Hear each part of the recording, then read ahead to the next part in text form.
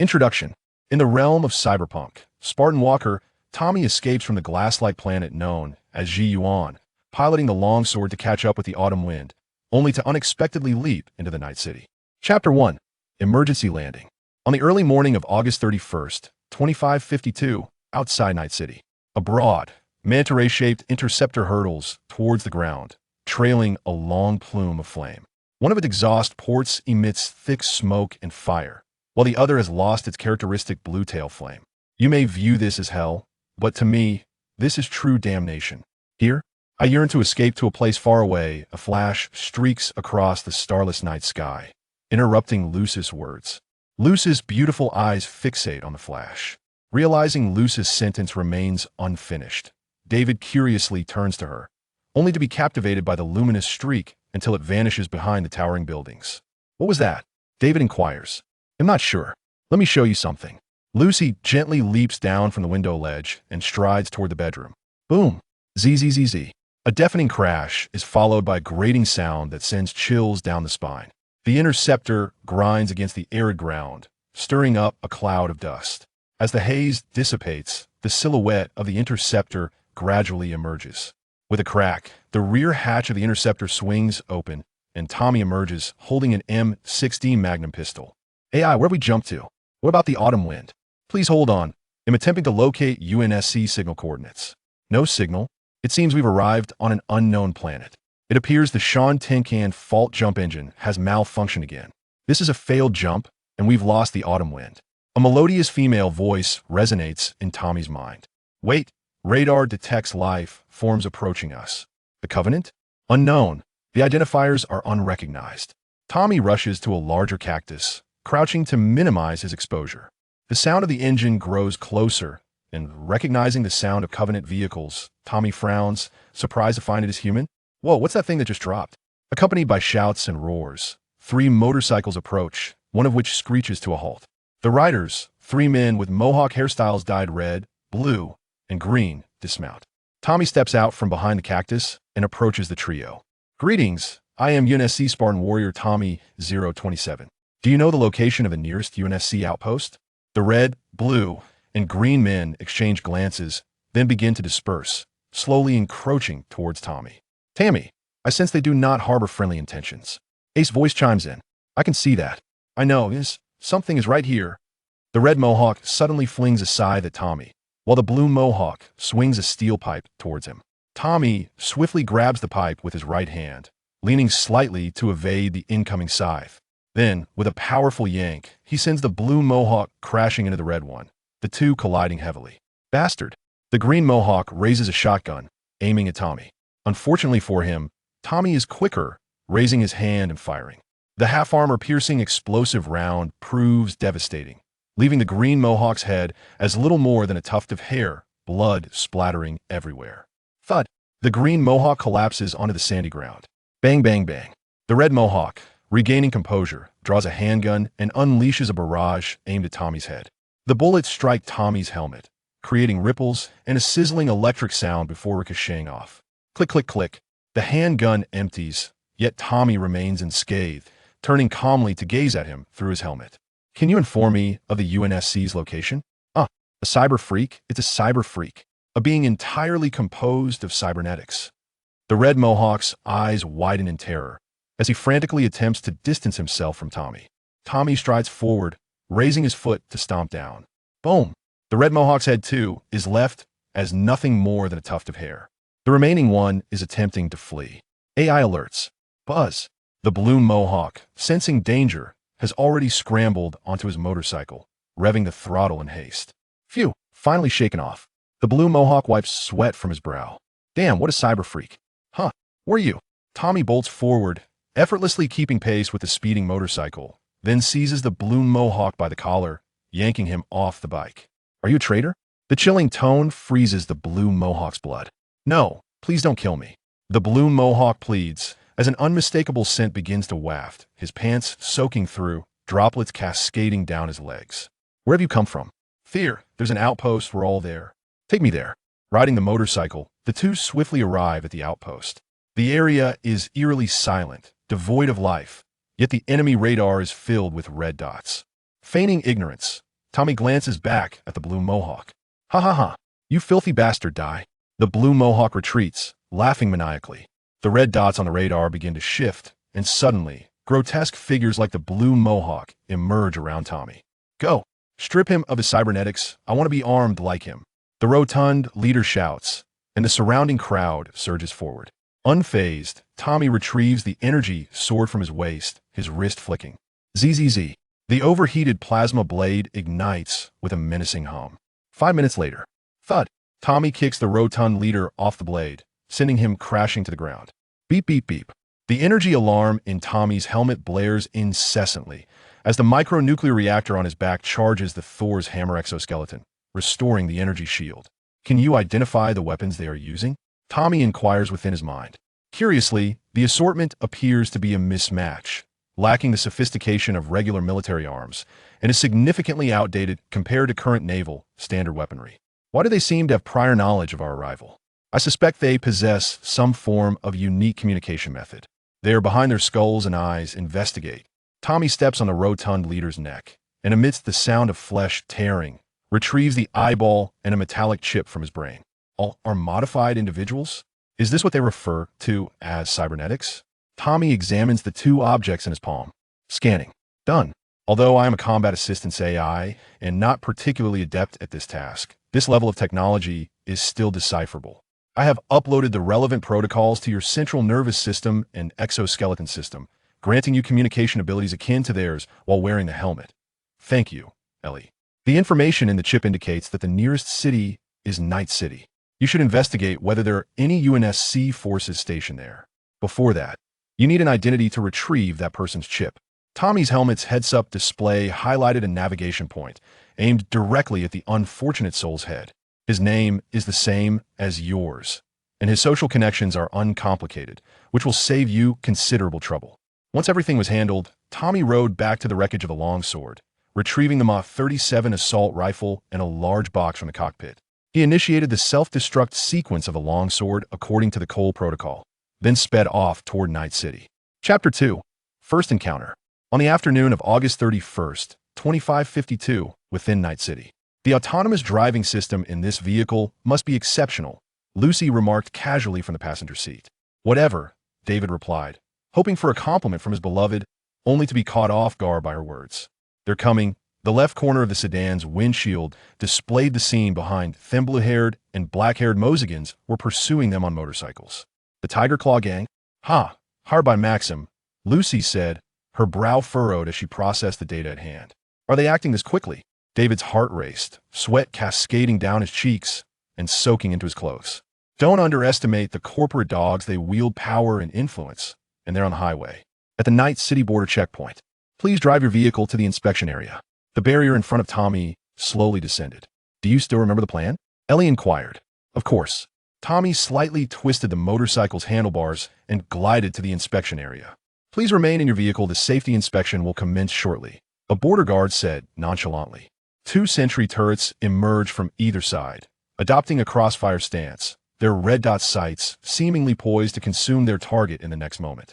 The scanners on either side of Tommy activated, casting a yellow light that slowly swept downward. After a while, the sentry turrets retracted and the scanning ceased.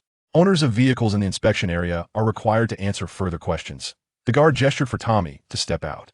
Tommy exited and entered the border inspection building. If you are carrying any weapons, please place them here, the border guard behind the service desk said, resting his hands on the table. Sure, no problem. Tommy removed the M6D handgun from his back and gently placed it on the table. The guard took the gun, looking at it with curiosity. Despite his extensive experience, he had never seen such a peculiar firearm. What kind of handgun is this? Tommy reached back and detached the chip containing Elle. The M6D Magnum. Notice the rifling in the barrel. It greatly differs from contemporary mainstream firearms. Oh, let me see. The guard lifted the gun and examined it closely. Tommy stealthily reached for the card reader beside him. Done. I've successfully accessed their system. Elle remarked, easily bypassing the border buildings. I see. Nice gun, the guard said, tucking the handgun away. You may proceed to room 2 for questioning. Tommy stepped into the room. The cramped space was illuminated only in the center, where a table was lit by a lamp and a border guard sat across from him. Please have a seat. Tommy pulled out a chair and sat down. Documents. The guard extended his hand for the cargo documents. I have no documents. Tommy had no paperwork if not for gathering intelligence. He could have easily passed through with just Elle. No documents? What's in that large black box in your vehicle? It's this. Tommy rubbed his thumb and forefinger together. Just a moment, all right. I've generated a false receipt for him. The guard across the table froze momentarily, then slightly grinned, saying quite perceptive, "You may leave." Tommy exited the room to retrieve his gun. "Don't miss this guy, you need to take good care of it.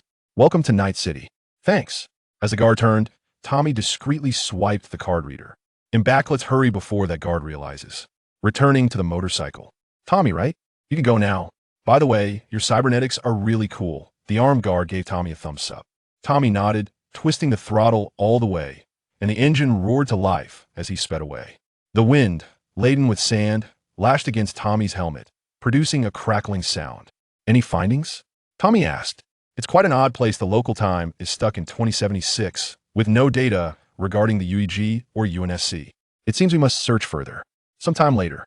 "Tommy, you fool, you twisted the throttle too tightly," Elle complained. Tommy, awkwardly pushing the smoke-emitting motorcycle, felt embarrassed. Before long, Tommy arrived at what appeared to be a warehouse. The open area opposite the warehouse was cluttered with containers and oil barrels. Beep beep. The car horn snapped Tommy's attention back as he scrutinized the warehouse. Inside a black car sat a man and a woman, both warily observing Tommy. The visibility of Tommy's MKV hammer of Thor exoskeleton drew their attention. "Who are they? I feel they're different somehow." Scanning. "David and Lucy." Tommy propelled his motorcycle forward, granting the black sedan some space. The black sedan slowly advanced and stopped beside the warehouse. Clack, clack, David and Lucy exited the vehicle one after the other. After exchanging a few words, David glanced at Tommy, then leaned toward the warehouse to peer inside, while Lucy fixated her gaze on Tommy. Buzzing. Another Mozigan approached Tommy on a motorcycle. Get lost, get lost." The Mozigan yelled, waving his arms for Tommy to move aside. Tommy stepped aside, allowing the Mozigan to pass. Bang. The motorcycle knocked over the oil barrel behind the man, then veered toward David. Bang. The motorcycle crashed violently into the warehouse door, and David narrowly rolled away. The Mozigan tumbled off the motorcycle, stepping on David's jacket. "Running away would be no fun. Let's play a bit." The Mozigan sneered, drawing his knife. David lay beneath the Mozigan, his pupils trembling in fear. From a distance, Lucy sprinted over, waving her monomolecular wire. The wire tightly ensnared the knife sheath, momentarily immobilizing the Mozigan and Lucy. "Need a hand?" "Suit yourself, you do-gooder. I simply harbor a disdain for Mozigans." "That guy's also a Mozigan." "Oomph." The Mozigan raised his knife-bearing arm, poised to strike at Lucy.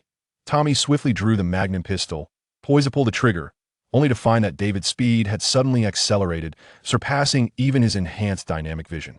"Oh, interesting." Tommy momentarily refrained from firing.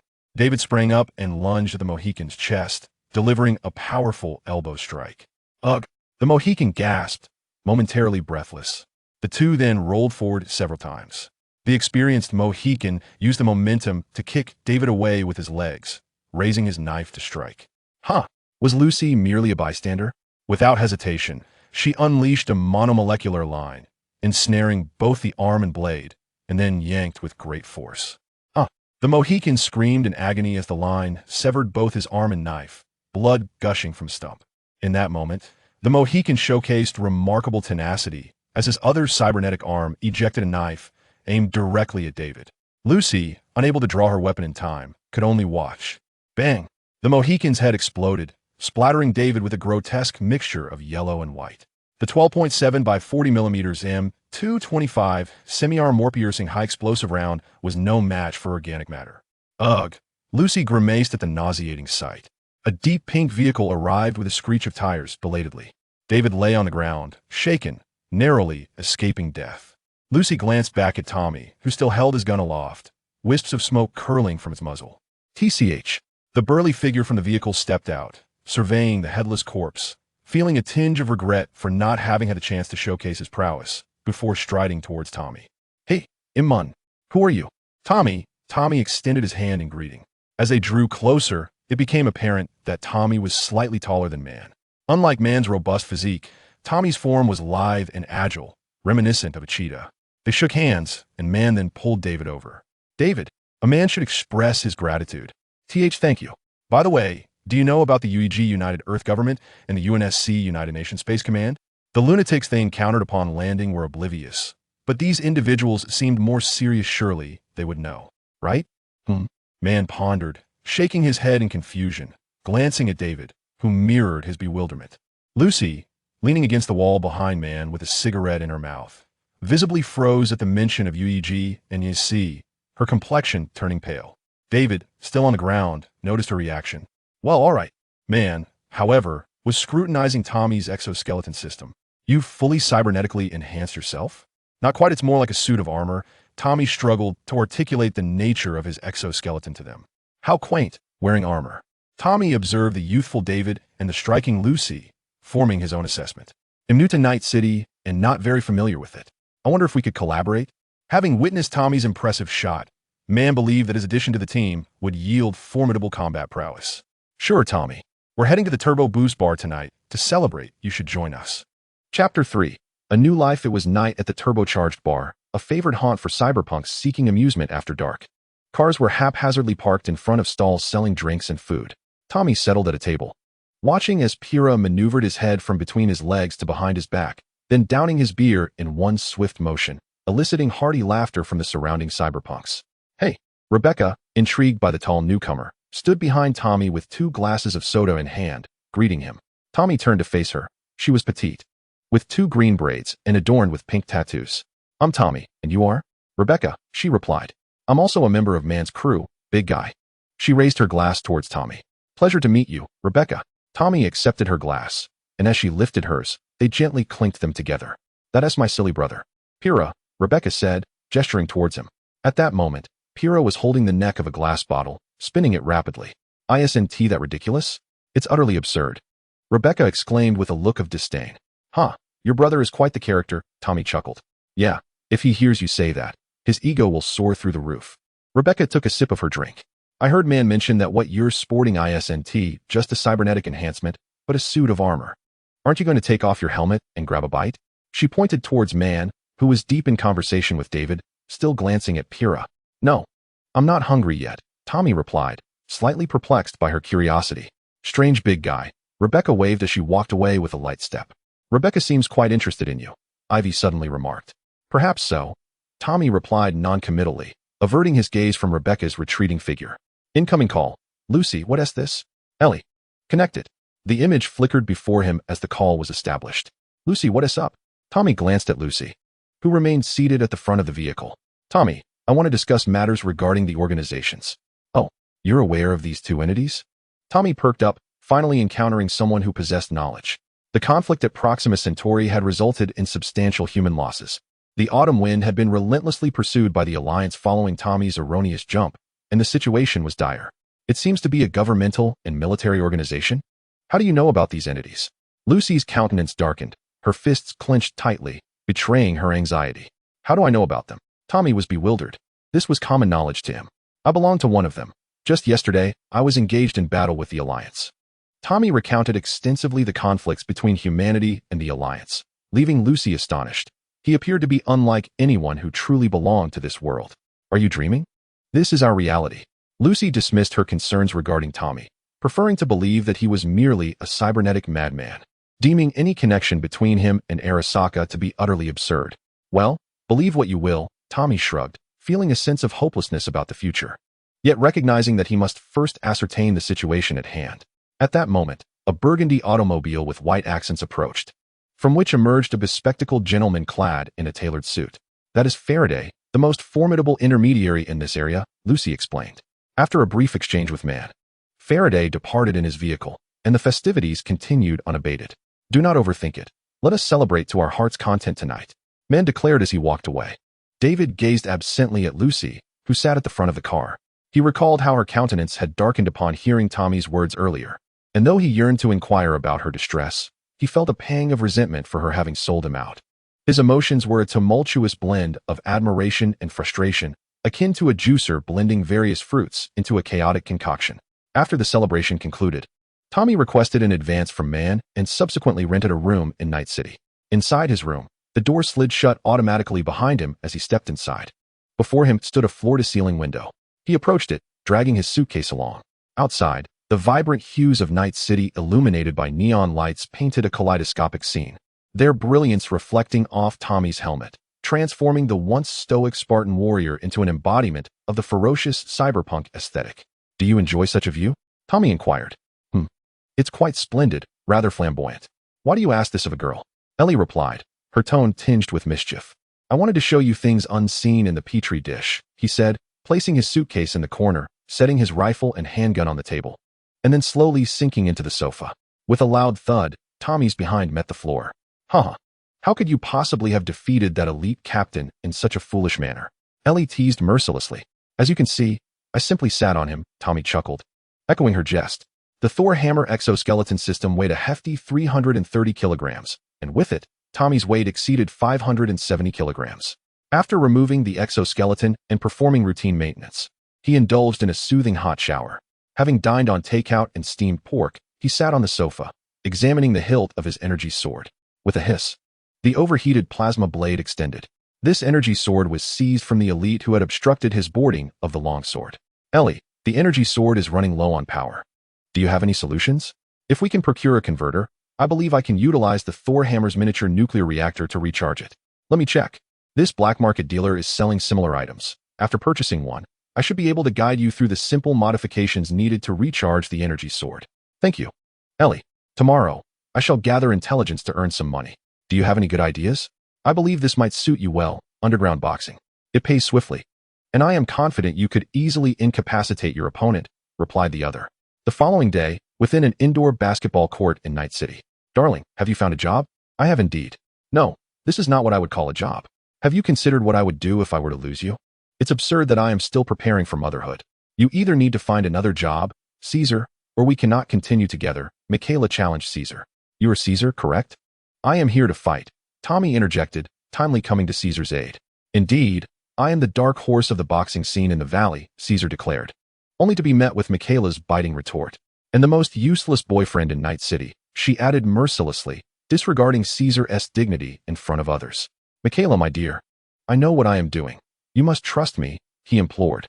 I do not wish to converse with you. You have squandered a fortune on augmentations. And what shall become of our future and the child? Michaela yelled at Caesar, then turned to Tommy, saying, help me deliver a sound beating to him, to bring him back to his senses. With that, she stormed off. Michaela, don't go. Caesar called out, hesitating. Listen, I need a substantial sum. So I propose we engage in a grand wager. Caesar retrieved a box from his pocket and opened it, revealing a teardrop-shaped ring embedded with solid-state radium. I shall wager the token of affection Michaela gifted me. You either match my offer, or we forget about the fight. Sounds good. I'm in, Tommy responded. Excellent. Let us proceed. Chapter 4, The Underground Boxing King, Part 1, Inside the Basketball Court. Caesar, knock him out. Make him pay for his insolence. Caesar, ensure he is left trembling, shouted the onlookers, as the dark horse of the valley's boxing scene drew attention. Only bare fists, understand? Do not bring any nanowires or mantis blades into this, Caesar warned, waving to the crowd as he recalled a previous incident where an opponent had concealed an ejector knife. Now let us begin. The two faced each other, and Tommy declared, let us go. I will leave you searching for your teeth. Caesar assumed the boxing stance, activating the augmentations in his legs. With a surge of power, he propelled himself first off his left foot, then his right, and again his left, moving towards Tommy with an almost spectral speed. Regrettably, Tommy's nerves had been enhanced, and with the assistance of the Thor hammer exoskeleton's reactive circuitry, Caesar's velocity fell short of expectations. Closing the distance, Caesar unleashed a punch aimed at Tommy's head.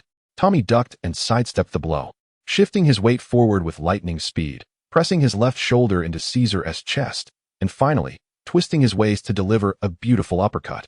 The impact resonated. Tommy's fist struck Caesar's jaw with tremendous force, causing his head to snap back violently before he was sent tumbling to the ground. With a thud, Caesar landed heavily, struggling to rise but failing repeatedly. Tommy maintained his stance, observing Caesar, who lay on the ground, his cybernetic jaw grotesquely deformed and blood streaming from his nose.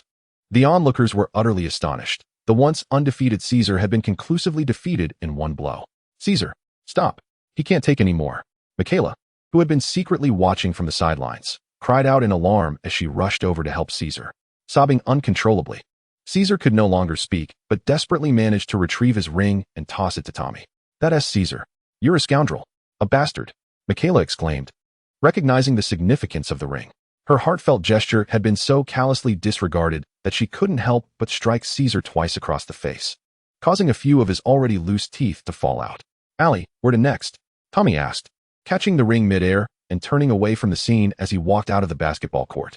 The Valley District, a regional champion named Buck. Defeating him will secure our place in the finals, came the reply.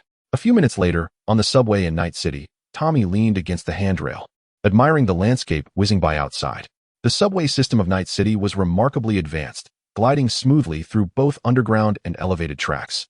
Suddenly, a call invitation from Lucy illuminated his helmet. David, Tommy, what are you doing here?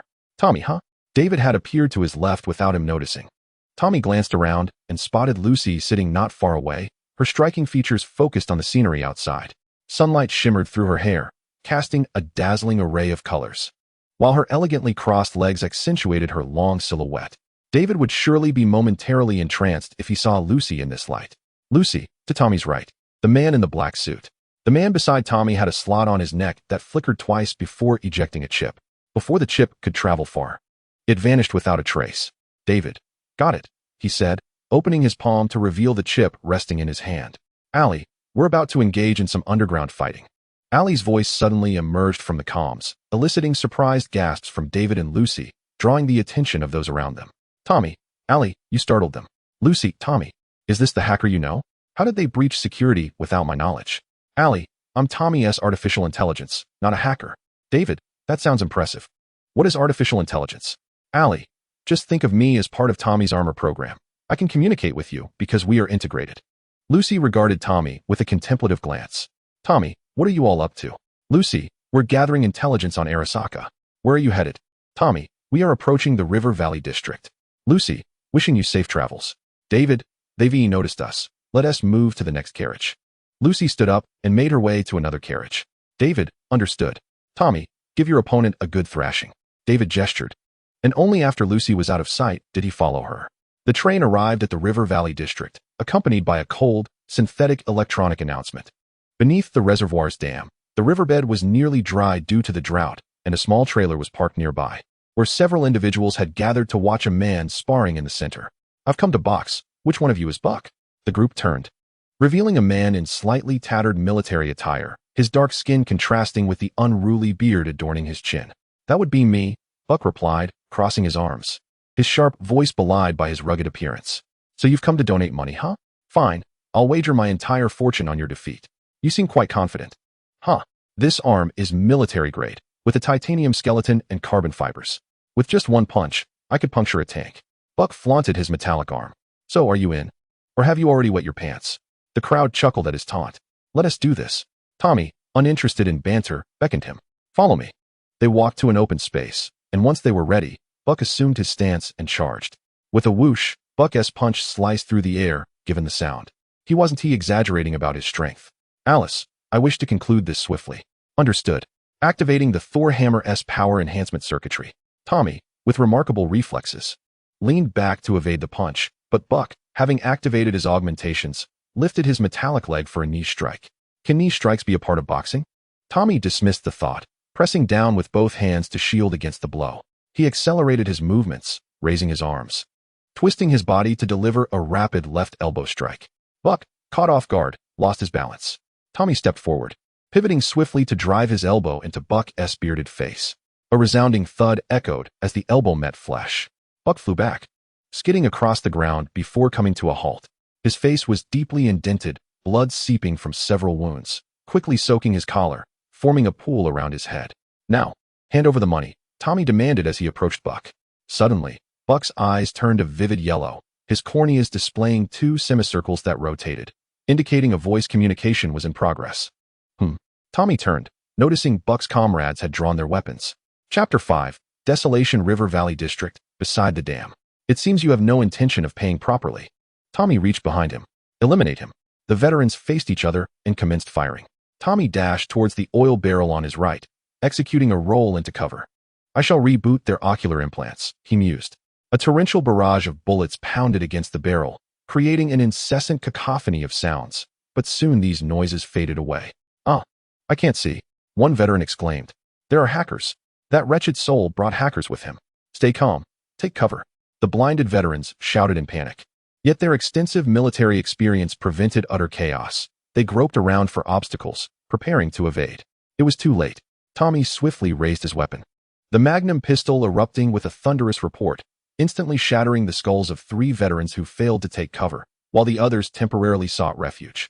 Tommy secured the magnum on his back and reached for his waist. The emergence of the energy sword invariably signified the end of life. He sprinted towards the nearest veteran's cover, thrusting his body over and delivering a diagonal slash at the enemy hiding behind the barricade.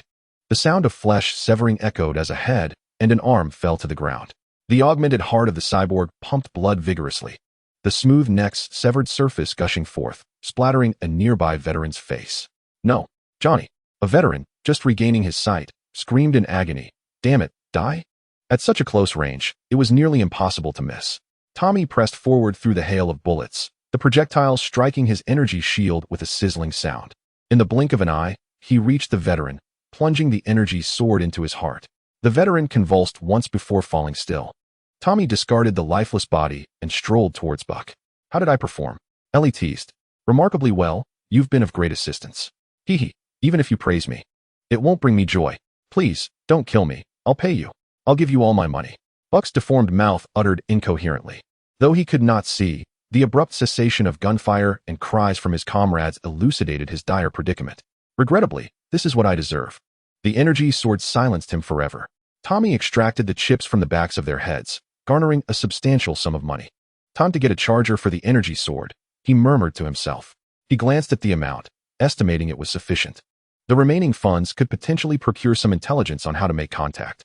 Suddenly, a tall, slender man clad in a burgundy suit emerged from the shadows, clapping his hands as he spoke. "Such deft skills, such cold-blooded slaughter. You've just eliminated my boss's intended hire with remarkable efficiency. May I inquire your name?" "Price." "Thank you for the compliment. Do you require something?" Tommy, alerted by Elle, had already taken notice of him. "My boss is astonished by your prowess and wishes to entrust the task originally intended for them to you. Are you interested? As for these corpses, you need not concern yourself. I shall handle them for you." The newcomer cast a glance at the scattered bodies amidst the pool of blood. "Very well. How might I contact your employer?" "Please join us at the afterlife tonight. My employer will be waiting for you, Mr. Price." That night, at the afterlife bar, Tommy was ushered inside as soon as he arrived at the entrance. A booth had already been reserved in anticipation of his arrival. "It is a pleasure to meet you for the first time, Mr. Price. Your remarkable skills have left a profound impression on me." The speaker was a man with fair skin, surrounded by a few others, including the one in the burgundy suit from earlier. "He does not fit the appearance of any intermediary in Night City," Elle reminded. "Pleased to make your acquaintance. May I inquire who you are?" "You need not know so much. Simply understand that we represent Arasaka," replied the fair-skinned man, as the one in the burgundy suit slid an identification card across the table.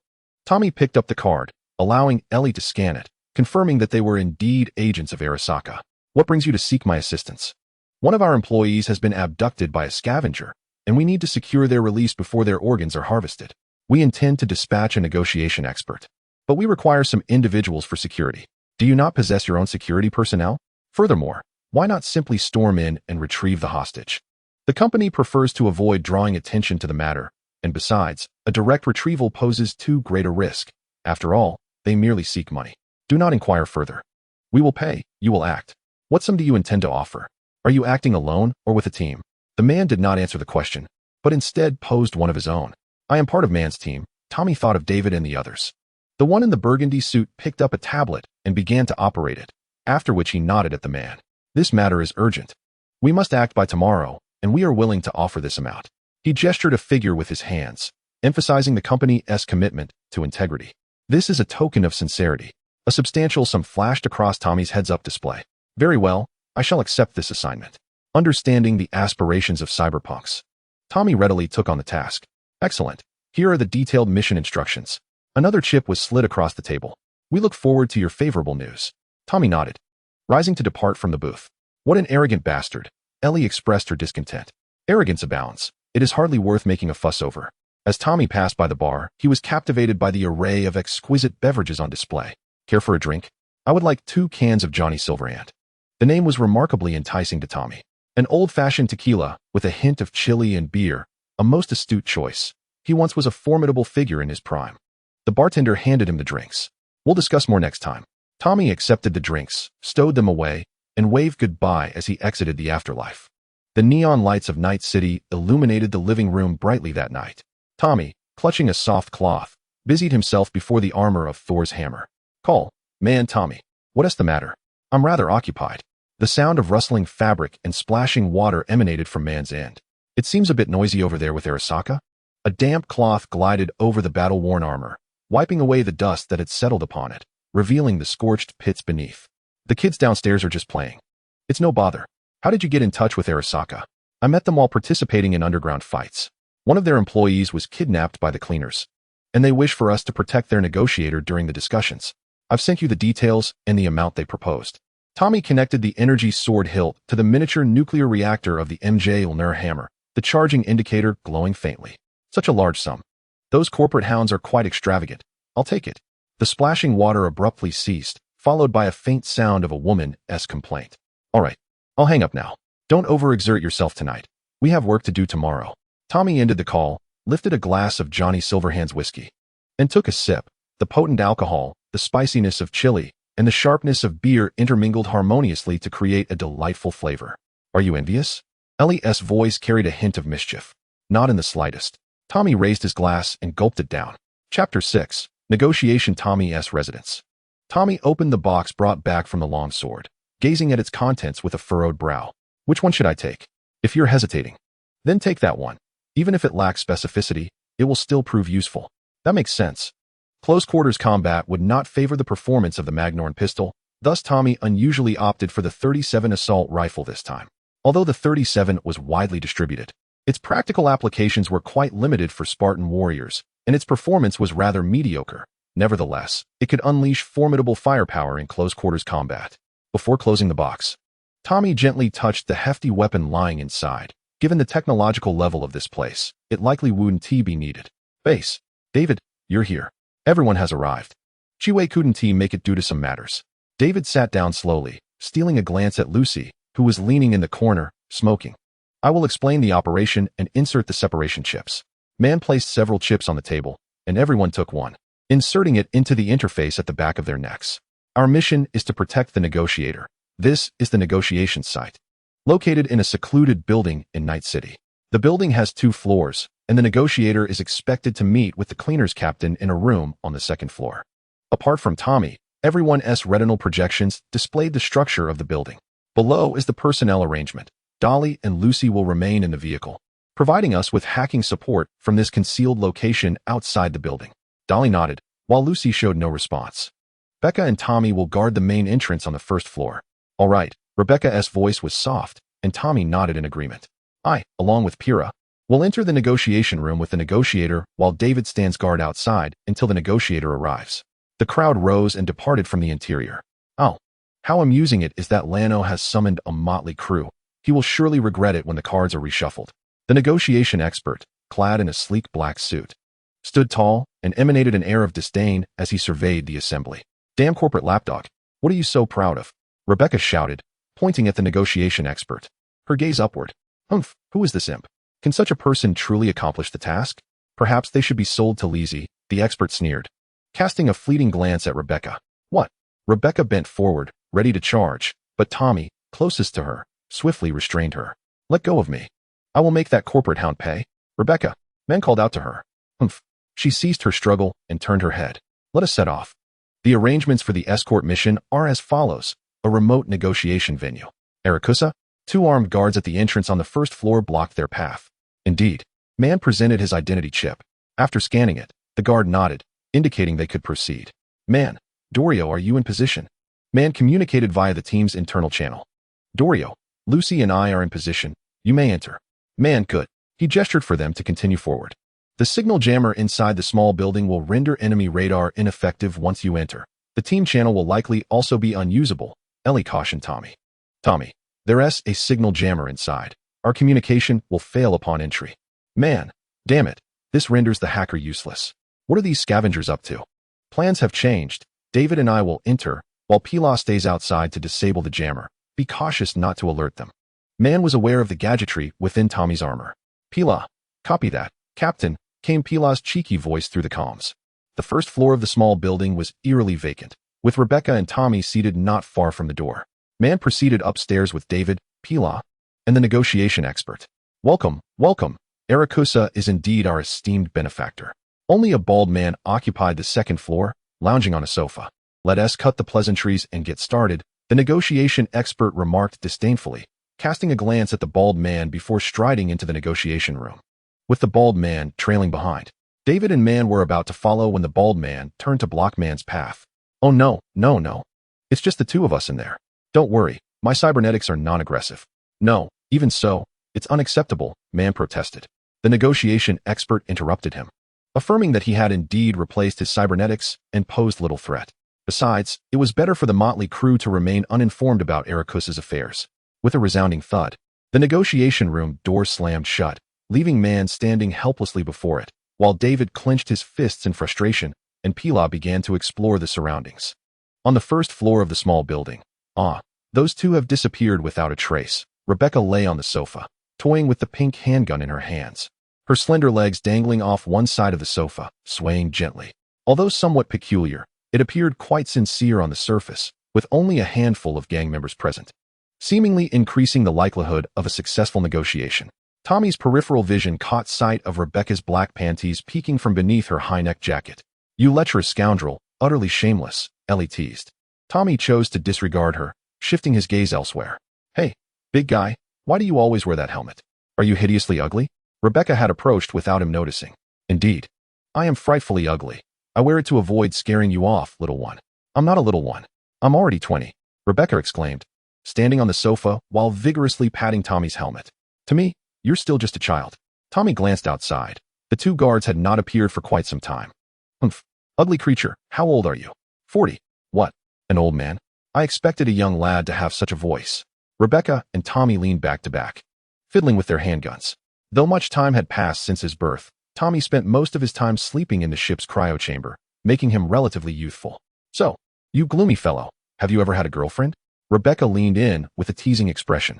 Tommy recalled the woman he had known before his biological enhancements. He had never had one. What? You're still a virgin. Rebecca laughed until tears streamed down her face, playfully slapping Tommy's back. And you? Ever had a boyfriend? Me? I've certainly encountered countless suitors. I'm the embodiment of 100 conquests. Perhaps I could offer you some advice, poor thing. Rebecca leaned against Tommy, giving his shoulder a gentle pat. In the negotiation room on the second floor, so, the amount is settled, Mr. Laplace. The negotiation proceeded far more smoothly than he had anticipated, or rather, it was astonishingly seamless.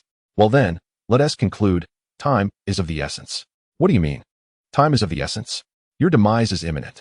Suddenly, a concealed sentry machine gun emerged from the ceiling, a red dot appearing on the negotiator's forehead. Damn you, lower-class scum. The negotiator dropped suddenly. Bang, bang, bang. The machine gun erupted with ferocious fire, yet the bullets ricocheted harmlessly off the negotiator's suit. Are you not afraid of offending Arasaka? The negotiator shouted, scrambling to escape. Someone has offered a higher price than Arasaka. Another sentry machine gun emerged, but this time with different ammunition. Outside the negotiation room on the second floor, David leaned against the window, lost in thought as he gazed at Lucy's car. Lucy had been quite indifferent towards him lately. That night on the moon with the super dream seemed but a fleeting memory. Boss, we found it, Pila exclaimed, prying open a concealed black safe to reveal a signal jammer inside.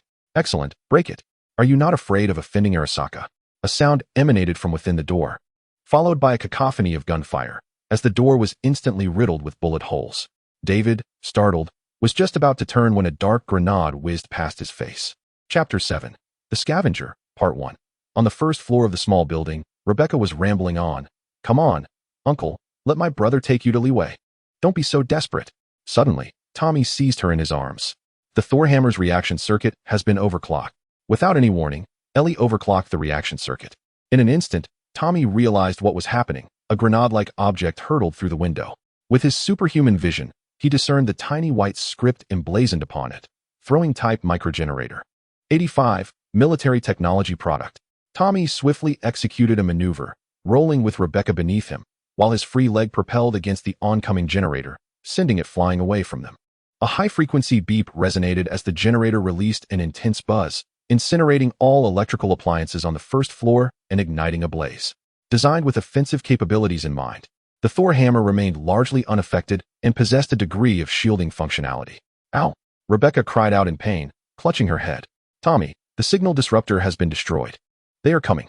The enemy radar in the lower left corner of Tommy's helmet sprang back to life, revealing a swarm of red dots converging towards the center. A warning tone signaled that a sentry machine gun was about to open fire. Unbeknownst to Tommy, a sentry machine gun had risen behind him. Ugh! As Rebecca began to retch, Tommy grasped the collar of her jacket and propelled her into an adjacent room. Upon entering, they both dropped to the floor, pressing themselves against it as a hail of bullets whizzed overhead. Rebecca, how are you? Tommy shouted over the deafening noise. I'm going to be sick. She retched again, spilling onto the ground. Calling Lucy. At that moment, Tommy sincerely hoped they were safe. No answer. A red light flickered on Tommy's helmet. Calling. Man, no answer. Why is this ineffective against them? I don't know. Perhaps the company's product has some flaws, much like their mother's placenta. Damn it. They're too well hidden. Get that damn bird cannon over here. The clamor of voices grew ever closer, and Rebecca had temporarily lost her combat ability. Incoming call. Lano, Tommy. What is going on? Why has the life identification signal of the negotiations specialist vanished? Lano shouted from the other end. We've been ambushed. Military technology is likely behind them. Military technology? How could they have that? They want that thing. Forget it. You're on your own. I'll call in reinforcements. Call ended. The sound of heavy objects shifting outside reached Tommy's ears. Suddenly, he recognized this as an opportunity. I want to see their brains splattered. Open fire. Elle. Activate armor lock. Tommy had anticipated this long ago. He held Rebecca close, doing his utmost to shield her body from exposure. A deafening explosion erupted, obliterating the room where Tommy stood and causing the entire building to tremble perilously. Did you see their bodies? One scavenger inquired of another. Huh. The cannon fire is too loud. The ringing in my ears prevents me from hearing anything, came the response. I asked if you saw them, damn it. The scavenger shouted hoarsely. No, I can't see. The smoke is too thick.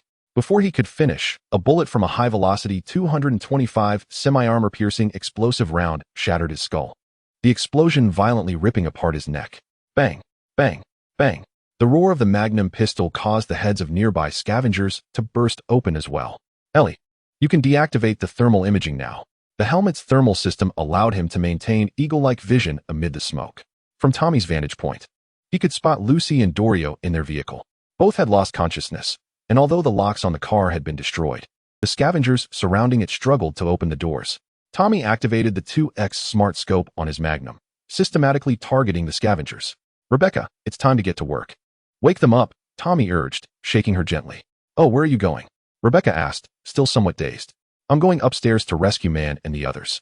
You must return alive. You're still a virgin. She called after Tommy's retreating figure. Make sure to introduce me later. Tommy's voice faded into the distance. With a smile tugging at her lips, Rebecca sprinted towards Lucy and Dorio's position. On the second floor of the small building, the leader inquired, is there more? He's a monster. Everyone below has been wiped out. The scavenger replied in a panic.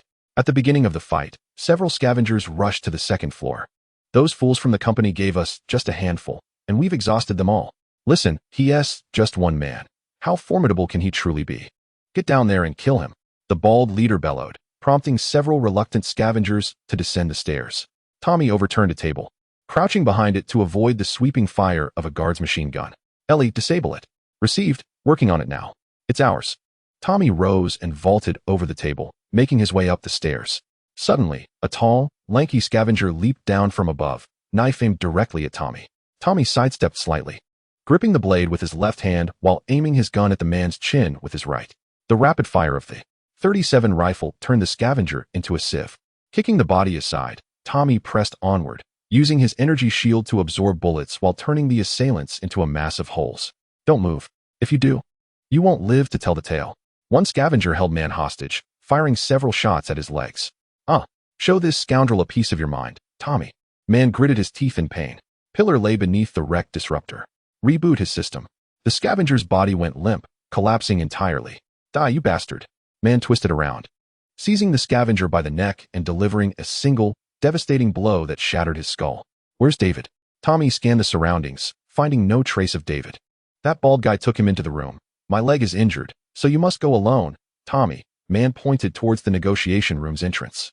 With a mighty kick, Tommy burst through the door, only to find the bald man pressing a gun against David's temple, while two mounted machine guns in the negotiation room opened fire upon him. Tommy swiftly retreated to the side of the door, evading the incoming bullets. David, can you hear me? Once I take him out, you use the stun weapon on him. Heard you, Tommy. Just a moment. Elle disabled the two mounted machine guns and the bald man. The stun weapon activated, and David's speed surged. In the blink of an eye, he disarmed the bald man and sent him sprawling with a kick to the back, causing him to crash to the ground. David. Lucy rushed up the stairs, calling out loudly. Chapter 8. The Scavenger, Part 2. On the second floor of the small building, Lucy appeared anxious, hastening her steps as she entered the negotiation room. Upon seeing David unharmed, her furrowed brow relaxed, only to revert to her previous aloof demeanor. David beamed with joy, a broad smile lighting up his face. Hey, you old geezer, are you all right? Rebecca joined, rushing over to Tommy, inspecting him closely. She noticed remnants of her previous vomit on him and turned away, her cheeks flushing. Oh dear, here I am, lying there, unaware of my fate. And no one comes to check on me, Pillar lamented, propping himself up on the floor. Idiot brother. Rebecca approached Pillar, assessing his lack of injuries before delivering a sharp kick to his rear. What on earth are you doing? Why are you completely unscathed? The negotiator is dead, and the hostages remain unfound. This mission has failed. Man leaned on Dorian for support. It appears so. I shall inquire further, Tommy replied. Calling. Lano, are you still alive? The scavenger is wiped out. What? Impossible. The negotiator is dead. What is our next step? That Laplace is the bald man you were negotiating with. He should know something. Tommy glanced at the bald man, feigning death on the ground. We need to interrogate him. Please don't kill me. I'll tell you everything. Just spare my life. The bald man suddenly sprang to life, kneeling and repeatedly bowing his head. Where are the hostages? At the Redwood Mental Hospital? You must hurry. Once the information is extracted, military tech will likely leave him no chance of survival. David paused, recalling that he had visited that place not long ago. Is there anything else? I am aware of these matters. I am but an innocent, compelled by those wretched corporate hounds of military technology. Just as I was about to speak, Dolio silenced me, erasing both my mouth and my head in an instant. Lano, did you hear that? In that case, I shall offer double the original price. You must hurry there now. He has purchased trauma team insurance. As long as the signal remains clear, once handed over to the trauma team, your involvement will cease. Guado, we no longer require the newly recruited personnel return their deposits or face dire consequences. Call ended. Tommy relayed the message to Man, and given such a steep price, Man had no reason to refuse. The location of the hostage has been confirmed. We are now en route to Sequoia Psychiatric Hospital. Pila, you take Man back. Dolio instructed, glancing at Man's injured leg. Man had not finished his sentence before Dolio struck him twice. Are you risking your life? You are utterly incapacitated at this moment. Pila, take him away. Yes, boss, let's get in the car. Pila pulled and dragged Man into the vehicle. My neural implants have sustained significant damage. I fear that even if we proceed, I will be of no use, Lucy remarked. David looked at Lucy with concern, opening his mouth as if to say something. But no words emerged. David, you and Lucy go find the cybernetic doctor. Me. David exclaimed in astonishment. I will remain here to handle the aftermath. I expect others will arrive soon, and I shall explain. Dolio turned to Tommy. I must rely on you. Can you and Rebecca manage this? Those bastards have made me sick for far too long. I will settle the score with them, and I will smash their heads, Rebecca declared confidently. No problem. Leave it to me. Tommy nodded in agreement. Rebecca, stay close to your Uncle Tommy, Pila called from the vehicle. Shut up, you idiot.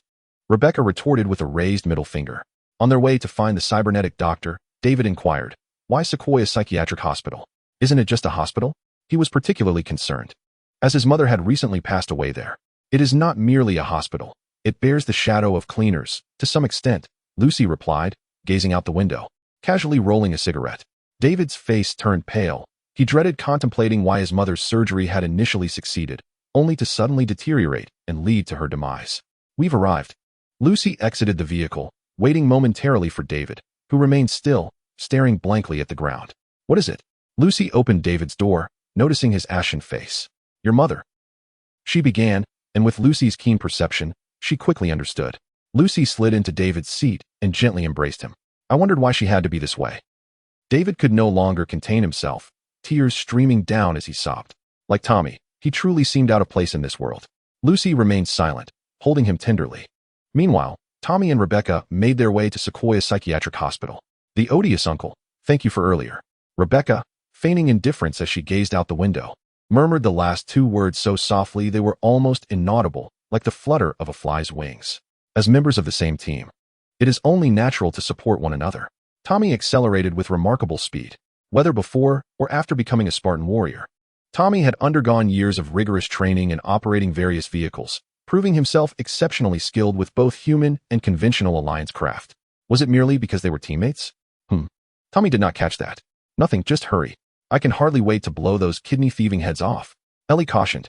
Prepare for engagement. Rebecca, your handgun lacks firepower. Use this. While driving, Tommy glanced in the rearview mirror and passed his .37 assault rifle to Rebecca. Wow, what a cool gun, she exclaimed, taking it and climbing onto the sunroof. A vehicle rapidly closed the gap, and a scavenger raised his weapon to fire at Tommy's flank. Without even looking, Tommy drew his magnum and blew the scavenger's head apart. The incoming bullets effortlessly deflected by his energy shield. Ha! This gun is exhilarating. Rebecca laughed maniacally as the roar of the .37 echoed like a divine decree, shattering the windshield of the scavenger's car, splattering blood everywhere. The front of the .37 featured an upward-facing suppressor that channeled the propellant gases upward, reducing barrel climb and recoil, while an additional buffer at the rear stabilized the weapon, allowing even someone like Rebecca, who lacked significant upper body strength, to maintain a steady aim. The 118 all-metal armor-piercing round was incredibly formidable. The vehicle's metal sheeting crumpled like paper, and the kinetic energy remained potent enough to damage the transmission system beneath the vehicle after penetrating armor and human tissue. Uncle, a motorcycle is flanking me. Rebecca continued to unleash a barrage, causing explosions in her wake. The motorcycle caught up, and its rider raised a gun to fire at Tommy. Tommy sharply swerved left, colliding with the motorcyclist, causing him to lose balance. He then seized the rider's arm and yanked him into the car, the motorcyclist's head and arm now inside. While the motorcycle teetered and fell, the upper half of the rider thrashed within the car, his lower half dragged along the ground, leaving a long trail of blood behind. Tommy raised his other arm and delivered an elbow strike. With a sickening thud, the motorcyclist's skull caved in, and he began to cough blood profusely. Elle, how far are we? Tommy hurled the body out of the car, which was crushed under the wheels of the following vehicle. We'll be there shortly, Elle responded, hacking into the nearest vehicle's driving system and violently jerking the steering wheel. The car collided with an oncoming truck, its tires shredding the driver and passengers like a meat grinder, scattering shattered body parts and entrails across the ground. Chapter 9. The bloodbath at Redwood Psychiatric Hospital. Truly, there was no moment of respite.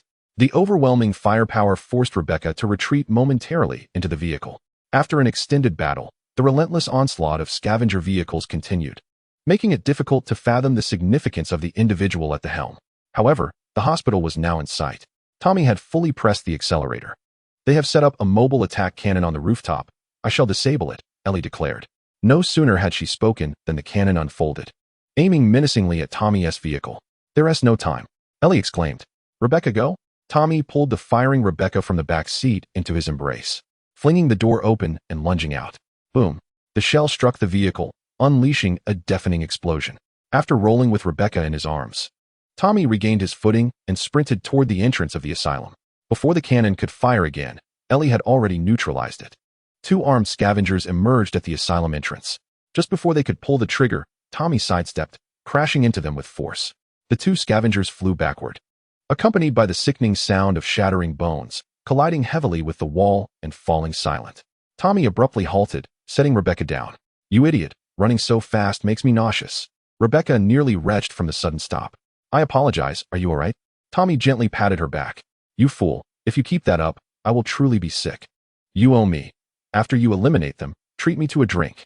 Rebecca retorted, swatting Tommy's hand away but nonetheless ascending the stairs with her weapon drawn. Tommy scavenged a few grenades from the bodies, attaching them to the magnetic holster at his waist. Die, you little brat. A scavenger on the second floor emerged, firing at Rebecca. Bang, bang. Rebecca swiftly gunned him down, turning him into a sieve. Those who mess with me are merely courting death, ugh. She spat her chewing gum into the pool of blood. The second-floor hall was swiftly cleared, leaving only a series of closed rooms, with Rebecca covering him. Tommy took the lead. Upon reaching a room, Tommy kicked the door with force, sending it flying. The unfortunate scavenger too close to the door was crushed against the opposite wall. In two great strides, Tommy closed the gap, pressing the door down with one hand, eliciting a shriek from the scavenger trapped behind. With his other hand, he raised his handgun and fired twice, silencing the cries. "Who are you?" A voice trembled from within. Tommy turned to see 3 scavengers clad in surgical garb, staring at him in shock, one with his hand buried in the abdomen of a patient on the operating table. "I'll send you to meet the stars," he replied, and the 3 fell to the ground.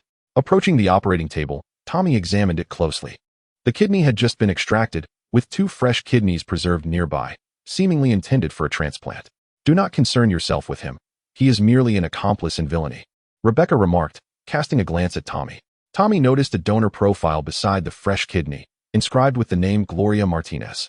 A woman injured by a bullet in a car accident, currently in stable condition after surgery, successfully matched with the client. Attached was a photograph of a beautiful woman with red hair. "That's David's mother," Elle remarked, her voice tinged with sorrow. Tommy raised his gun and shot the client in the head, blood splattering grotesquely around them. "Rebecca, catch!" Tommy hurled the cooler towards Rebecca. "What is this?" she asked, catching it with one hand. "Something significant for David," Tommy replied as he exited the room. He proceeded to clear several more rooms until reaching the last one. "Tommy, I have identified an individual inside as military technology," came the prompt. "Mark him." "Understood." Bang, bang, bang. Only one person remained in the room. "Don't shoot." "I'm with military technology." He raised his hands, speaking hurriedly. "Call Lano." "What?" "There's a military tech person here. How should we handle it?" "Eliminate him." Bang. "Very well. Have you located the hostage?" Tommy scanned the area, spotting a semi-conscious naked man floating in a bathtub filled with ice. "Found him." "Is he alive?" "I'll access his biological signal." Elle had already begun her task. Stanley Dossett, Platinum member of the trauma team. "Wait, Tommy, there's something intriguing in his brain." "Give me a moment," Elle interjected rapidly. "Yes, that's him. Check his neural port for a chip, extract it to restore the signal," Lano urged, excitement mingling with urgency. Where's the neural port again?" Tommy admitted his unfamiliarity with such matters. "What are you babbling about?" "It's right there," Lano muttered. "Tommy, they're here, hurry." Gunfire erupted outside as Rebecca shot while retreating into the room. "Data transfer complete. Let us move," Elle announced, finally finishing her task. "I've got it, Lano," Tommy declared, pulling out the chip. "Hello, Stanley. If you are conscious, please immediately adjust to the recovery position," the biological monitoring system chimed. "Emergency evacuation teams have been deployed and are expected to arrive at your location within 180 seconds. The cost of 90 of the rescue and treatment will be covered by your platinum package." "Rebecca, we're leaving." Tommy hoisted Stanley and dashed toward the door. A cacophony of hurried footsteps and curses echoed from the staircase below. Carrying a large man made it difficult for Tommy to ensure he wouldn't be harmed in the crossfire. The trauma team consists of medically trained personnel with combat training. "Perhaps you could utilize their skills," Elle suggested. An idea sparked in Tommy's mind. "Rebecca, let us head to the rooftop." In the heavy armored aircraft of the trauma team, gunfire was recorded in the service area, indicating the presence of armed personnel seeking military support. "We have arrived. Let us land on the rooftop." "Rebecca, quickly take cover." Tommy leaned against a box on the roof, beckoning to the approaching Rebecca. "The target is on the rooftop.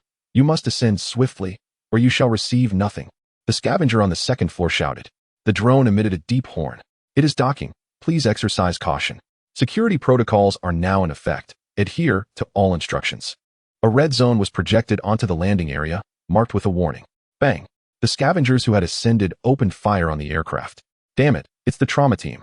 "Boss, we can't continue this. The company has placed such a high bounty. Do you not want it? Get up there." The aircraft's door opened, and 4 well-equipped trauma team members burst forth. 2 security personnel led the charge with assault rifles, while senior medical technicians and assistants provided cover with handguns. And an intense battle was imminent. "Boss, we are suffering heavy losses. Let us retreat." The scavengers, clad in subpar gear, were being routed by the trauma team. "Damn it. We must withdraw." "Boss, stand down. They are everywhere." "What?" The trauma team and the flanking maneuver left the scavengers utterly decimated. Tommy emerged from behind the box, carrying Stanley. "Hurry. Place the patient on the ground." The assistant removed a collapsible stretcher from his back, unfolded it, and laid it on the ground. Tommy placed Stanley onto the stretcher. "Step back 5 paces. Quickly." As soon as Stanley touched the ground, the security personnel pointed their guns at Tommy's head. "What the hell are you doing?" Rebecca, filled with bewildered anger, roared at the trauma team. "Do not approach." Another security personnel turned their weapon towards Rebecca. "Rebecca, do not act rashly." Tommy urged her to step back. They are pointing guns at you, Coco. Tommy pulled Rebecca back a few steps. The trauma team members were also tense. The augmented cyborg before them towered over them, and his prosthetics suggested he was not to be trifled with.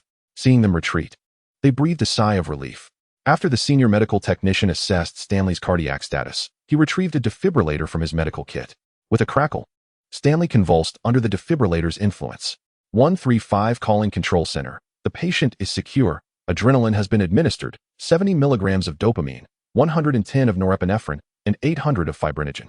The report's voice diminished with distance as all 4 members boarded the aircraft, which then departed. After watching the trauma team leave, Tommy turned to Rebecca and said, "Let us go, Rebecca. You can go on your own, you smelly uncle. I refuse to follow you. Here is your gun back." Rebecca pouted, her cheeks inflating with indignation. Tommy was taken aback. What was this? Silly one, they were merely trying to help you. It is difficult to fathom that Elle is merely a recently awakened, astute combat support unit. My apologies, Rebecca. I should not have spoken of you in such a manner. Tommy gently ruffled Rebecca's hair, causing it to become disheveled, which left him feeling somewhat embarrassed. Humph, I'll let you off this time. But remember our agreement to treat me to a drink. Rebecca's attention was so fixated on Tommy's hand that she remained oblivious to her own unkempt hair. All right, I shall certainly treat you to a drink. As they tread upon the dismembered bodies and entrails of the scavengers, Tommy led Rebecca toward the staircase. Incoming call. Man, Tommy. I'm downstairs with a group. How are you? We're both unscathed. That's splendid. Hurry down and get in the car. At Rebecca and Pyrrha's home. Oh, Rebecca, you are back. How was the battle with your Uncle Tommy? Pyrrha glanced at Rebecca as she entered. He sat comfortably in his chair, a peculiar cup-like object positioned beneath him. Those who harvested kidneys will no longer have their own. You imbecile, we didn't need you at all.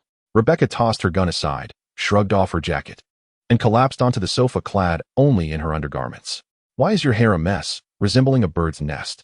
Pyrrha mused, recalling that Rebecca had never returned from battle in such disarray. It must be due to the fight, Rebecca replied, bouncing off the sofa to gaze into a mirror. Does a chaotic hairstyle from battle evoke such a smile? Pyrrha pondered in confusion. Chapter 10. Nana Pugi Coronado Farm. Hello, Night City. I am your Stanley. Our dream-chasing city embarks on another long day. The host's robust voice resonated from outside. Shall we begin? A brawny rhinoceros stood opposite Tommy, eagerly preparing for combat. I adore this city, just as you cherish your mother. Remember when she abandoned you at the orphanage? Now she encounters you on the streets, begging for a cigarette. Come on, Tommy clenched his fists. Good luck, for you shall need it. The rhinoceros charged at Tommy, its momentum akin to a real rhinoceros in full charge. With each passing day, 100 or so newcomers arrive, yet only half endure for a year, and that is only if fortune favors them. Tommy ducked to evade the rhinoceros's powerful strike, redirecting his force to land a blow on its abdomen. After all, it was merely a boxing match. And Tommy had no desire to cause serious harm. The infamous cyber demons are not so formidable after all, the rhinoceros retorted, stepping back and clutching its belly. Why do they flock to Night City? They aspire to become street warriors like Morgan Blackhand or Wayland the Old Snake. Remember this saying, the timid starve, while the bold burst. Tommy, undeterred by the taunt, dove forward, his fist striking the rhinoceros's face in a flash. Do you know where the legends of Night City gather? Oh, the spectators on the sidelines erupted in fervor at Tommy's decisive punch. No underground fighter could withstand the force of Tommy's blows. The fallen rhinoceros lay motionless, its face contorted in defeat. The victor was the cybernetic demon, Tommy. The referee announced the result with resounding clarity. In our realm, true heroes are not judged by their origins, but by their ability to carve their own paths. Tommy accepted his prize and exited the arena. This is Night City, the city of dreams. The voices on the broadcast seemed to resonate with inexhaustible energy. Elle, where to next? The Kabukicho district. Tommy, don't you want to take a break? No, I must procure my items swiftly. I am anxious about the status of the autumn wind. Tommy recalled the green MJOLNIR belonging to the Spartan who resided on the autumn wind. The significant figures in Arasaka held many vital secrets within their chips. The planet on which Night City is situated is named Anshan. Established in 2467 by the Cruiser Hill, it is a distant colonial world. Its unique spatial positioning renders Anshan challenging to communicate with other planets, necessitating the installation of a signal amplifier. The shadow is exorbitantly priced, there is no rush. For reasons unknown, the once omnipresent signal amplifier has been dismantled into several parts, one of which is the shadow. Intelligence related to it circulates in the black market, but is sold at astronomical prices. It's all right, I'm not tired yet. Jerry, Jimmy has released a new work. Come quickly, Tommy exclaimed as he dashed into the room. Wait for me. I'm about to finish. Jerry, donned in dream gear, trembled with anticipation. Don't wait. The new work has been sold out. I managed to grab only 2. Tommy shook Jerry's shoulders. Fine. Jerry reluctantly removed the dream gear and accepted the dream chip Tommy offered. Let me see, Cyber Demon. Put it on. Ever since the Redwood Asylum incident, this demon has become quite infamous. Tommy, too, picked up a dream gear. The two inserted the chips and commenced playback. In the first-person perspective, the protagonist rode a motorcycle in pursuit of a car ahead, where a petite, red-eyed girl maniacally laughed and fired her weapon, causing the vehicles behind to explode one after another. After finally aligning alongside the car, the unseen cybermaniac driving it suddenly swerved violently to the left, and the protagonist found himself inside the vehicle, consciousness fading away. The subsequent scenes unfolded similarly, characterized by brutal murders, with a singular perpetrator. Tommy exhaled deeply as his opponent collapsed heavily to the ground. After collecting his winnings, Tommy prepared to depart. Incoming call. Urano Nana. Hello? Tommy. It's Urano Nana. The cheerful voice on the other end rang out. She is a voice actress who has recently risen to fame for voicing an endearing character. Elle quickly discovered her public profile. The esteemed voice actress has graced us with her presence. Is there something you require? You have recently been in the limelight. The illustrious Mr. Cyber Demon. I find myself in a bit of a predicament and wish to commission your assistance. You wish to engage me directly without an intermediary? Well, this matter is one I prefer to keep under wraps, as its revelation could jeopardize my idol career. Rest assured, the remuneration will be substantial. Nana Urano's voice was endearing and sweet, as if one could easily become entranced. And what is this matter? Could you come to Tom's restaurant? I implore you. Nana's request was melodious and persuasive, making it feel almost criminal to decline. Very well, I shall make my way there. Yay, Mr. Demon. I look forward to seeing you soon. At Tom's restaurant, Tommy entered to the curious glances of familiar patrons. I have arrived. Where are you? Mr. Demon. Over here.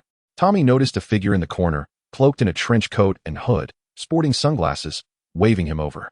Now may I speak? Tommy took a seat, scrutinizing Nana Urano closely. Her delicate nose and cherry-like lips radiated youthful vitality, with her cascading hair framing her dewy cheeks beautifully. Nana emitted a soft, kitten-like sound. I have a rather peculiar fan.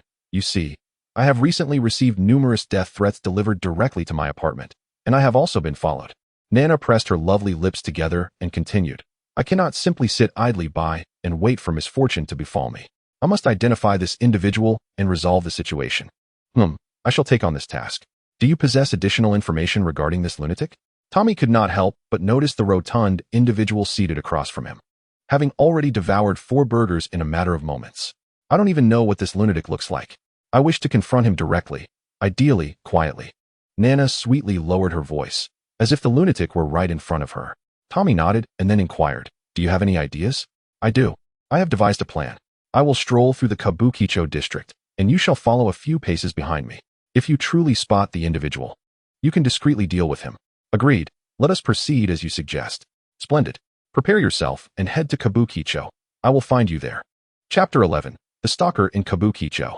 Would you care for a drink, handsome? I excel in this area. No, thank you. Tommy deftly evaded the alluring woman's embrace, employing his remarkable reflexes. What a pity. The enchanting woman continued to cast flirtatious glances at Tommy. This assignment required stealthily following Nana.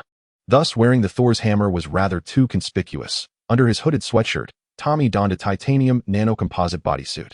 However, his conspicuous appearance did not significantly improve, perhaps. In some aspects, it became even more pronounced. Tommy arrived at the designated location and settled onto a bench, pulling up his hood and lowering his head in silence. Shortly thereafter, Nana Pugio arrived, this time without sunglasses, allowing Tommy to behold her large, wine-red eyes. Nana took a seat beside Tommy, cast him a glance that lit up her expression, and then astonishingly began to make a phone call. Incoming call. Nana Pugio. Since Tommy wasn't wearing a helmet, he had tucked a mobile communicator behind his ear. Mr. Demon, have you arrived? I've been here for a while, sitting on a bench at our meeting spot, next to a super handsome guy in a hoodie. You'll definitely spot him right away. Tommy tilted his head, gazing into Nana's eyes, and replied, I am already here.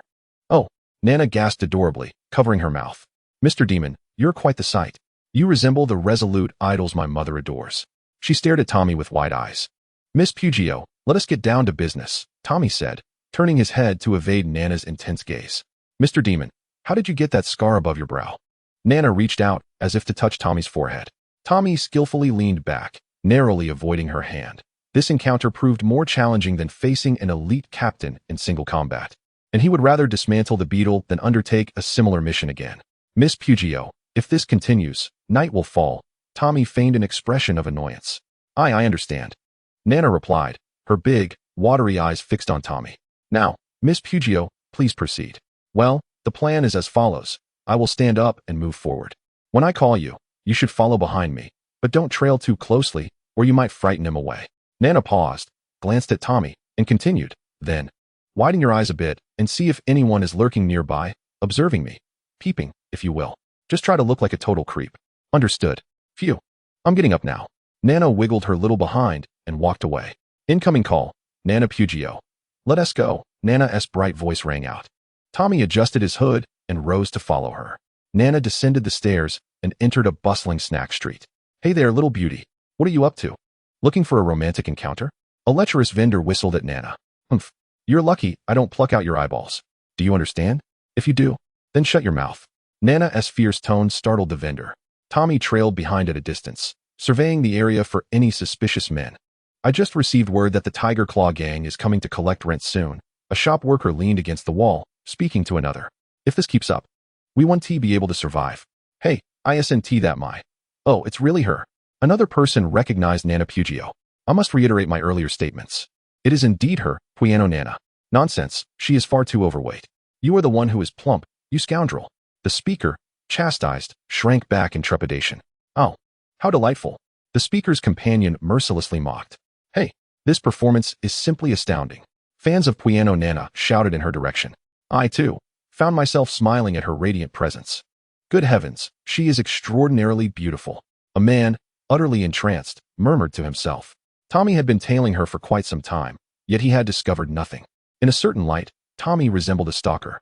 A woman clad in leather boots and sporting a high ponytail approached Piano Nana. Excuse me. May I take a photo with you? I am your superfan. Of course. Piano Nana readily acquiesced. Thank you so much, I truly appreciate it. After the two took a picture, the ponytailed woman expressed her gratitude repeatedly before departing. What a charming fan. The corners of Piano Nana's eyes crinkled into a crescent of joy. Continuing forward, they encountered a narrow alley. After a moment's hesitation, Piano Nana chose to enter. This alley seems ideal for an ambush. One must exercise caution. Yet, upon traversing the alley, nothing transpired. All right, let us give it one last shot. If he doesn't show up, the mission is off. Piano Nana altered her route to return, but as she walked, the sound of police sirens suddenly echoed from a nearby street. Whoosh. A police car sped past, pursuing a dented, deep pink vehicle. Isn't that man's car? Calling. Man, are you being chased by the police? Tommy gazed intently at Piano Nana. Yes. How did you know, David? Step on it. They are closing in. Need assistance? David, is your right leg cramping? Step on it. Tommy, no need. We can handle it ourselves. Call ended. It appeared that today would yield no results. Moving further ahead, they arrived at an overpass. On the opposite side stood a tower-like building, and rounding it would lead them back to square one. We have explored every avenue. Perhaps he is not here. Mr. Demon, I am frightened to return home alone. Could you escort me? Standing in the middle of the overpass, Piano Nana leaned against Tommy as she spoke. No, Miss Piano. A sudden flash of fire erupted from the second-floor window of the tower, prompting Tommy to swiftly draw his weapon. With his left hand, he pulled Piano Nana into his embrace, shielding her to minimize her exposure, while his right hand aimed and fired 2 shots at the window. The assassin positioned by the window did not return fire. Miss Piano, we must leave this place. Tommy hoisted the stunned Piano Nana and sprinted across the overpass. The expanse of the overpass rendered everyone on it a target. Bang! Tommy burst into the building's first floor and rapidly ascended to the second. The woman with a high ponytail, who had previously sought a photograph with Nana Pumeo, was struck in the arm and abdomen. Her arm was shattered, and her intestines spilled onto the ground, creating a pool of blood. It's you. Why? Nana Pumeo gasped, covering her mouth in disbelief. You think I'm just a child, don't you? I've given you everything. Everything. The woman with the high ponytail snarled, her teeth clenched as she glared at Nana. In life, we must be together. In death, we shall be united. She reached for the sniper rifle that lay beside her. Close your eyes, Tommy urged. covering Nana's eyes with his hand before firing a shot that struck the woman in the head. "Mr. Demon, I'm all right," Nana protested, removing Tommy's hand to crouch down and observe the woman's gaping stomach. "So this is what death looks like. So soft, still warm. Wow, it's even wriggling." Nana gently touched the intestines that lay on the ground, blood staining her small hands. "Miss Pumeo, there's nothing amusing about the dead. We should leave," Tommy said as he picked up the woman's sniper rifle. "All right, Mr. Demon." Nana rose, shaking her hands before turning to Tommy, who was preparing to descend the stairs. "Mr. Demon, you're hurt," she exclaimed, rushing forward to grasp Tommy's arm. The titanium nanocomposite bodysuit had effectively mitigated the ballistic impact, most of the bullet's energy reduced, embedded beneath the skin of Tommy's shoulder. "It's nothing, Miss Pumeo, just a surface wound," he reassured her, pulling the bullet from his shoulder and casting it aside. A trickle of blood slowly oozing down. "No, you must come home with me. It's not safe for me to return alone," Nana insisted, pouting. "Miss Pumeo, my mission is to eliminate the stalker," Tommy replied. "I won't listen. If you don't take me back, I won't pay you." She covered her ears and shook her head, her golden to purple gradient hair swaying, a handprint of blood staining her right cheek. Tommy found himself at a loss. Never before had he been cornered to such a desperate state, even when facing a pair of hunters. "All right, but you must pay me once we arrive," he conceded, feeling an uncommon sense of defeat. Nana led Tommy to the roadside, where a car awaited them. "Miss, what happened to your face? Are you hurt?" the driver exclaimed, astonished at the bloodstain on Nana's cheek. It seemed her identity was not merely that of a renowned voice actress. "Oh, I'm not hurt. I got this by accident. Hand me a towel." Nana realized as she noticed the blood on her face. Taking the towel, she extended it towards Tommy, tilting her face slightly. "Wipe this for me, and I won't pay you." Tommy inhaled deeply, accepting the towel and bending slightly to carefully clean the blood from Nana's face. Their faces were close, his breath gently brushing against her skin, and after he finished, her cheeks were already flushed. The driver turned away, unable to look any longer. After a brief moment, the tumult within Kamino Nana subsided. She pointed towards the tower and addressed her servant. "There lies a corpse. Please contact those responsible for handling the remains and ensure you convey the details clearly. Mr. Tommy will drive me back," she added. "Understood, miss," the servant replied and departed, leaving the two of them to enter the vehicle. "Take off your jacket," Nana instructed. She rummaged through the glove compartment of the passenger seat. "What is it?" Tommy inquired. Taken aback. "Just let me handle this." Nana produced a medical kit, and, noticing Tommy had yet to remove his shirt, playfully threatened him. "Money." Tommy complied, shedding his jacket to reveal his robust back. Nana gently wiped away the bloodstains with a towel and then retrieved a bandage adorned with a bear motif to wrap around Tommy's shoulder. "Mr. Demon, why does it seem you haven't equipped a prosthetic?" she teased, her small hands exploring Tommy's back restlessly, the soft touch eliciting a sense of comfort for him. "Ahem. It's getting late. We should be on our way," Tommy interjected, realizing Nana had become lost in her actions. Flushed, she quickly stowed the medical kit away as the car roared to life, setting off towards the coordinates she had provided. Chapter 12. Kamino Karen Pila, adorned with a dream device, grinned widely. Yet, the smile soon faded. "Damn it, Rebecca, must you wonder about so much? You're ruining my mood for watching," Pila exclaimed, tossing the device aside and roaring at Rebecca. "What business is it of yours, you foolish brother?"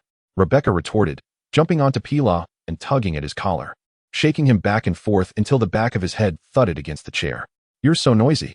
Silly sister, if you wish to drink with him, just go ahead and do it." Pila felt his brain swirling in confusion. "I know. I'm just worried he might be busy." Rebecca's movements slowed. "Busy with what? You two share a bond thicker than blood. He wouldn't ignore your call. Go bother him and stop pestering me." "Humph. Foolish brother." Rebecca shoved Pila back into his seat. "Yes, he promised to take me for drinks. He wouldn't go back on his word. Call. Tommy, Rebecca, what's up?" Tommy's voice seemed clearer than before, devoid of the muffled quality of speaking from a can. "Hey, you promised to take me for drinks. You're too close. I can't drive like this." Tommy's voice was soft. "Huh, what's too close? And never mind. Mr. Demon, you're being so unfair. I was merely startled." A nauseating female voice echoed from the other end of the line. "Tommy, are you with Liz? Is the old virgin finally breaking free?" "No. I'm handling a commission. Please stop. I genuinely cannot drive right now." Tommy's voice fluctuated in volume. "Stupid old man. What commission are you handling? Helping women into bed? Perhaps?" "No. It's a commission to protect the client. She has had too much to drink." Tommy's voice quivered, revealing his discomfort with words. "No. I haven't touched a drop, Mr. Demon. You're being quite unreasonable. Rebecca's saccharine tone was almost suffocating. Ahem. Rebecca, what exactly is going on? Tommy adjusted his tone. Drinking. You old fool. Didn't you say you would treat me to a drink? Have you forgotten? I'll have your head. Rebecca growled like a wild beast. I haven't forgotten. Remember, we are to make up for the celebration banquet tomorrow night. I will treat you then. Came the sound of Tommy rustling as he removed his clothing. No, you're being too presumptuous. Given the colossal blunder you made, you must treat me separately. Rebecca was equally unskilled in this regard. What are you doing? Put your clothes on. People outside will see. Ah, Rebecca, I will treat you, I promise. When? Tommy's voice quivered with a desperation unseen even in dire situations. Tonight. At the Brie bar, if you don't come, I'll have your head. You idiot. With that, Rebecca hung up. Oh no, I'm so fierce, he won't back out. Will he? Damn that wretched woman. Inside the car with Piano Nana, Tommy sighed, relieved it was over. A light sheen of sweat broke on his forehead. She is so fierce. Mr. Demon, please don't go tonight. Let me treat you to a drink, or I could drink instead. Piano Nana was disheveled, her delicate shoulders partially exposed. Our commission ends once I escort you home, Miss Piano, Tommy stated earnestly. Oh, Mr. Demon, may I continue to commission you? Let's postpone it for today. Piano Nana's expression of regret was endearingly poignant. Who is she? Even the infamous cyber demon feels compelled to share a drink with her. What a lovely camaraderie you share. I envy you. Is your home in that apartment ahead? Tommy inquired, pointing towards the towering edifice. Yes. The entire building belongs to my family, Piano Nana replied, her tone as if discussing trivial matters. Once they exited the vehicle, it drove away autonomously. If there's nothing else, Mr. Demon, the last matter of the commission, Piano Nana tilted her head back, her large eyes brimming with reluctance. Give me a hug. Tommy reminded himself that it was all for monetary gain. Without money, one cannot acquire shadows. Without shadows, one cannot return, and without returning, one is deprived of reliable strength. He slightly crouched down and gently embraced Piano Nana. Her figure was soft and comforting, and the fragrant strands of her hair delicately brushed against Tommy's heart. Piano Nana felt as if she were experiencing paroxysmal supraventricular tachycardia, as blood surged to her brain, inducing waves of dizziness. Nana, who is this? A gentle voice inquired nearby. Ah, mother. Piano Nana quickly extricated herself from Tommy's embrace. Hello, I am Miss Piano's entrusted agent, Tommy Price. Tommy's heart raced, yet he maintained a facade of composure. Good day, Mr. Price. I am Kyron Piano, Nanao's mother. May I inquire what Nanao has entrusted you with? Kyron glanced at her daughter, Nanao, who was blushing furiously. There's a stalker who keeps harassing me, so I asked Mr. Tommy for assistance, Nanao mumbled, her gaze fixed to the ground, unable to meet her mother's eyes. What? Such a thing exists? Nanao, we can certainly help you with that. I don't wish to trouble you. You are already burdened, Nanao protested, burying her face in Kyron's embrace and emitting a muffled sound. Silly child, Kyron said gently, ruffling Nanao's hair before turning to Tommy. In any case, I am profoundly grateful to you, Mr. Price. You flatter me, Mrs. Piano. I am merely performing my duty, he replied modestly. There is a scent of blood surrounding Nanao. This request seems rather serious, so I kindly ask you to take extra care of her. Kyron's perceptive nature was acutely aware of the situation. Indeed, mother, Mr. Tommy saved my life today. Let us invite him to dine with us, Nanao said, emerging from her mother's embrace, flashing a smile that seemed to say, you cannot escape now, as she looked at Tommy. So, Mr. Price, what do you say? I must decline, Mrs. Piano. I have other commitments this evening. Nanao, Mr. Price is quite busy, so we must not impose, Kyron gently reminded, tapping Nanao's head. Nanao, slightly embarrassed, stuck out her tongue. In that case, I shall take my leave. Very well, Mr. Price. Wishing you success with your endeavors. Thank you for your kind words. As Tommy walked away, Kyron took Nanao's hand and entered the building. Nanao, Mr. Price is very reliable, and I hold him in high regard. However, the company, mother. I have already decided to become an idol. Can't we put the company matters on hold for a while? Nanao interrupted, raising her voice towards Kyron. Nanao, the internal strife within Arasaka is escalating. Just yesterday, another executive was assassinated. Our subsidiary faces a precarious situation. Well, I suppose I can meet him, but you must not interfere with my correspondence with Tommy. Nanao's expression bore a mix of endearing conflict, yet her resolve strengthened at the thought of Tommy. Good girl, Prado is better than you think. Chapter 13. The Buri Bar at the Buri Bar. Hey, is that Rebecca? What would you like? Hot dishes? Cold plates? A drink? I'll have a clumsy monkey, Rebecca replied, climbing onto a high stool and pointing to a drink on the menu. Certainly. That's our best seller, the bar owner said, retrieving a clear glass. Adding some ice, and pouring in a fizzy green beverage. I hope that old man doesn't skip out on us, Rebecca murmured, taking a sip and savoring the unique sensation of kiwi flavor mingling with the effervescence. A man with dark hair and a buzz cut settled beside her. Hey, move over. There's someone here, Rebecca protested, unwilling to change her spot. Why can't I sit here? Rebecca felt a surge of frustration but recognized the voice as somewhat familiar. Is that you, uncle? She scrutinized the man before her. You don't recognize me without your helmet? Tommy regarded Rebecca with a hint of amusement in his gaze. Ah, you've hidden yourself away rather well, old chap. Rebecca playfully thumped her small fist against Tommy's waist. Today's assignment is rather special. Tommy lowered the bar stool slightly, noting the considerable height difference between them. A new patron, what would you like to drink? The bar owner approached after washing some glasses to greet Tommy. Let me see that silly monkey drink. The two shared an unspoken understanding, selecting the same beverage. I already ordered that. Choose something else.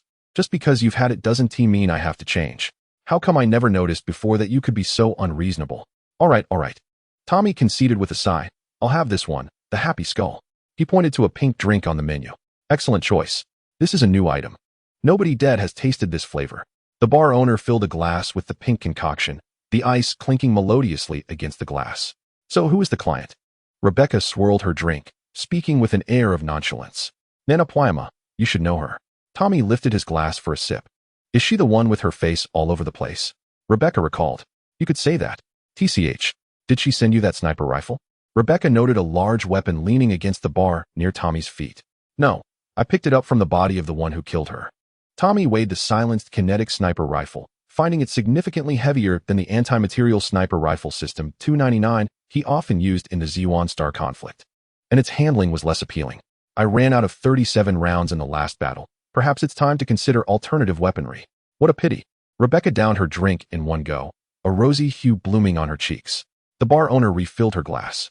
What is so unfortunate? It's a shame that such a fine weapon is in your hands. Rebecca pouted. Why didn't you just take a shot at that shameless woman? Tommy remained silent, taking one sip after another, sensing that her words held a deeper meaning. The Happy Skull tasted of white peach, with a rather pronounced artificial flavor. It would likely be discontinued soon due to lack of demand. Rebecca's gaze lingered on Tommy's throat, the Adam's apple bobbing like a bowstring, teasing her heartstrings. I want to know what your drink tastes like. She snatched the Happy Skull from Tommy's grasp and pushed her silly monkey drink towards him. You can have another. Why, stop making such a racket. The overwhelming sense of helplessness from witnessing the Z-1 star turn to glass washed over Tommy. Rebecca continued to refill her glass, quickly becoming intoxicated. Ugh, this old uncle should head back, she declared, leaping from the bar stool and nearly toppling over. Today, why are you drinking so much? After Tommy's liver was modified, it became a lethal weapon at the drinking table. Pay no heed to Rebecca as she unsteadily makes her way toward the door. Wait. Tommy crouched down before Rebecca, offering, let me carry you back. Absolutely not, she replied, attempting to sidestep him. Truly troublesome. Tommy grasped her waist, lowered his head, and effortlessly tossed her over his shoulder, proceeding forward. Put me down. Bam. Rebecca's forehead collided forcefully with the doorframe. I sincerely apologize. Tommy thought he could sink into the floor out of embarrassment. You foolish, clumsy uncle. Rebecca's tiny fist struck fiercely at Tommy's head. In the city center, on Company Street. He enjoyed pretending to be my senior. It was utterly annoying. He was always so clumsy, so I zapped him to make him leave. Lucy, clad in athletic gear, sprinted ahead, while David trailed behind, admiring Lucy's figure. He felt elated upon hearing her words, particularly regarding her connection with Pyrrha, which he preferred not to contemplate. What about you? Are you seriously considering becoming a cyberpunk? David was still pondering, and the conversation fell silent. Hey, is that Rebecca? David, glancing around, spotted Tommy and Rebecca. Lucy followed his gaze, recognizing Tommy beneath that figure. The two came to a halt. Hey, Tommy, Rebecca, David called out to them. Stupid uncle. Is this bandage the one she wrapped for you? Rebecca was lifting Tommy's collar, revealing a bandage adorned with a bear pattern. Cough, hey, David, Lucy. Tommy finally encountered his saviors, approaching them while waving. Rebecca, what is this? Crap. David, what are you staring at? With her cheeks slightly flushed upon encountering acquaintances in her current state, Rebecca exclaimed. Lucy, leaning against the handrail with a cigarette, frowned at Rebecca's remark toward David. I invited her for drinks. She overindulged, Tommy explained. Such a sweet relationship, David remarked, glancing at Lucy, who appeared distant as if she were not the one comforting him last time. What do you mean by sweet relationship? Rebecca landed another punch on Tommy's head. By the way, Tommy, thank you immensely for returning the remnants of my mother to me, her enemy. No need, it was the least I could do. After a brief exchange, they parted ways. At Tommy's residence. Welcome back. That assignment must have been quite challenging, Elle teased Tommy. Far more difficult than the Warhammer base campaign. He replied, shedding his outerwear to reveal a new bandage devoid of the bear pattern underneath. Did you enjoy a day out with two girls? Elle continued her playful banter. This is a proper assignment and necessary interactions among teammates. You seem to be having quite the fun, she remarked. Indeed, amidst such pressing circumstances. You didn't even bother to say a word. From the outcomes, it appears you have managed remarkably well, rendering my intervention unnecessary. Chapter 14, The Whirlpool Gang, Part 1, Tommy's Residence. Elle, what are the arrangements for today? Tommy, having removed his titanium nanocomposite bodysuit, prepared to don it again. In the Santo Domingo district, and Xiong Oda is nearing the finals. Very well, once the finals are concluded, I anticipate a substantial profit. However, I remain uncertain about the other components of the signal amplifier, including their names and locations. It is intricately linked to the Arasaka Corporation. I have already identified another component of the signal amplifier. Just grant me a bit more time. Incoming call, Nana Kamino. Miss Kamino. Is there something amiss at this early hour? Tommy struggled to fit himself into the MJOLNIR exoskeleton. It was quite a challenge to don it without assistance. Ah, Mr. Demon, I am still half asleep, came a soft voice, evoking an image of Nana Kamino, drowsy and disheveled. The reason for my call is, I missed you. All night long, I held my pillow and thought of you. Tommy froze, his mouth agape, at a loss for words. Tommy missed you dearly last night as well. Elle chimed in, her revelation causing a bead of sweat to trickle down Tommy's forehead. Huh, who are you? Nana Kamino suddenly perked up. I am Tommy's sister. Elle replied, her voice laced with barely contained amusement. He hardly slept at all last night, incessantly murmuring Nana, Nana. Tommy felt he might lose his mind. He hastily extracted the chip containing Ellie's voice from his helmet, pressing his voice down as he directed it at the projected image of Ellie. What on earth are you doing? Elle flashed Tommy a sweet smile. Oh, how delightful. Mr. Demon, to know you have such fondness for me. I might just swoon.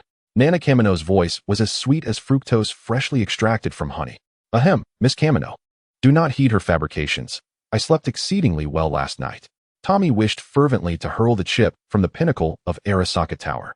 I know. May today proceed smoothly for you as well. Wishing you joy too, Miss Kamino. Tommy reintegrated Ellie's chip and departed his residence. Rebecca and Pyrrha's residence. Incoming call, man. Captain. What is the matter? Rebecca was utilizing an automated dental cleaner, which, once placed in the mouth for half a minute before removal, left her mouth impeccably clean. Becca. David just acquired a firearm, but his marksmanship is atrocious. You need to train him. Huh. Why must I babysit that rookie? You possess the finest marksmanship in our team. If you do not go, who will? Very well, I shall contact him later.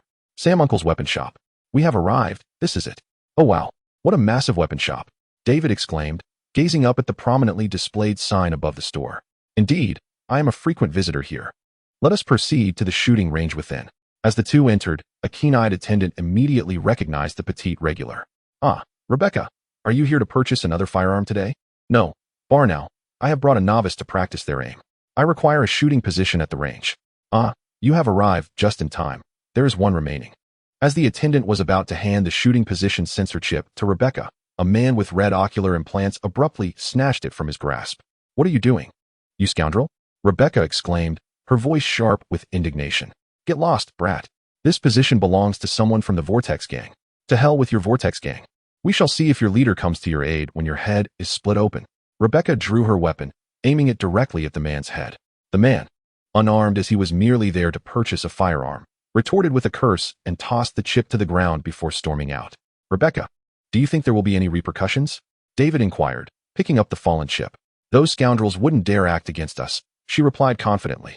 The two then entered the shooting range, inserting the chip to access their shooting position. Watch closely, David. As multiple targets emerged, Rebecca raised her dual pistols, hitting all of them squarely in the bullseye. David watched in astonishment. Have you understood? Now it's your turn. Rebecca patted David on the waist, signaling him to take his shot. However, the weight of his mother's passing loomed heavily upon him. I can't do it, David sighed, lowering his weapon in defeat. Rebecca glanced at him but refrained from commenting. Uncle Sam's weapon shop is in that direction. I must take my leave. David waved goodbye to Rebecca. Farewell, she replied, also waving. On her way back, Rebecca had to traverse a narrow alley. That wretched woman. The man from the weapon shop muttered to another individual with a similar optical implant. Very well, once she enters, I shall reboot her system. At the Santo Domingo Stadium, the victor was declared to be the cyber demon, Tommy. The referee raised Tommy's hand in triumph. As Tommy descended from the ring, he was immediately encircled by admirers. With a few more victories, you will reach the finals. What are your thoughts? I have no thoughts. Each opponent has been dispatched within mere moments. How do you achieve such feats? By consuming ample meat, eggs, and dairy, and maintaining a regular sleep schedule. It is said you are romantically linked to a popular voice-acting idol. Is that true? Tommy raised his fist, the size of a sandbag, causing the reporters to scatter in a frenzy. Incoming call. Man, Tommy. Hurry to the base. Rebecca has been captured by the Vortex gang. At the base. The message was clear. We have this little wench in our possession. Arrive at the designated time and place with the money, or her head will be separated from her body. The recording concluded, leaving the group in a heavy silence. Indeed, it is my fault, man remarked, delivering a light slap to David's forehead. It is not your mistake, rookie. He then scanned the surroundings. Everyone was present except for Rebecca. Pyrrha had also set aside her usual smile, remaining silent on the sofa. Given the circumstances, I shall dictate the assignments. Lucy, you will conceal yourself in the shadows. The Vortex gang, a group of unscrupulous fools, may attempt to strike at us. At that time, you shall come to our aid. Lucy nodded in silence. David, bide your time to employ the Sion wasteland. Let us see if it proves effective. The others will accompany me to negotiate openly, while Chiwei will maintain control as the hacker. This approach places Rebecca at considerable risk, and I intend to rescue her before negotiations commence. Tommy voiced his dissent. Oh, Tommy, do you have confidence in this? No problem. Very well, Tommy, you shall attempt the rescue prior to the negotiations while we adhere to the original plan. The meeting concluded, and everyone prepared for the impending negotiations. Pyrrha pulled Tommy aside. Tommy, I know Rebecca trusts you immensely. Please ensure her safe return, will you? Pyrrha, shedding her previous nonchalance, spoke to Tommy with a grave demeanor. I will bring her back, he assured. Chapter 15. The Vortex Gang, Part 2. In a dimly lit alley. 3 members of the Vortex Gang encircled a trembling woman. Let us dismember her, one suggested. 5 Eyes grinned maliciously, scrutinizing the woman. No, I think, suddenly. The butt of a sniper rifle slammed against Tommy's shoulder due to the recoil, and the heads of the 2 men below exploded instantaneously. The nearby woman drenched in blood and brains. Tommy leapt from the rooftop, targeting the remaining 5 Eyes. Ah! They screamed in sheer horror as Tommy landed squarely upon one of them, the immense impact fracturing the man's spine and causing his bladder to give way uncontrollably. Get away, Tommy commanded, waving his hand to dismiss the stunned woman. Where are the hostages your gang is supposed to exchange tonight? Grabbing a lock of 5 Eyes' hair, he lifted the man's head. Allah! 5 Eyes, drenched in sweat from the excruciating pain, struggled to speak. With so many eyes, would you mind losing one?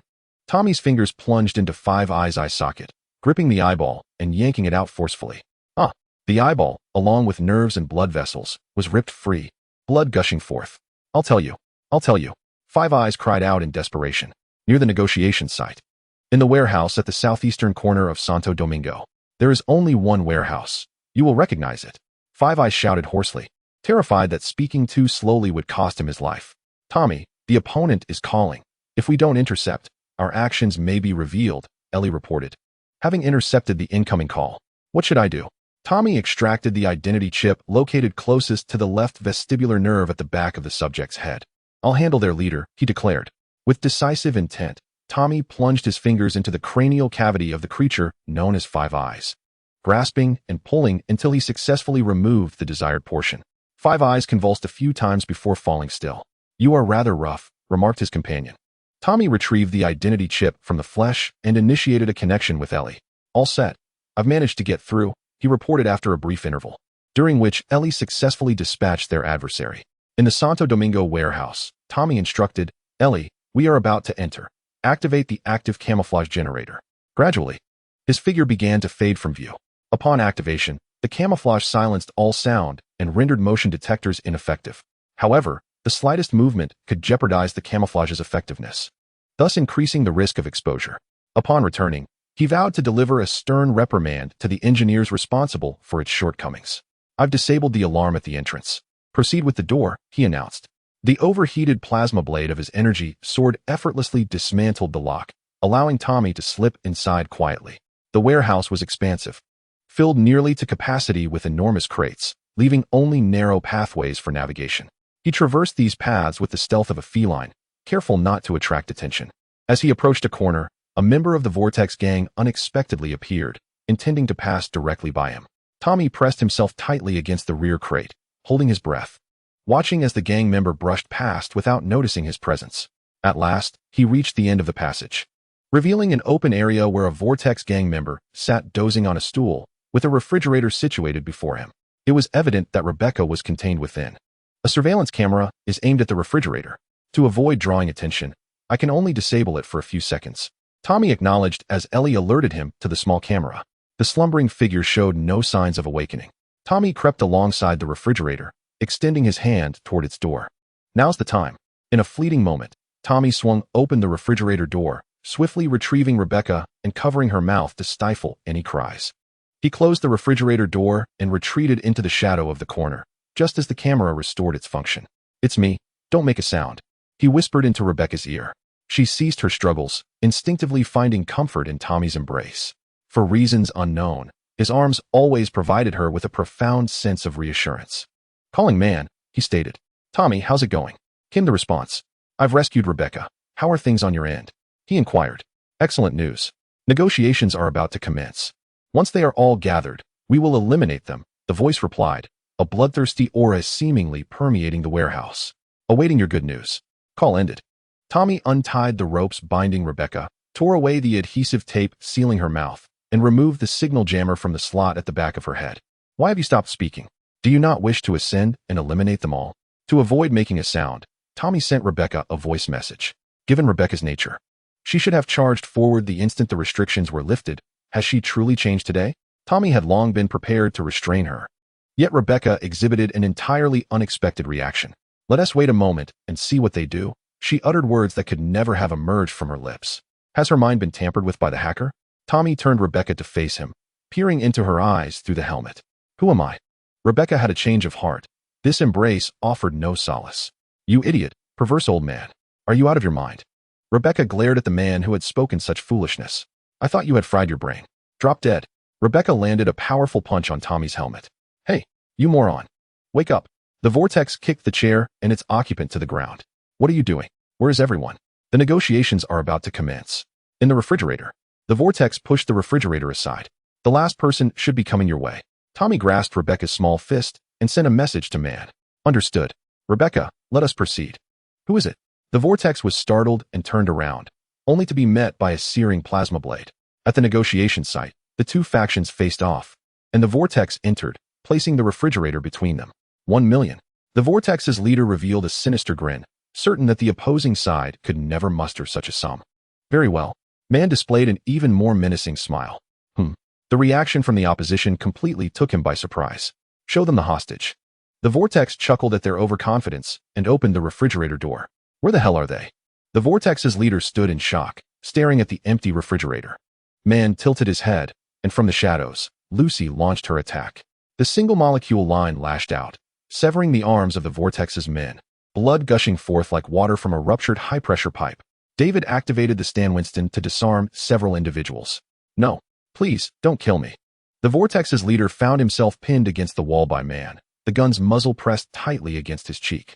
Bang! Man grinned wickedly as he pulled the trigger. The wall behind the vortex's leader now painted anew with blood.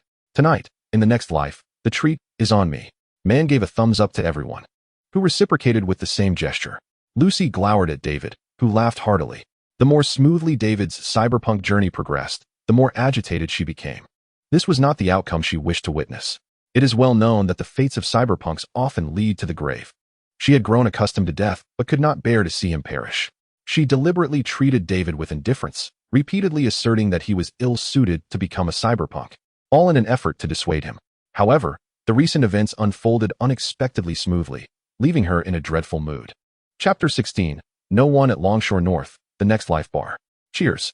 The crowd clinked their beers together. David played a pivotal role in this operation, swiftly disarming them with a flick of his wrist. "Oh ho ho, indeed, kid, down it goes." Encouraged, David tilted his head back and gulped. But his lack of drinking prowess led him to choke, eliciting good-natured laughter from the others. Speaking of which, another individual also played a crucial role. Hey, Tommy. Care for a drink? Dory called out to Tommy, who was seated on the couch. No, I'm quite content here, Tommy replied with a smile, waving his Bolshevik vodka.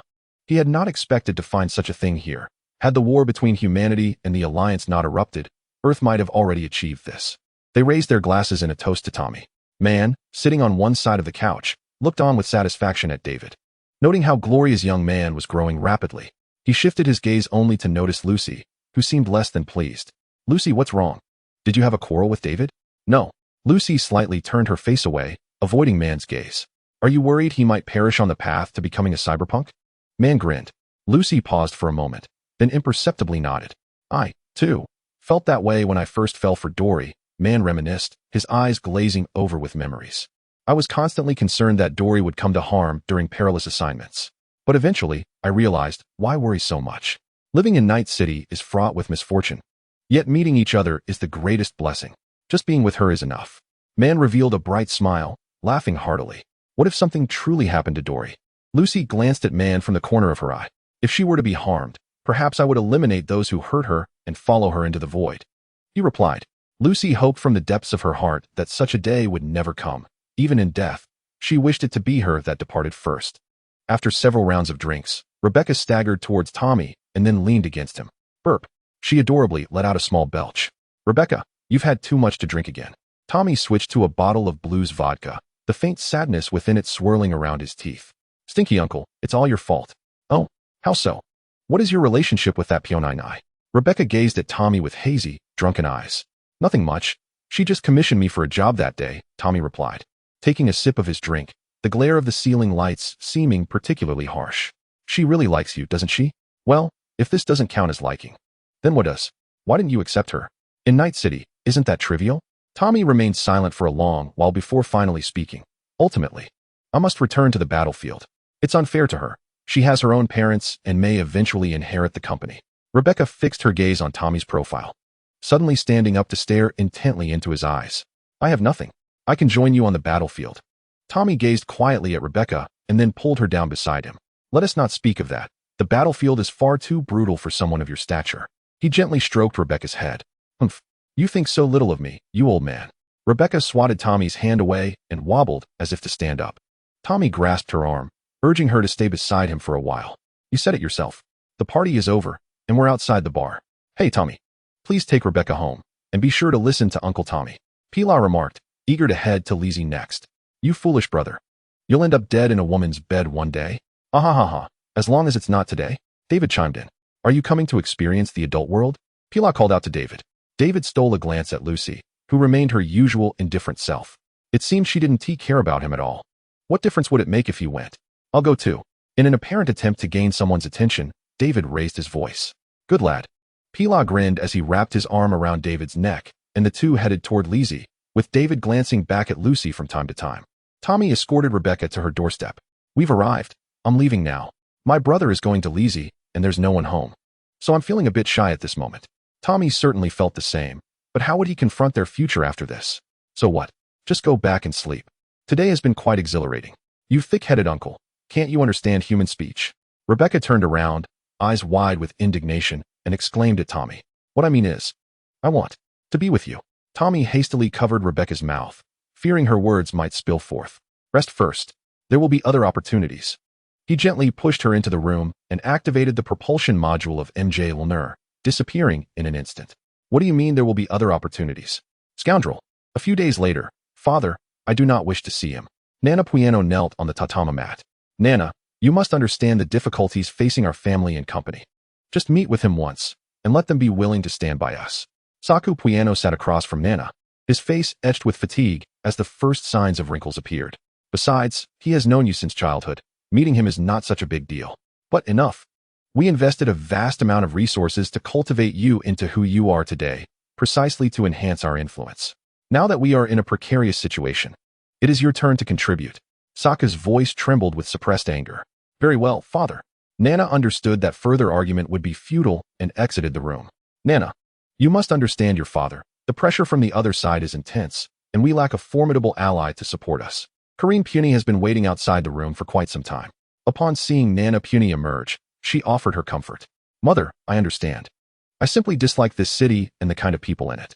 Nana gently embraced Karine before retreating back to her room.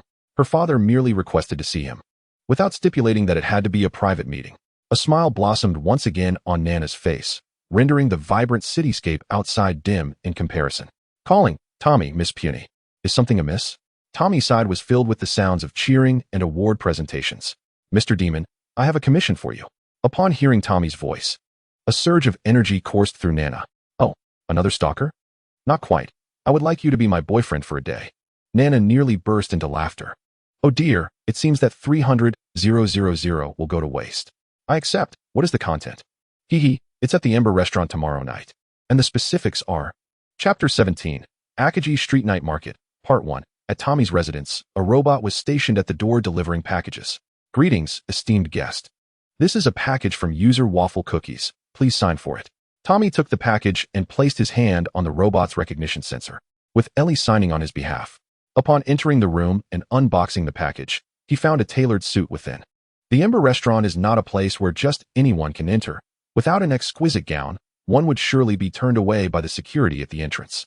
Very dapper. Women will surely be enchanted by you, Elle remarked as she observed Tommy in front of the mirror. If only I could enchant the gurgler as well. Tommy replied while adjusting his tie. At the Ember restaurant, the security officer extended his hand. Please present your invitation. Tommy handed over the separation chip that Nana had sent along with the package. Welcome, Mr. Shutong Bai Cha. You may enter. The guard stepped aside. What an odd name. The Ember restaurant is located on the 13th floor, necessitating an elevator ride. The building's exterior exudes opulence. As the elevator ascended and they arrived at the restaurant, gentle piano melodies filled the air, softly illuminated by warm lighting. Where are they? Incoming call. Nana Puny. Mr. Demon, have you arrived? I'm beside a potted plant. I have nothing to say to that guy, and it's becoming quite awkward. I'll be there shortly. Following Nana's hint, a striking red figure came into view. She was seated across from a young man in a suit, his posture impeccable, with neatly styled golden hair that left a lasting impression. Nana Pumino turned around and immediately noticed the tall Tommy. She swiftly rose to her feet, grasping his arm and sitting down closely beside him. Darling, you finally made it, Nana exclaimed, her voice sweet enough to charm even the most mechanical of flies. Nana, I'm here. Sergeant Mendez should have taught him the proper etiquette for such occasions. So, you are Nana's boyfriend? I am Masaru Nakamoto, but you may call me Prado, the young man across from them said, rising with a smile to extend his hand to Tommy. Directly by name? I am Tommy Price. Tommy also stood to shake his hand, casting a sidelong glance at Nana, who appeared indifferent to the introduction. Once their hands parted, they resumed their seats. What is your occupation? Prado inquired casually, adjusting his cufflinks that sparkled under the restaurant's lighting. A mercenary. Prado's hand tightened, causing one of his cufflinks to fly off and clatter to the floor, breaking the moment into an awkward silence. Good evening. May I take your order? A service robot timely interrupted the tension. Stefani, Prado cleared his throat softly before responding with elegance. The pressure shifted toward Tommy. I only know the silly monkey. Tommy discreetly communicated with Nana. A laugh escaped her lips. 2 glasses of Johnny Walker, please. Prado scrutinized Tommy. You're not Nana's boyfriend. Are you? He saw through Tommy's lackluster performance immediately. No. Why not? Nana, we've known each other since childhood, and our families have often interacted. Am I not good enough? You are fine, but I do not like you, just as I dislike this city. Nana did not meet Prado's gaze, fiddling with the hem of her skirt. She wore a wine-red gown that revealed her slender, pale calves, a rare sight in Night City, yet it accentuated her uniqueness, just like Tommy, who seemed out of place in this urban sprawl. What does he have that is so special? I've never seen you show such a side. What he possesses is none of your concern. You should understand that my affections lie solely with him. Is that so? What about your father? What about the company? I refuse to live for him. Nana's anger surfaced for the first time. Tommy gently grasped her hand, caressing her palm and knuckles. Everyone in Night City is striving to ascend. Everyone's aim is to reach the pinnacle of their corporations. Prado's emotions began to swell. The commotion drew the attention of those around them. So what? Must I rot alongside this city? The cold intensity of her words chilled the wine in the hands of nearby guests. Prado fixed his gaze on Nana and suddenly laughed. Tommy and Nana exchanged bewildered looks. You, Tommy, I want to fight you, Prado declared, pointing at Tommy. I will not be outdone. Defeat me. Tommy glanced at Nana for approval, and she nodded. All right. Where? Right here. Prado approached the central open space of the restaurant, where Tommy stood opposite him. Mr. Nakamoto, fighting is prohibited here, declared the restaurant's robotic assistant in a synthetic electronic voice. You know my surname. Step aside. Prado had already discarded his coat onto the ground. The robot silently retreated to the side, while the patrons present watched with curiosity. Are you ready? Prado inquired of Tommy. Bring it on, Tommy responded, assuming a fighting stance. Prado advanced slowly, raising his fists, his steps unsteady, resembling a dancing chicken. Tommy extended his left hand to deflect the punch, then swiftly countered with a right hook, sending Prado crashing to the ground. Cough. Prado spat blood, exclaiming, You win. Damn it, take good care of her. She adores you. Tommy, at a loss for words, nodded silently. Let us go. Nana embraced Tommy's arm, unable to bear witnessing her former companion lying defeated. Wait. Prado called out to them, his voice muffled. I will have my father support you at the board meeting. Thank you. Nana bowed to Prado.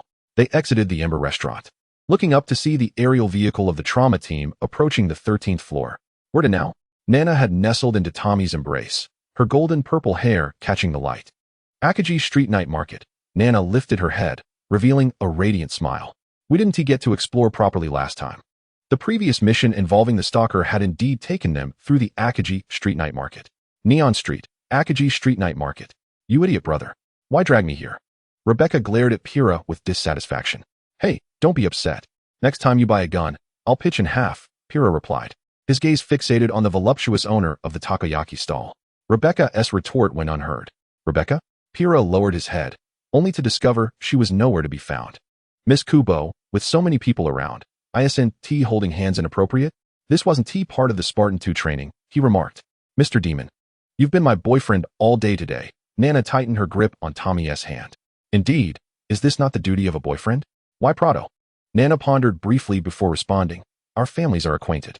We attended the same academy when we were children.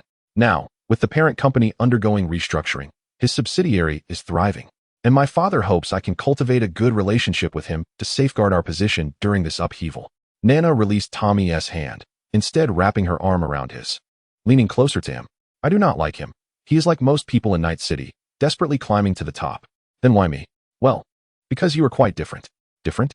You do not seem like someone from this place. The gazes of the two individuals met in the air, akin to that of a celestial being, devoid of the acrid ambition that permeates the denizens of the Night City. Nana Puji nestled her small head against Tommy, surprisingly accurate in her guess. Tommy glanced at the sky. The moon was particularly full tonight. I wish to eat that. Nana Puji pointed at the takoyaki while playfully pouting.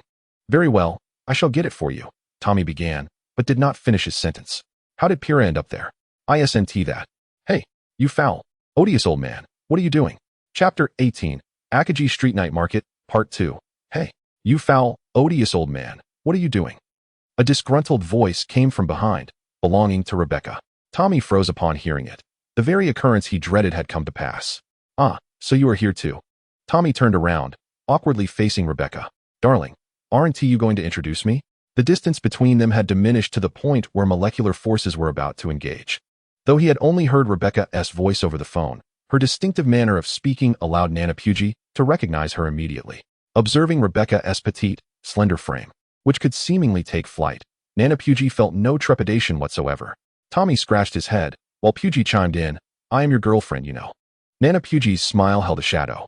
Nana, this is Rebecca. Nana Puji nodded with a gentle smile. Rebecca, this is Nana Puji, right? Rebecca glared at Nana with eyes that seemed to blaze with fire.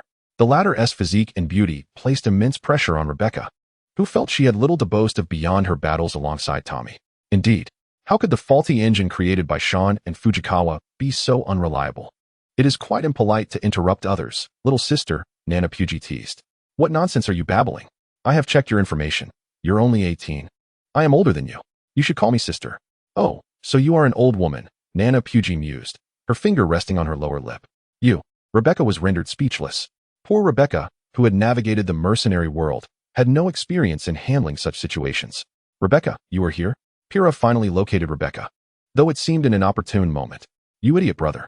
Go die somewhere. Rebecca directed her frustrations entirely at Pyrrha. Enjoy yourselves. Pyrrha, sensing the dire situation, swiftly made his exit. Why didn't you go with your brother? It is rather inconsiderate to interrupt someone's date with their girlfriend. Tommy, what is your relationship with her? Rebecca demanded, recalling just days prior when he claimed their connection was merely that of a client and a contractor. How had it changed so swiftly? They are in a romantic relationship. Nana Pugy interjected. I wasn't asking you. Now they are indeed in a romantic relationship. What? Now. Today I am entrusted to be his boyfriend. Why do you always take on such commissions? It's because I've given too much. Pueno Nana chuckled, covering her mouth. I have a fair amount of money too. Why don't you ask me to do such things? Because you don't attract him? You jerk. Today, I shall obliterate you, you big-breasted airhead.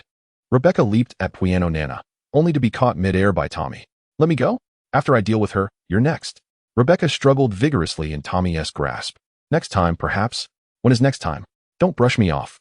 Rebecca turned her head away, refusing to look at Tommy. I assure you, I'm not brushing you off. Tommy endeavored to muster the most sincere smile of his life. Your assurance better be effective, you smelly old man. As Rebecca landed, she turned back and added, Pueno Nana, just wait. I'm waiting, anytime you wish. Tommy's gaze flickered between the two women, truly fearsome creatures. She's just straightforward. Don't take it to heart. She means you no harm, right? Even Tommy didn't believe his own words. She's quite fond of you, you know.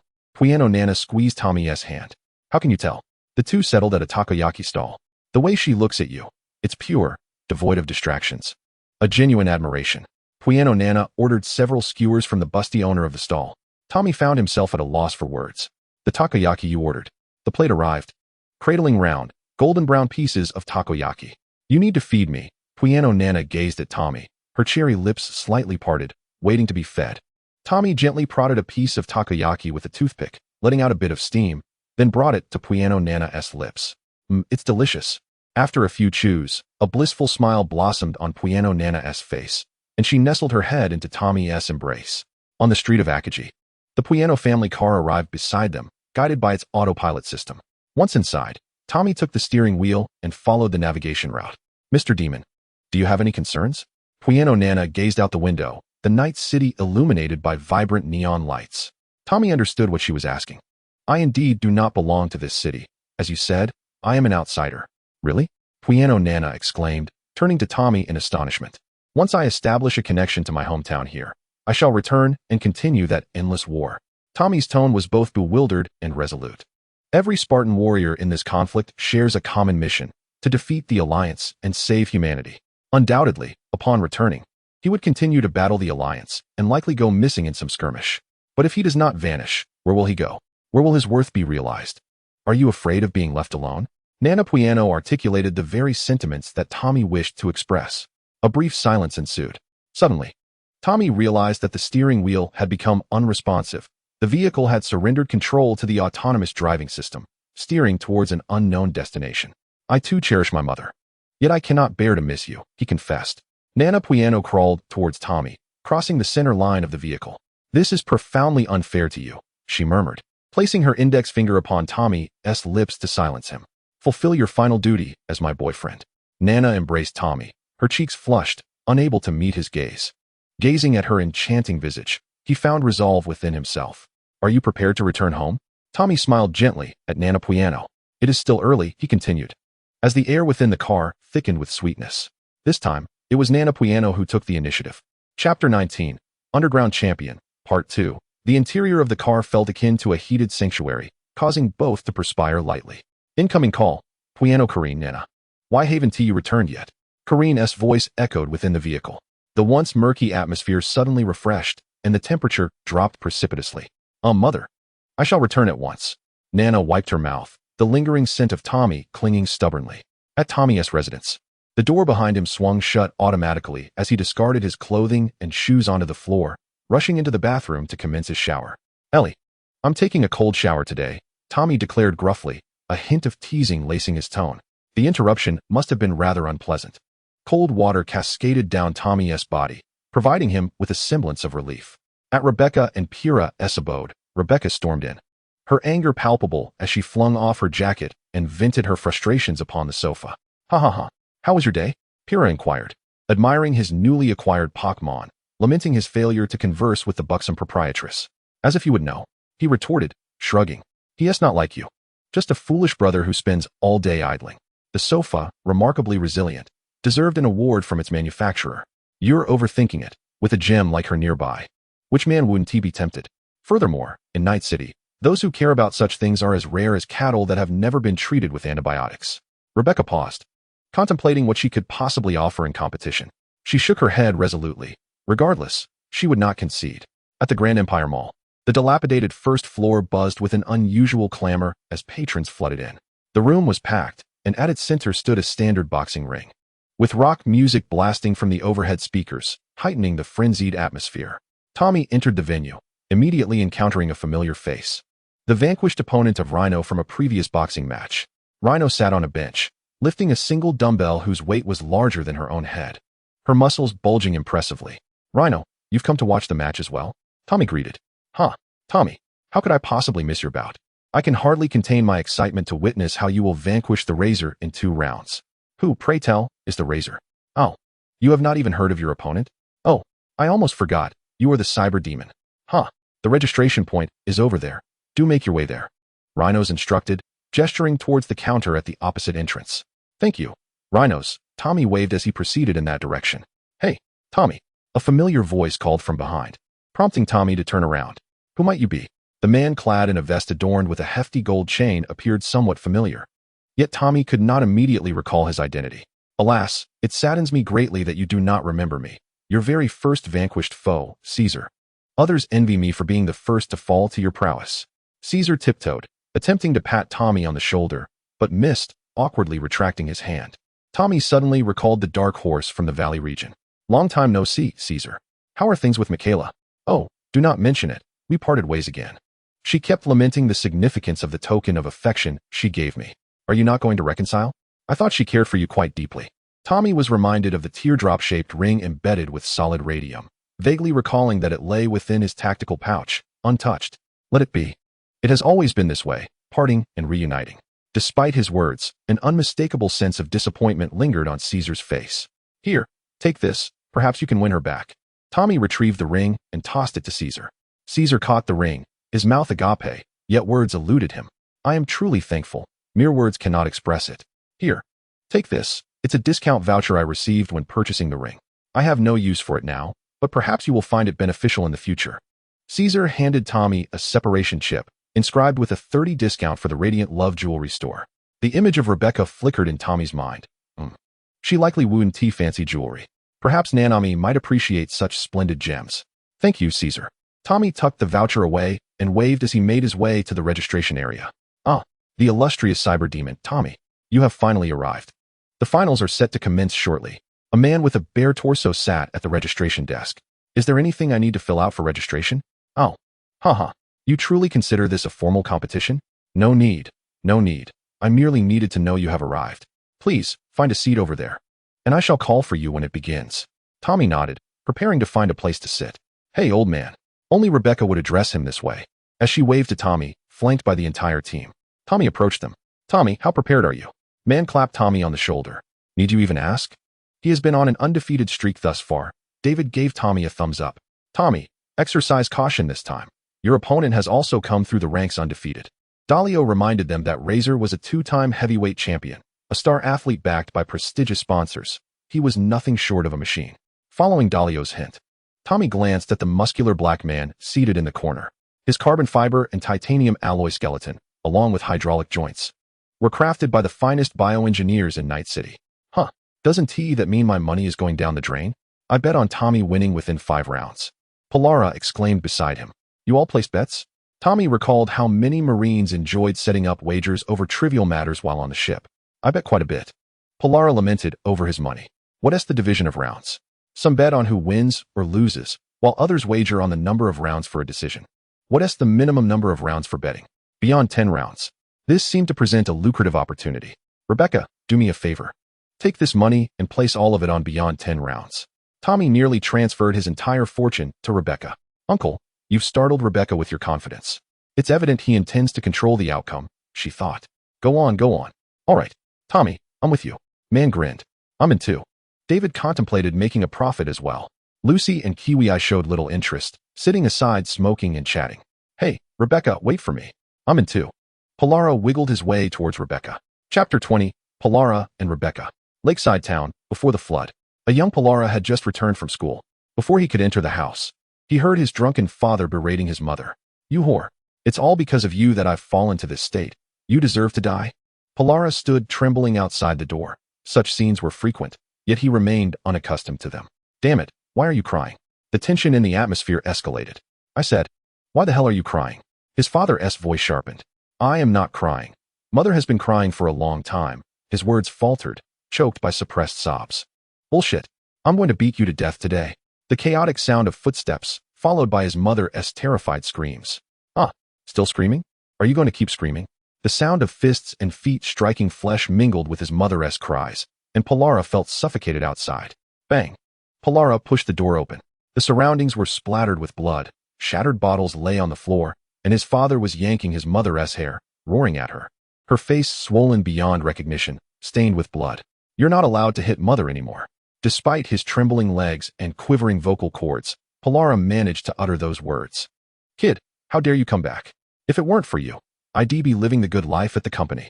His father bellowed, reeking of alcohol as he lunged at Pilara, unleashing a torrent of violence upon him. Pila, I am deeply sorry, mother. Once I have saved enough money, I shall take you to Night City, away from this cursed place where you lie on the floor, asleep amidst your own vomit. Mother cradles little Pila in a corner of the room, tears streaming down her face as she tends to her bruised skin.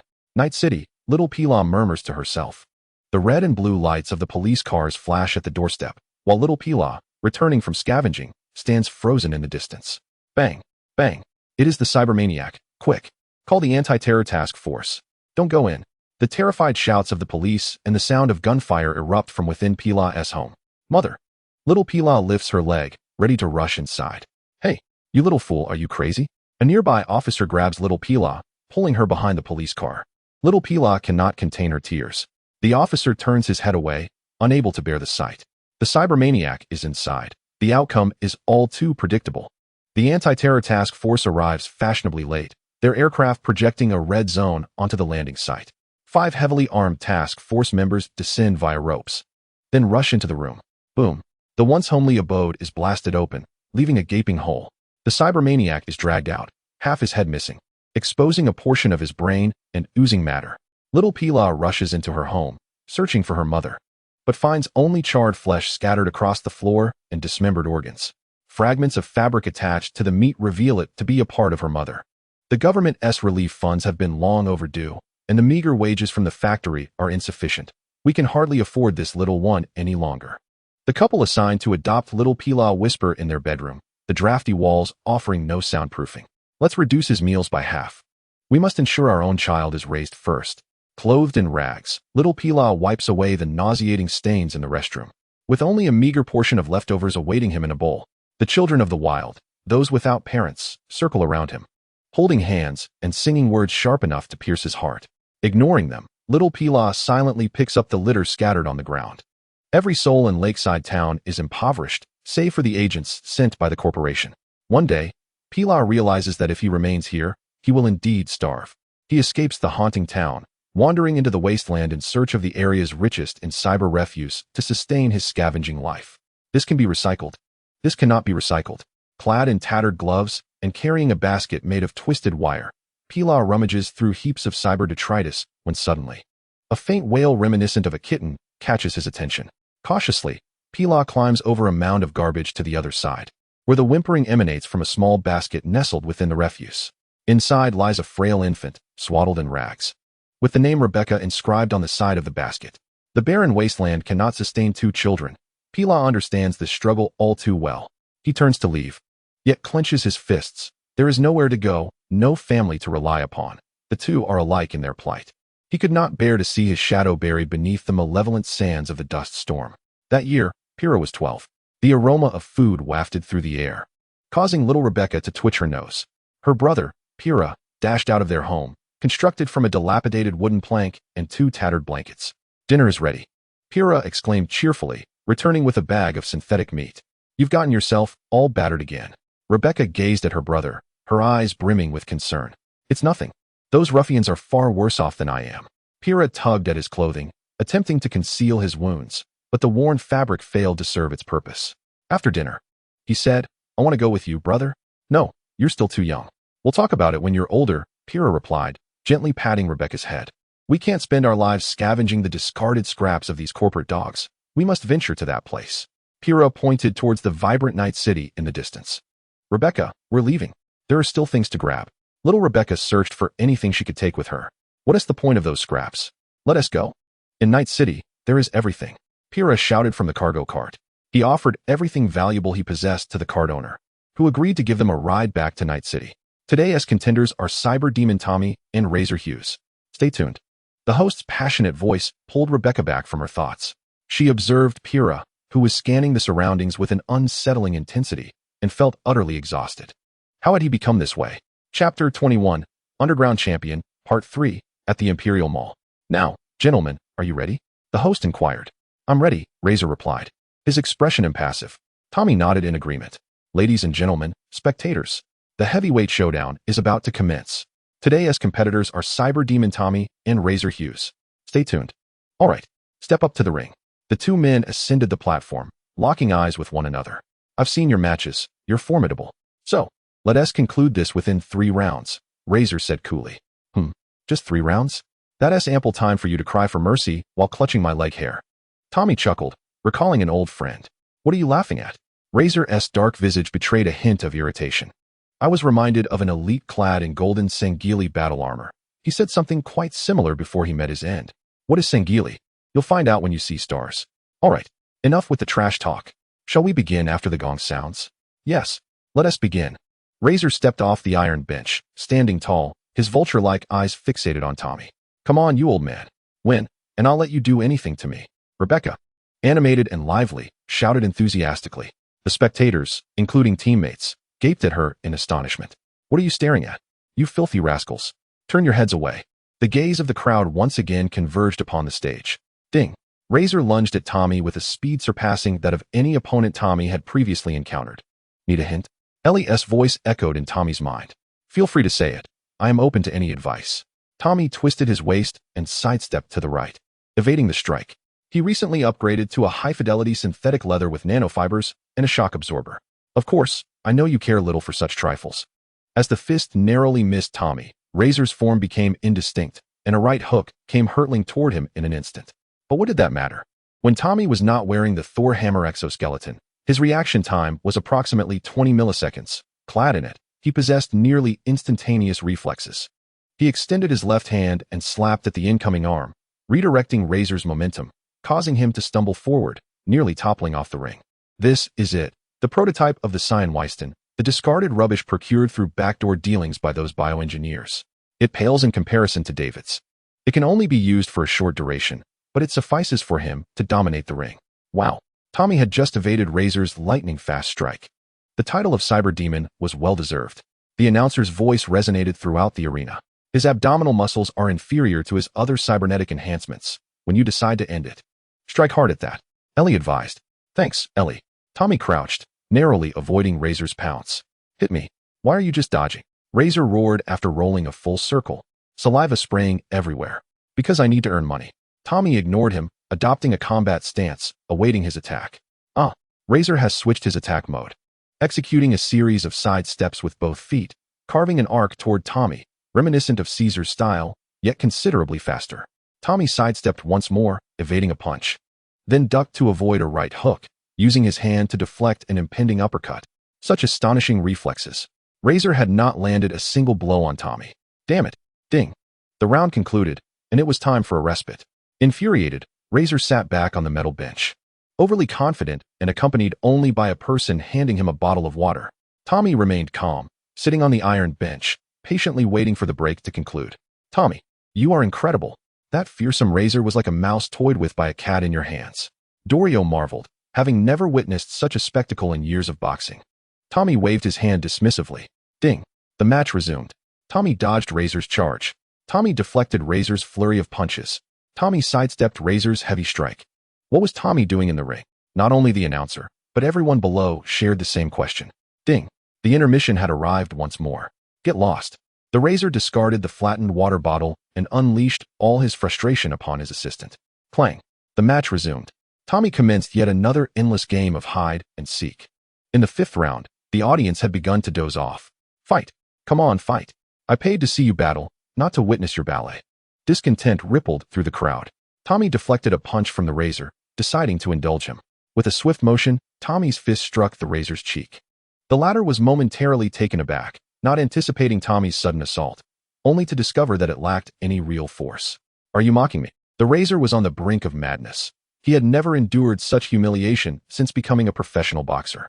Desperately, he unleashed his prototype, Sambishton, throwing punches at Tommy with all his might, yet failing to land a single hit. As the 10th round approached, 40 minutes had elapsed. "Hit me. For heaven's sake. Hit me." Breathless and drenched in sweat, the razor ceased to fight, openly challenging Tommy, showing no inclination to continue. "Just one more round." Tommy remained silent, calmly observing him from a meter away. If he wouldn't move, neither would he. Clang. Another 3 minutes passed. The razor swore this was the most agonizing match he had ever faced. While others inflicted physical damage, Tommy's mere presence inflicted psychological torment, leaving him feeling on the verge of a cyber breakdown. In the audience, some had begun to play cards, and the host's voice was devoid of energy, save for Tommy's team members, who were still spirited. Clang. The 11th round commenced. Tommy assumed his stance, and a palpable shift in energy swept through the hall, causing the audience to feel a chilling draft. At last, was it finally beginning? The host seemed as though every adrenal receptor in his body had been activated, exuding excitement. "Ha ha ha. Come on." Before the razor could finish his sentence, Tommy's figure blurred, and with a powerful punch, he struck the razor's liver. Bang. The muffled sound reverberated throughout the hall. The razor's eyes bulged as if they might pop out. Then he rolled his eyes back and collapsed, unconscious. The venue erupted as if filled with boiling water, the audience moving like overcooked fish and shrimp. One punch. Merely one punch. Tommy had shattered the razor's liver and obliterated his pride. From then on, there would be no complete liver of the razor, only the king of explosive liver, Tommy. The host's voice soared, leaving one to wonder if his vocal cords might snap at any moment. "What on earth is this, the king of explosive liver? Your colleagues back in Phase 2 will surely laugh themselves to death." Elle's laughter echoed through Tommy's cerebral cortex. The referee ascended the stage, raising Tommy's hand, while reporters swarmed in. Even the formidable razor was dispatched in mere 2 moves. "How did you accomplish such a feat?" The reporter's microphone was thrust against Tommy's head. The refrain remained unchanged. "Consume more meat, eggs, and dairy. Retire early and rise early. Meat, eggs, and dairy. Once again, meat, eggs, and dairy. Why must it always be meat, eggs, and dairy? Such enchanting power in meat, eggs, and dairy that it transforms individuals into cybernetic demons. Therefore, hasten to purchase the synthetic meat that will satiate your appetite. You, the reporter, are merely a fad. In truth, you are an advertisement for the company." Tommy navigated through the throng, approaching his squad, where those who had won were grinning from ear to ear. "Ha ha ha. Tommy, tonight, we must drink ourselves into oblivion in our next life." Man's sunglasses slipped down, revealing eyes that were narrowed into slits from laughter. Chapter 22. Aster. At the next life bar. "To our cybernetic demon, Tommy." Man raised his glass. Tommy had already set his helmet aside, joining the others in raising their glasses and downing their drinks. The beer was crisp and refreshing, leaving a rich aftertaste, and coupled with its economical price, it was a perennial favorite among the cyberpunks. "Tommy, how do you accomplish such swift reflexes? Your strikes are as quick as lightning, and your dodging of punches is nothing short of ethereal." Dorio wiped his mouth, setting down the bottle, and added, "Don't try to dazzle me with tales of early to bed and early to rise, and consuming more meat, eggs, and dairy. I've undergone biological modification." Unpleasant memories surged to the forefront as Tommy took a sip of his beer. "Biological modification? You mean going to a cybernetic surgeon?" "Not that kind of modification. Simply put, it involves surgical procedures." Tommy mimicked the action of wielding a scalpel. "The surgeon would lift the skull from your head, performing surgery first on the capillaries of the occipital lobe to alter the direction of blood flow within them, thereby enhancing circulation to the rod and cone cells beneath the retina. To combat insurgents, Tommy's advanced training required them to master anatomy. Thus, he spoke of these matters with great familiarity. However, those in his squad who had not received much education were lost from the mention of the occipital lobe, with David, who had recently dropped out of school, feeling utterly bewildered. Consequently, visual perception would be markedly enhanced. This statement resonated with them. Furthermore, there was the superconductive fiberization of neuronal dendrites. On one hand, the conduction properties of neuronal dendrites are altered through chemical agents. On the other hand, targeted plasmids are introduced into the neurons to modify their genetic material, thereby solidifying the results of dendritic superconductive fiberization. Ultimately, This culminated in the reaction capabilities I possess now. So, do you comprehend?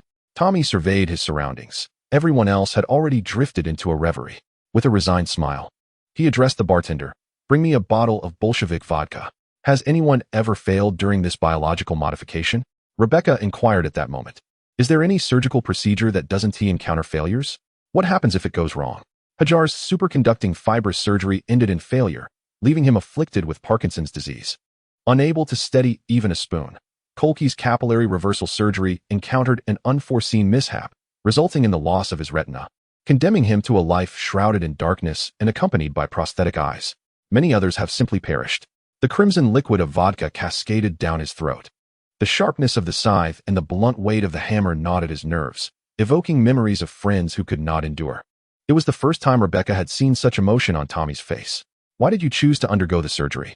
After a moment of silence, Rebecca asked again, aware she should not pry into his wounds, yet unable to suppress her desire to understand him better. For humanity. Tommy's hand grazed the rough battle scars left by the Battle of Zhiyuan on the Thor's hammer helmet. Initially, most of us could not accept being abducted for such harsh training and transformation. Daisy even ran back home. But the subsequent harsh realities made us realize that for the continuation of humanity, it was a necessity.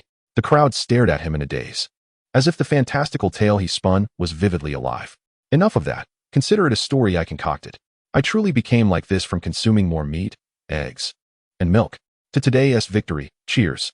The clinking of glasses resonated with a crisp sound. After several rounds of drinks, the merriment flowed. Did you know? When I first encountered Dorio, she walloped me like a pig. Huh? Men burst into laughter, a faint flush of inebriation visible on his dark face.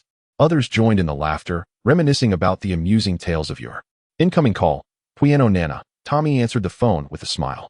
Mr. Devils, a soft voice floated through, tickling the heart. What's the matter, Miss Pueno? How rude. You've completely drained me, yet still use honorifics. As if I had done everything, Nana. Tommy's smile deepened, the warmth and tenderness of that night lingering in his memory. It's almost the same. By the way, I heard you knock that ugly black gorilla down today. I wish I could celebrate with you, but I'm currently busy preparing for a concert. I can only make it up to you next time. No worries. I'll be looking forward to how you make it up to me.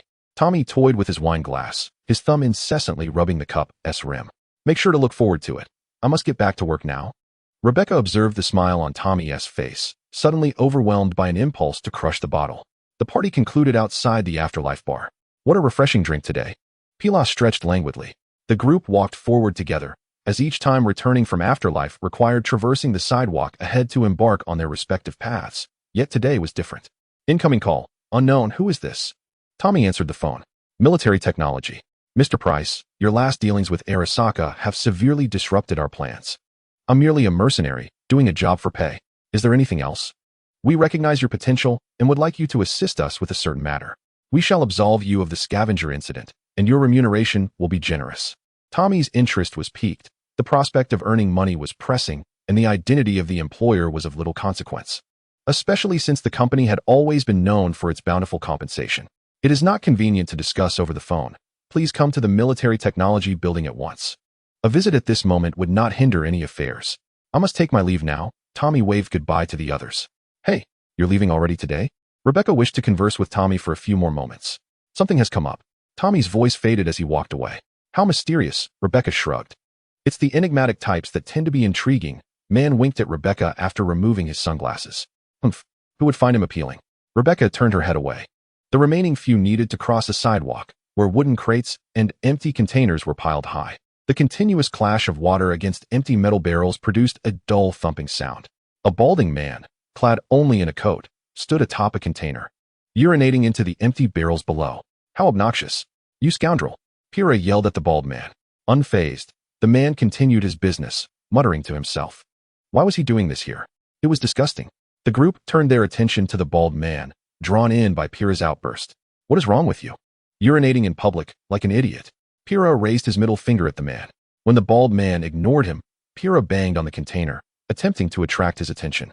Old fool, are you pretending to be deaf? Pyrrha, let it go.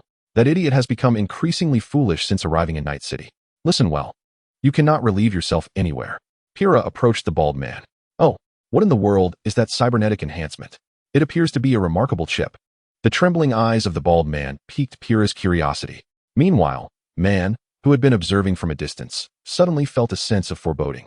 Tommy had just boarded a taxi he had called. "Hey, big guy, take it easy. This car is going to tip over." The driver complained about Tommy's weight. "My apologies. To the military technology building, please." The taxi set off towards its destination. The vibrant night city continued to dazzle, with various revealing figures wandering the streets, occasionally interrupted by the roar of a motorbike gang. Suddenly, a loud explosion echoed in the distance.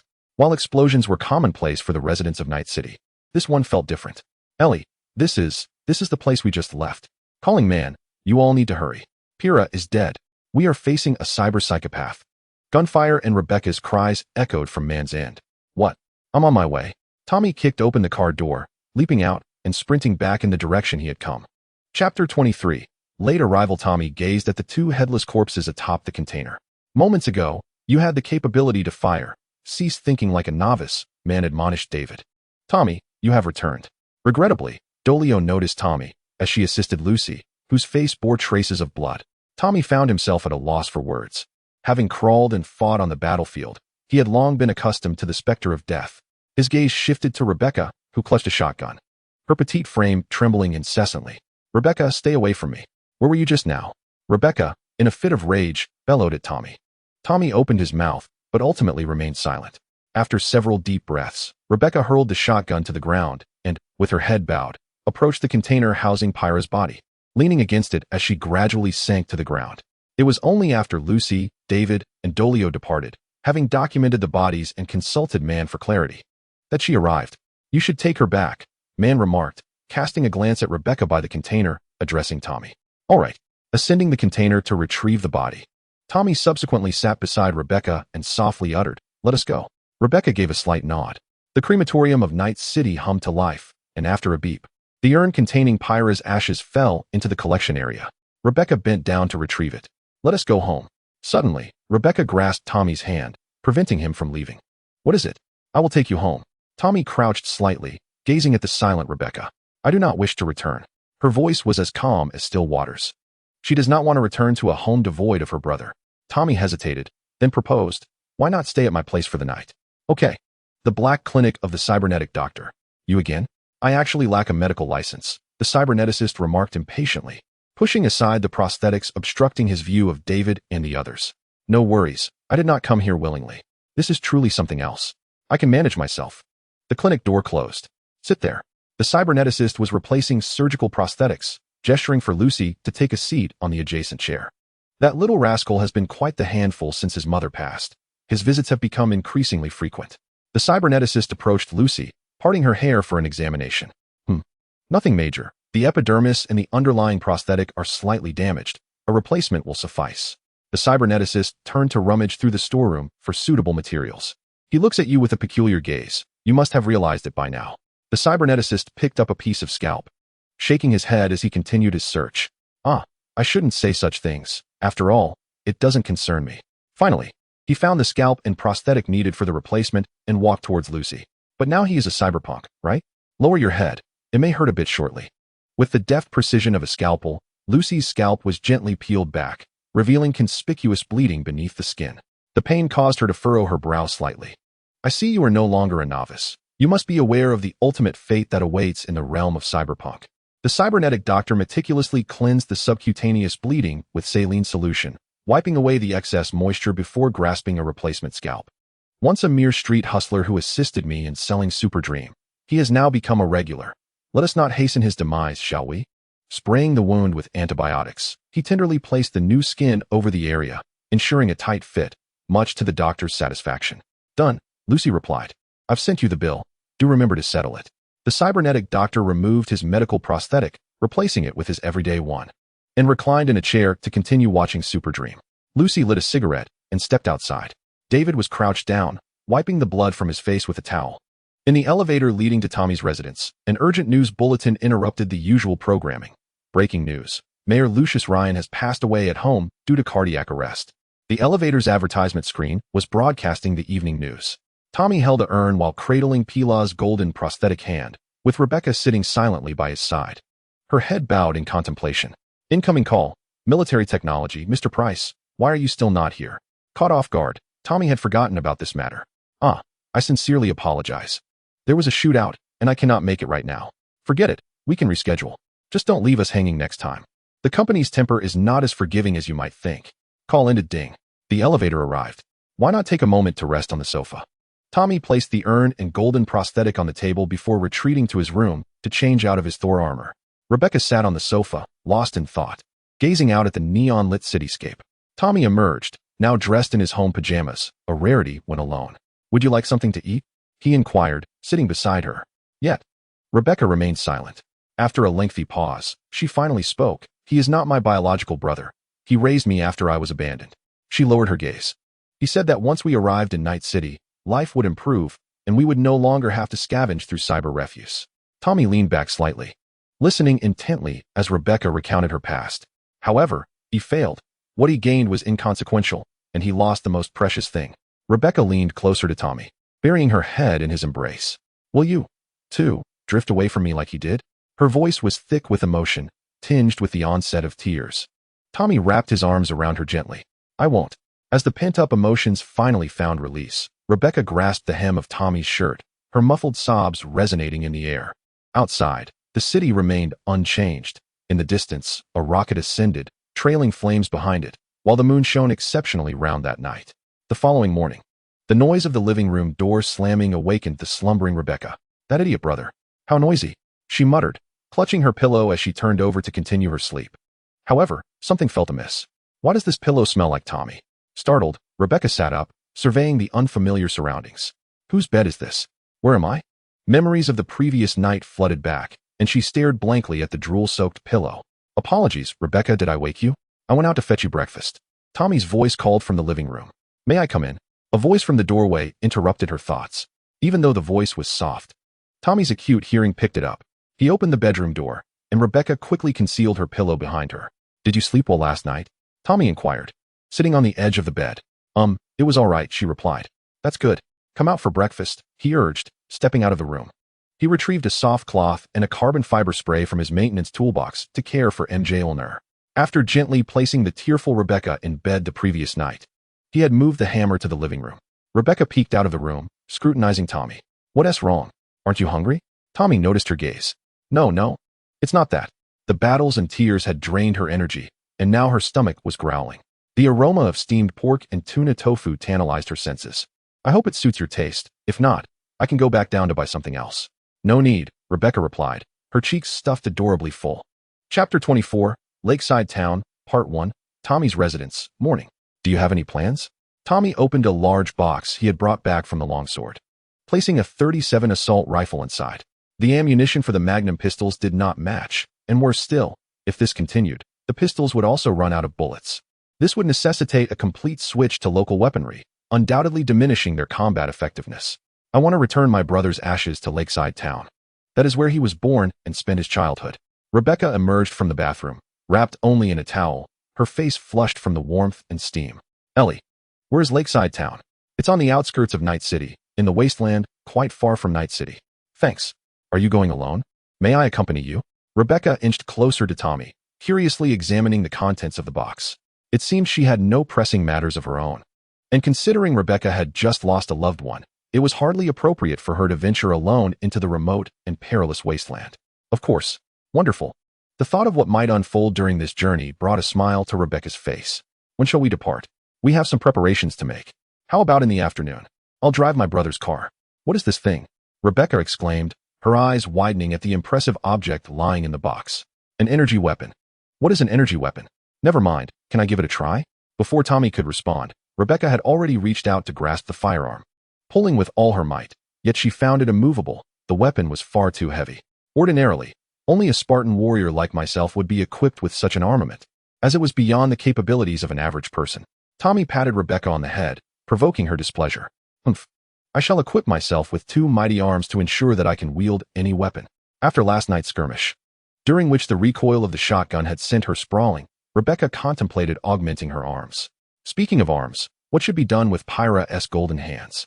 Tommy glanced at the golden prosthetics still resting on the table. Pyra's golden hands would be a tremendous asset for any technician. However, they had yet to shine in their full glory before their owner passed away. I suppose you want to be using them, so why not give them to David? He is a good fellow, and doesn't he have any prosthetics? Rebecca thought of the silly David, recalling that those golden hands were indeed a gift from him to Pyra. Shouldn't they be sold for money? That disgusting uncle. Those are my brother's hands. I refuse to sell them. Rebecca swung her small fist at Tommy in a playful but fierce manner. At Rebecca's residence, in the afternoon, the radiant stars were no longer directly overhead, and the ground of Night City was scorching to the feet, while the air conditioning systems in the buildings were under considerable strain. After Tommy and Rebecca had finished inventorying their supplies, they climbed into Pyra's beauty and prepared to set off for the wasteland. Incoming call. Man, hey, Tommy, how is Rebecca doing? Tommy glanced over at Rebecca, who was chewing gum. What is up? Rebecca noticed Tommy's gaze. Man is asking about you. Just tell him I'm fine. Rebecca waved her hand dismissively. All good, no major issues. That is great to hear. We have a lead on Tianzhong. Come over for a meeting tonight. Tianzhong. All right, you're not aware. Remember the day we first met? A few scoundrels from the Tiger Claw gang were after us because we had obtained intel on Tianzhong from Arasaka's upper echelons. But since we were too conspicuous during that operation, he has been extremely cautious lately. Just now, that little rascal David provided us with a crucial lead. Man's voice brimmed with barely contained excitement. What is it? Tommy interjected. Jimmy Blackthorne, a director specializing in custom dreamscapes. Tianzhong has a habit of commissioning him for dreamscapes, so we should be able to locate Tianzhong through him. I will gather the team members for a meeting tonight to devise a specific plan. How about you? I'm afraid I can't make it. I promised Rebecca I would return Pyra's ashes to her hometown. Apologies. The urn containing Pyra's ashes rested in the trunk of the beauty. Of course, it's understandable, given that a loved one is just passed. Well, it's no matter. He's just a director. We can handle it. Safe travels. Man's confident voice resonated. What did he ask you? Rebecca inquired. There's a lead on Tianzhong. Tommy started the vehicle and drove toward the outskirts of the city. Oh, so you're not going with them? The objective is to become a master director. And Man is confident that they can accomplish it without my assistance. Tommy grips the steering wheel, navigating through an intersection. Huffed, isn't it because you want to accompany me? Rebecca shifts in her seat, distancing herself from Tommy. What's wrong? Are you feeling unwell? Tommy notices Rebecca squirming in the passenger seat. No, she retorts fiercely. What could be troubling her? Tommy is perplexed.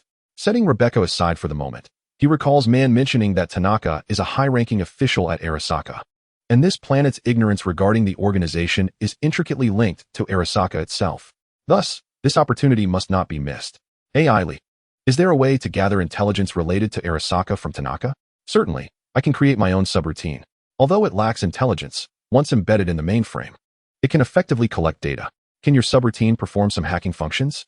To persuade the recipient to willingly incorporate the subroutine, there must be a tangible benefit.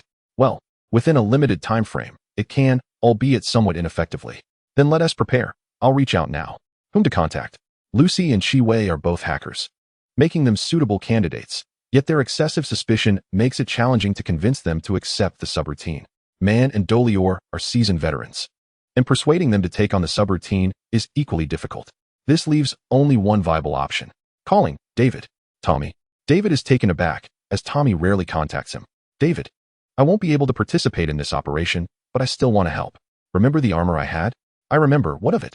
That incident in the subway had genuinely startled him. I'll have her write a subroutine to send to you, granting you preliminary hacking capabilities. What do you think? I can have hacking skills? That is awesome. But why not ask someone else? David is not foolish enough to be easily swayed. Lucy and Shi Wei are already proficient hackers, and Man and Dolior are far superior to you. You are the one who needs this the most. That makes sense. I'll take it. David begins to envision himself wreaking havoc with his newfound hacking skills. By the way, I need a small favor. Go ahead. As long as it's not an unreasonable request, David is willing to assist for the sake of this hacking ability. If we capture Tanaka, could you integrate the subroutine during the intrusion? I'm quite curious about the intelligence he possesses. Leave it to me. Capturing Tanaka and executing this task should be a breeze. Moreover, the primary goal is to extract the information from his mind, so the two tasks are not in conflict. Thanks, David. I'll treat you to a drink when I return. Now you're making me feel bashful. When will you send the subroutine? Right now? Ellie's prompt sounded. Next, we could only await the intelligence that would unfold.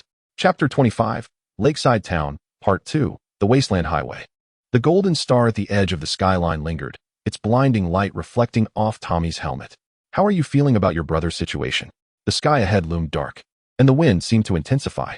I always knew this day would come. Our team has not always consisted of just us. Several have come and gone, most of whom have met a grisly fate. Rebecca perpetually chewed her gum, seemingly immune to its monotony. However, I never anticipated such a demise. Clenching her fists, Rebecca lamented dying at the hands of a lecherous bald man.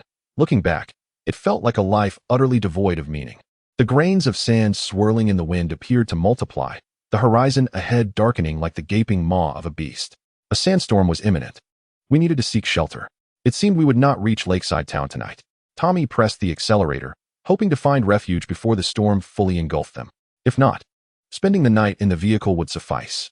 Rebecca seemed indifferent to finding a place to shelter, perhaps preferring the confines of the cramped car for the night. Circumstances rarely aligned with desires, especially for Rebecca. There's a house over there. Let us seek refuge inside. Damn it. There are already too many of these houses in Night City. Why must there be more here?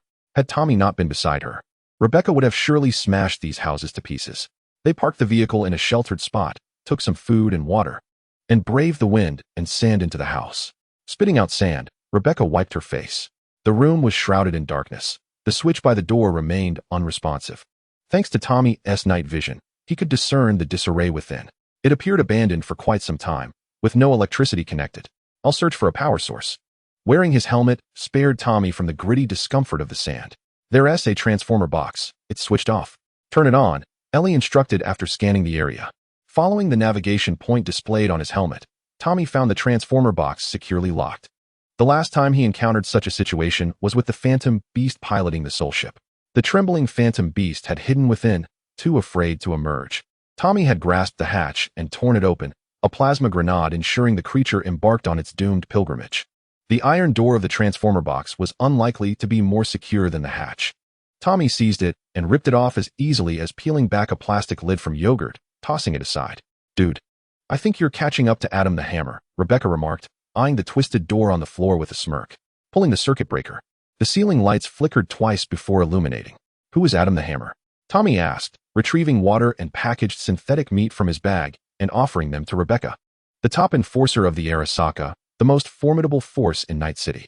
Rebecca tore open the packaging of the synthetic meat and took a bite, only to be met with the taste of plastic.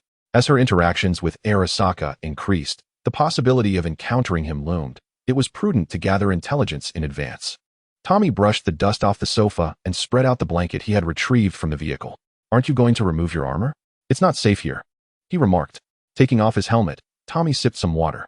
How does one manage to use the restroom while clad in armor? Rebecca inquired, voicing a question she had long kept buried in her heart. The armor has a waste collection system. It just needs to be managed periodically. Besides, the molecular food we consume aboard the ship results in minimal waste, Tommy replied, leaning back against the sofa, contemplating the dangers that might arise tonight. You speak with such conviction. If you return, be sure to take me with you, Rebecca said as she jumped onto the sofa and nestled against Tommy, continuing to chew on the plastic. Returning is no mere child's play.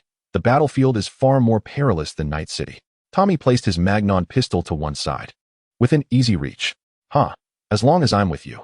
That's enough, Rebecca candidly expressed her feelings. Tommy glanced at her, but another delicate visage invaded his thoughts, revealing an uncanny similarity between the two. It's getting late. You should sleep. I'll keep watch, he deflected the topic. I can't sleep. Your armor is digging into me, Rebecca complained, tapping the MJOLNIR hammer, which emitted a dull thud. Go sleep over there. Tommy gestured toward the other side of the sofa. No, I want to sleep on you. Rebecca stubbornly refused to reason with him. Such defiance. Be careful, or the ghouls will come for you tonight, Tommy teased, patting her head, then rolled another blanket into a makeshift pillow on his thigh. I'm not a 3-year-old.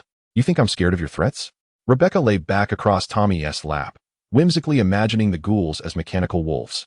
From this vantage point, she observed Tommy's face. Pale and cold, perhaps a result of rarely removing his helmet. Soon, Rebecca succumbed to drowsiness and drifted off to sleep. In the dead of night, the relentless winds and sands of the Badlands showed no signs of abating. Boss, there's a house ahead. Let us take shelter inside. One of Scarface's henchmen called as he ran back. Damn it, we haven't gotten a single thing today, and now we face a wretched sandstorm, Scarface spat, expelling the sand from his mouth, gesturing for his men to approach the house. Boss, it seems there are people inside. What should we do? A rookie, with a foolish expression, asked. Are you an idiot? Eliminate them all, Scarface shouted, striking the rookie across the face, making stars dance before the young man's eyes. His mood was already foul, and this fool had chosen the worst moment to provoke him. Huh, why is the rookie lying motionless on the ground?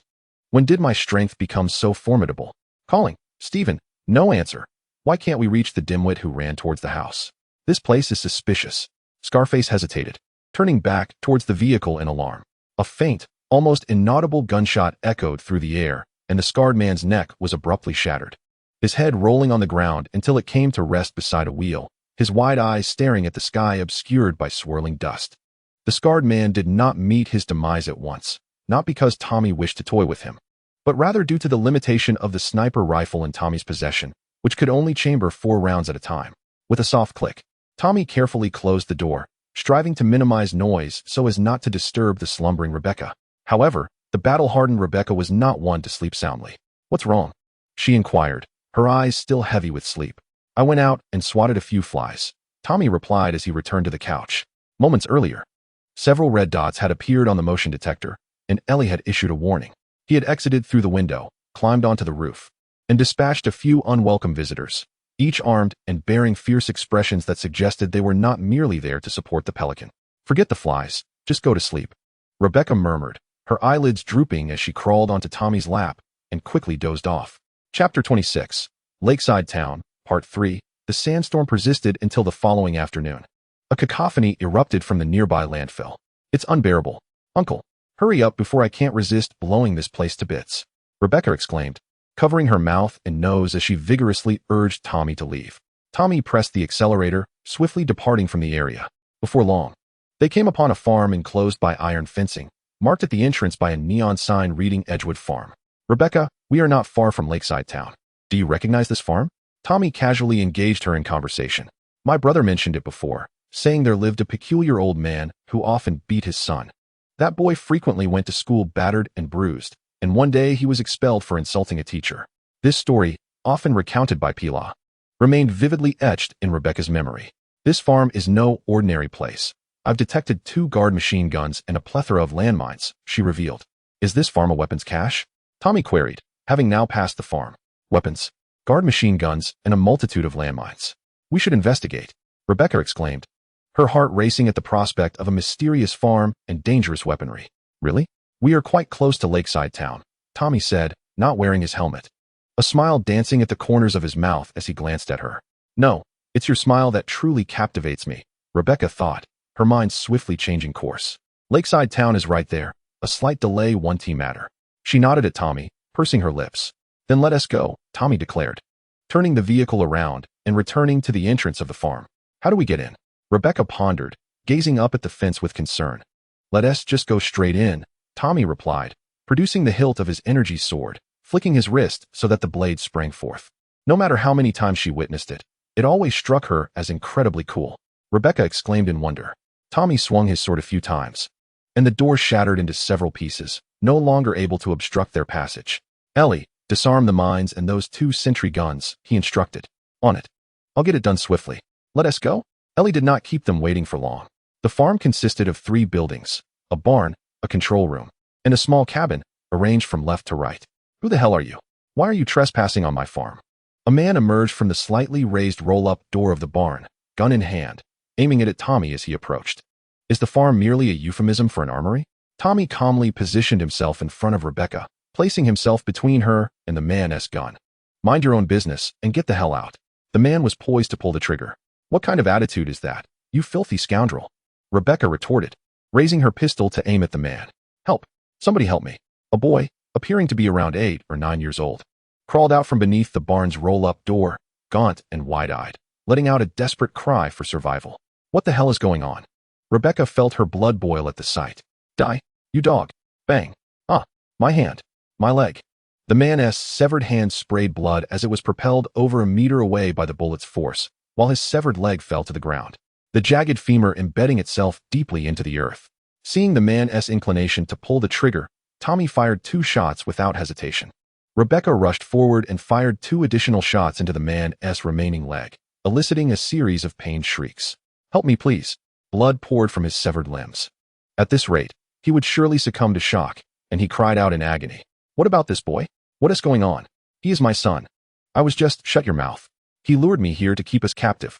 Despite his frail condition, the boy roared with all his might. Kept captive. You beast. Rebecca stepped on the man's face. Tommy had already crouched beside the boy to examine his frail body. Aside from muscle atrophy and general weakness, he seemed otherwise unharmed. Where are the others? In the barn where I crawled out. The boy pointed toward the barn behind him. Tommy crouched and lifted the roll-up door, revealing a sight that shocked Rebecca nearby. She rushed over to remove the masks from their faces, but could not detach the feeding tubes. How do we stop these machines? Tommy asked the boy. Over there, in the control room. The boy pointed to a small room on the right side of the barn's second floor. Tommy entered the room and saw a large screen displaying an animation of automated machines milking cows accompanied by eerie music. Disgusting. Even the Covenant would never engage in such vile acts. He found the switch to halt the feeding equipment, then descended to unbind the children one by one, placing them in a clear area outside the barn. What will happen to these little ones? Rebecca asked, her heart aching at the sight of them.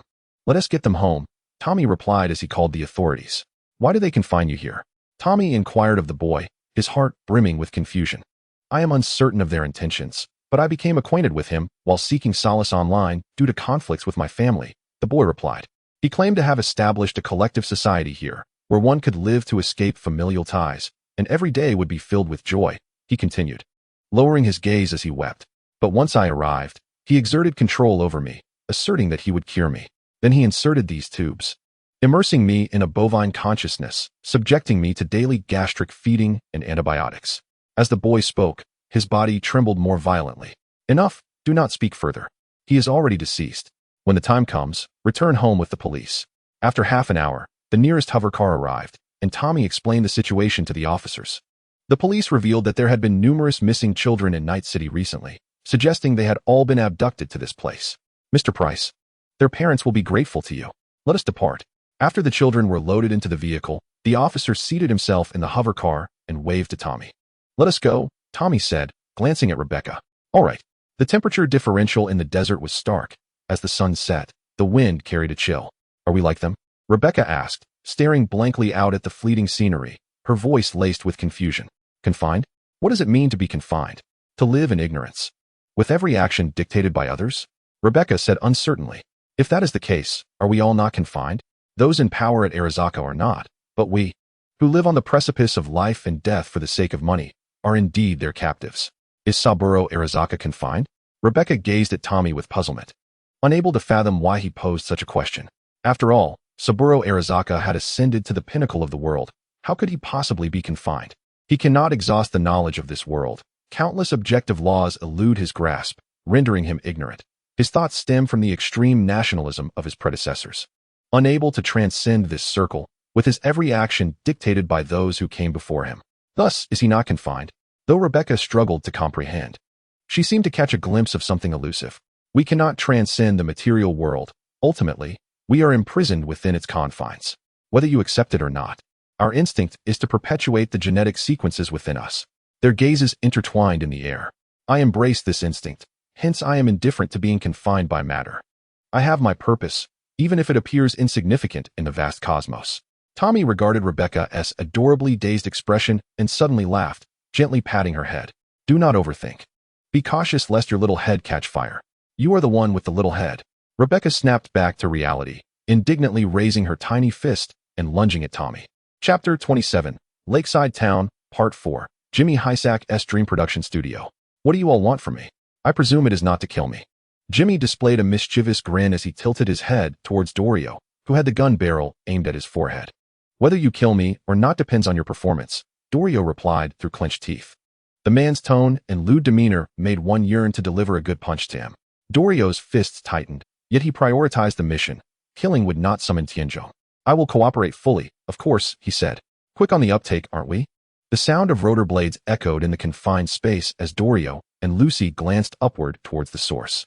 The noise heralded the emergence of a military drone from the shadows, hurtling directly towards the trio. A military drone. Correct. Jimmy exclaimed with pride. Take them out. That's not feasible, Dorio retorted. That's my prized little toy, complete with custom features. I wonder how long your little pistols can hold out. Good luck. Jimmy's tone held no semblance of encouragement. You bastard, I'll blow you to bits. Dorio could no longer tolerate his insufferable demeanor. That is not a wise course of action. Nevertheless, it won't prevent them from turning you into a bloody mess on the ground. Then I shall use you as a human shield, Dorio declared, positioning Jimmy in front of him. Bang, bang. Bullets struck the drone but ricocheted off, indicating that hacking was the only way out. There were indeed two of them. The drone spread apart, aiming at them from different angles. Damn it, it seems you are surrounded. Care to surrender? Shut your filthy mouth. Dorio shot back, turning to Lucy, who possessed hacking capabilities.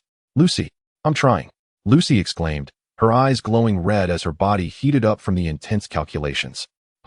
Why has the progress suddenly accelerated? Lucy stared in astonishment at the rapidly advancing progress bar and the dizzying calculations. When did her hacking skills become so formidable? Tommy provided me with a subroutine. I'm here to assist you. David snatched Lucy's handgun, diverting the drone's attention while dodging their incoming fire. With the aid of the subroutine, the two drones quickly short-circuited and fell silent. How is this possible? How could it happen so quickly? Jimmy was astounded to witness the military drones dismantled in mere seconds. Lucy let out a sigh of relief. After the intense and extensive calculations, even she felt utterly exhausted. You scoundrel! Dorio exclaimed, placing his foot on Jimmy, who had nearly sealed his fate the moment the drones emerged. While waiting for Tianzhong's arrival, Man pointed at the seated Jimmy as he exited, saying, keep an eye on him, don't let him out of sight. Understood, David nodded. The door to the room swung open, and Lucy stepped inside. Well, if it isn't the genius hacker, Jimmy remarked, still in his insufferable tone. Lucy, what's the deal with that subroutine? Lucy approached David, the faint scent of smoke wafting from her, stimulating his senses. Tommy expressed his desire to contribute to this mission and thus sent me a subroutine. He truly is a good soul. Are you an idiot? Lucy suddenly seized David by the collar, her voice rising in intensity. What if this subroutine contains a virus? You would be finished. Lucy was exceedingly agitated, astonished that David remained oblivious to the magnitude of his peril. How could Tommy engage in such reckless behavior? David found it hard to believe that his steady and affable teammate would act in such a manner. In Night City, trust is a luxury few can afford. Well said. I concur. Jimmy interjected. Silence. Lucy glared at him. Fine, I'll be quiet, Jimmy replied, his expression annoyingly smug. Did you hear me clearly? Lucy turned back to David. But I trust you. No, even I cannot afford to be so naive. Misplaced trust in Night City can lead to demise. Lucy did not wish to utter those words. What is his objective? Did he request your assistance? He asked me to incorporate the subroutine while gathering intelligence on the field to collect information collectively. Lucy slightly loosened her grip on David's collar. Why does he need this information? Is it related to that thing? Lucy recalled the fantastical tales Tommy spun on the night they first met. Could he truly be gathering information in that regard? Was everything he spoke the truth? Lucy? David's voice pulled her back from her thoughts. I can assist with this, but I must inspect the program first. Send it to me. David handed the subroutine to Lucy for examination, which, unsurprisingly, came back clean. Next time, you must never accept someone else's program without caution, understand? Lucy released her hold on David's collar. On the hillside adjacent to Lakeside Town, the moon concealed itself, and the night sky was adorned with countless stars. A gentle breeze caressing Rebecca's hair. How could this have come to pass? Almost the entirety of Lakeside Town lay submerged, with only a few tall buildings barely protruding above the water's surface. It must be the lake's water that has engulfed the town. What about the ashes? Shall we cast them into the water? Rebecca tilted her face upward to look at Tommy. The lake water was repugnant, littered with electronic waste and decaying fish.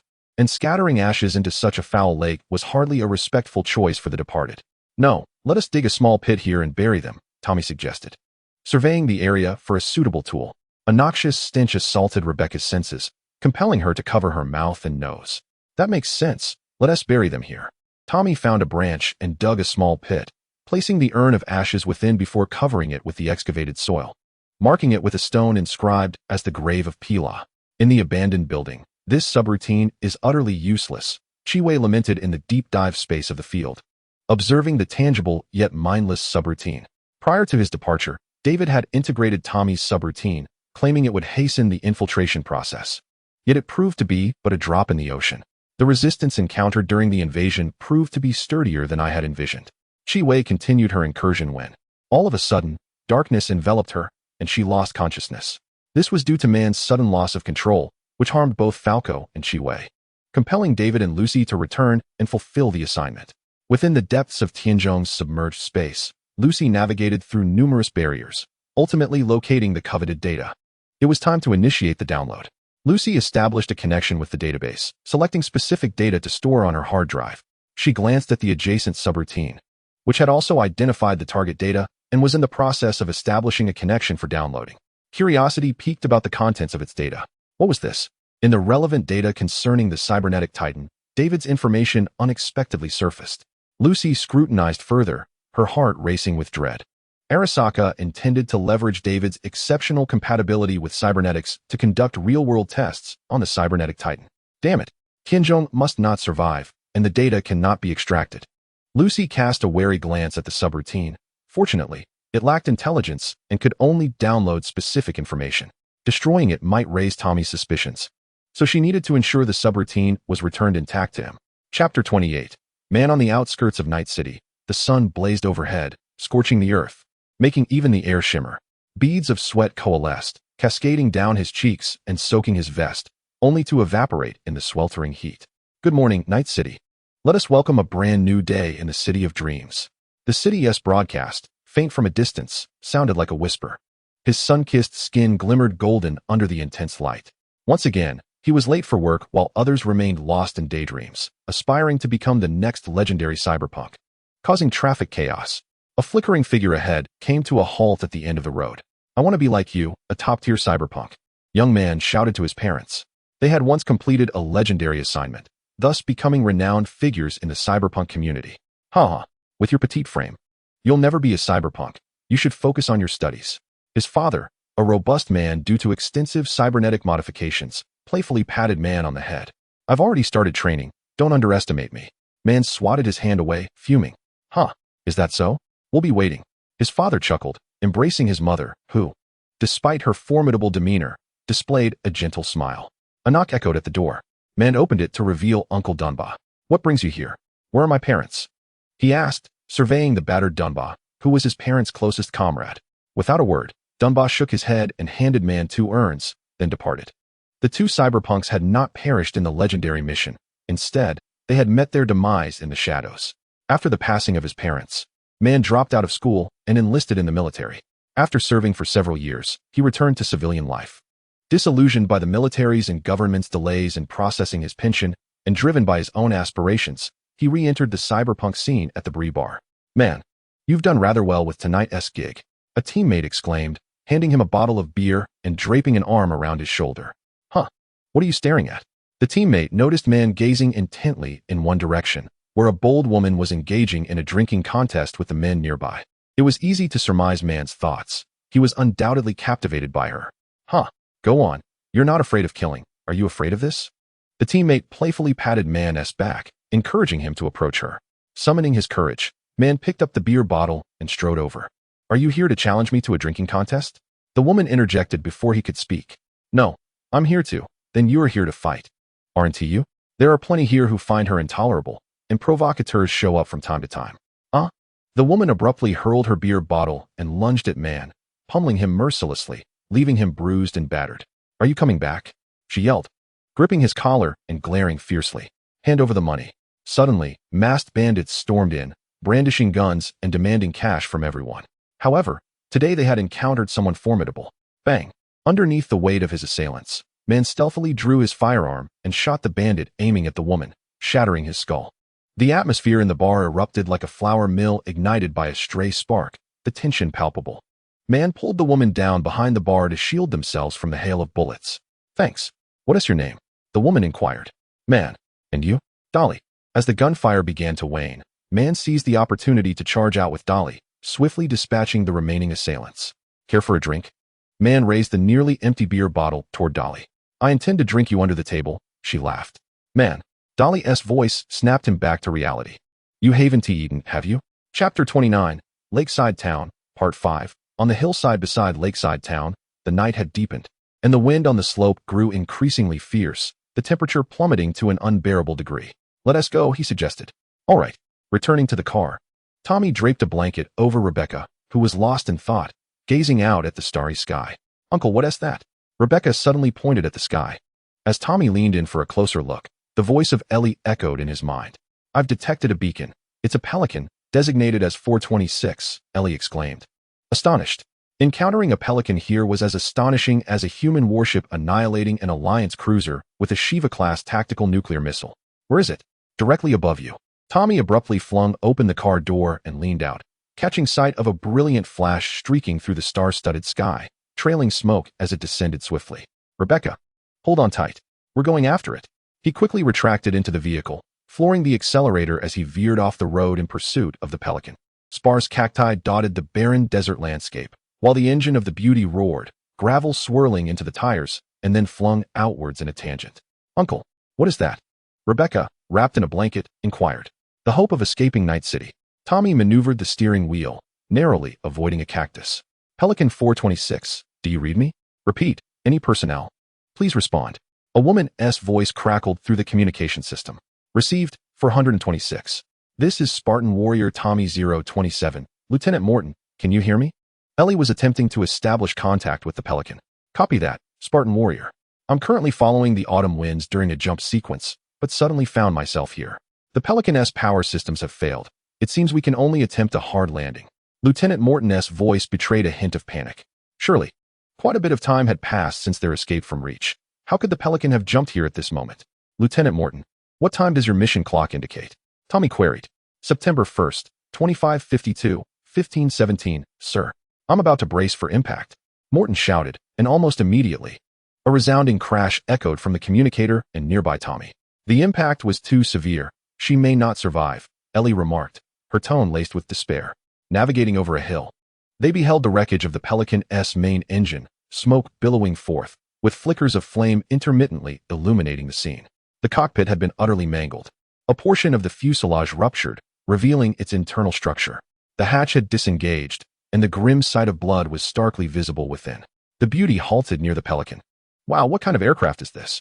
Rebecca exclaimed, having exited the vehicle, marveling at the uniquely designed craft. This is the Pelican, let us go inside. The two ventured into the cargo bay, with Tommy heading straight for the cockpit, only to find the door deformed and unable to open properly. Life signs have vanished. She is deceased, Elle said mournfully. Tommy relinquished his attempt to force the cockpit door open and rendered a salute. The pilot, he began, shaking his head, unwilling to respond to Rebecca, and instead commenced searching for usable supplies within the Pelican. Upon opening the armament storage compartment, he discovered a Type 299 anti-material sniper rifle, a .45 tactical shotgun, and an array of weaponry and ammunition sufficient to arm 30 Marines, alongside 9 fragmentation grenades. What is this? Tommy noticed 2 blue plasma grenades tucked away in a corner of the storage compartment, likely captured from the Covenant during a previous battle. With determination, he pried loose the armament storage compartment and carried it towards the vehicle. Rebecca continued to explore the Pelican, occasionally exclaiming in wonder, Rebecca, we must leave. Soon the marauding gang will be drawn here by the sounds of explosions. What is there to fear? We shall vanquish them all. Rebecca called out to Tommy, who was loading a storage locker into the trunk of the Beauty. Elle, initiate its self-destruct sequence. We cannot allow the company to acquire it. Understood, initiating now. Rebecca, it's going to explode, Tommy announced, taking action without prior warning. What? Why is it suddenly going to explode? The cabin's lights abruptly shifted to red, and the engine began to emit a deafening roar. Wait for me, you old fool, Rebecca exclaimed, startled, as she leapt from the Pelican and ran with her little legs. Once she was a safe distance from the Pelican, a resounding explosion erupted at the crash site, sending waves of force and sand flying, which rattled against the vehicle.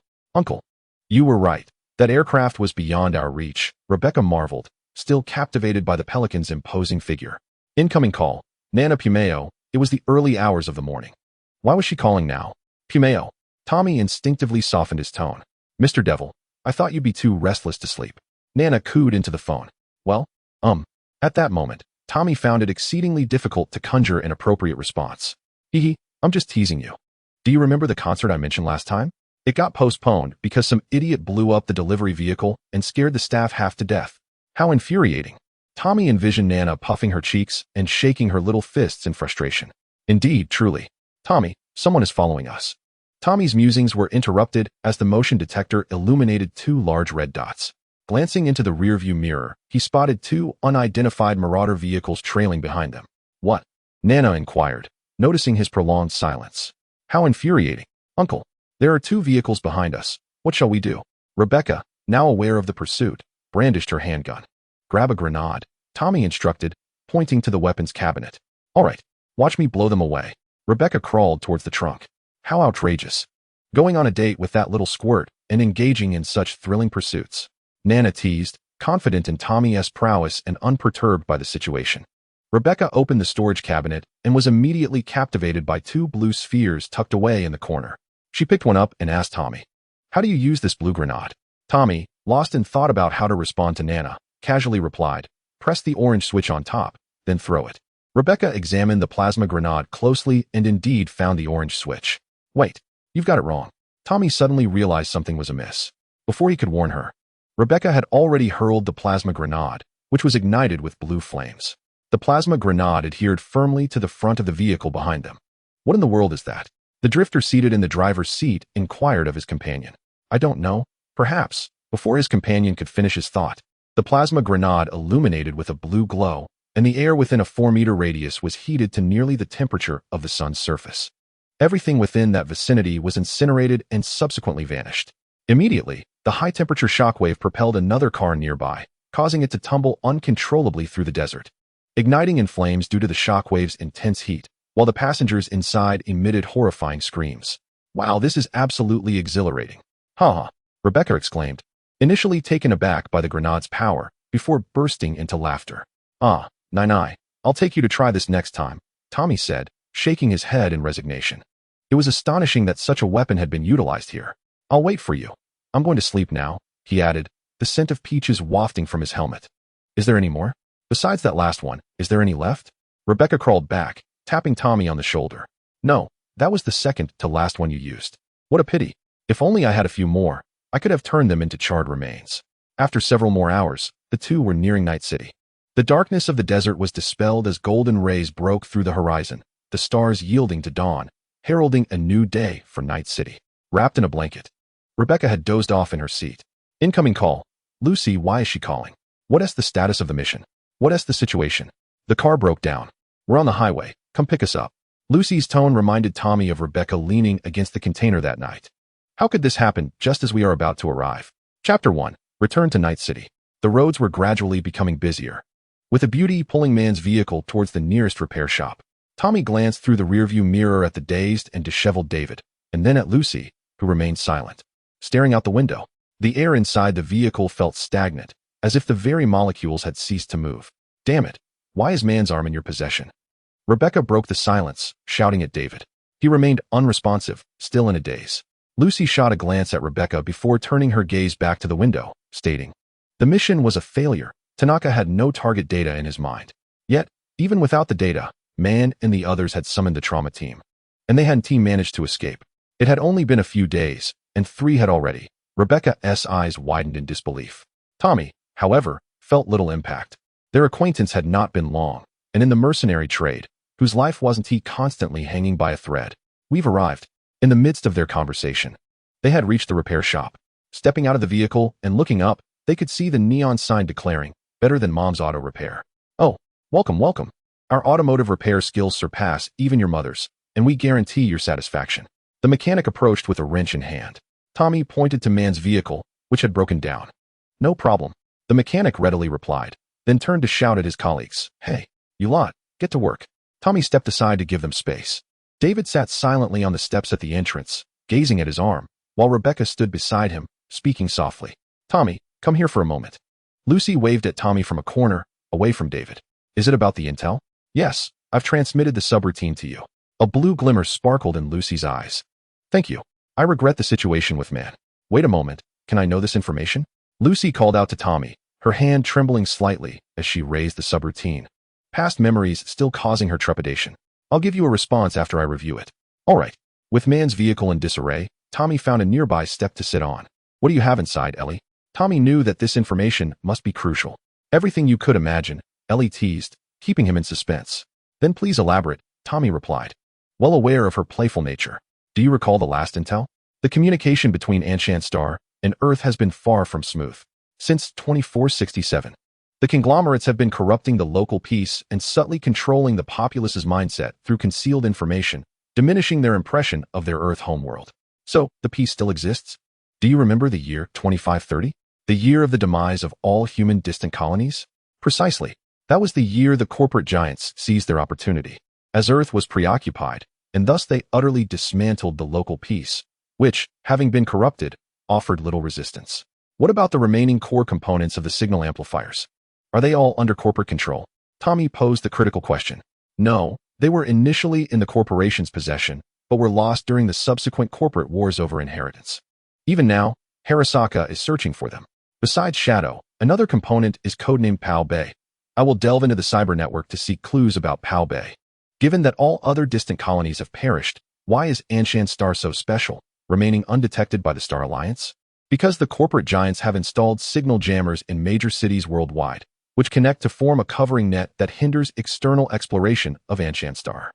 I suspect Night City is one of these locations. By destroying one of the signal jammers, we could create a breach sufficient to send signals outward. Is there any information on the specific location of the jammers in Night City? Regrettably, no. My clearance level is insufficient. Thus, the plan has become quite clear. Gather the core components, then dismantle the cloaking device, and this journey through Night City will come to a close. Sir, your car is ready. The mechanic's voice interrupted Tommy's reverie. All right. After settling the repair costs, Tommy was ready to call for their departure. David, man would certainly not wish to see you like this. Cheer up, Rebecca exclaimed to David. A flicker of clarity finally shone through Man's murky eyes, and David responded to her words. The car is fixed. Let us go. Tommy approached and waved to Lucy, who was standing a short distance away. The information they had gathered this time touched upon the core interests of corporate giants, so it was best not to disclose it to Lucy. On the way home, Tommy asked Rebecca in the passenger seat, heading to your place? Let us go to yours. I forgot something, Rebecca replied, her tone a bit awkward. Tommy thought little of it, attributing it perhaps to the recent passing of Man and Dorio. At Tommy's residence, he carried the onboard weapon storage locker into the living room and placed it beside a large box. What did you forget? He removed MJOLNIR, revealing the titanium nanocomposite bodysuit he wore beneath. Rebecca remained silent, shedding her coat and headband before collapsing onto the sofa. What's wrong? Planning to stay? Tommy chuckled as he observed Rebecca burying her face into the sofa, her small rear end playfully twisting. Not leaving, came Rebecca's muffled voice from the cushions. I don't have a place for you to sleep, Tommy said, taking a sip from the Johnny Silverhand whiskey he had left on the cabinet. Remnants from his last visit to the afterlife. My bed is now yours. Rebecca suddenly leapt up from the sofa, pointing at Tommy with fervor. Haha, all right. But what about your old place? Rebecca's eyes sparkled with a blue glow before dimming again. That place is no longer mine. Would you really have the heart to see me sleeping on the streets? She said, hands on her hips. Well, indeed, I couldn't bear it. Do you want to shower first, or shall I? Tommy gestured toward the bathroom. They had both been quite the wanderers these past few days. How about together? Rebecca jumped off the sofa, reaching for Tommy's hand. What are you thinking? You go first. Tommy tossed a towel at Rebecca's face, causing her to flail comically. Fine. I'll go, she retorted. Late at night, Rebecca peeked from the bedroom, relieved to see Tommy fast asleep on the sofa. She decided she would surely make her move tonight. Stealthily, she approached Tommy, leaning over his face. Rebecca was caught off guard as Tommy suddenly opened his eyes, cupping her cheeks, making her face puff up adorably. Elle, why didn't you warn me? Tommy inquired. Spartan warriors are human too. Besides, with your previous qualifications, commanding from Earth shouldn't be too difficult, right? Ellie's voice emanated from the speakers in the corner of the living room, having taken control of the entire house's system. This notion indeed holds some merit. With this thought, Tommy could not help but glance at Rebecca, who continued to struggle in his palm. You must consider this carefully. It is a path of no return, Tommy solemnly remarked to Rebecca. Her expression conveyed to Tommy that she had made her decision. Thus, the night passed in sleeplessness. The black cat traversing the buildings was disturbed and vexed by the commotion. Chapter 2. Plump chicken wings. Wow. Look at my new cybernetic limb. Rebecca exclaimed as she sprang out of the operating room, exuberantly waving her arms to showcase the newly fitted red and blue giant hand. Despite Tommy's attempts to dissuade her from further augmentations, believing that he would soon acquire everything necessary to take her away from this place, she insisted, Stinky uncle, I refuse to be a burden to you. Considering this was not a significant issue, as she could easily detach the giant hand and revert to her everyday prosthetic, and later exchange it for a superior model devoid of side effects, Tommy acquiesced and accompanied her for the procedure. Ouch, cried Rebecca upon landing, evidently still suffering from the lacerations inflicted the previous night. Who would have thought little Rebecca already has a boyfriend?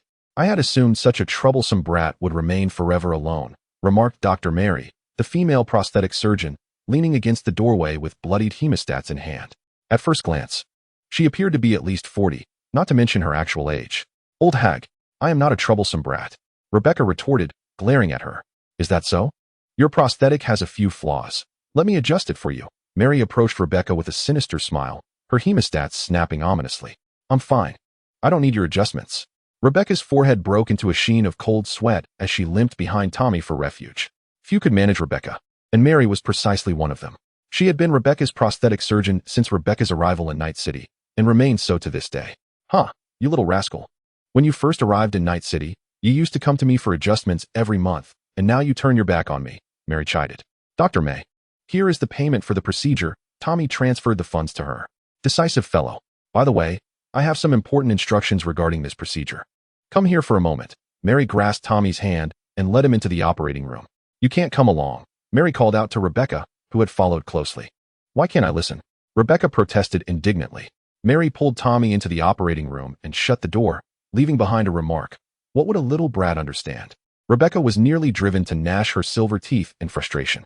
The operating room was bright and tidy, surgical instruments and medications neatly arranged, while the available prosthetics were classified and displayed in a manner distinctly different from other surgeons. Dr. May, what mysterious instructions do you have? Tommy inquired as Mary turned. Pressing the tip of a scalpel against the chest of MJOLNIR, the hammer, directing the gleaming blade at the eyes behind Tommy's helmet. I know Rebecca has a fondness for you, but please, leave her before you fully descend into cyber madness. The surgical blade gleamed with a glint. Tommy understood her misunderstanding and slowly raised his hand to remove his helmet. Is this not a cybernetic body? Mary exclaimed, surprised, as she had believed the individual before her to be a highly modified lunatic. As you can see, this is merely an exoskeleton system. I shall not transform into a cybernetic madman. Tommy placed the helmet back on. Then I have nothing to worry about. Mary sheathed the surgical knife once more and added, Rebecca is a splendid girl, albeit a bit temperamental. You must be patient with her. Otherwise, Mary produced a circular saw intended for cranial operations. Fear not, Doctor May. Tommy gently pressed down on her hand that held the saw. Outside the operating room, Rebecca paced uneasily, her brow furrowed with impatience, but fortunately, the two did not keep her waiting long. What were you two whispering about in there? Rebecca exclaimed, pointing at Tommy as he emerged. I was just saying you look adorable. Let us go, Tommy said, taking Rebecca's small hand as they walked out, while waving goodbye to Mary, saying, I shall return again. Mary remained silent, a smile gracing her lips as she watched the blushing Rebecca leave the clinic with Tommy, then return to her tasks. In the Goo district, at the Plump Chicken Wing Barbecue restaurant, the establishment was bustling with patrons. Rebecca sat opposite Tommy, gnawing on a synthetic chicken wing, her face oily with grease. Becca, I believe it is time for me to part ways with the team. Huh? Rebecca paused, taken aback. Man is no longer with us, and I have surpassed the stage of familiarizing myself with Night City. It is time for me to seek out leads on the backstory of the scab. Tommy hesitated. Accompanying you to touch upon the core interests of various corporations would be exceedingly perilous. After last night, Tommy had already shared pertinent information with Rebecca. No, Rebecca objected. Acquiring information requires substantial funds, right? If I also take on commissions to earn money, the speed of achieving our goals will surely accelerate. That is indeed a point. However, is David's team currently a viable option? Though David is still quite inexperienced, I perceive potential in him. Moreover, men aided us siblings greatly. He entrusted David with his prosthetic arm, indicating a hope that David will continue his legacy.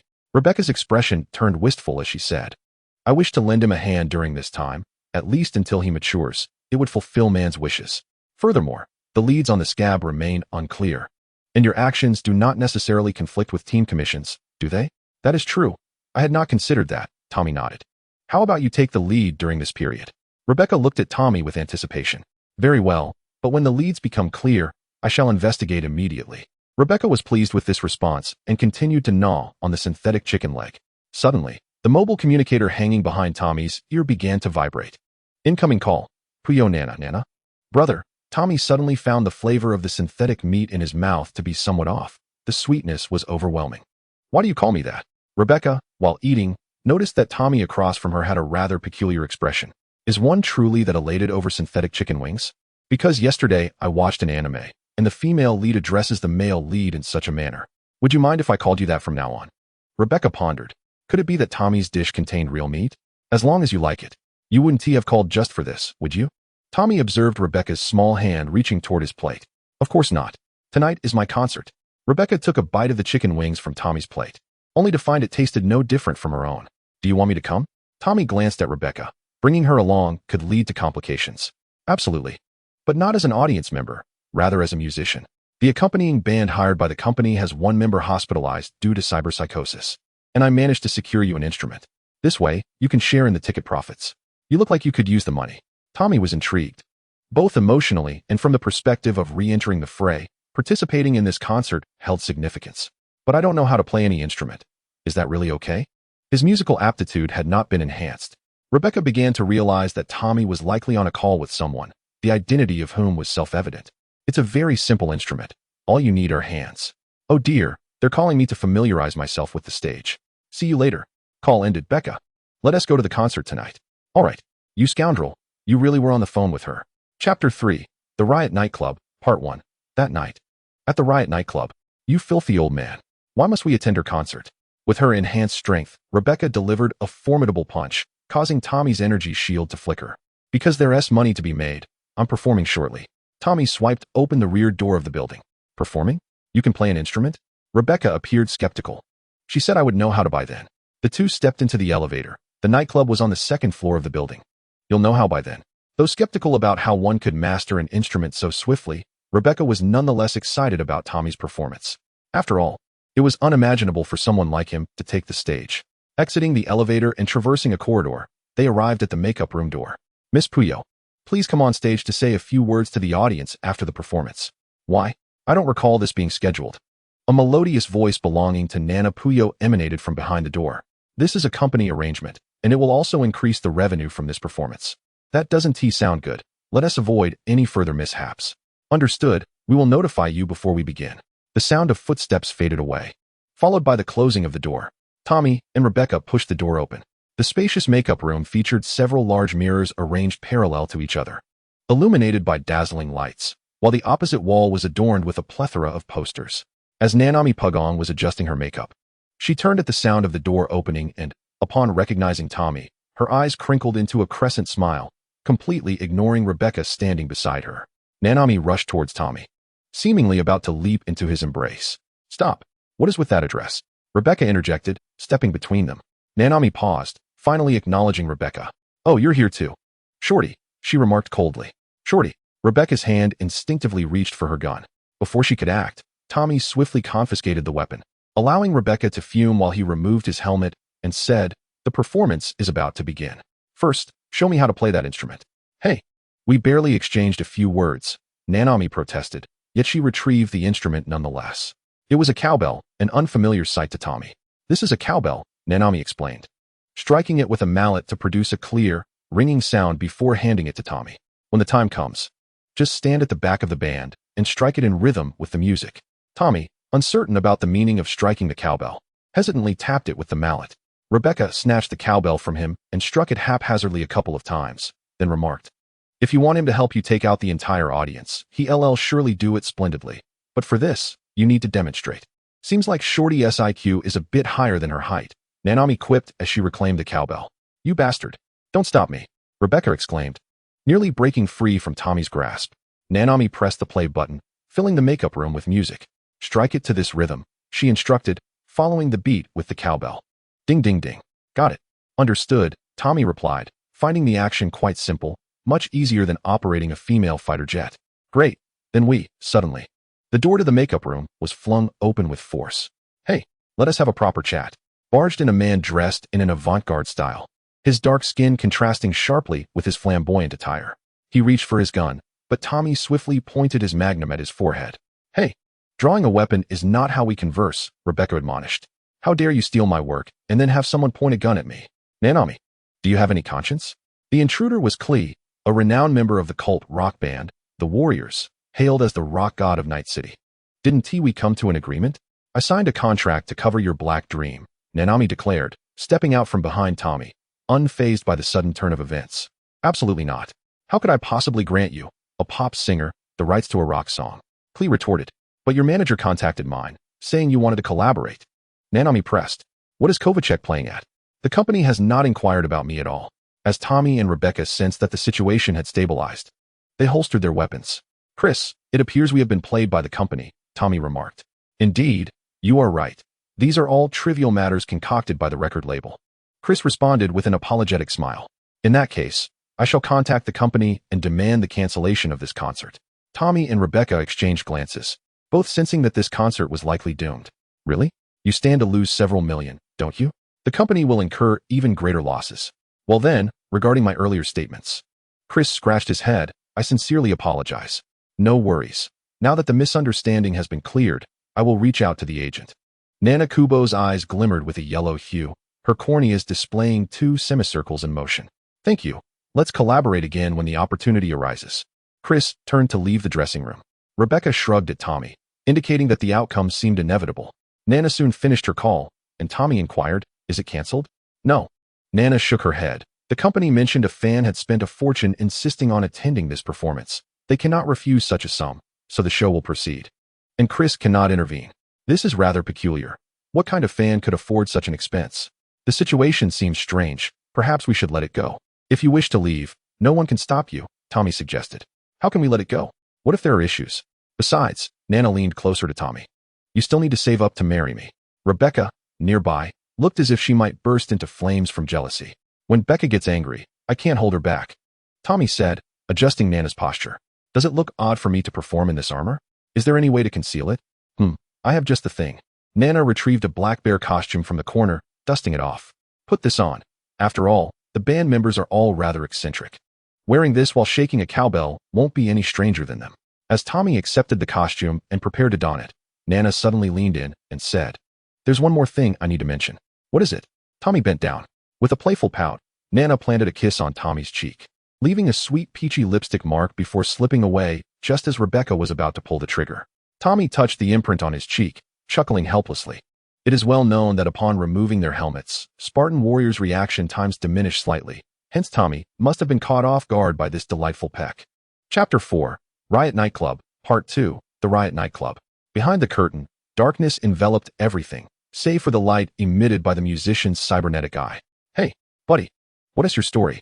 Did the company really add a cowbell just for you? Ha. The bassist beside Tommy laughed heartily, his green fluorescent hair swaying as if it were about to be devoured at any moment.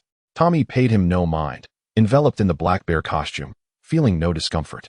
This was due to the layer of stasis gel within the Thor hammer exoskeleton, which regulated the armor's temperature. Attention everyone, the curtain is about to rise. The conductor's voice echoed through the temporary band's communication channel. 3, 2, 1, lift off. The curtain parted down the middle, blinding lights streaming in from the overhead stage fixtures. The throng of spectators surged like waves against the edge of the stage, with a scant few security personnel bobbing amidst the tumult, seemingly on the brink of being overwhelmed. Nanshinli, Nanshinli, Nanshinli. The fervent fans chanted the name of the anime's heroine, who just so happened to be the lead singer for the day, Nana Pagano. There was no need for her to make a public appearance. Her voice would suffice from the studio behind the scenes. Suddenly, the stage lights extinguished, and the cacophony of voices faded into silence. The drummer's sticks clacked rhythmically, setting the tempo for the impending performance. As the fourth beat fell, the fifth was poised to rise, with the electric bass, guitar, and keyboard joining in, transforming the blank canvas into a vibrant spectacle. Tommy chimed in with the cowbell, adding an extra splash of color to the rainbow. The auditory experience was akin to being immersed in honey, the sweetness flooding through the auditory canal and sending shivers down the spine. Then, radiant lights illuminated the entire stage, and Nanshin Lee's holographic projection appeared at the center. The fans, shaken from their reverie, began to cheer and sway in time with the rhythm. When will she emerge? The Scorpion inquired in a private channel, the fervent atmosphere gnawing at his sanity. Do not fret, I have arranged it. She will appear once the performance concludes. Calling. Rebecca. You old fool. What are you doing banging that wretched bell? Rebecca observed Tommy mechanically ringing the bell amidst the crowd. Becca, the security presence feels insufficient. There are clearly too few guards for this sea of fans. Tommy maintained his rhythm while scanning the crowd. Huh? What do you mean? Keep an eye on the shadows. TCH. I still have to look out for her. Damn it. If it weren't for that fool who blew up the broadcasting vehicle a few days ago, we wouldn't need to endure this. The Scorpion muttered, on the verge of losing his composure amidst the chaos. Just then, the piece concluded, and applause erupted from the crowd. Alpha, it's time. Move closer. The Scorpion urged, knowing the target would soon make her appearance as per the plan. According to higher-ups, they were to execute their task ruthlessly in plain sight, maximizing the impact of the ensuing bloodshed. The Scorpion pushed through the throng, unaware that an errant undergarment precariously perched on his head could easily betray his position. Thank you to all our fans for attending. Now, please welcome Nanshin Lee's voice actress, Nana Pagano. The host shouted in a frenzy. An unexpected surprise unfolded, sending the fans into a frenzy. Nana Kamaya gracefully ascended the stage, smiling and waving at the audience below. Miss Kamaya, what brings you to this fan? The host exclaimed, you cannot step onto the stage. The sudden rush of fans disrupted his plans, and he shouted in alarm. The Scorpion, evading the sparse security, nimbly leaped onto the stage, charging towards Nana Kamaya before fully upright. The distance between them diminished rapidly. What is this? A black bear mascot, a mere pretender in the band, swiftly positioned itself before Nana Kamaya, raising its arms high. Then we shall perish together. The Scorpion's arm tore open, revealing a sharp blade that gleamed as it swung towards the mascot. Clang! The blade was abruptly deflected, and amidst the scattering of shredded cotton, faint arcs of electricity flickered. The formidable modified knife failed to breach the mascot's exterior. The Scorpion, still reeling from shock, felt his arm descend, and then, as if struck by a cannonball, he was hurled away, the immense force nearly snapping his neck, revealing a hint of wiring beneath. Bang! His head collided violently with the wall, sending dust flying and producing a thunderous sound. Damn it! The Scorpion cursed as he realized his demise had come in an instant. Yet, tasks are always meticulously planned. Concealed in the shadows of the throng, the Scorpion drew his pistol, ready to fire. Suddenly, he felt a tap on his waist and instinctively looked down. A girl with red eyes and pale skin, adorned with pink tattoos, grinned as she aimed a gun at his forehead. Boom! Brain matter and tissue splattered high, showering the audience in a grotesque display. This sudden turn of events silenced the once enthusiastic crowd, followed by shrieks from women and the sound of chaotic footsteps. Rebecca, get out of here. We'll meet in the dressing room. All right. Rebecca surged out with the tumultuous crowd. The host on stage gaped, eyes wide, unable to utter a word. Nana, we must leave. Tommy scooped up Nana Kamaya and swiftly retreated to the dressing room, leaving behind a flurry of cotton. Remaining on stage amidst the uncertainty of potential assassins was not a wise choice. In the dressing room, how frightening. Nana Kamaya murmured softly, nestled against Tommy's chest. Do you know who sent them? Tommy gently set her down and removed the bear headpiece. I don't know. Thankfully, you were here, brother. Nana Kamaya clung to the black bear, reluctant to let go. This is no time for foolishness. Your father must know something. Tommy patted her small head. Oh, he is coming. Nana Kamaya's eyes sparkled with a yellow glow. Seizing the opportunity, Tommy shed the bear costume. Father has heard about this and is en route in a hovercar. He wants us to wait for him on the top floor. Nana Kamaya smiled awkwardly at Tommy. Father wants to see you. Tommy was aware that this day would inevitably arrive, nodding slightly. Nana Puji took Tommy's hand and pulled him into the elevator. Rebecca, there's been a change in plans. We will wait for you on the top floor. Ugh, it's too crowded here. I can't get through. I'll be delayed. Rebecca's voice was muffled, likely drowned out by the throng. Ding. The elevator reached the 47th floor. As the doors opened, a lavishly adorned bar came into view. With intricate patterns on the tiled walls, a gleaming marble floor, and an array of unnamed spirits displayed in the bar's cabinet, all showcasing the opulence of the establishment. Due to the concert downstairs, it remained closed for the night, enveloping the surroundings in a serene hush. Nana Puji led Tommy to the railing of the bar terrace. Few buildings in the city reached 47 stories, allowing for a breathtaking view of the nocturnal skyline. The delicate features of Nana were illuminated by the kaleidoscopic glow of neon lights, her eyes shimmering like rippling water. With her father yet to arrive, she tilted her head back, her cheeks flushed. Chapter 5. Puji Saku. The hovercar swiftly ascended towards the uppermost level of the chaotic nightclub. Puji Saku was initially in high spirits, as today at the board meeting, that old coot Nakamoto unexpectedly supported him, infuriating Mori to the point of resembling a chrysanthemum. He had anticipated that the aftermath of his daughter's dinner with Prado would lead to dire consequences, but it seemed that something had transpired in between. However, upon receiving news that Nana was in danger, his mood plummeted like a roller coaster. Sir Puji, we have arrived, the driver announced, glancing back. Puji Saku peered out the window, spotting Nana waving at the hovercar. The vehicle hovered beside the railing, and Puji Saku opened the door and leaped out. He looked at Nana, a smile unconsciously gracing his lips, only to stiffen upon seeing Tommy. This man appeared quite youthful, with fair skin, towering over him, and bearing a striking resemblance to the military idol his daughter once adored in her youth. Father, Nana Puji bowed to Saku. Puji Saku reminisced fondly about the days when she would follow him around, calling him daddy. Yes, Nana, Puji Saku nodded. He noticed a faint flush on his daughter's cheeks, and a glimmer of dew at her lips. Perhaps she had indulged in a drink? After all, the bar was nearby, the terrace offered a splendid view, and with her boyfriend accompanying her, it was only natural that she might indulge a little. Puji Saku turned to Tommy and inquired, "You protected Nana?" "Yes, Mr. Puji." Tommy replied with a slight nod. The more Puji Saku observed, the more satisfied he became. Tall and imposing, exuding charisma, and the enhancements on his body appeared quite formidable. Albeit somewhat excessive, they could always be replaced later. I have already made some progress regarding the assassin issue and will resolve it promptly. After you join the company, I will assign you to the special task force. If you have any questions, you may consult Yamamoto, as you will be his sole pupil. Puji Saku had already determined Tommy's future trajectory. Father, Nana Puji protested, "I cannot accept this. Do you truly wish to wed Nanao as a mercenary?" Pumano Saku furrowed his brow, his tone growing stern. "I have responsibilities that I must fulfill. You should think this through carefully. This is an opportunity that countless souls in Night City yearn for. It is impossible to ascend without joining the corporation." At this juncture, a frown of displeasure creased Pumano Saku's face. "Father, let us return," Pumano Nanao interjected, tugging at the hem of his garment. Hearing this address momentarily stunned Pumano Saku, for it was the first time since that incident. "Then let us depart. Take your time to contemplate this matter thoroughly and do not squander this chance." The two of them crouched into the hovercar, and Nanao, seizing a moment of distraction, winked at Tommy. The chime of the elevator arriving interrupted Tommy's thoughts, and a petite figure sprang forth. "You foul old man. I was nearly crushed by that mob. Why did you bring us to the top floor?" Rebecca exclaimed in discontent as she glared at Tommy. "Where is she?" Her eyes scanned the vicinity, but the buxom woman was nowhere to be seen. "She was taken away," Tommy replied, watching the hovercar shrink into the distance. "A hovercar, indeed. She must be wealthy, being with the company, but even if I trust her, I cannot extend that trust to her companions. Those ruffians would do anything for the corporation's gain," Rebecca remarked, gazing into the distance. "Perhaps. Care for a drink?"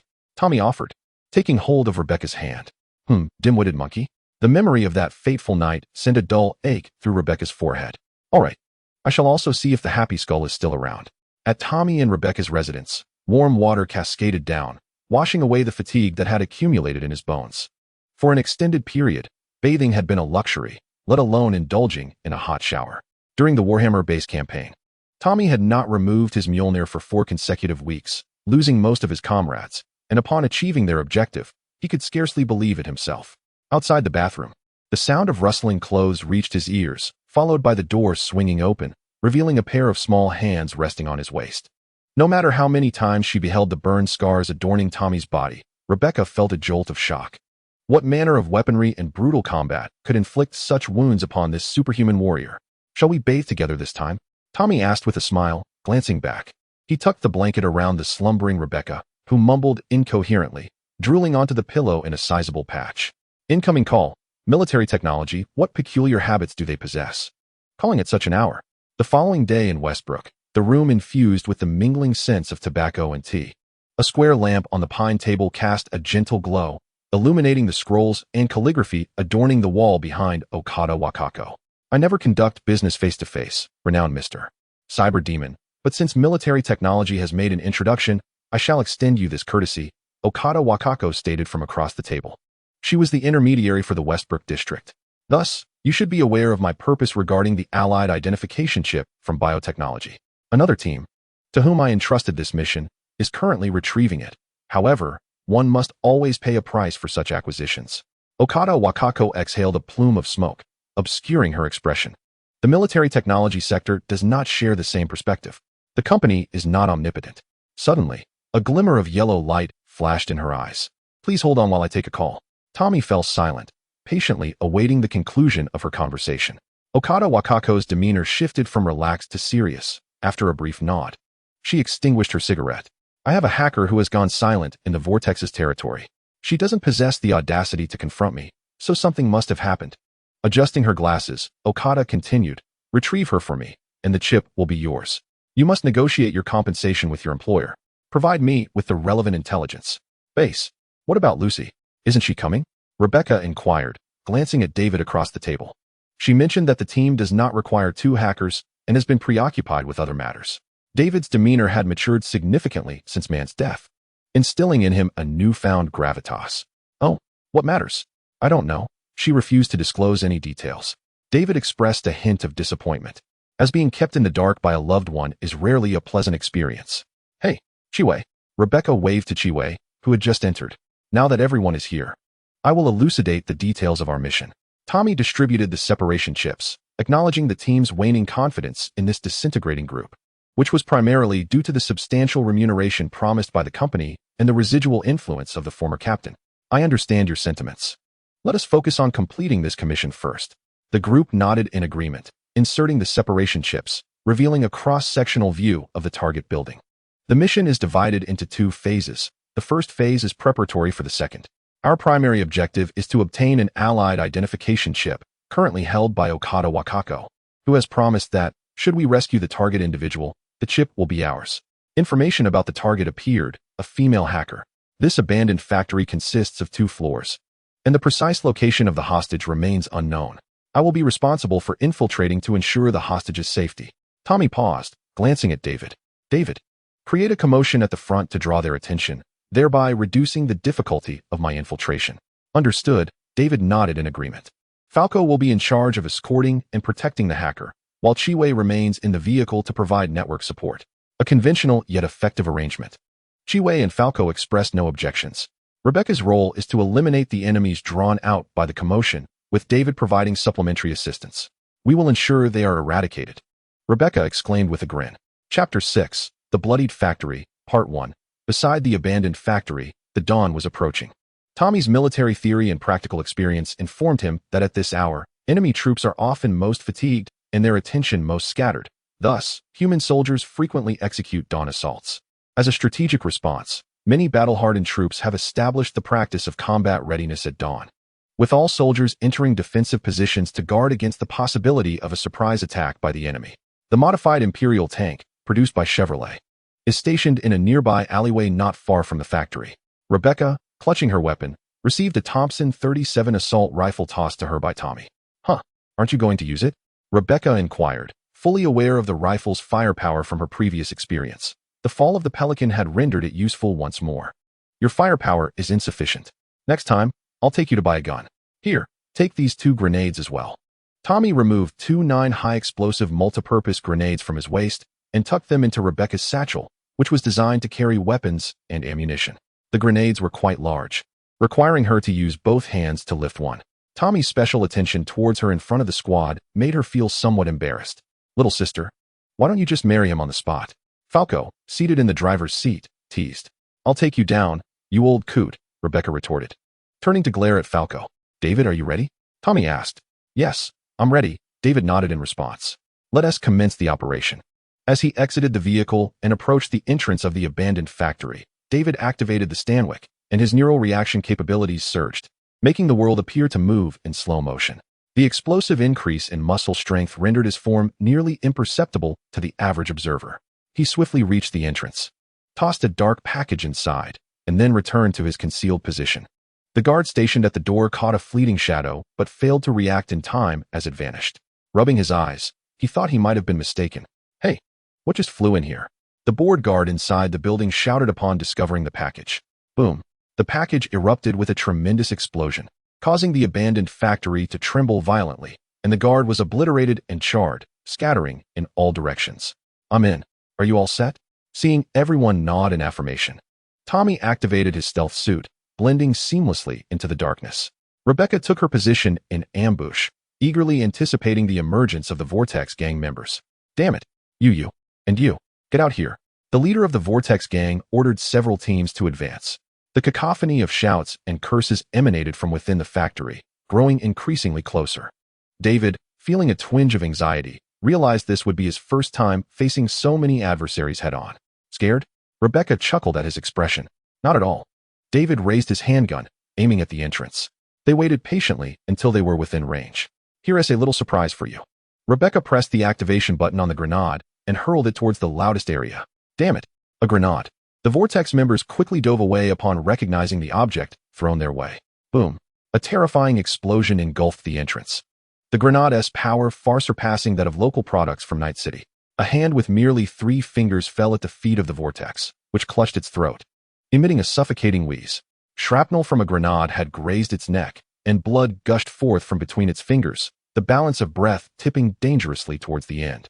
The remaining henchmen, untouched by the explosion, displayed no fear. Instead, this hellish scene ignited their ferocity, compelling them to charge forward with reckless abandon. "Bring the machine gun from the lookout," commanded the members of the Vortex as they retrieved an automatic weapon from the warehouse. Positioning it at the railing of the second floor, its barrel rotating in anticipation of unleashing a barrage. "I shall handle this," Chiwei proclaimed, her eyes glimmering with a crimson light as she swiftly infiltrated the machine gun's operating system. "Reorienting the gun is futile. There's another hacker opposing me. And I am constrained," she remarked serenely. The silent struggle between the 2 hackers unfolded in the shadows, rendering the machine gun a battlefield, swaying left and right, yet remaining silent. "Truly useless, old woman. Bring them all at once." "Ha!" Rebecca cackled as she brandished a 37 assault rifle, unleashing full metal jacket rounds that sent limbs flying and innards spilling. As one magazine emptied with a click, she grimaced, lamenting the weapon's greatest flaw: insufficient ammunition. Reaching into her satchel, she retrieved a grenade and hurled it forward before loading another magazine. Boom. The impact was as formidable as ever. Yet the prepared henchmen suffered significantly fewer casualties. "At this rate, we're bound to perish. Release that lunatic." Vortex howled in desperation. The factory floor had become a pockmarked terrain, pools of blood and human remains collecting in the depressions, remnants of limbs scattered about, transforming the place into a scarlet realm. With another magazine expended, Rebecca rummaged through her satchel, finding it devoid of any further ammunition for her 37 assault rifle. TSK. She shoved the rifle back into her bag, drawing forth a cerulean pistol, reasoning that the sparse enemy presence could likely be subdued with it. Suddenly, the opposing hacker's signal has been severed, Chiwei noted. A bead of sweat forming on her brow as the intensity of calculations elevated her body temperature. "It must be Tommy's doing," David remarked over the channel, his shooting actions unrelenting. A roar erupted from deep within the factory, accompanied by the sound of snapping chains. "Do not attack us. Aya." The source of the commotion was punctuated by the anguished cries and the sound of bodies being torn apart. With the enemy now absent from her field of vision, Rebecca temporarily ceased fire and turned to David. "What is that horrific sound?" David shook his head, admitting that he too had never encountered such a noise. The ground began to tremble, debris bouncing up and down as colossal footsteps approached, accompanied by a series of roars. "It's the cybermaniac," David exclaimed upon recognizing the figure, his grip on the gun trembling slightly. Having frequently witnessed the terror of such individuals, he was all too aware of their dreadful nature. Among the Vortex gang, numerous cybermaniacs existed, notorious for their extensive cybernetic modifications, with rumors suggesting that each member teetered on the brink of cyber insanity. A cybernetic lunatic, endowed with explosive muscles, charged towards David and Rebecca, leaving a crimson streak in his wake, illuminated by his optical implants. Bang! Rebecca fired at him. But the feeble bullets merely ricocheted off his body, and she regretted having exhausted her supply of 37 rounds. Clang! A razor-sharp blade erupted from the cyber lunatic's arm, its gleaming edge aimed directly at their eyes. "I'll hold him off," David shouted, activating his stealth system, causing his figure to vanish. "Give me a moment to reboot his system." Chiwei maintained her calm demeanor. David's silhouette darted around the cyber lunatic, gunfire erupting incessantly. But the bullets merely glanced off the lunatic's head. The cyber lunatic wildly swung his blade at the shadow left by David, missing completely, and roared in frustration. "All set," Chiwei announced as electricity and sparks flickered around the lunatic's occiput and atlas. He then lowered his head, becoming still. Had he succeeded? David, drenched in sweat and trembling from the exertion of continuous high-speed running on his unmodified legs, halted momentarily. Suddenly, David gasped. The cyber lunatic lifted his head, revealing a sinister grin. Following this, the lunatic raised another arm, which split open to reveal a dark barrel. David activated his stealth system again, narrowly evading the direct trajectory of the grenade. Boom! The grenade detonated upon impact with the ground, and David, unable to completely evade the explosion, was propelled backward, crashing heavily to the ground amidst plumes of black smoke. "Old hag, why isn't it working?" Rebecca shouted over the comms. "How could this happen?" Chiwei's voice now bore a hint of panic. Roar! The cyber lunatic lunged at David, blade drawn. David, in terror, realized he lacked the time to rise and activate his stealth system from such a short distance. The blade was poised to draw blood. A buzzing sound swept past David, accompanied by the aroma of charred flesh.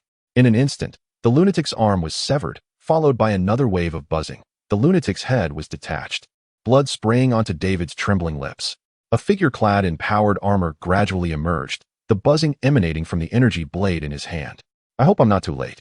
Chapter 7. The Bloody Factory, Part 2. The echoes of explosions resonated throughout the abandoned factory, followed by a cloud of dust billowing toward him. The translucent figure of Tommy stepped purposefully into the factory, braving the debris.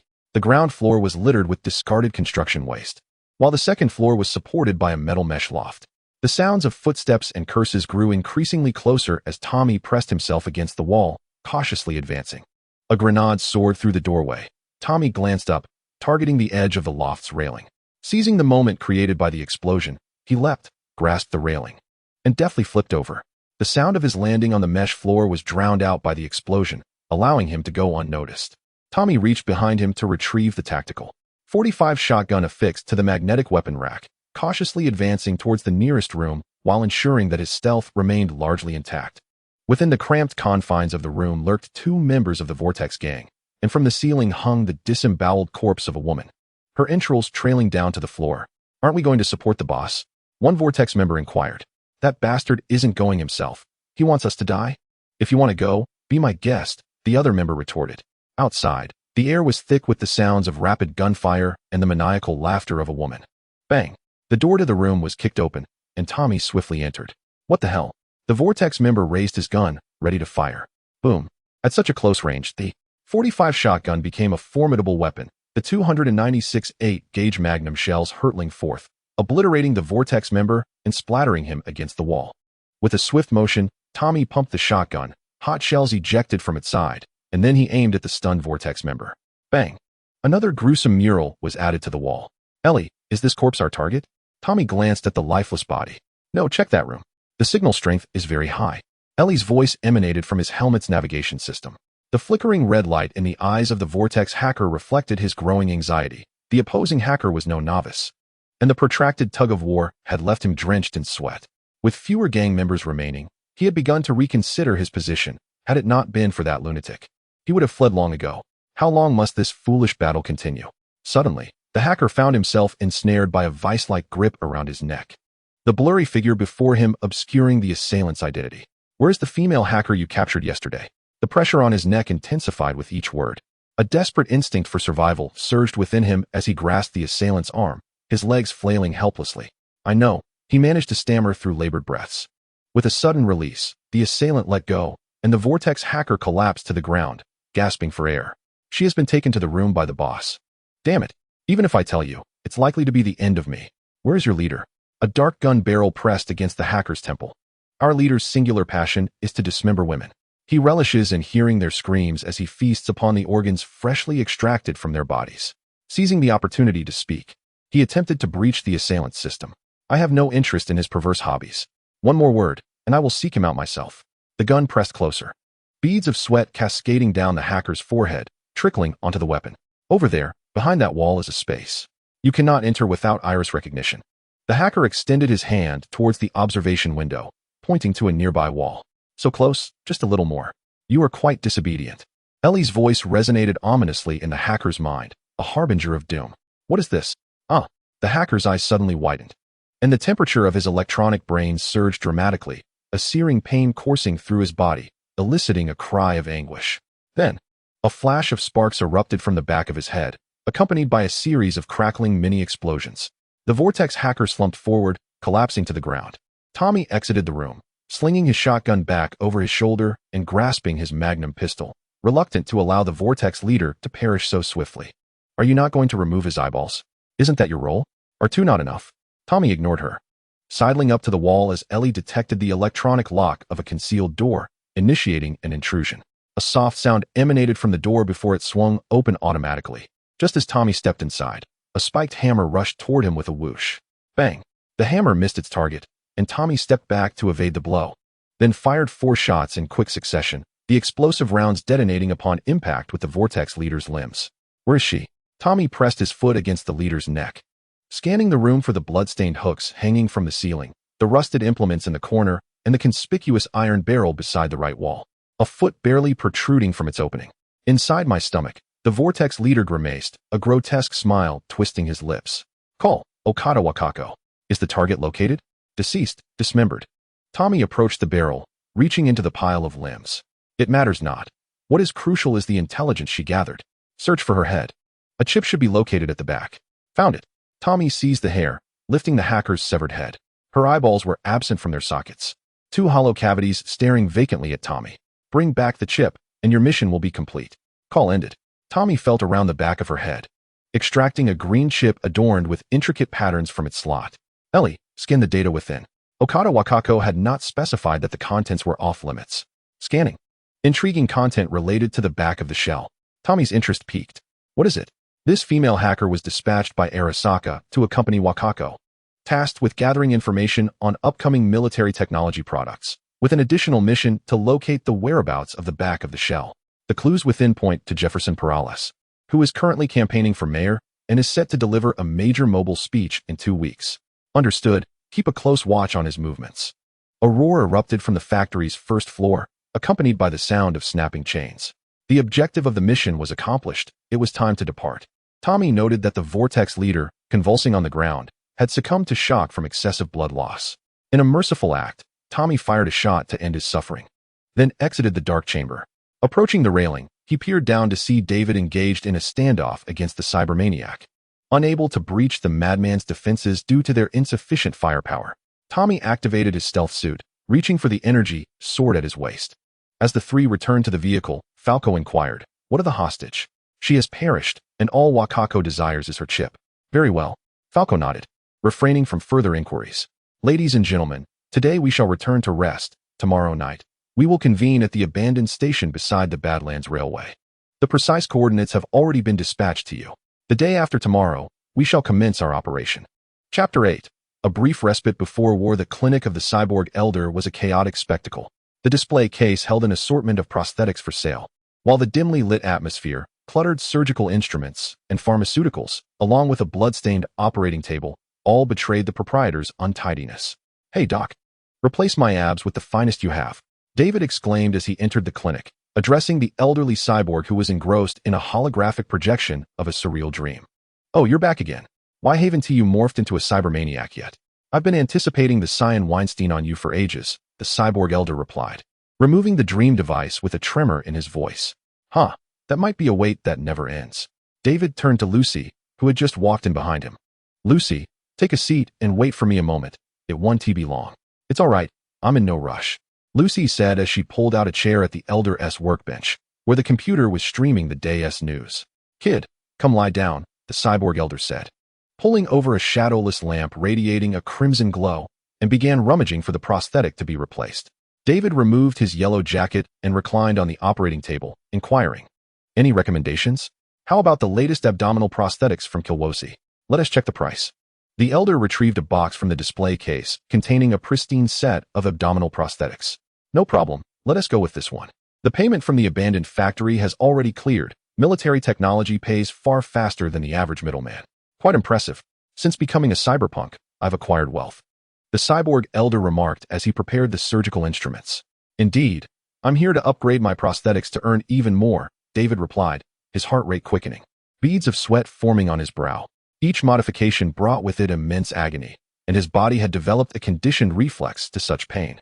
"If you experience any tremors, dizziness, or nausea, be sure to inform me, or else you might risk becoming a cybermaniac," the elder cautioned, adjusting the height and tilt of the operating table and directing the shadowless lamp towards David's abdomen. "Those symptoms won't manifest," David flashed a grin, baring his teeth at the elder. "I'm something special." "Huh, every cybermaniac used to say that." "Bite down on this," the elder insisted, shoving a metal rod into David's mouth, who clamped down on it to brace for the impending ordeal. "Here it comes." The elder raised the scalpel and then, with deliberate precision, began to incise David's abdominal skin, fascia, and muscle layer by layer. Ugh! David's eyes widened as he gripped the rod tightly, the excruciating pain causing rivulets of sweat to cascade down his forehead. Lucy, unable to endure the stifling screams, averted her gaze, forcing herself to focus on the news that was playing. "Good evening," Dear viewers, this is Channel 54's Evening News, and we shall now present you with the latest updates.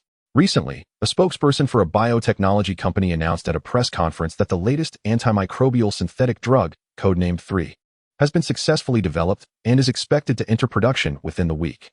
Lucy, intrigued by the news, momentarily set aside thoughts of David's anguished cries to focus intently on the report. The company stated that this new drug exhibits a potent lethal effect against the recently emerging strains of bacteria, with its mechanism of action linked to the inhibition of bacterial replication. To safeguard the related logistics, the biotechnology firm plans to deploy armed combat robots recently acquired from Contao Corporation, alongside the most advanced armed helicopters available on the market. Aware of the information's significance, Lucy began recording the broadcast. Experts have analyzed that the novel drug 3 could have severe implications for military biotechnology weaponry. It has come to light that the stock prices of military technology have significantly plummeted, approaching the threshold for forced trading suspension. The broadcaster glanced down to organize their notes before resuming the report. The mobile campaign for the star mayoral candidate, Jefferson Perales, is set to commence shortly, featuring 3 airborne platforms that will traverse a circuit around Night City. Next, we turn to an interview with Mr. Perales conducted by our reporter. The scene shifted to a middle-aged man in a suit, his eyes slightly wrinkled. Good evening, citizens of Night City. I am Jefferson Perales, he greeted with a warm smile. This mobile campaign marks the first of its kind since the inception of Night City. Many friends and family have asked me why I would undertake such a perilous endeavor. Pausing for effect, Jefferson proclaimed, because I stand with every citizen of Night City. Those who know me are aware of my humble beginnings. I spent much of my childhood on the streets, and thus I comprehend the hardships and struggles faced by the lower classes. He raised an arm emphatically, declaring, My fellow citizens, no one understands you better than I do. I promise that upon taking office, I will transform this filthy, wretched Night City, and you shall witness a bright future. The scene transitioned back to the newsroom of Channel 54. Rumors suggest that Jefferson Perales has certain ties with the Arasaka Corporation. To ensure adequate protection during this campaign, the Arasaka Task Force has initiated personnel mobilization. An advertisement interrupted the broadcast. Our auto repair shop outperforms your mother. Our repair skills are superior, ensuring your satisfaction. Come see the refurbished vehicles we've completed. Lucy diverted her gaze from the advertisement, noticing that David had finished his transformation surgery. Let us go, David, Lucy said, approaching the operating table to assist the pale, cold-limbed David. Wait, here's the immunosuppressant for this time. The elderly cyborg tossed a paper bag to Lucy. Thank you, doctor, she replied, catching it and leading David out of the clinic. Ah, thank you. As if I don't charge for my services, he quipped. The old cyborg chuckled softly, reclining back on the blood-stained operating table to continue watching the dream unfold. In the abode of Lucy and David, the luminous moonlight faded behind the clouds, while the neon lights of Night City spilled into the living room. Intertwining shades of blue and purple reflecting in the air, casting hues upon the meticulously arranged furniture. The door slid open automatically, as Lucy gently assisted David to sit on the sofa. Are you all right? Perhaps you should forego tomorrow's commission, Lucy said. Concern etched across her face as she gazed at David, who seemed devoid of personal desires, tirelessly striving for the dreams of others. No, I can manage. A night's rest will suffice, he replied, a dull ache radiating from his abdomen, sharper movements eliciting a stinging sensation akin to needles. Fool, why must you be so stubborn? Lucy's delicate hand caressed David's cheek. The wind stirred the white clouds, allowing the moonlight to break through. This house feels a bit cramped. Let us take a look around together sometime soon. David smiled gently, wrapping his arms around Lucy. As long as I am with you, it is enough, Lucy replied, leaning her head against David's shoulder. In the distance, a rocket soared into the sky, its fiery tail illuminating Night City. Chapter 9, Pursuit in the Wasteland, Part 1. In the wasteland beside an abandoned station, sparse cacti struggled against the barren desert. The dark night was punctuated by a starry sky, and the distant neon lights of Night City continued to shine brilliantly.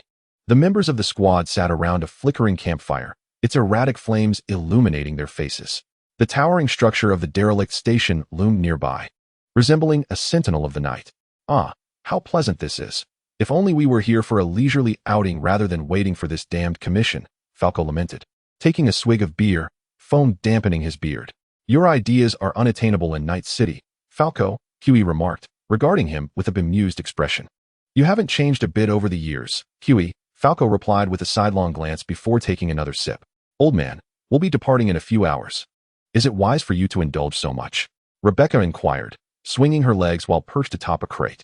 Little sister, do not question an adult's capabilities. Even if I doze off, I can still drive competently. If you find my driving unsatisfactory tomorrow, I shall toss you out of the vehicle, she added, diligently wiping down her .37 assault rifle. Everyone, before we rest, let us confirm the action plan for the hours ahead. Tommy surveyed the group. At dawn, we shall set out to intercept the biotechnological cargo train passing through here. Turning to Falco, Tommy instructed, Falco, first, take me to the cargo hold. I will breach the pressure door to seize the raw materials for transport. Understood, Captain, Falco replied. David, once I enter, Falco will proceed to the front of the train. Your responsibility is to halt the cargo train. The military technology cannot afford delays in the production of the 3 pharmaceuticals. David nodded in acknowledgement. I have heard that the biotechnological cargo train is equipped with formidable mounted machine guns. Can we withstand that? Huey asked. That is precisely why we must first acquire this ally identification chip. Take it with you. Tommy handed the identification chip to Chi Wei. At the onset of the operation, you will broadcast according to the preset signal wavelengths within it. This way, the cargo train will recognize us as allies, thus averting any potential skirmishes. Understood, Captain. Becca, I entrust you with fire support in the event of an emergency. What if there is no emergency? Does that mean I'm off the hook? Rebecca retorted, her ammunition pouch brimming to the brim. Little sister, such a mindset is perilous. Silence, you old codger. Tomorrow, we are intercepting the biotechnology company's imminent production of 3 pharmaceuticals. Why don't they handle this themselves? David voiced his confusion, recalling the news Lucy had shown him yesterday. The rivalry among large corporations often involves subtle maneuvering. Perhaps they wish to avoid a direct confrontation, Chi Wei speculated. Will the biotechnology company retaliate afterwards? No. Firstly, military technology has promised to suppress any backlash for us. Secondly, for the corporation, retaliation is inconsequential. Their interests lie elsewhere, and avenging us yields no profit, Tommy explained as he began inspecting his weaponry, preparing his gear before resting. At dawn, we will set off. Upon hearing this, everyone began checking their own weapons and equipment. Tommy accounted for his arsenal, a .99 sniper rifle, a .45 tactical shotgun, a plasma energy sword, armor lock attachments, and several fragmentation grenades. At dawn, the biotechnology cargo train raced along the railway. Target acquired, Falco. Let us move. Falco slammed on the accelerator, and the Emperor quickly closed the distance to the cargo train. Chi Wei had already activated the broadcast. The Ally designation did not trigger the train's defense system. The gap between the 2 vehicles steadily diminished until they were parallel to the cargo train's freight car. Tommy opened the car door and leaped toward the freight train. Bang! He landed heavily on the car, his fingers sinking deep into the door. He then drew his energy sword and sliced a gash into the pressure door, effortlessly prying it open to create an entry large enough for one person. I'm inside. Maintain communication, Tommy relayed over the comm channel. Now it's our turn. Falco pressed down on the accelerator, gradually closing in on the front of the train. Now, David.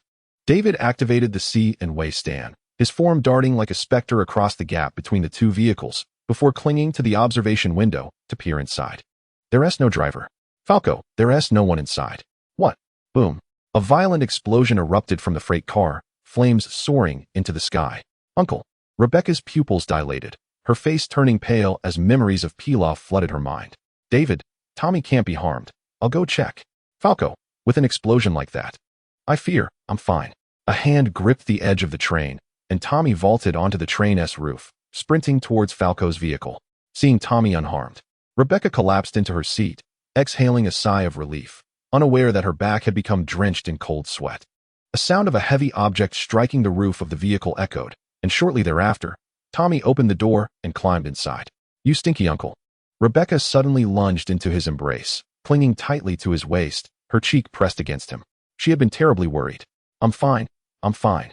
Tommy gently stroked Rebecca's hair. What happened? Another explosion? And an autonomous vehicle? Did you retrieve the raw materials? Huey inquired, lighting a cigarette. A few moments prior, within the cargo compartment, intruders had been present. As the green, gun-wielding robot noticed Tommy entering through the breach, it raised its rifle. Gunfire erupted, bullets striking Tommy, causing his energy shield to flicker. He drew his shotgun and aimed at the robot. With a loud bang, a pile of useless parts was left in its wake. According to the intel, the raw materials were deep within the train, contained in crates, and Tommy only needed to take one box. He pressed further inside. utilizing the close-range combat advantage of his shotgun to dispatch any combat robots he encountered. A heavy door barred Tommy's path. Normally, one would require an identity recognition chip to unlock it. Although Tommy lacked such a chip, he possessed another key. The energy sword plunged deep into the door, its high temperature melting through the alloy, allowing Tommy to create an opening wide enough for him to slip through. However, inside, there were no crates. Only an LCD timer counting down to its final moments. Elle, armor lock activated. The output power of the miniature nuclear reactor in the armor's back surged, and Thor's hammer locked onto its target. Boom. The rapidly rising temperature caused the air to expand violently, and Tommy was blasted away. Just as he was about to be thrown from the train, he deftly grasped the edge of the train, his powerful grip leaving imprints in the alloy shell. Calling. Terry, is the mission complete? A man's voice came through the phone. This train does not contain the raw materials. We come up empty. Tommy clung to the edge of the train. Well, it seems this is not your train. They dispatched 2 trains. I've arranged for another team over there. But they are in dire straits. You need to assist them now. Our mission is this train. With a surge of strength, Tommy vaulted back onto the train. Your mission is to acquire the raw materials while stopping the supply train. You will receive your due reward. Now hurry. Call ended. Such was the situation. David leaped from the freight train onto the vehicle, then returned inside. We'll send you the coordinates. We're heading to the other train now. It isn't far? But the friend identification chip is useless, and a fierce battle awaits us. Chapter 10. Chasing the Wasteland. Part 2. The scorching star hung high, casting a dazzling reflection off the golden sands. Captain, I have spotted the train. In my line of sight, the biotechnological train rapidly magnified, its surface marred by countless bullet holes and an ominous layer of soot. It had just endured a fierce battle. Yet there were no signs that the cargo bay's pressure doors had been breached. The squad had failed. The train detected our party, and machine guns emerged from its side, aiming menacingly before unleashing a barrage of fire. Bullets struck the ground, sending plumes of yellow dust into the air. Brace yourselves. Falco gripped the steering wheel with all his might, striving to evade the incoming fire, yet some rounds still struck the windshield. Fortunately, the entire vehicle was armored. Is there any way to neutralize those machine guns? We cannot withstand such relentless assault. Allow me to handle it. Tommy opened the sunroof, leaned out, and readied his .99 sniper rifle. Bang! The stock of the sniper rifle struck Tommy's shoulder as the armor-piercing, tail-stabilized projectile shot forth, obliterating the machine gun. What manner of weapon is this? The others were astonished, witnessing for the first time a heavily armored machine gun being dismantled by a single bullet. Tommy swiftly redirected his aim, firing 3 more shots and emptying the magazine, consequently destroying the remaining machine guns. As the vehicle approached the freight train, all the machine guns had been rendered inoperative. Tommy, as before, slipped into the carriage. As usual, we head to the front. Falco accelerated, the engine roaring to life, tires kicking up sand as they tore through the desert. Just as we were nearing the front of the train, the ominous sound of whirling rotors pierced the air. David looked up through the rear window and, upon recognizing the newcomer, exclaimed, "It's the moose-armed helicopter mentioned in the news." "Huh, what is that?" Falco inquired. "Whatever it is, blow it up." Rebecca disengaged the safety on her weapon. Suddenly, the pressure doors of an adjacent freight car swung open, and several combat robots leaped out, grasping onto the vehicle. "Rebecca, take care of them first," Falco shouted, maneuvering the vehicle left and right, hoping to dislodge the robots clinging to it. "Just focus on driving." Rebecca extended her gun out of the window, unleashing a volley aimed squarely at the robots' heads. "I'll see if I can hack into that helicopter." Chiwe's eyes glimmered with red light, but soon faltered. "No, it's military grade. If I force it, I'll be done for. I can only assist in dealing with these robots." Damn it. David felt a pang of frustration for being unable to contribute. The roar of rocket exhaust and the sound of projectiles slicing through the air announced that the Moose was launching air-to-ground rockets at the Emperor. Oh no. Falco gasped upon glimpsing this in the rearview mirror, sharply swerving the steering wheel to avoid the incoming rockets. "Falco, keep it up." David fired his handgun continuously, but the onslaught of robots was overwhelming. "I can do this." Falco roared, beads of sweat cascading down his cheeks, his hands moving with a speed that was nearly imperceptible. Explosions consistently erupted around the vehicle, yet Falco, with his extraordinary skill, eluded the clutches of death until the very last rocket. Boom. The rear of the car was thrust skyward before crashing down heavily. "We must neutralize that helicopter. If this continues, we won't last long," Falco shouted. The rocket had inflicted damage on several structures of the Emperor. If this persisted, the vehicle would soon be in pieces. These robots were utterly infuriating. No matter how many they defeated, new ones kept emerging. Rebecca had just reduced another combat robot to scrap metal. Yet more sprang forth from the compartment to take its place. This relentless cycle seemed never-ending. What were they to do? David pondered. As he observed the moose drawing ever closer to the freight train, a sudden idea struck him. "I'll handle this," David declared. Flinging open the car door and activating the sign Weston, he first leaped onto the roof of the train and then soared into the helicopter's interior. The two pilots remained oblivious to his presence, focused intently on operating the aircraft. David raised his handgun and, with a sharp crack, eliminated one of them. Just as he aimed to dispatch the second, an unexpected pain shot through his abdomen. The remaining pilot reacted with astonishing speed, matching David's movements. Seizing his arm and dodging the gun's muzzle, David fired several rounds, all striking the dashboard. A massive fist rapidly enlarged, crashing down onto David's face. With a swift maneuver, the pilot tackled him, forcing David's head outside the helicopter. "How did you acquire a sign, Weston?" the pilot demanded, tightening his grip around David's neck. "Damn it, what business is it of yours?" David attempted to raise his handgun, but it was swatted aside. "Indeed, it has nothing to do with me. Perish." The pilot drew his weapon, pressing it against David's temple. Bang! The pilot's entire body erupted into a gruesome explosion, his form shattered into countless fragments. On the roof of the train, Tommy held his .99 sniper rifle, the barrel emitting a faint wisp of smoke. "I'll stop the train, you get back inside." Before the words had fully escaped his lips, Tommy dashed toward the locomotive, carrying a box filled with 3 raw materials. Inside the train's cockpit, one of the operatives asked, "Have the pests been exterminated?" "I squashed a batch, but more keep coming. There shouldn't be any issues, right? The moose is following. There won't be a problem." The sound of shattered glass echoed as Tommy dove into the cockpit. Before he could utter another word, the blast of a shotgun silenced them. "Elle, how do we stop this thing?" Tommy inquired, eyeing the myriad controls in the cockpit. There had been no lessons on train operation in the Spartan warriors' practical training. "Leave it to me." A crackle of static filled the air as Elle accessed the train's systems. The train's speed escalated rapidly, soon surpassing the safety threshold. "It's about to derail. We need to leave. Jump over now."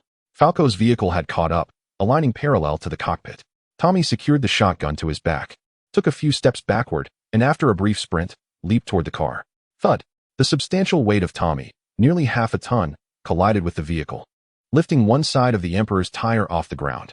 David, already inside the car, opened the sunroof for him, and Tommy ducked into the vehicle. "Did you get it?" Rebecca inquired, her face smeared with oil and metal shavings after a fierce battle. "I've got it," Tommy replied, patting the black metal box in his hands. "Look," David pointed outside, prompting everyone to follow his gaze. A freight train was accelerating rapidly, its wheels clattering against the tracks, followed by a sharp screech of metal. Suddenly, the train tilted and crashed to the side with a thunderous noise, a cloud of dust billowing into the air. "Incredible! We actually took down a company train," Falco exclaimed, laughter erupting as they began their journey back to Night City. Chapter 11. Cyber Blue. That night, at the turbocharged bar, electronic music pulsed through the air, and neon lights illuminated the bustling surroundings. Watching Rebecca, surrounded by cyberpunks and performing acrobatics, Tommy couldn't help but smile. He refrained from interrupting her. After all, this was her unique way of commemorating her brother, much like adorning a firearm with vibrant colors to honor another person. Incoming call. "Terry." "Well done, Mr. Price. The agreed payment has been transferred. By the way, the upper management is quite interested in you. Would you consider joining our security department?" "Thanks, but I have my own matters to attend to." Tommy diverted his gaze, taking a sip of beer. "What a pity. Would you reconsider? Maintaining our current arrangement is sufficient. You provide the funds, and I provide the effort. In that case, the company has no objections. Here's to a pleasant collaboration." "A pleasant collaboration indeed." Falco approached and sat beside Tommy. "If it weren't for you today, the commission might have failed." "Cheers to you," he said, raising his bottle. This successful commission had bolstered his confidence, dispelling initial concerns about the team's capabilities. "You're too kind." The two clinked their bottles together, producing a crisp sound. Falco tilted his head back and took a hearty swig, wiping away the remnants of beer from the corner of his mouth. "I thought this team was going to disband. But your call came as quite a surprise." The team was indeed on the verge of disbandment, but Rebecca is quite loyal, Tommy remarked, glancing at Rebecca, whose cheerful smile radiated joy amidst the crowd. "That's hardly surprising," Falco chuckled, shaking his head. "Speaking of which, how did you two?" Falco's sentence trailed off. But Tommy understood the implication. "To my shame, it has always been her initiative," he admitted, taking a small sip from his bottle, the bitterness giving way to a sweet aftertaste. Really? No way. Falco's voice was imbued with surprise as he patted Tommy on the shoulder, astonished that a young girl had taken the initiative. This was a tale that required some elaboration, thus Tommy fell into silence. But why her? Falco posed a pivotal question. Tommy glanced at Rebecca, then at the pitch-black night sky, a reminiscent expression gracing his face as he remarked, "She is indeed quite charming. And her temperament resembles that of a dear friend from my past." First love? A teasing undertone crept into Falco's smile. No, merely a close companion from basic training. Tommy's fingers idly caressed the bottle, a wave of nostalgia washing over him. Falco, wearing an incredulous expression, inquired, "Where is she now?" "No longer with us. She did not survive that operation." Tommy tightened his grip on the bottle. Although the specifics of the operation remained unknown to him, Falco's smile faded. "I am truly sorry." An oppressive silence enveloped the atmosphere. "Hey, Falco, Tommy, what are you discussing?" At that moment, David approached and settled beside Tommy. "We're conversing about matters pertinent to the older generation. You're too young to grasp it." Falco feigned an air of profundity. "I'm not that young, you know," David retorted, pouting. "Tommy, you excel at driving. Why allow him to take the wheel?" Falco expressed genuine curiosity. "I have obligations that may prevent me from remaining with the team for long," Tommy replied. "Oh, then you can take the lead when that time comes." Tommy turned his gaze to David's eyes. "Can I really?" David asked, lacking confidence as he pointed at himself. "Observe and learn. You can do it." Tommy responded with mild encouragement. In truth, Tommy doubted David's capabilities. He found him too immature in thought and motivation, lacking the harsh refinement of the battlefield and in need of systematic military training. Nevertheless, Tommy believed his stay in Night City would not be prolonged, and the tasks assigned to these mercenaries were of minimal difficulty, rendering brief guidance sufficient. "Tommy has great faith in you. Learn from him," Falco said, giving Tommy's shoulder a reassuring pat. "By the way, the payment for the contract has been received. Elle, it has been distributed according to our usual ratio." "That's quite a sum." David was no longer the rookie who would leap with joy at the sight of a hefty reward. "The company is indeed generous." Nearby, Chiwe, sitting alone at a table and smoking, squinted at Tommy and nodded in acknowledgement. "Hey, uncle, come dance with me." Rebecca had just concluded her juggling act and hopped lightly onto Tommy's lap. "Young lady, there are more than just the two of you here," Falco remarked as he tilted his head back to finish the remaining liquor. "I didn't mean for you to see, you old codger." "Dance? With you?" Tommy scrutinized Rebecca's height with his gaze, contemplating that such a disparity would render their dancing akin to a tall person swinging a rag about. "What do you mean? You jerk." Rebecca instantly grasped the implication behind Tommy's look, clenching her fists and preparing to retaliate. "Indeed, it is as you perceive. Let us leap forth," Tommy exclaimed, lifting Rebecca in his arms as he made his way toward the heart of the crowd. "Ah, you odious uncle, how can we possibly jump like this?" Rebecca's cheeks flushed with embarrassment as she squirmed in Tommy's embrace. This scene elicited laughter from the cyberpunks, filling the air with a joyous atmosphere. On the afternoon preceding the Jefferson campaign rally, amid the neon-streaked streets, Tommy resolved to engage in a profound dialogue with the star mayoral candidate during the mobile rally. Thus, he had spent the preceding days meticulously investigating the terrain surrounding the route of the floating platform. At that moment, Tommy found himself in a secluded alley of the neon streets, adjacent to the central control room of the city's surveillance cameras. He intended for Elle to implant a subroutine within the system, allowing him to monitor the movements of all Arasaka security personnel through the surveillance cameras once the rally commenced. Surveying his surroundings, he noted that he was alone, save for the occasional flicker of neon advertisements and the lanterns swaying above. The nearby eateries had yet to open, primarily catering to the late-night crowd. "Elle," Tommy activated his cloaking device, rendering himself nearly invisible.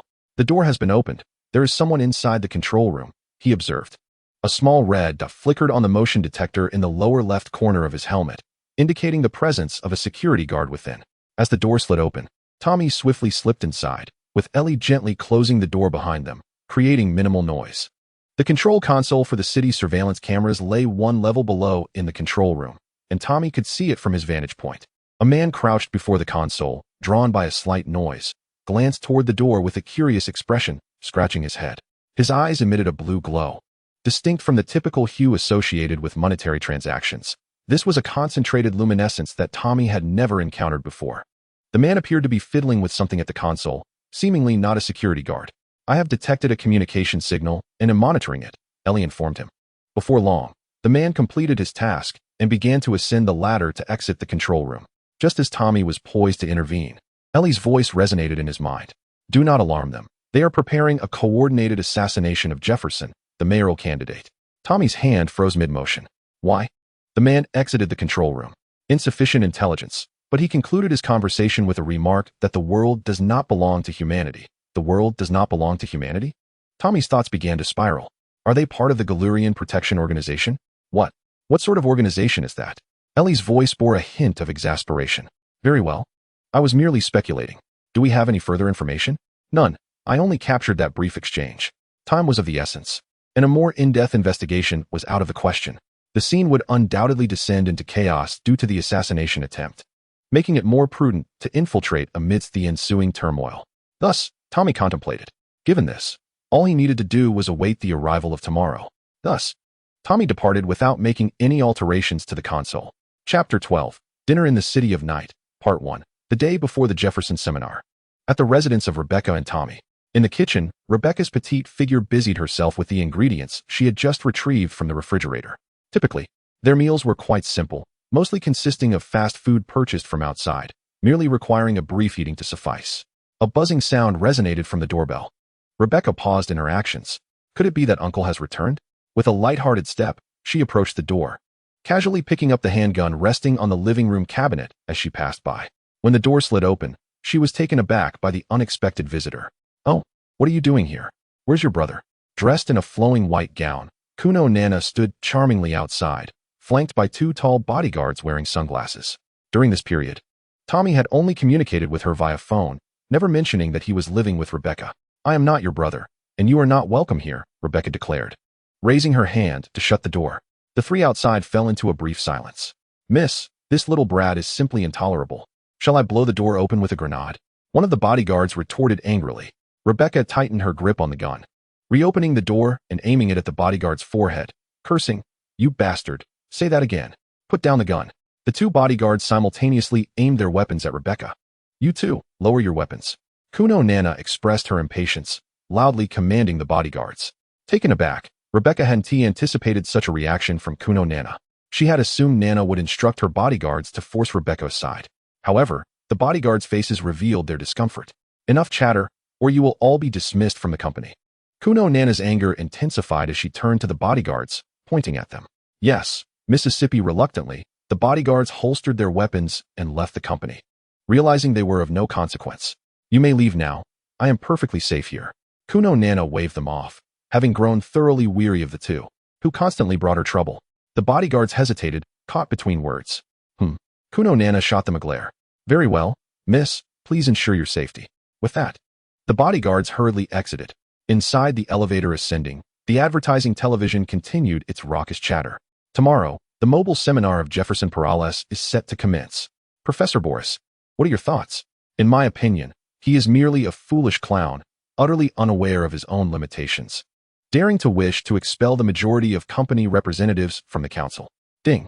The elevator arrived at its destination. The doors opened to reveal two imposing men in suits and sunglasses standing outside. The incongruous demeanor of the two individuals heightened Tommy's alertness, prompting him to prepare for a potential confrontation as he slightly angled his body to exit the elevator. Fortunately, they did not initiate an attack, merely descending further.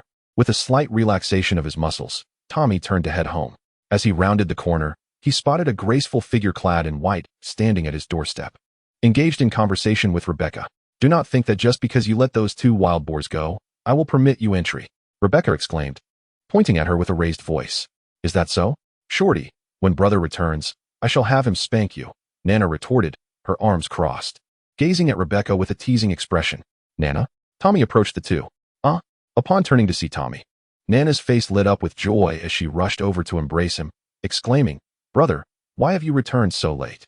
This little brat has been bullying me. Tommy removed his helmet and smiled gently at Rebecca. Neither of you is allowed inside. Stay out there and rot. Rebecca huffed, turning away and shutting the door behind her. Tommy ruffled Nana's hair, saying, Let us go inside first. It remains to be seen who is truly bullying whom. Upon entering the house, Tommy's attention was drawn to the bag Nana was carrying. What have you been up to today? Why did you bring something back? We are preparing for an enormous concert, and I wanted to surprise you, Nana replied mischievously. On my way home, I suddenly craved dinner with you, so I picked up some ingredients along the way. I have already spoken to Mom, and she readily agreed. She opened the bag to reveal its contents: beef, fish, and a variety of vegetables. These items were exceedingly rare in Night City, typically reserved for the elite of the company. You spent quite a bit. Can you handle these ingredients? Neither of us can cook, Tommy remarked, glancing at Rebecca, who was reclining on the sofa, lost in the television's glow, her eyes occasionally darting towards them. Of course. I practiced diligently for a while, so prepare to indulge. Nana beamed sweetly at Tommy before disappearing into the kitchen. Tommy momentarily lost his focus, then shook his head to dispel any distracting thoughts, reflecting on how his resolve had been significantly eroded since arriving in Night City. He removed Thor's hammer in the living room and settled beside Rebecca's head. Humph. Rebecca shifted her head slightly away from him, gently grasping her shoulder. Tommy positioned her small head upon his thigh, her cherubic face becoming slightly distorted under the pressure. Let me go, you smelly old man. Rebecca protested, struggling to escape. Tommy, you have a call from Lano, came the voice of Elle from the speaker in the corner of the room. Lano had previously represented the Arasaka Corporation in negotiations with Tommy, having provided the commission for the scavenger battle. Rebecca halted her movements, gazing at Tommy with curiosity. Answer it. Elle. A crackling static noise filled the air as the call connected. Mr. Price, long time no see. Indeed, it has been a while. What brings you to call now? As usual, there is a commission related to tomorrow's presentation. At this moment, Nanami Kamiyama, busy in the kitchen, paused her actions to listen intently. Oh, please elaborate. Tommy's large hand caressed Rebecca's delicate face, the soft and smooth texture rendering him unable to resist. We need to deploy a small team at this location. Elle activated the television screen, and the target position was marked on the displayed map. This location, concerning the route of the floating platform, was rather remote, rendering its strategic significance negligible. Tommy thought it a sheer waste of resources to deploy at such a site. I know. Lano interrupted Tommy. It's a rather foolish location, isn't it? I concur, he continued after a brief pause.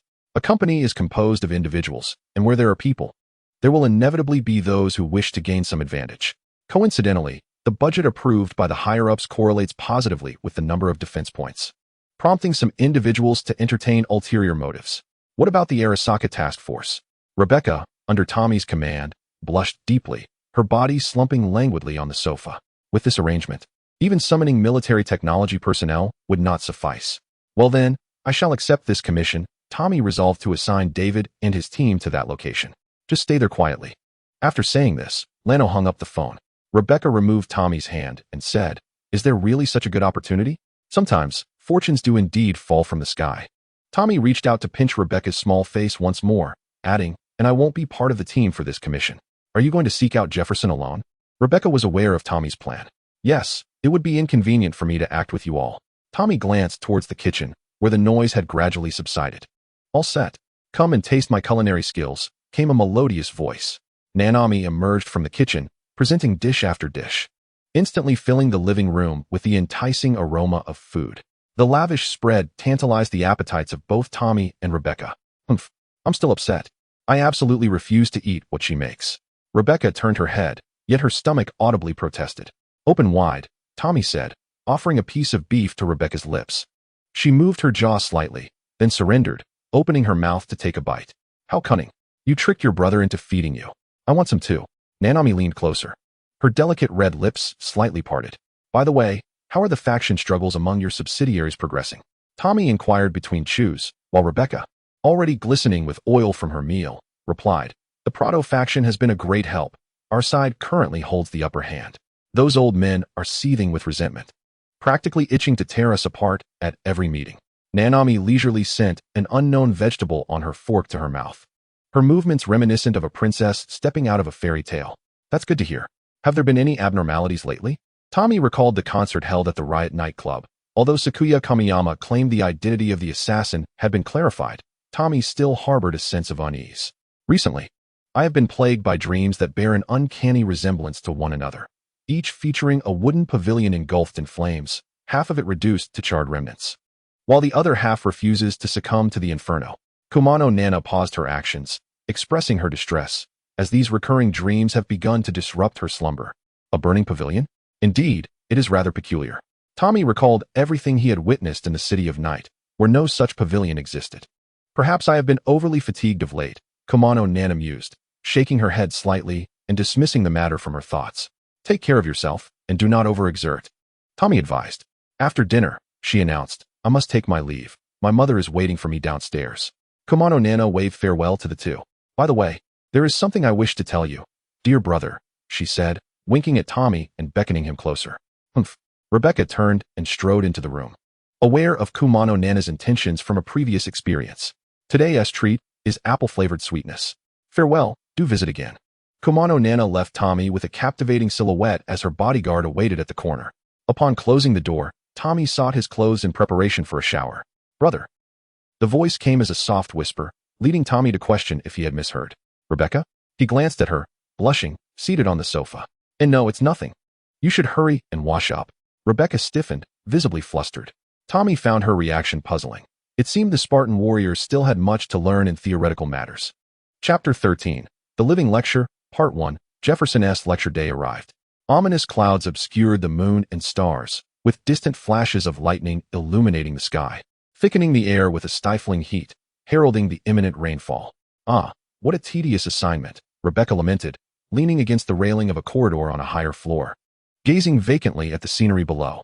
This area housed only two buildings, separated by a spacious plaza. So hot, so quiet, Chiwai remarked softly, lighting a cigarette. The citizens had all been drawn away by Jefferson's lecture, congregating primarily along Neon Street, where the vibrant lights could be faintly seen from Rebecca's vantage point. Hey, Rebecca. Chiwai, David called out as he ascended the stairs from below. Oh, it's David. Where's Falco? Rebecca inquired upon hearing his voice. He mentioned something was amiss in the tribe and could not make it, David replied, settling on the stairs. Is this from man? Rebecca pointed to David's significantly muscular arms, a testament to extensive cybernetic enhancements that had transformed his physique and increased his height. Yes, I will fulfill man's final request, David declared, clenching his fists. Not only man's mother's wishes, but I shall see them through. Man, Rebecca murmured, then turned her gaze back to the street below, where a large red hand tapped rhythmically against the glass railing, producing a crisp sound. Suddenly, a shadow flitted past at the bottom of the stairs, causing Rebecca to pause in surprise.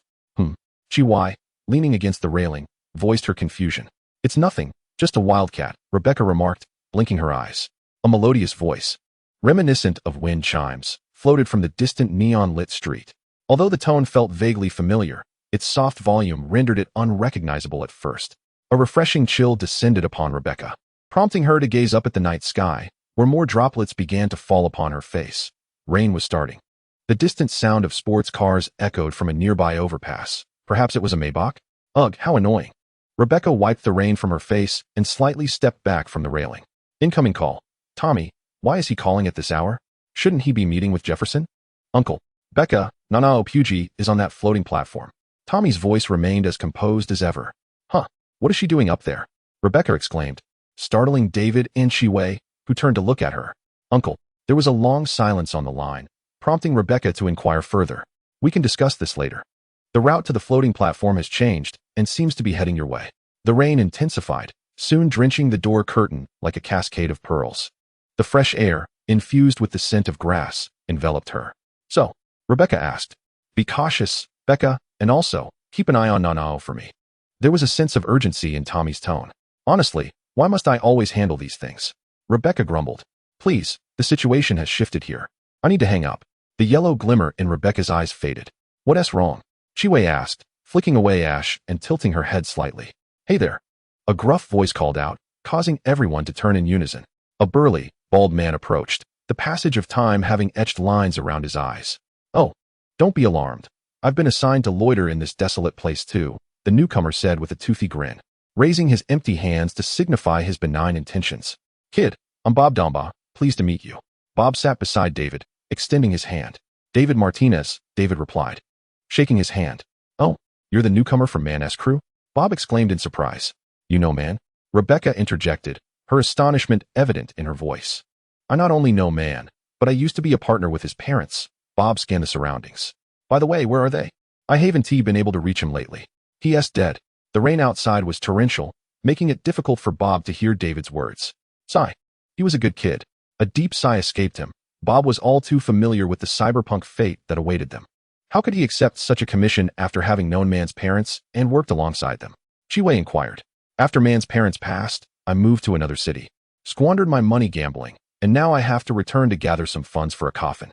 Bob scrutinized David's arm and remarked, the escapist from a shameful existence. Chiwei shook her head and redirected the conversation. By the way, Rebecca, what did Tommy say? Oh, he mentioned. Rebecca turned to gaze towards Neon Street, where the hovering platform that was supposed to dock there was slowly approaching. The platform is coming. What? Bob suddenly sprang to his feet, disregarding the splattering rain as he leaned over the railing to peer into the distance. Heavens, we must leave this place immediately, Bob shouted to the group. Why? David inquired, perplexed. According to the altered trajectory, this location would be the prime target for an attack. We are too exposed here. A piercing sound interrupted his words, followed by a violent explosion nearby. To the rooftop now? We can't afford to die for such a paltry sum. Bob dashed upwards. The three exchanged glances as the footsteps below grew increasingly closer. We should follow him, David exclaimed, rising to follow Bob's ascent. The torrential rain lashed against the rooftop, and the wind howled in gusts, swirling through the stacked steel pipes with a mournful wail. A massive artillery piece had been waiting for some time, its highly augmented form bristling with weaponry, poised to reduce its target to mere fragments the moment the hovering platform arrived. Footsteps echoed as the artillery turned to the staircase, where a bald man rushed up. Haha, have you come from the Arasaka faction as well? Bob panted, a sense of foreboding arising from the blue glow in the man's eyes. The artillery ignored him, lifting its arm to fire a shot at Bob. Boom. The ground beneath Bob erupted into a deep crater, yet he vanished from sight. Truly incapable of listening, are you? Allow me to introduce a move. A voice called from the side as a mantis blade leapt from Bob's arm, and he charged toward the artillery with incredible speed. Clang. The mantis blade clashed against the arm blade, a cacophony of metal resonating, sparks flying. The artillery's other arm also deployed a hand cannon, aiming to fire at Bob. Bang. Bang. Bullets struck the artillery but ricocheted off, yet its attention was drawn toward Bob. Bob, I'm coming, David shouted, the barrels of his dual pistols still smoking. Oh, kid, let us take him down together. Bob swung his arm, deflecting the artillery's arm blade, then executed a backward leap to create distance between them. David, Chiwei and I will hold off the scum coming from below. You handle him. In the corridor, Rebecca stood guard at the corner, her .37 rifle roaring incessantly as the sound of flesh and blood splattering echoed from below. Her backpack was crammed with additional heavy weaponry. Thanks, Rebecca. David fixed his gaze on the artillery. Come on, big guy. Chapter 14, The Living Lecture, Part 2, Jefferson S. Lecture Day, Neon Street. Report. This is the Beta Reconnaissance Point. No suspicious activity detected. The Arasaka Task Force sniper, crouched in front of Tommy, relayed the information to the higher-ups. Behind him lay a concealed explosive, and through the infrared monitoring function of his helmet, Tommy could distinctly perceive a crimson line. Gazing down through the transparent glass of the sky bridge, a throng of people surged below, their voices a cacophony amidst the stifling heat, each individual glistening with perspiration, droplets reflecting the vibrant hues of the neon lights that adorned the entire street. The floating platform is approaching. All personnel heightened their vigilance. The command echoed through the sniper's communication device. In the distance, a white floating platform, its base emitting a blue flame, drifted slowly towards them. Composed of 3 segments, a larger central section flanked by 2 smaller ones. What is that? Tommy squinted from behind his helmet. Incoming call, Nanami Puji. The phone rang just at that moment. Nanami, is that you? Hee. Yes, surprise. A graceful figure danced on the right platform. More like a fright. Oh, come on, big brother. Nanami pouted playfully. What are you doing there? The company sent me. Arasaka is backing Jefferson from behind. There was a brief pause in her voice. The things from the dream. What's wrong? Tommy's plans shifted slightly. He intended to enlist Rebecca's assistance. The pavilion is burning, the pavilion. Nanami's voice grew distant, the animated figure coming to a halt. What? Nothing. Just that something from the dream appeared right before my eyes. Something felt amiss, and after the presentation, he would need to inquire about the peculiarities of this occurrence. Let us talk later. I need to start here. Subsequently, Nanami led the right platform in singing a campaign support song, evidently composed by Arasaka, to bolster Jefferson's image. Calling, Rebecca, uncle? Becca. Nanami is on that floating platform. Tommy adjusted his gear. A 99 sniper rifle, a magnum handgun, a plasma energy sword, cloaking gear attachments, and several fragmentation grenades. Raindrops began to fall from the sky, striking his helmet with a crackling sound, the moving droplets rendering his motion detector ineffective, while the radar in the lower left corner of the helmet was filled with tiny red dots. Huh? What is she doing up there? Rebecca's astonished voice came through. As the song concluded, Jefferson took the stage to deliver his speech.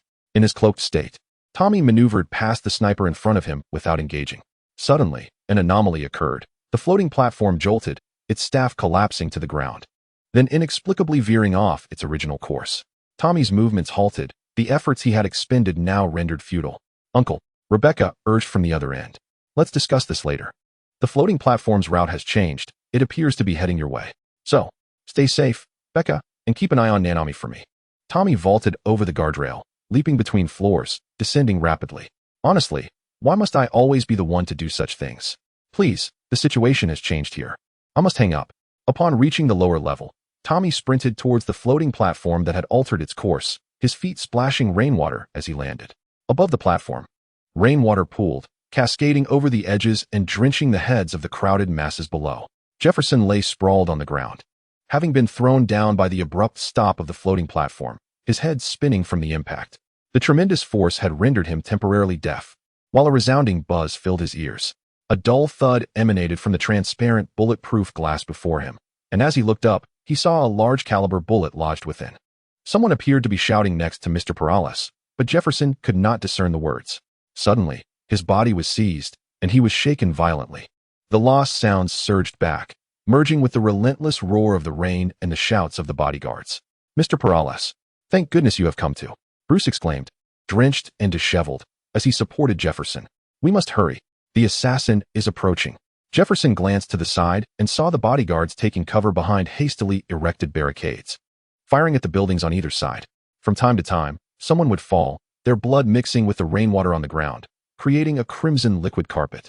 Bruce draped one of Jefferson's arms over his shoulder and swiftly moved towards the staircase leading to the floating platform, where they could evade the sniper's assault. Inside the platform, rooms were furnished with crocodile leather sofas and mahogany coffee tables, dim yellow light casting down from above. This space primarily served as a refuge for dignitaries, and several bodyguards stood vigilant within. "You, quickly, close the pressure door," Bruce commanded the other bodyguards, as he had been leading this team for some time. The pressure door at the entrance staircase was shut, vanishing any trace of the rain that had drifted in. "Jefferson, are you hurt?" Elizabeth approached him hastily, examining him closely. She was Jefferson's wife. "I'm fine. They didn't touch me," Jefferson reassured her. Upon hearing this, a slight relief washed over Elizabeth's brow. "That's good. The route of the floating platform has suddenly changed, and the Hosaka task force won't arrive anytime soon. We are safe here. We can simply wait for them." Suddenly, a scream pierced the air from behind. The crowd turned in unison. A blade had pierced the chest of an unfortunate bodyguard, who struggled briefly before falling lifelessly. The blade was then withdrawn, and as the wielder's hand trembled, blood was flicked from the edge, rendering the crimson blade even more menacing. "This is merely a matter of survival." Mrs. Perales, a robust elderly man with a patterned haori and a short white goatee, emerged from the shadows, a wry smile playing at the corners of his eyes as he regarded them. "Protect the gentlemen and ladies. Fire at will." Bruce positioned himself in front of them, drawing his pistol and aiming it at the old man. The other bodyguards sprang into action, and in an instant, the air was filled with the cacophony of gunfire. Firearms serve as instruments of the weak. The elder swiftly darted aside, vanishing from sight, leaving only a fleeting afterimage in his wake. The guards unleashed a barrage of bullets, yet they could not even catch a glimpse of his trailing shadow. The afterimage danced among the bodyguards, and with it, severed heads and dismembered limbs soared into the air, blood splattering across the room's murals, where a man depicted in the artwork wore an eerily sinister grin. "Cursed be it." Bruce fired repeatedly, yet his efforts proved utterly futile. In no time, only 4 of them remained in the fray. The tip of the sword dripped with blood as the elder's figure materialized once more. "I am Yamamoto Ketsuru." The elder flourished his sword, cautioning, "Do not forget as you cross the river of oblivion." Yamamoto Ketsuru bellowed, charging towards Jefferson with the afterimage in tow. In an instant, Bruce's head was severed, a cold glint aimed directly at Jefferson. Bang! The explosive round struck Yamamoto Ketsuru's sword, shattering it into fragments that soared high before embedding themselves in the ceiling. "Who dares?" Yamamoto Ketsuru leaped several paces back from Jefferson, realizing that the previous shot could not have missed. "What organization are you a part of? Why seek to assassinate Jefferson?" Tommy forcibly pried open the pressure door and leaped down the stairs, positioning himself before Jefferson. Both Jefferson and Elizabeth were still paralyzed by the terror of death, staring blankly at Tommy's back. "Huh," He has thwarted the glorious evolution. The blue light flickered in Yamamoto Ketsuru's eyes, as if mocking their audacity. Once again, blue eyes and evolution. Who are they? What is this glorious evolution? Tommy inquired. Why should I divulge that to you? Yamamoto Ketsuru unsheathed a katana from its scabbard behind him. Do share. After all, we are all destined to perish.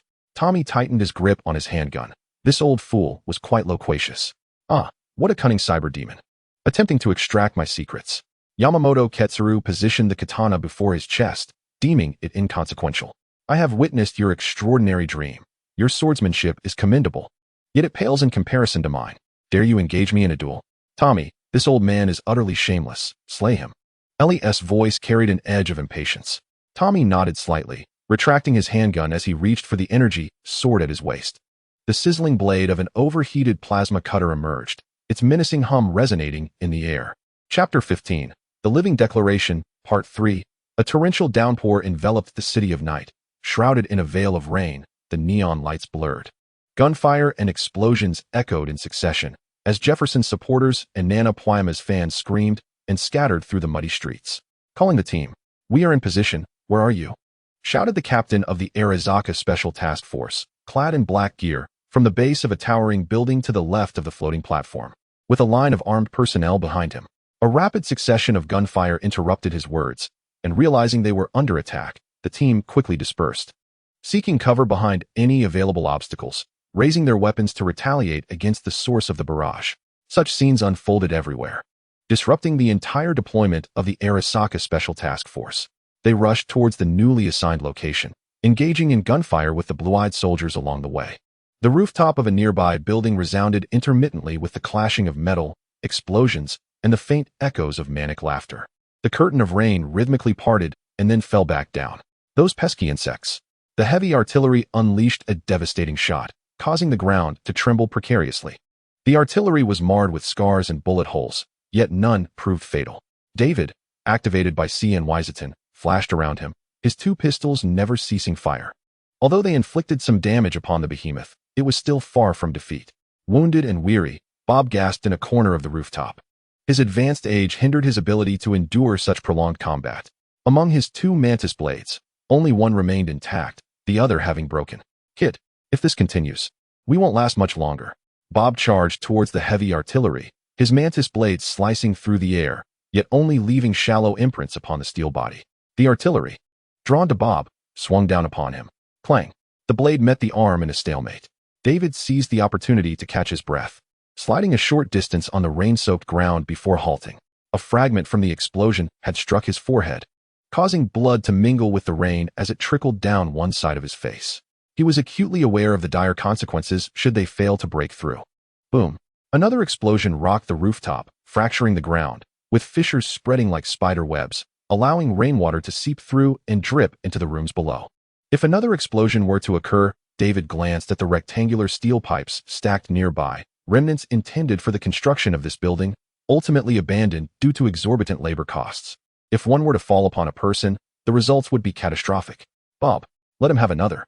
With C.N. Wiseton activated, David crouched low and unleashed a furious barrage at the artillery.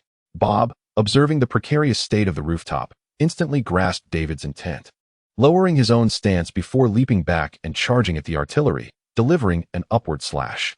I am utterly fed up with this. You all shall perish. The artillery roared with fury as the floating platform drew nearer, yet these two insignificant ants proved uncrushable. Its chest opened, revealing an oversized attack cannon, aimed squarely at the crouched David and Bob. This weapon was originally designed to bombard the floating platform, yet rage clouded its judgment. A dazzling flash of light erupted, followed by a cataclysmic explosion.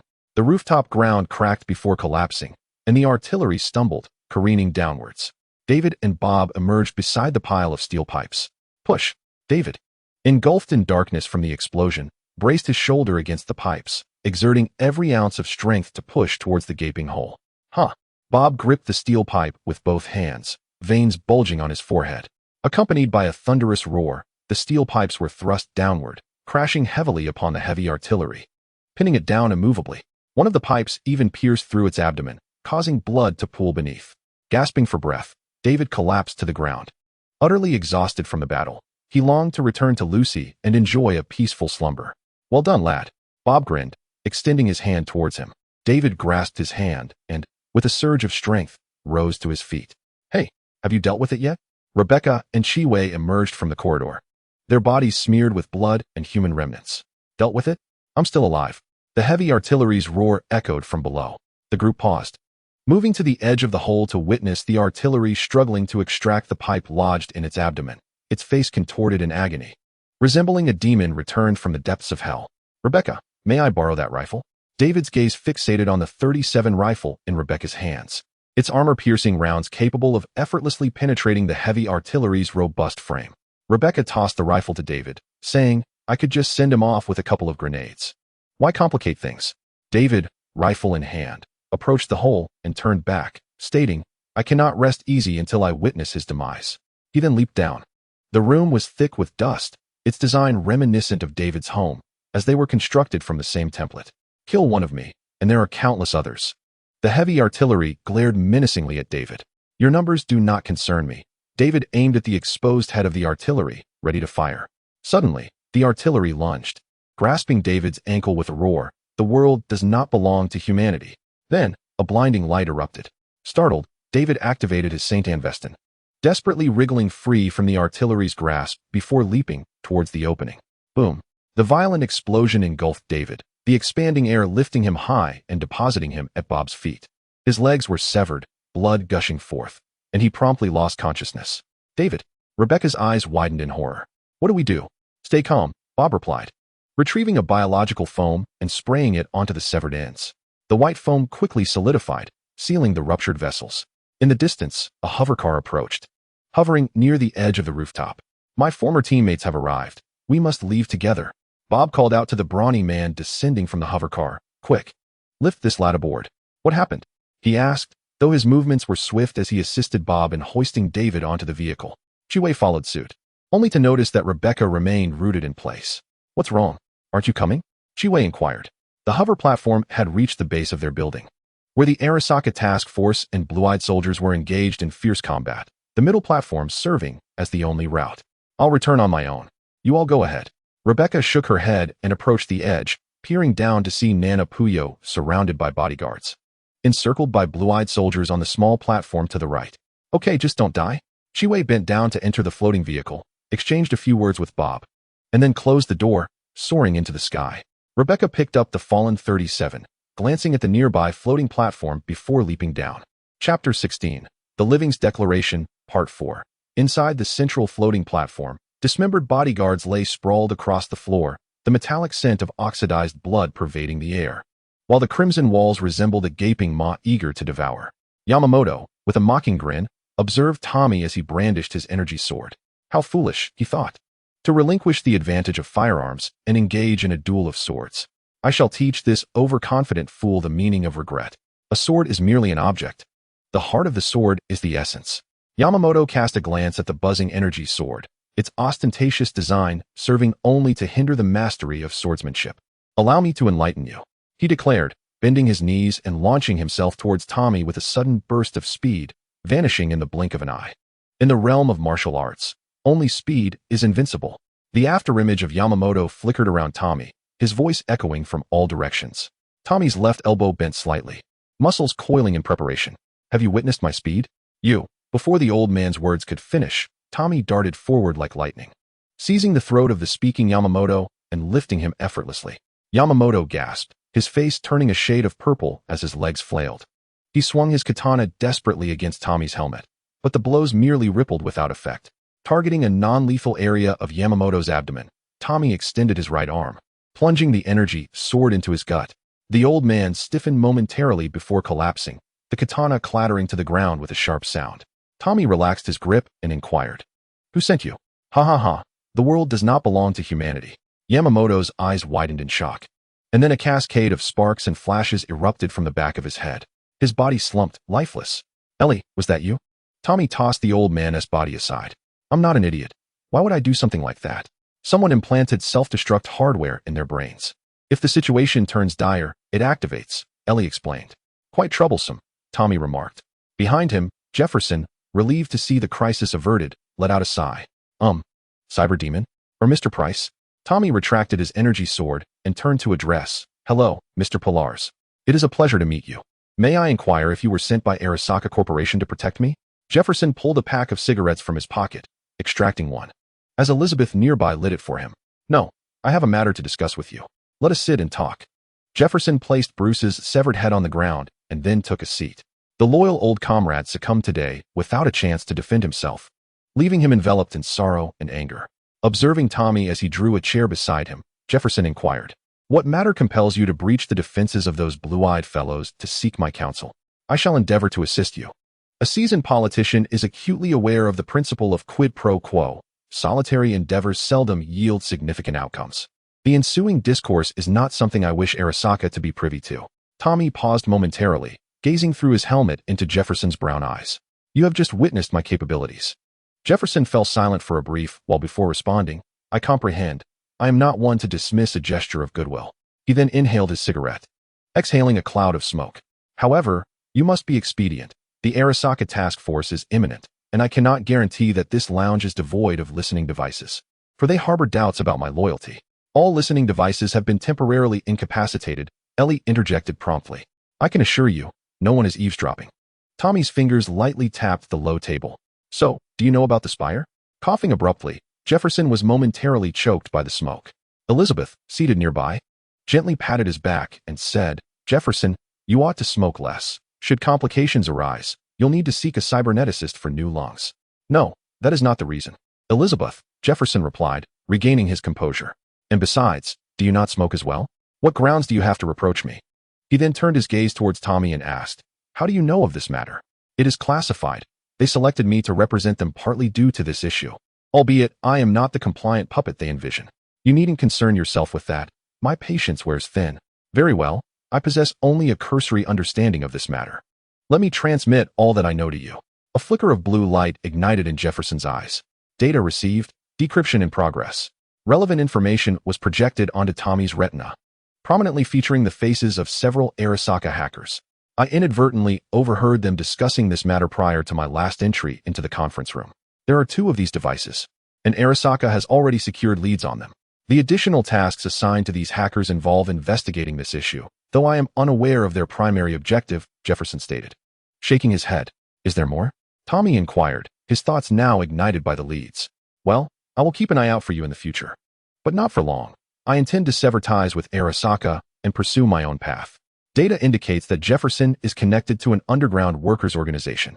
One of the primary responsibilities of artificial intelligence is to furnish Spartan warriors with intelligence in unfamiliar environments. "All right, thank you." Tommy rose, preparing to depart. Outside, the cacophony of gunfire and explosions resonated through the rain-soaked air, causing Tommy to fret for Rebecca and Pyon Nanny. "Incoming call, Rebecca. Uncle, where are you? If you don't come soon, we are doomed." The communication was punctuated by the roar of a .37 rifle and a man's curses. "Where are you? We are trapped. Unable to move. Those scoundrels are coming for that voluptuous woman." Rebecca shouted. "What voluptuous woman? Can't you say something more flattering?" Came the voice of Nana Puji. "I'm very close to you. Come over now." The rain had lessened, and the floating platform along with the surrounding structures were pockmarked from grenades and shells. The battlefield was fragmented into several small sections, with the Arasaka task force and the blue-eyed soldiers engaged in fierce combat. 3 blue-eyed soldiers in black evaded the task force and made their way to the staircase leading into the floating platform. "The target is inside. As soon as we enter, we shoot to kill, leaving no survivors, understood?" The leader instructed his 2 teammates. "Understood." Upon reaching the staircase, they noticed signs of forced entry on the pressure door, the nature of which raised the leader's caution. Suddenly, an armored head peeked around the corner of the staircase, prompting the leader to fire his submachine gun first. The intruder moved with astonishing speed, closing the distance in an instant. The bullets fired ricocheted off an emerging energy shield. Tommy seized the weapon from the assailant's grasp, yanking it violently, causing the leader's shoulder joint to dislocate with a sharp crack. Following this, he delivered a powerful kick to the leader's chest, sending the blue-eyed soldier flying. His thorax caved in, lifeless upon impact with the ground. In quick succession, Tommy drew his firearm and pivoted to face the left-side soldier, firing and obliterating an enemy's skull, then delivering a devastating elbow strike. The blue-eyed soldier's head was struck with such force that it flipped sideways before crashing to the floor. His cheekbone shattered and his neck contorted at a grotesque angle, vertebrae fractured. Having dispatched the 3 foes with efficiency, Tommy swiftly made his way to the high ground where Nana Pugy was stationed. There, he found Nana and Rebecca crouched behind a makeshift metallic barricade, surrounded by the bodies of fallen bodyguards, with only a few remaining combatants still engaging in the fight. Their situation was dire. Rebecca's blue cybernetic left arm was shattered, revealing a glimmering black metal interface, while a stray bullet had grazed Nana's delicate face, blood mingling with the rain. Both were firing their respective rifles, Nana with a .37 rifle and Rebecca with a pink handgun, at the advancing soldiers. Calling, Nana Pugy, Rebecca, Tommy said as he holstered his handgun and retrieved the behemoth 99 sniper rifle from the magnetic rack on his back. Why didn't you call me sooner? His voice was laced with suppressed fury. The reticle linked to the sniper rifle's optical sight zeroed in on a blue-eyed soldier. And with a single round of the anti-material caliber, the soldier was reduced to mere fragments. The two women, caught off guard, dove back behind their cover. It's all that foolish woman's fault. She insisted on not being disturbed and prevented me from calling you, Rebecca panted. Tommy swiftly redirected his aim, firing 3 more shots in rapid succession, leaving several dismembered bodies scattered across the surface of the floating platform. Hey, you promised. Don't be angry, dear brother. A delicate voice wafted through the air, causing one to question whether this was indeed a battlefield. Tommy retrieved a magazine from his tactical pouch and replaced it in his sniper rifle. Through the thermal imaging system of his helmet, he discerned a sniper on the rooftop of an adjacent building aiming at him. Becca, Nana, make sure to call out to me next time. Do you understand? Tommy's tone softened slightly. The Spartan warrior nimbly dodged a barrage from the sniper, swiftly turning to fire back, obliterating both the shooter and the steel edge of the rooftop into a grotesque mass. Got it. Received, brother. Chapter 17. The Living Declaration, Part 5. The night sky was shrouded in ominous clouds, flickers of lightning illuminating the backdrop, with rain poised to descend. The floating platform beneath trembled slightly as Nana Kamino stood resolutely, orchestrating her team in preparation for the performance. She gazed upwards, hoping the rain would hold off until after their song. Otherwise, it would spell trouble. At that moment, the floating platform turned a corner, soon to enter Neon Street. Attention, everyone. We are about to commence. In half a minute, the reporters will be live streaming from here, a staff member announced. It was time to begin. She quickly dialed her brother, not wanting to miss this opportunity. Calling, Tommy. Nana, is that you? Oh, he had already seen her. Nana jumped slightly to catch Tommy's attention. Hee, it's me, are you surprised? More startled than surprised. You're so mean, brother, Nana pouted playfully. How did you end up there? The company sent me. Arizaka is backing Jefferson, Nana replied, her voice faltering as the scenery ahead blurred, shifting to a vivid image of a burning wooden pavilion that rapidly magnified in her view. The acrid scent of smoke mingling with the metallic tang of blood engulfing her senses.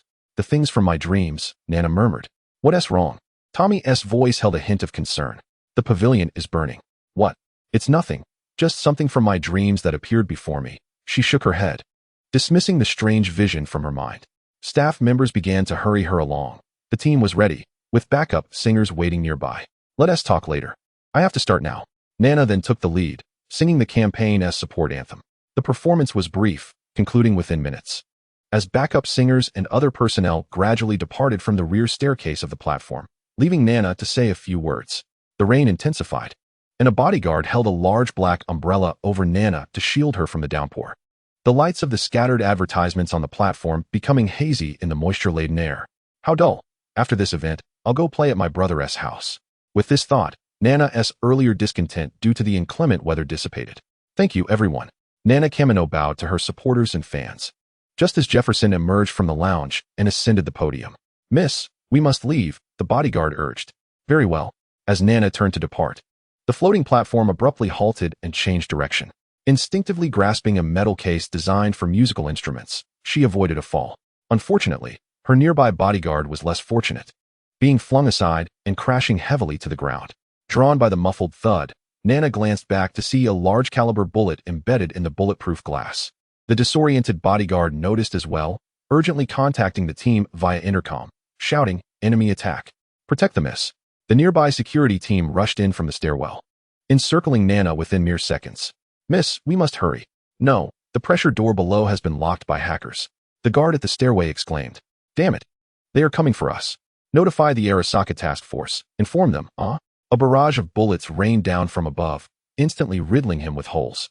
Damn it. Create a temporary barricade, commanded the bodyguard, tossing his black briefcase to the ground, which swiftly transformed into a half-height black metal shield. The other guards quickly followed suit, with some even bringing over the sturdy metal cases and sound equipment.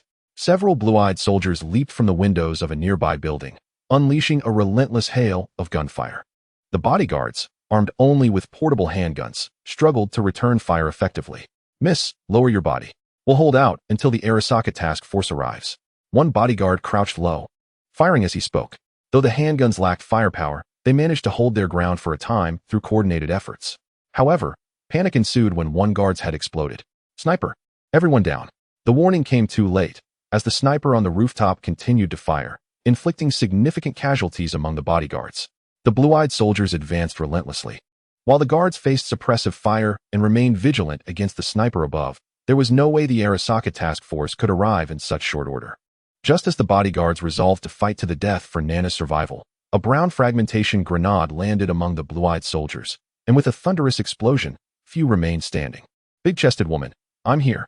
Rebecca landed with poise, rifle in hand, advancing toward Nana and clearing the path of any soldiers who had survived the blast. "It's our ally. Everyone suppress the enemy sniper," the bodyguard called out, vividly recalling the events of that fateful afternoon. Bullets rained incessantly upon the metal edges of the rooftop, silencing the sniper momentarily. "I just saved your life. You'd better thank me when we get back," Rebecca said, patting Nana's shoulder. "Upon my return, I shall speak favorably of you before my brother, elevating your status from the dust." Nana grinned slyly.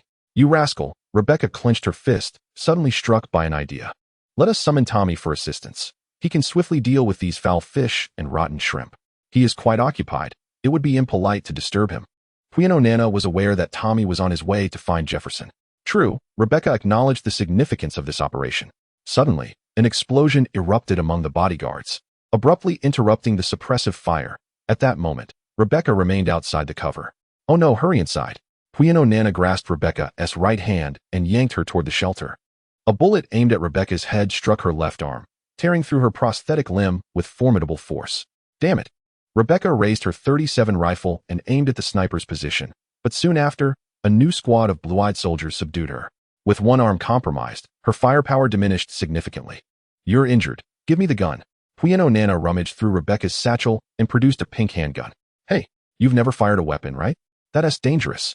Rebecca gazed in astonishment at Nana, who was now shooting, her aim poor and nearly missing the target. "With more practice, you'll improve." Nana gritted her teeth, striving to take aim. "You've lost an arm. I'll supplement the firepower." "Supplement the firepower? What a joke." Rebecca revealed her weapon and unleashed a volley in the direction of the soldiers, the numbers on the .37's ammo counter fluctuating rapidly. Ah! A stray bullet grazed Nana's face, leaving a gash from which blood began to flow. Rebecca yanked her inside. "Aren't you afraid? A pampered young lady?" "Humph. I have not feared anything since I was 8. Nana broke free and continued firing, her aim slightly improved from the outset. "TCH, if you perish, Tommy will be mine alone. Are you content with that?" Rebecca noticed the bullet holes on the bulletproof glass increasing, the cracks multiplying as the sniper above seemed to concentrate fire to shatter it. Nana fell silent for a moment before speaking. "You excel in combat. Having spent more time by his side than I. If I were to die, you would still be there with him." The young lady retreated into the cover, replacing a magazine from Rebecca's satchel. "Besides, we are not at that point yet. Quickly, call for my brother." Rebecca hesitated. This woman had repeatedly reshaped her perceptions today. "Calling Tommy. Uncle, where are you? If you don't come soon, we're done for." Rebecca peered out from the cover, emptying a magazine to push back the blue-eyed soldiers. "Where are you?" "Just on the adjacent platform. Those bastards are coming for this busty woman." Rebecca shouted. "What busty woman? Can't you say something more flattering?" "I'm very close to you, coming over now. Just hold on a little longer." Rebecca scanned her surroundings, realizing that there were few bodyguards left capable of firing their weapons. The rest, either dead or clinging to life against the cover, were gravely injured. In those fleeting minutes, time seemed to stretch into centuries. It was not until the phone rang, displaying incoming call, Tommy, that she heard his voice, laced with suppressed fury. "Why didn't you call me sooner?" As a blue-eyed soldier navigated through the hail of gunfire, a cloud of crimson erupted from his body, followed by dismembered limbs and scattered organs. The two, their bodies taut with tension, exhaled simultaneously and retreated behind the cover. "It's all because of that foolish woman, insisting that I shouldn't disturb you and preventing me from calling," Rebecca gasped in complaint. Moments later, 3 more soldiers were brutally gunned down. the sound of gunfire echoing in their wake. Hey, you promised. Don't be angry, brother. Nana's voice sent chills down Rebecca's spine. Could it be that Tommy had an affinity for such girls? Becca, Nana, make sure to call me immediately next time, understood? Tommy's tone had softened considerably since the beginning. Understood, they replied joyfully, watching as Tommy leapt down from above. Chapter 18. Making a name for oneself. A week later, at the Afterlife bar, a group of mercenaries gathered, their eyes glued to the large television screen. Good evening, I am Eric and you are watching the news. The news anchor appeared, reporting on the evening broadcast. In a major address a week ago, the star mayoral candidate, Jefferson, was assassinated by unidentified forces. The Harazaka task force skillfully repelled them with their impeccable organization and military prowess. Following this, Mr. Raisin publicly condemned the attackers' shameless actions and announced swift retaliatory measures. The scene shifted to Raisin Harazaka on the screen. If anyone dares to lay a hand on a political figure supported by Harazaka, I assure you, we will sever your black hands and generously sprinkle salt upon the wounds. His gravelly voice resonated with menace. Laughter erupted from the mercenaries at this declaration. Do I mimic him well? We will sever your black hands and generously sprinkle salt upon the wounds. A burly man mockingly imitated Raisin's broadcast, eliciting even more laughter from the crowd. Bob chuckled, then noticed the familiar yellow figure entering the bar. Hey, David, we're over here. Hey, Bob, David greeted him, then turned to the large men beside him. Hello, I am David Martinez. Ha, you are far too serious, kid. The burly man exclaimed, tears of laughter streaming down his face as he patted David on the shoulder. David smiled in return and addressed Bob. Did you call me for something? I still have to rush home. What's the hurry? Let me first take a look at your leg. Bob patted David's thigh with considerable force, producing a metallic clang at the point of contact. Not bad, huh? How does it feel to have a new prosthetic? Quite well. In fact, the rejection response is minimal. David accepted a drink from the burly man beside him and took a sip. That's good to hear. The reason I summoned you here is to inform you that you have gained a modest reputation within the cyberpunk community, particularly with Okada Wakako, who has taken quite a liking to you. You're on the verge of success. Bob grinned widely, giving David's shoulder an encouraging pat. I shall introduce you to a few of my old teammates. Meanwhile, in a dimly lit underground chamber, a hacker clad in black attire lounged in a hacking chair, connected to Night City's network via a deep dive interface. Countless dazzling zeros and ones flickered across several computers beside him. After a moment of trembling, he snapped back to reality and disconnected the link from the nape of his neck. Sir, one of the product tester's data has been severely corrupted. I suspect it has been deliberately sabotaged, the hacker stated, a flicker of yellow light glinting in his eyes. Yes, please allow me some time. I shall do my utmost to recover the data. With that, the communication abruptly ended. The hacker removed his black attire and began to organize the documents on his desk. Preparing to leave, a faint fragrance stirred his olfactory neurons. Who is there? He quickly turned his gaze toward the shadows in the corner. A gold-hued monomolecular wire shot forth, targeting the hacker's face. Damn it! He rolled awkwardly on the ground, narrowly avoiding the strike before scrambling towards the wall. A slender figure emerged from the shadows, raising an arm to launch a second strike. With a decisive slap, the hacker struck a subtle protrusion on the wall, causing a door of the same color as the wall to swing open swiftly. He tumbled inside, but the monomolecular wire struck his calf, carving away a chunk of flesh. Blood gushing forth. Yet, he managed to slip inside just in time, with the door closing rapidly behind him.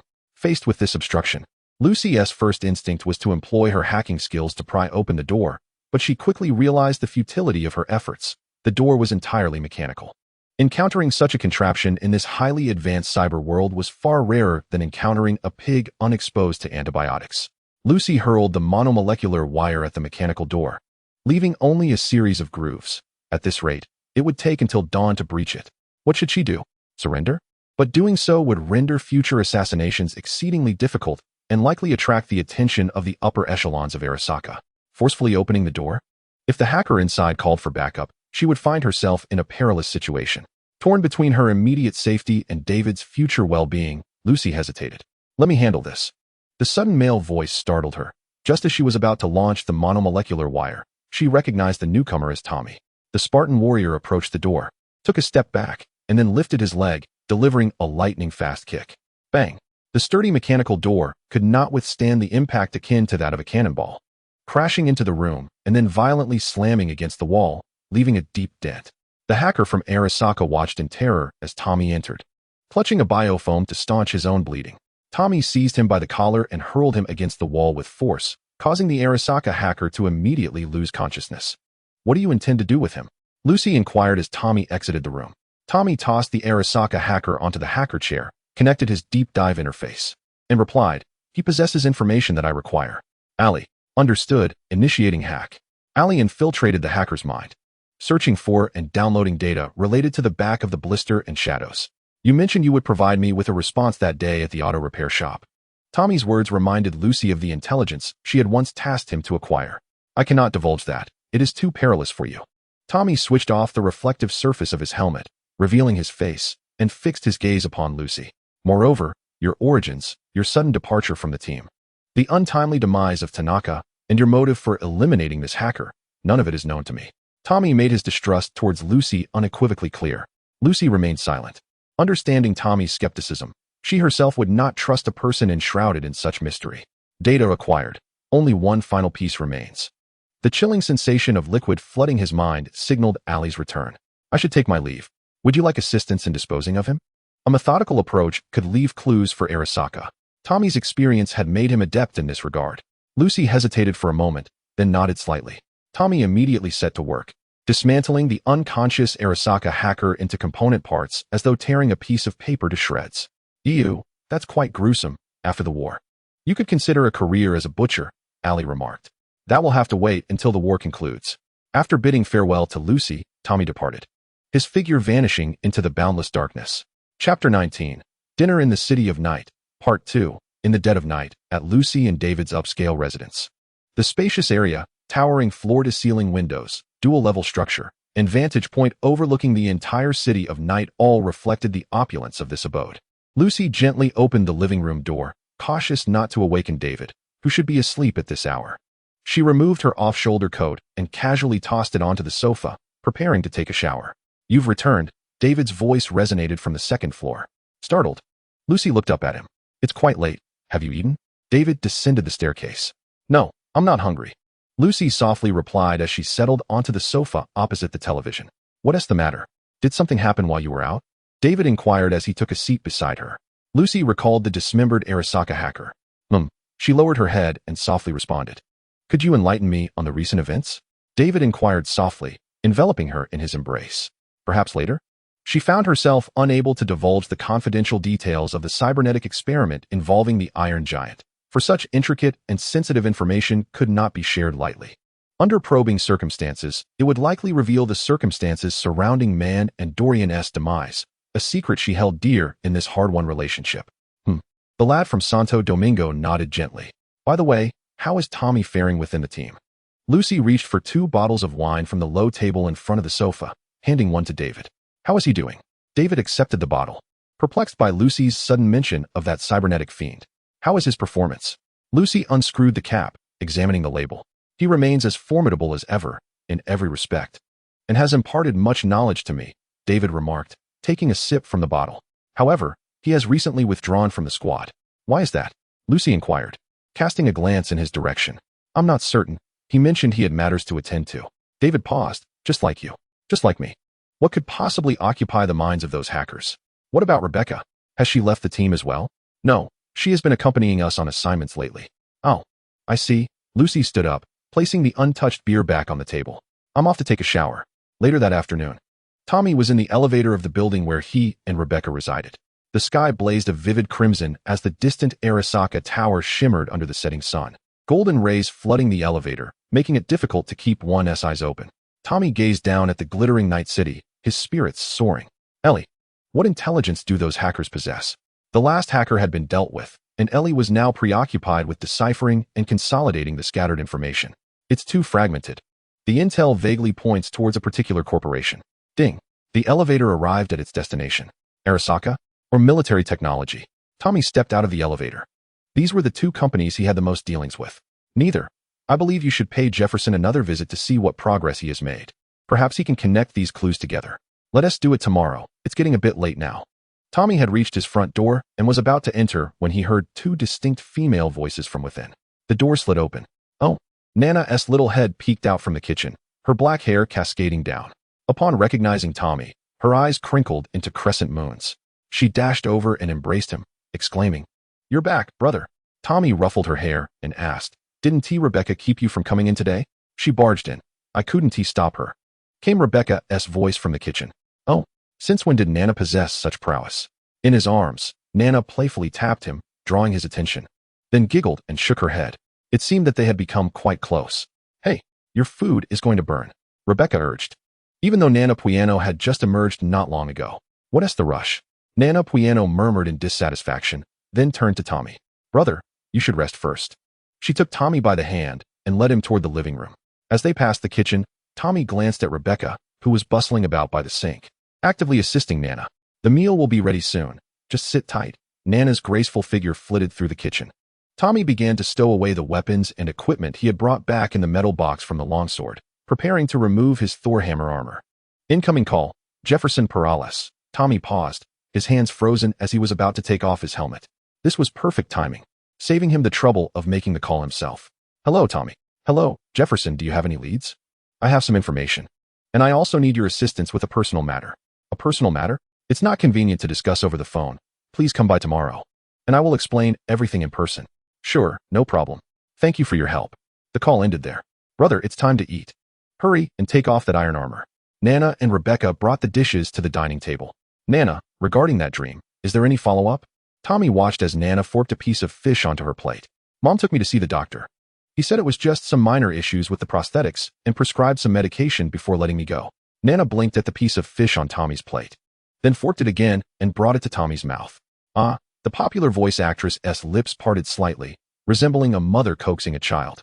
The aroma of the fish wafted into Tommy's nostrils, and he glanced at Rebecca, whose small face was eagerly watching them, then at Nana's expectant expression. Uncertain whether to eat or not, his arms were getting tired from holding up the fork. The fish suddenly seemed more delectable. Resolutely, Tommy opened his mouth and awkwardly consumed the fish. Is it good? The sparkle in Nana's eyes was undeniable. He replied. Having been fed for the first time in over 40 years, coupled with Rebecca's gaze from across the table, he felt a mix of embarrassment and awkwardness. Enjoying Tommy's flustered demeanor, a mischievous smile spread across Nana's face. Rebecca continued to gaze at Tommy before turning her attention back to the table. Then imitating Nana by spearing a large piece of roasted meat, standing up to lean over and offer it to Tommy. Rebecca, it's too big. I can't eat that, Tommy said, struggling to open his mouth wide enough for the enormous piece of meat. Biological modifications did not include expanding oral capacity. Eat up. Rebecca glared at him, as if she would devour him whole if he refused. With a resigned sigh, Tommy had no choice but to take the meat. By the way, since I was 8, my doctor has never changed, Nana remarked. 8? Did you mean you haven't been afraid of anything related to this since you were 8? Rebecca settled back, perplexed as she inquired. Upon reflection, it seemed that Nana Pumi had never exhibited any fear. Whether in the face of her fervent admirer intent on her demise, or during the 2 assassination attempts against her. This was rather unusual for a young lady of her stature within the company. Indeed, it felt as though that particular emotion had vanished entirely since then. Nana Pumi tilted her head in confusion. Encounters that might evoke such trepidation were rare, and she had only recently come to the realization that she was devoid of that specific sentiment. Do you recall precisely when it disappeared? Tommy mumbled through a mouthful of meat. I can't quite remember. That year is a blur in my mind, but I believe I was still quite young. And so much time has passed, she replied. That makes sense. Tommy recalled his own experiences at the age of 8, navigating the dense jungles of Zhiyuan Star. One fateful day, he had been soundly thrashed by John, relying solely on his good fortune. That memory felt as fresh as yesterday. By the time I was 8, I was already scavenging in Night City, Rebecca reminisced. Well, never mind that. Let us eat before it gets cold, Nana urged, dismissing the past. The present brought her the utmost joy. Chapter 20, Night's Domain, Part 1.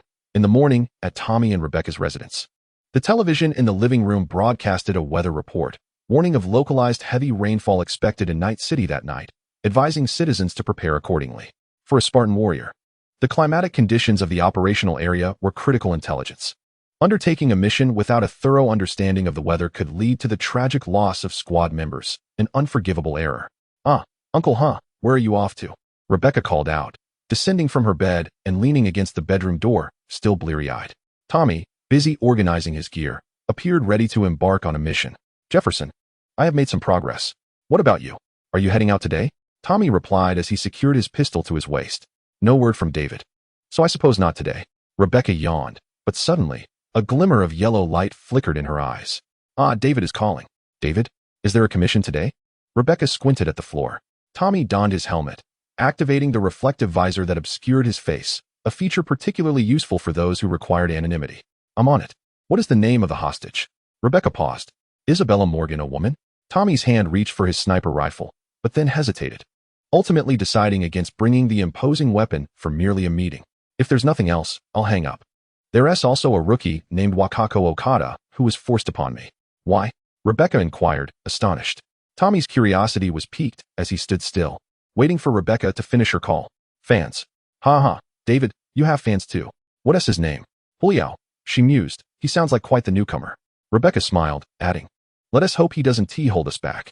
Is another novice joining our ranks? Tommy chuckled, though it hardly concerned him anymore.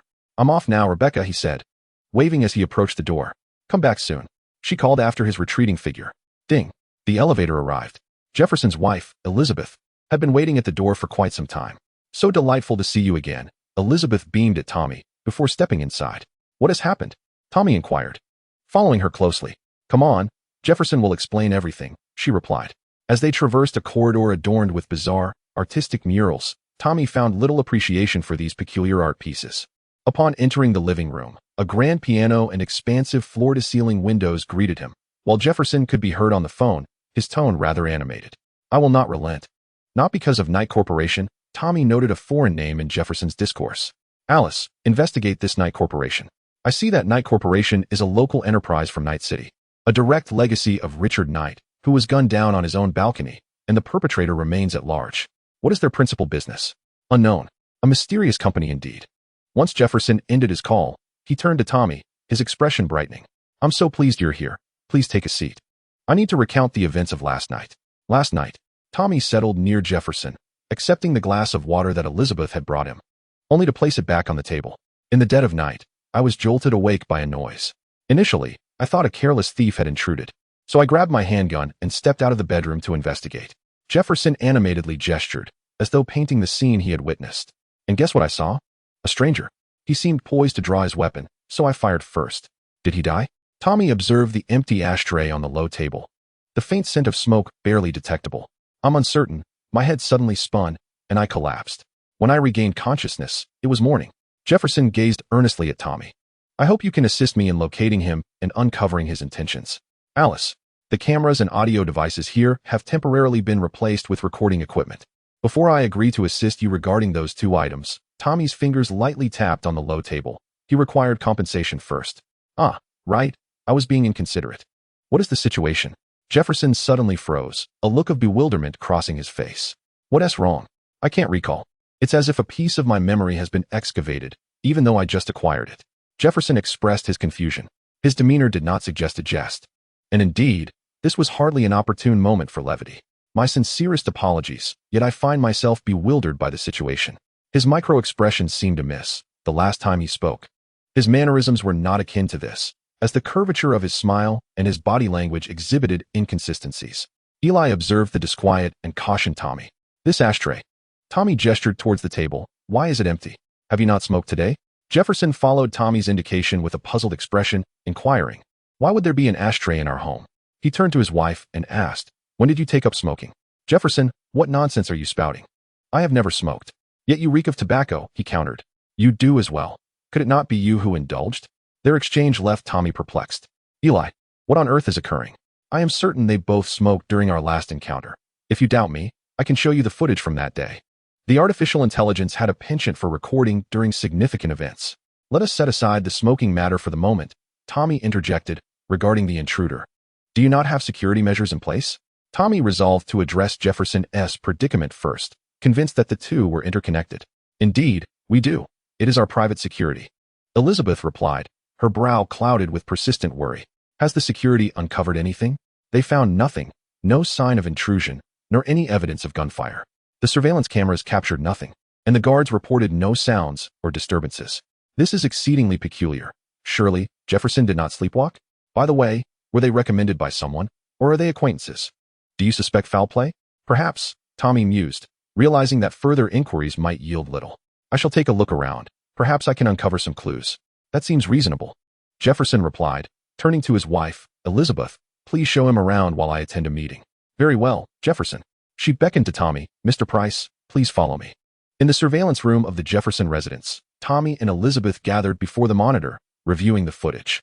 Indeed, Jefferson had risen, but merely to visit the restroom before returning to bed, a routine that mirrored his usual behavior. See, I told you that the cameras recorded nothing, Elizabeth remarked beside Tommy. No, I detected some corrupted files. Grant me a moment. Let us wait. No sooner had Tommy spoken than the monitor went dark. Elizabeth was taken aback, then queried. What has happened? Restoration successful. The screen flickered back to life, yet it displayed an entirely different segment of footage. A figure clad in black rummaged through the belongings, searching for something elusive. At that moment, Jefferson emerged from the bedroom, pistol in hand, and the intruder immediately noticed him. The figure instinctively reached for his sidearm, but instead of drawing it, he grasped something else. In an instant, Jefferson fired, the bullet striking the intruder in the shoulder, causing Jefferson to lose consciousness. The assailant then dragged Jefferson back to the bedroom, placing him gently on the bed before clutching his wounded shoulder and vanishing around the corner of the upstairs hallway. Upstairs, Tommy and Elizabeth exchanged a glance before sprinting up the stairs. Upon reaching the monitored corner, they were met only by a barren wall. Could there be something concealed behind it? Elizabeth gazed at Tommy, perplexed. There's an electronic secret door. Allow me to handle this. With a faint click, the seemingly solid wall slid aside, revealing a hidden chamber within. Goodness! Elizabeth gasped in astonishment at the sight. As Tommy stepped inside, he was greeted by an array of espionage equipment and one-way glass windows overlooking the couple's bedroom. On the control panel lay an open first aid kit, indicating the injured intruder had sought refuge here for treatment. These perverts, how long have they been surveilling us? From this moment forth, no one shall set foot in here. Elizabeth shouted in a frenzy.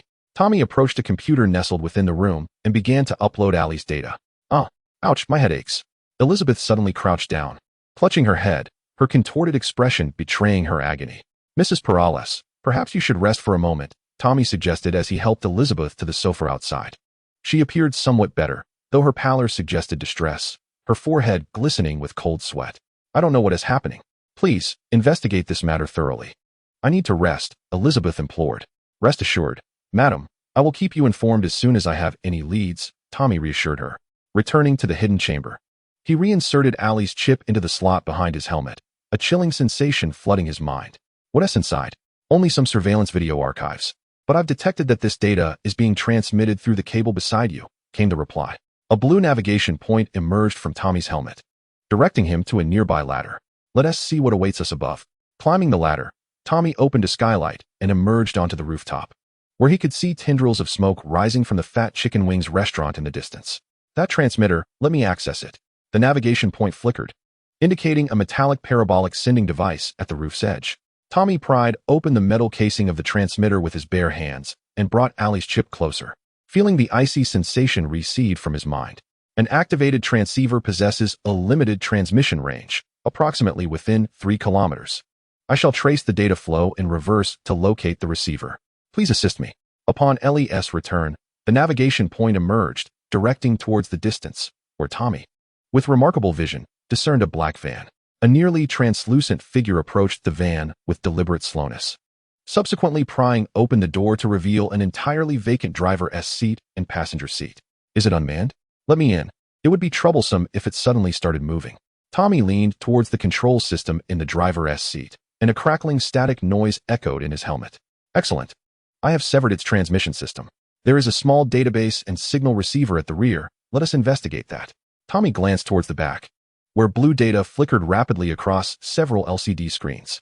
Let us see what we have uncovered. Ellie's voice betrayed her uncontainable excitement. The screens rapidly shifted images, displaying countless avatars of Night City residents alongside a dazzling array of numbers. Incredible! It appears to contain the data of nearly all the residents of Night City, Ellie exclaimed. Is there anything useful for us? Tommy inquired.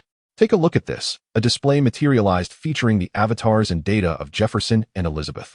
The information encompassed their medical records, brain structures, and intricate red lines resembling a spider's web, with a modicum of medical knowledge. Tommy recognized them as the neural architecture of the brain. Allow me to animate them. The neuronal structures of Jefferson and Elizabeth began to morph, each altered segment marked in blue by her. What are these blue highlights?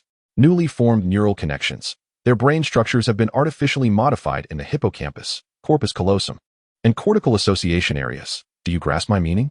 Someone is tampering with their memories and personalities on a physical level. A chill coursed through Tommy, causing the hairs on the back of his neck to stand on end. Let me ascertain who possesses the audacity to meddle with the highest echelons of power in Night City. At that moment, the entire screen abruptly turned crimson, and the speakers emitted a deafening alarm that was instantly cut off, akin to a rooster about to crow being abruptly silenced by a grip around its neck.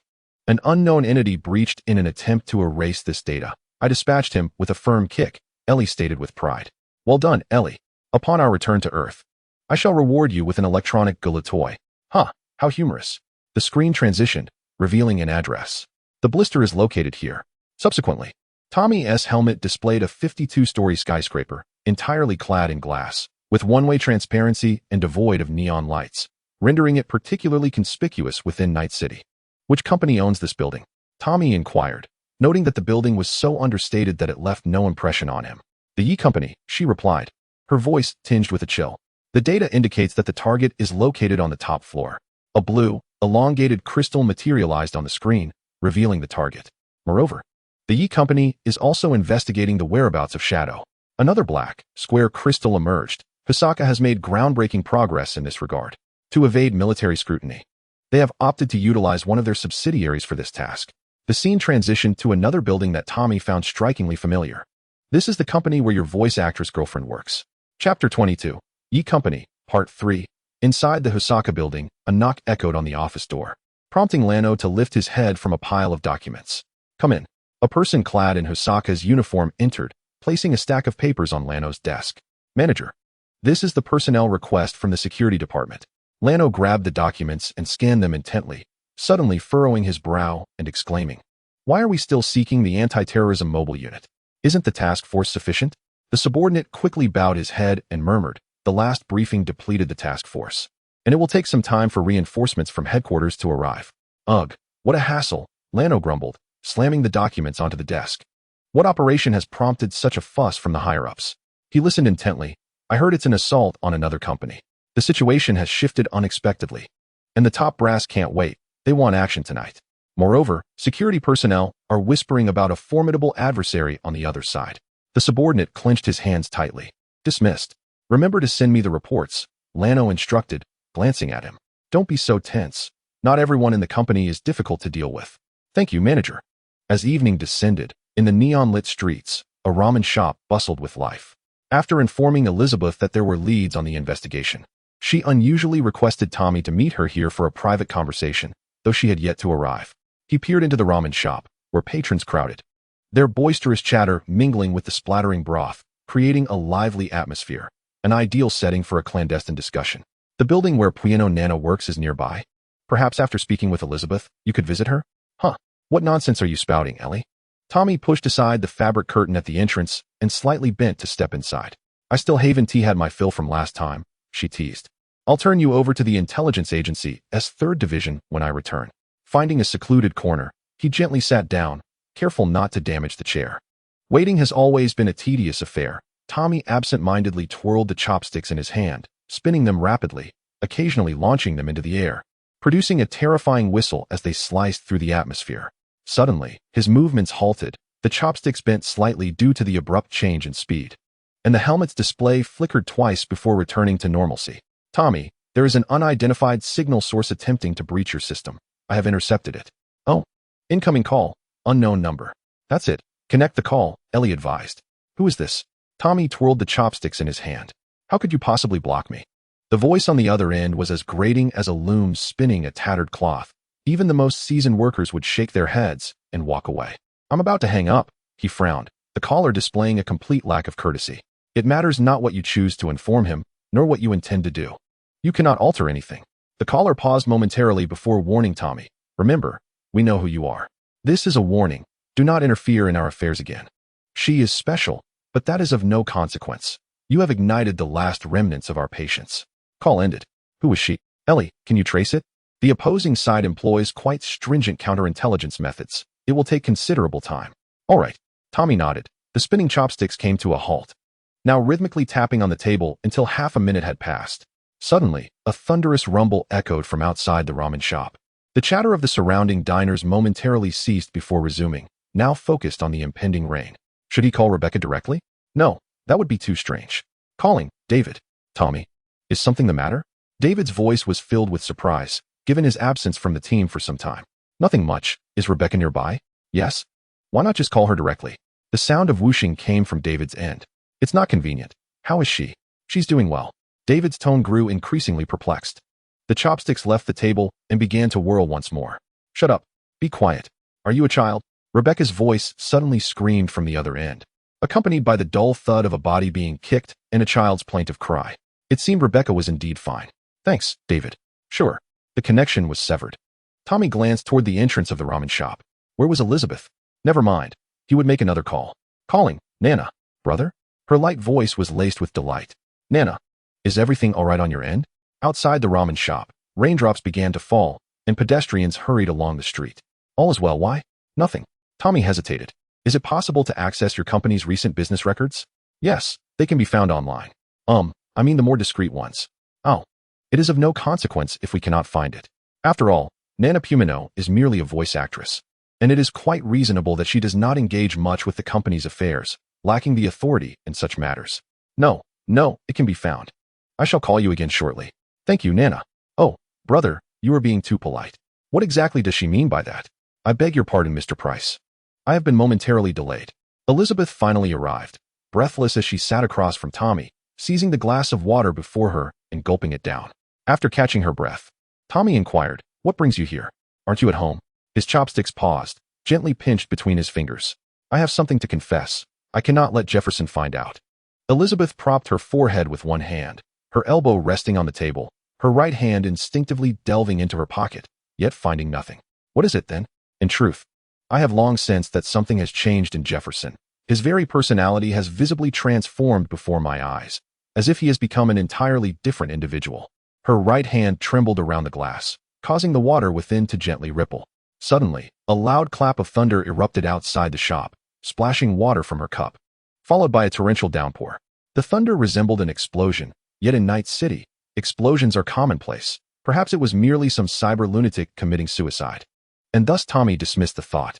Once, I suggested to him that we should visit the graves, yet he absurdly claimed he was an only child. Elizabeth's voice quivered. And at that moment, I began to perceive something amiss. Surely someone is altering us, though I remain unaware of who or how, or their motivations for doing so. Tommy resolved to unveil the truth to garner more allies. Just as the night conversation reached its conclusion, "Tommy, we have received reports of an explosion at a building." "What is happening?" Tommy queried, puzzled. Ordinarily, Elle would not react so dramatically. "The police are en route to Pumino Nana's company. Mark the navigation point." He abruptly rose, suppressing his anger, which startled Elizabeth into silence, hesitant to interrupt him. "Marked it, let us hurry." Once the target was locked in, he dashed toward the shop's entrance. Elizabeth stared blankly at the dining table, where the remnants of chopstick powder lay scattered across the surface. Chapter 23, Night City, Part 4. In the evening, at the Pumino Company building, the rain hung heavily in the air, poised to fall. A sweet, bright voice accompanied by the strumming of an acoustic guitar resonated from Nana Pumino's vocal practice room, the melody ascending from low to high and then descending once more.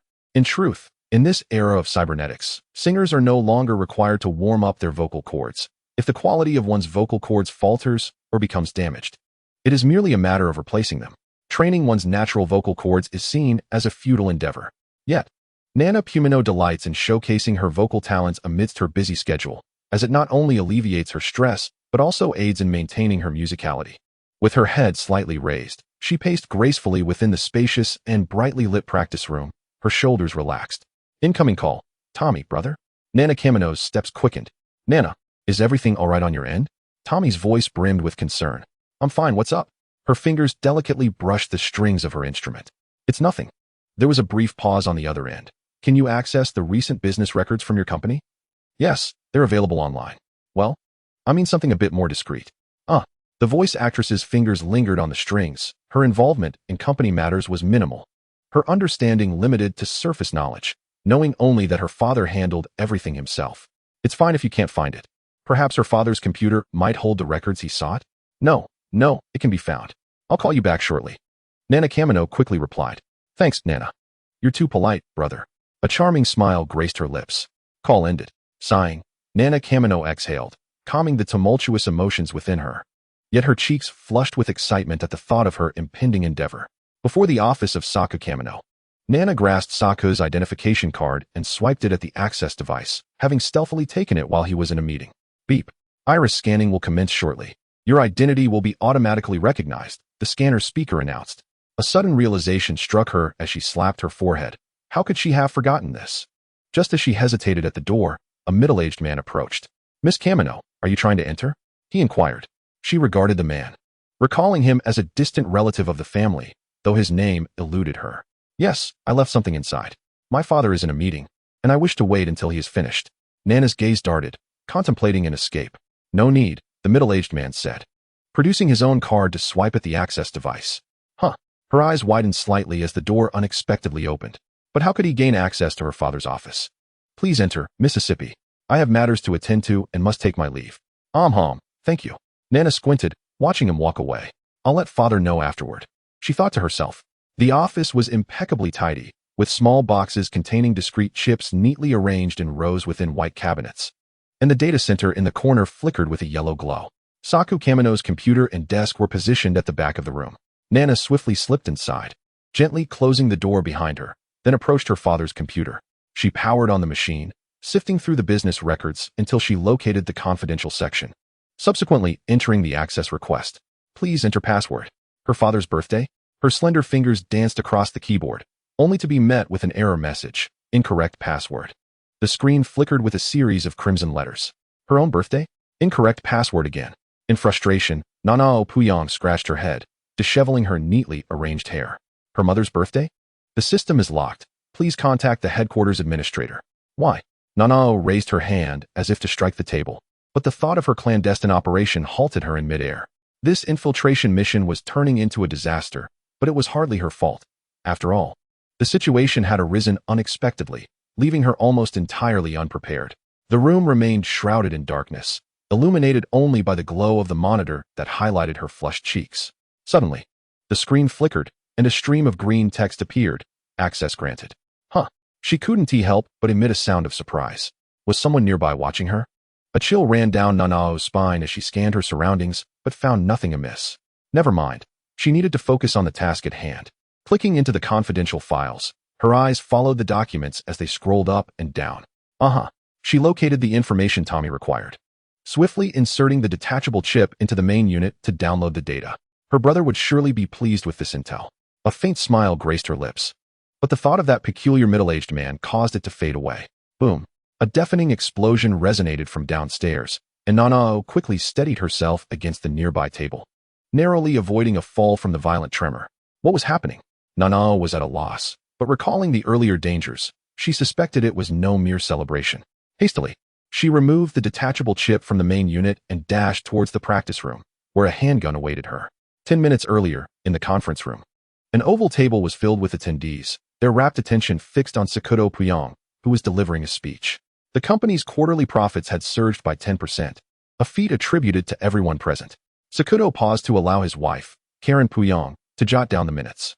He cast a sidelong glance at her, only to find her not diligently taking notes, but secretly gazing at him, breaking into a smile as their eyes met. Honestly, despite her age, she sometimes behaved like a schoolgirl. Were it not for the sudden illness of the secretary, Sakuto would never have permitted his wife to attend the meeting. Especially you, Mr. Johnson. Please share your advanced insights with everyone. Although Sakuto maintained a stern demeanor, a smile danced at the corners of his eyes. The young man called upon was just about to rise when an elderly gentleman beside him stood up first. Zitai, I did not call upon you, Sakuto frowned. The man named Zitai grinned with an unsettling smile and tossed a black and red oval object into the air. The gaze of Saku Pyum was captivated by the object before him. He could not comprehend the significance of the item that Zongtai had tossed aside. However, the seasoned bodyguard in the corner, well versed in the macabre, could not suppress his trembling. This was a fragmentation grenade designed for lethal harm. Sir, get down. The bodyguard lunged forward, seizing Saku Pyum by the collar and pulling him down, simultaneously unfurling the briefcase in his grasp.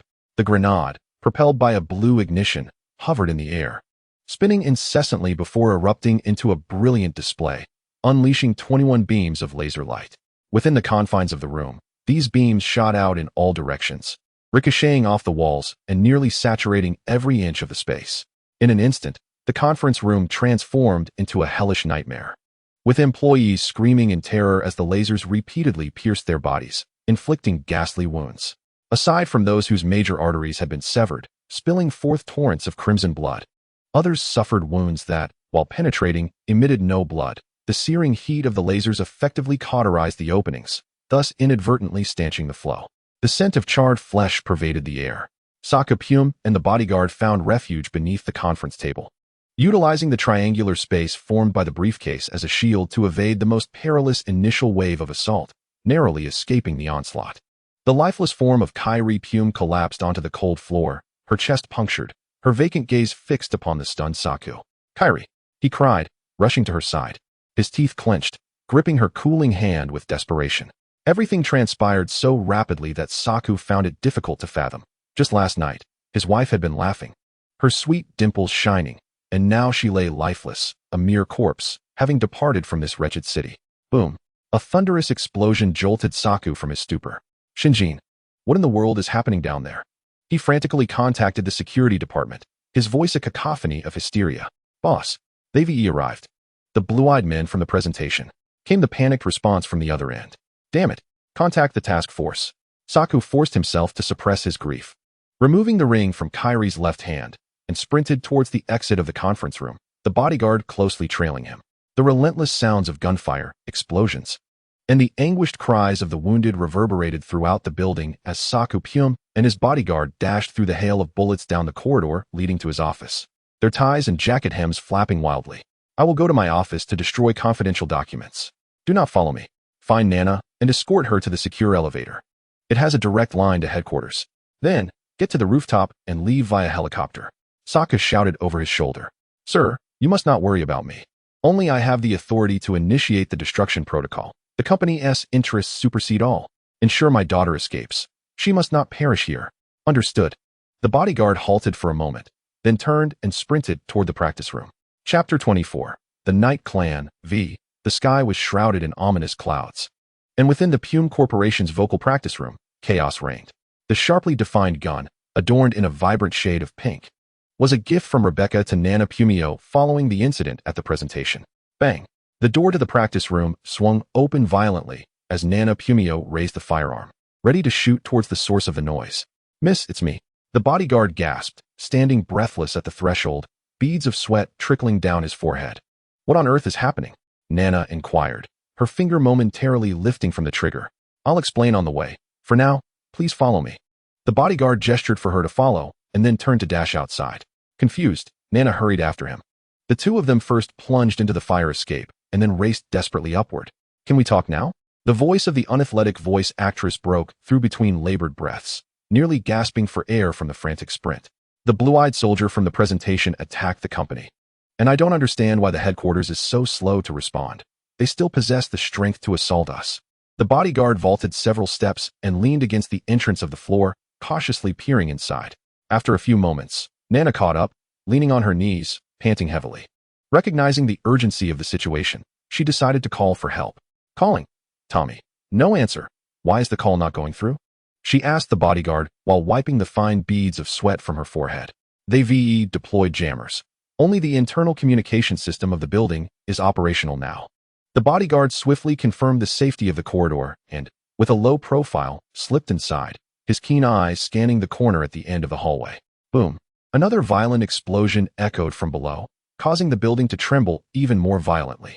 Nana's legs weakened, her balance faltered, and she fell to the ground. The green separation chip slipped from her grasp, and her entire arm throbbed from the impact, rendering her unable to reach for the chip that had fallen. "Miss." The bodyguard halted, turned, and rushed to her side, helping her up before attempting to move on. "Wait, the chip." Nana grasped his hand, pointing to the chip on the floor. "Let us not worry about those right now. We need to leave." The bodyguard insisted, pulling her towards a bar on this floor. "No." Nana forcefully shook off his hand, crouched down, picked up the chip, and examined the intricate patterns closely, breathing a sigh of relief upon confirming it was undamaged. The bodyguard opened his mouth, yet no words came forth. He simply approached her and took out a handkerchief to wipe the dust off the chip. "Can we leave now, miss?" he asked, visibly exasperated. Yes, Nana nodded, falling in step behind him as they continued onward. The two of them ran through the corridor, turned a corner, and finally entered the bar designated for employee recreation on this floor. The bar, only operational in the evenings, was now deserted and eerily quiet. It appeared no different from other upscale bars outside, with its intricately patterned tiled walls, gleaming marble floors, and an array of nameless spirits displayed in the cabinets. What was to be the next step? Pagong Nana felt a sense of bewilderment, unsure of the purpose behind the bodyguard's decision to bring her here. The bodyguard strode confidently to the bar, his palm striking a certain spot on the golden wall, and suddenly the entire bar reverberated with a thunderous sound. The wall beside her hand slid apart from the center, revealing a pristine white elevator door within. What is this? A secure elevator. It hasn't been used in ages. It will take 3 minutes to reboot, so we shall wait a moment. The bodyguard exhaled deeply, yet soon tensed up again. A flurry of footsteps echoed from outside the bar. How had they discovered this place? Miss, quickly hide. The bodyguard gestured toward a gap beneath the bar. But what about you? Pagong Nana crouched down and shouted her question. The bodyguard hesitated, then turned back to her with a radiant smile. Your father has treated me well. Now it is time for me to repay him. He then took 3 swift strides to a glass display cabinet filled with high-end spirits. To the casual observer, it appeared merely decorative, yet the bodyguard raised his arm and, with a powerful elbow strike, shattered the glass, revealing an array of firearms concealed within. This was a special type of camouflage glass. The footsteps drew nearer. The bodyguard seized a shotgun, forcefully racked the pump, and turned to surge towards the entrance, his weapon trained on the wall beside the door, tracking the movement of the approaching footsteps. Bang! The scattershot breached the wall, silencing the footsteps, soon replaced by a painful groan. Jerry was hit. They are inside. A man's voice shouted from outside, followed by a red and black grenade being tossed in. Miss, do not come out. The bodyguard rolled to the ground, curling into a nearby booth to minimize his exposure. Red lasers erupted, rapidly filling the room within mere seconds. In an instant, the glass bottles shattered, liquid splattering, the vaporized ethanol igniting the entire bar. A laser pierced the bodyguard's ankle, exposing the pallid joint beneath. He grit his teeth against the pain, striving to remain silent. That woman is injured.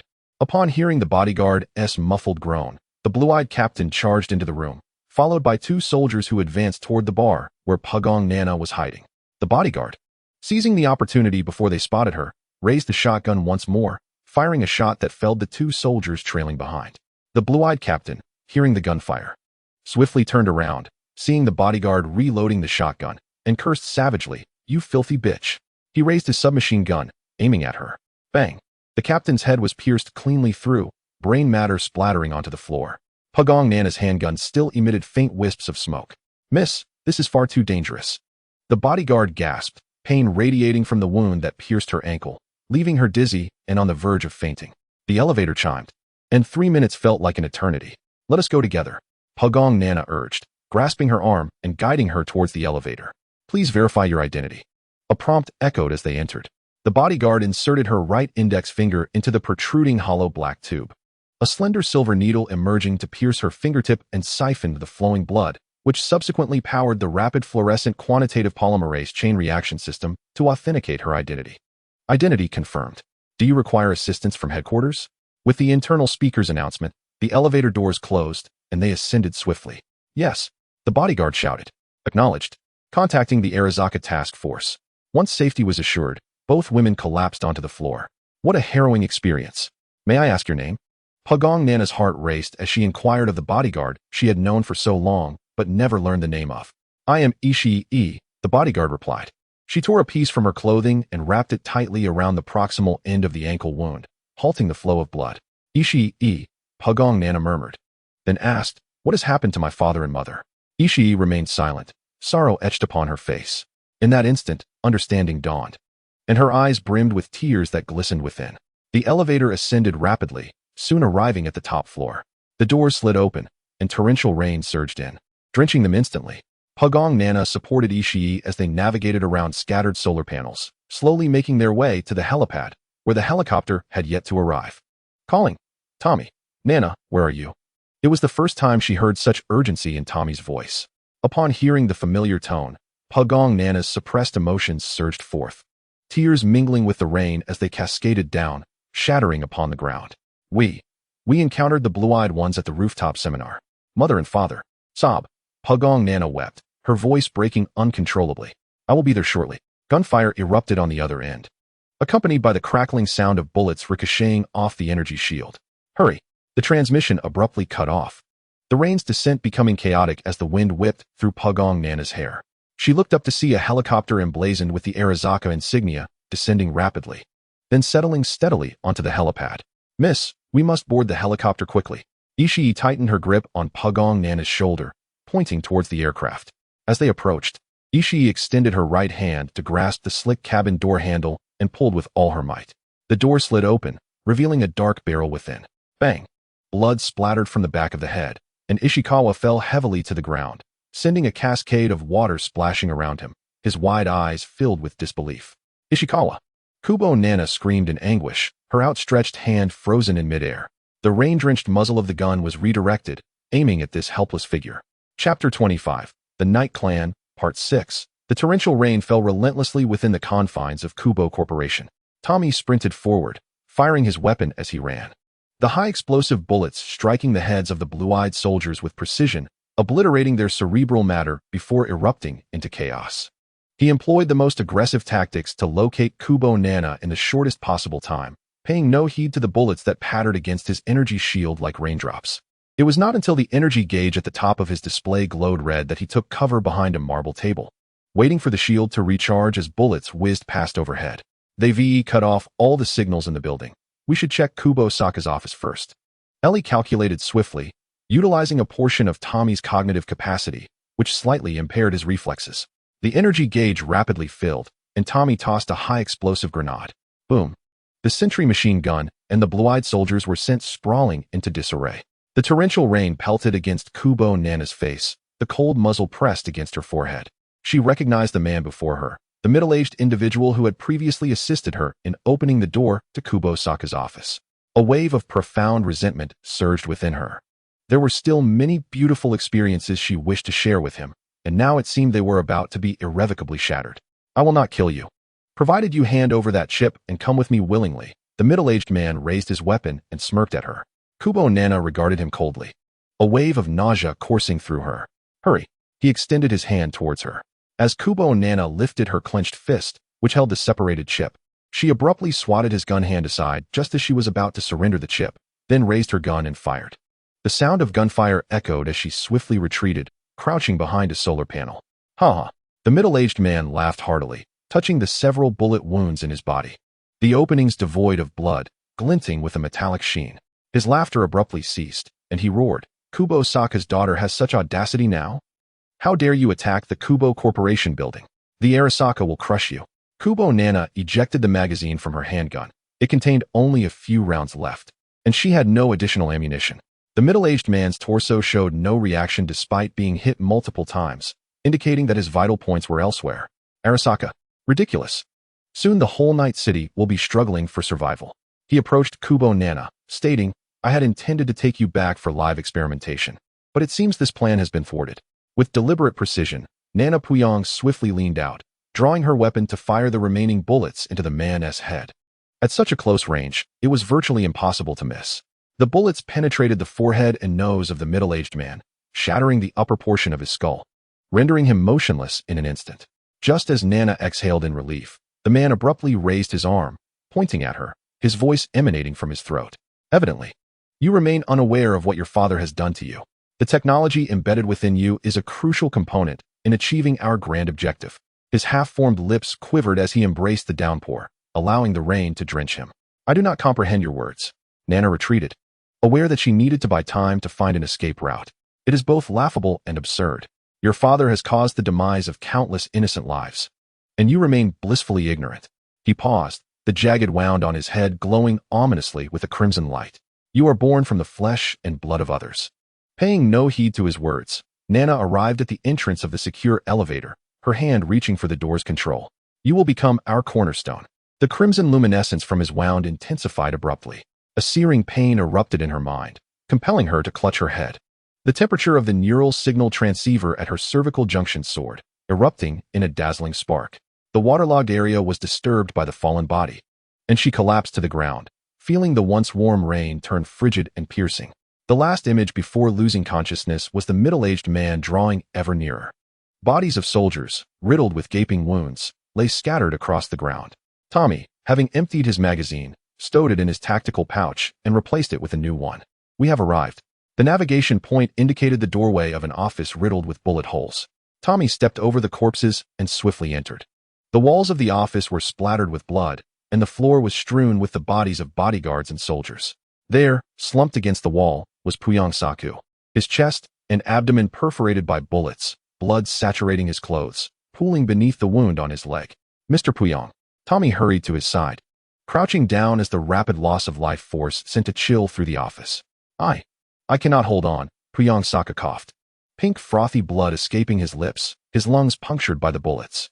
Do not speak. I will contact the trauma team for you.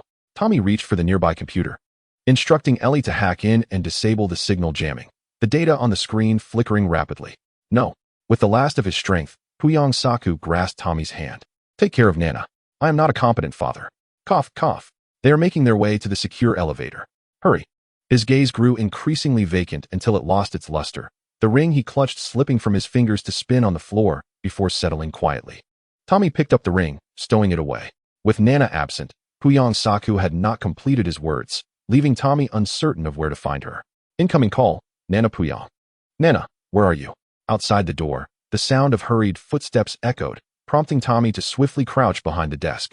The sobbing from the direction of his mother and father was barely audible. Suddenly, a stun grenade was thrown in, followed by 2 squads of 6 blue-eyed soldiers who entered the room in an orderly fashion. I'm coming. Tommy leapt aside, utilizing his energy shield to deflect the hail of bullets, taking down all of them with precise headshots. Hurry. The communication was abruptly severed. The distance to the rooftop was considerable, and ascending the stairs would be too slow. Tommy burst from the office into the corridor, smashing through the tall floor-to-ceiling window, then activated the magnetic strips on the soles of his boots, securely adhering himself to the outer wall of the building. His fingers dug deep into the wall, using these 2 points of leverage to climb towards the rooftop. A middle-aged man approached the unconscious Nana Pagano, feeling a surge of excitement. If he could unlock the technology contained within her, it would propel their grand journey forward. Bang! A bullet struck his shoulder blade, followed by a powerful force that severed his arm. Several more shots rang out, and he collapsed, the electric currents within him fading. Nana. Tommy rushed to her side, only to find her body icy to the touch, the separation chip slipping from his grasp and falling to the ground. Chapter 26. Nightshade 7. Rain washed over his armor, droplets cascading down from his helmet, flowing through the plasma-melted dents and countless battle scars, eventually splattering on the ground. Tommy removed his helmet and sat despondently on the ground, his gaze fixed on the green separation chip. Each time a comrade fell, he felt sorrow, but this was different. It was a soul-crushing agony, akin to plasma slowly encroaching upon his heart, methodically extinguishing the myocardial cells within. Tommy, snap out of it. I detect vital signs. Ellie's voice resonated like thunder. What? Tommy looked up, the distant neon lights still dazzling. I scanned her implant, their SA fuel cell behind her brain sustaining her neural activity, she relayed quickly, anxious not to waste a moment. What should I do? Tommy rallied himself, placing the helmet back on his head as he lifted Nana Pagano. Immediately take her to the doctor. The helicopter left by the middle-aged man was fortuitously nearby, and he dashed towards it. That night, at Dr. Mary's clinic, Tommy paced anxiously outside the operating room. The door slid open, and Mary emerged, rubbing her sore hands. Her cybernetic enhancements were minimal, with most auxiliary tasks performed by robots. Dr. May, how is she? Tommy halted to inquire. Not well. I can only keep her brain cells alive, she replied, glancing at Tommy. Do you know?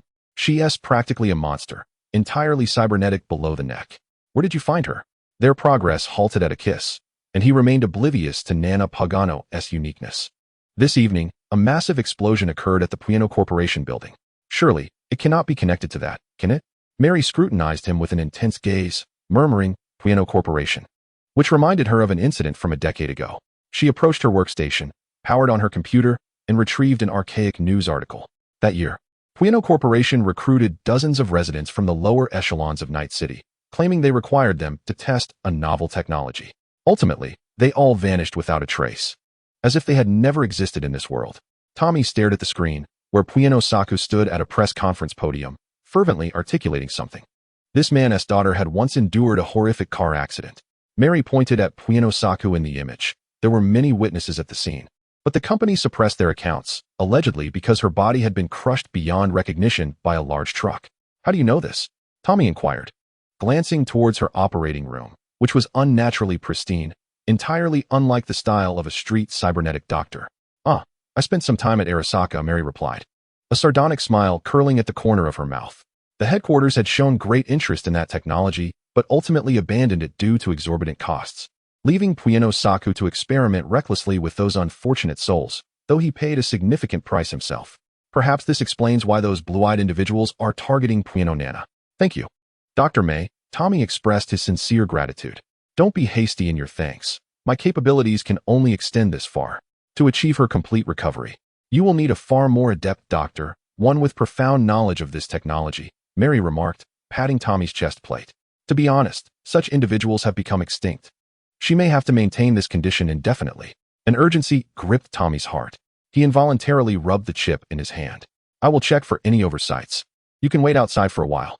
Of course, take as long as you need, Mary said as she proceeded to the operating room. Oh, by the way. She suddenly turned back. Rebecca must come first. If you neglect little Rebecca because of that woman, I will not let you off lightly. She waved the surgical hook in her hand. The operating room door closed, leaving Tommy alone in the waiting area, while the rain continued to pour outside the clinic. Incoming call. Rebecca, hey. Silly uncle. You don't need to wait for me tonight. I'll be back later. Rebecca's vibrant voice resonated from the other end, accompanied by the thunderous sound of heavy metal rock music. He merely responded nonchalantly, not wanting to disclose the matter to her just yet. Is something wrong? Rebecca sensed something amiss, her tone laced with concern. Nothing much. How did today's assignment go? It went smoothly, except that the rookie got himself killed. Foolishly rushing forward, dying for no reason at all. Is that so? Really? You sound quite off. Should I come back early? No need. I merely suffered from something I ate. I hope you're enjoying yourself outside. All right then, if anything comes up, do check in on old lady Mary. Yes, Rebecca. I will. You must go. I'll hang up now. With his attention drawn away from the communication, he prepared to return. The building. The division of the Anti-Terrorism Task Force. The black walls glimmered with a cold light under the dim illumination, the burning cigarette end illuminating the swirling smoke. Riley sat in the lounge chair, smoking intermittently. The pressure door slid open, and a man in a task force uniform entered and sat beside him. Captain, we're departing in 10 minutes. Aren't you going to prepare? The man inquired. Preparation. Riley felt a twinge of nostalgia for the past. Back then, he never needed to prepare. His overwhelming strength had allowed him to stride through the streets of Night City until the day his cyberpsychosis manifested. Just wait a moment, Matt. I can wrap this up in 3 minutes. He twisted his neck, the recently fitted cyberware making him feel somewhat uncomfortable.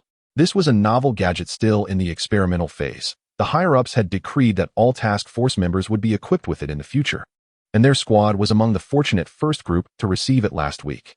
The atmosphere fell into silence, and Matt nervously rubbed his hands together. Captain, have you heard? This evening, the pre-incorporation building was attacked by that group of thugs.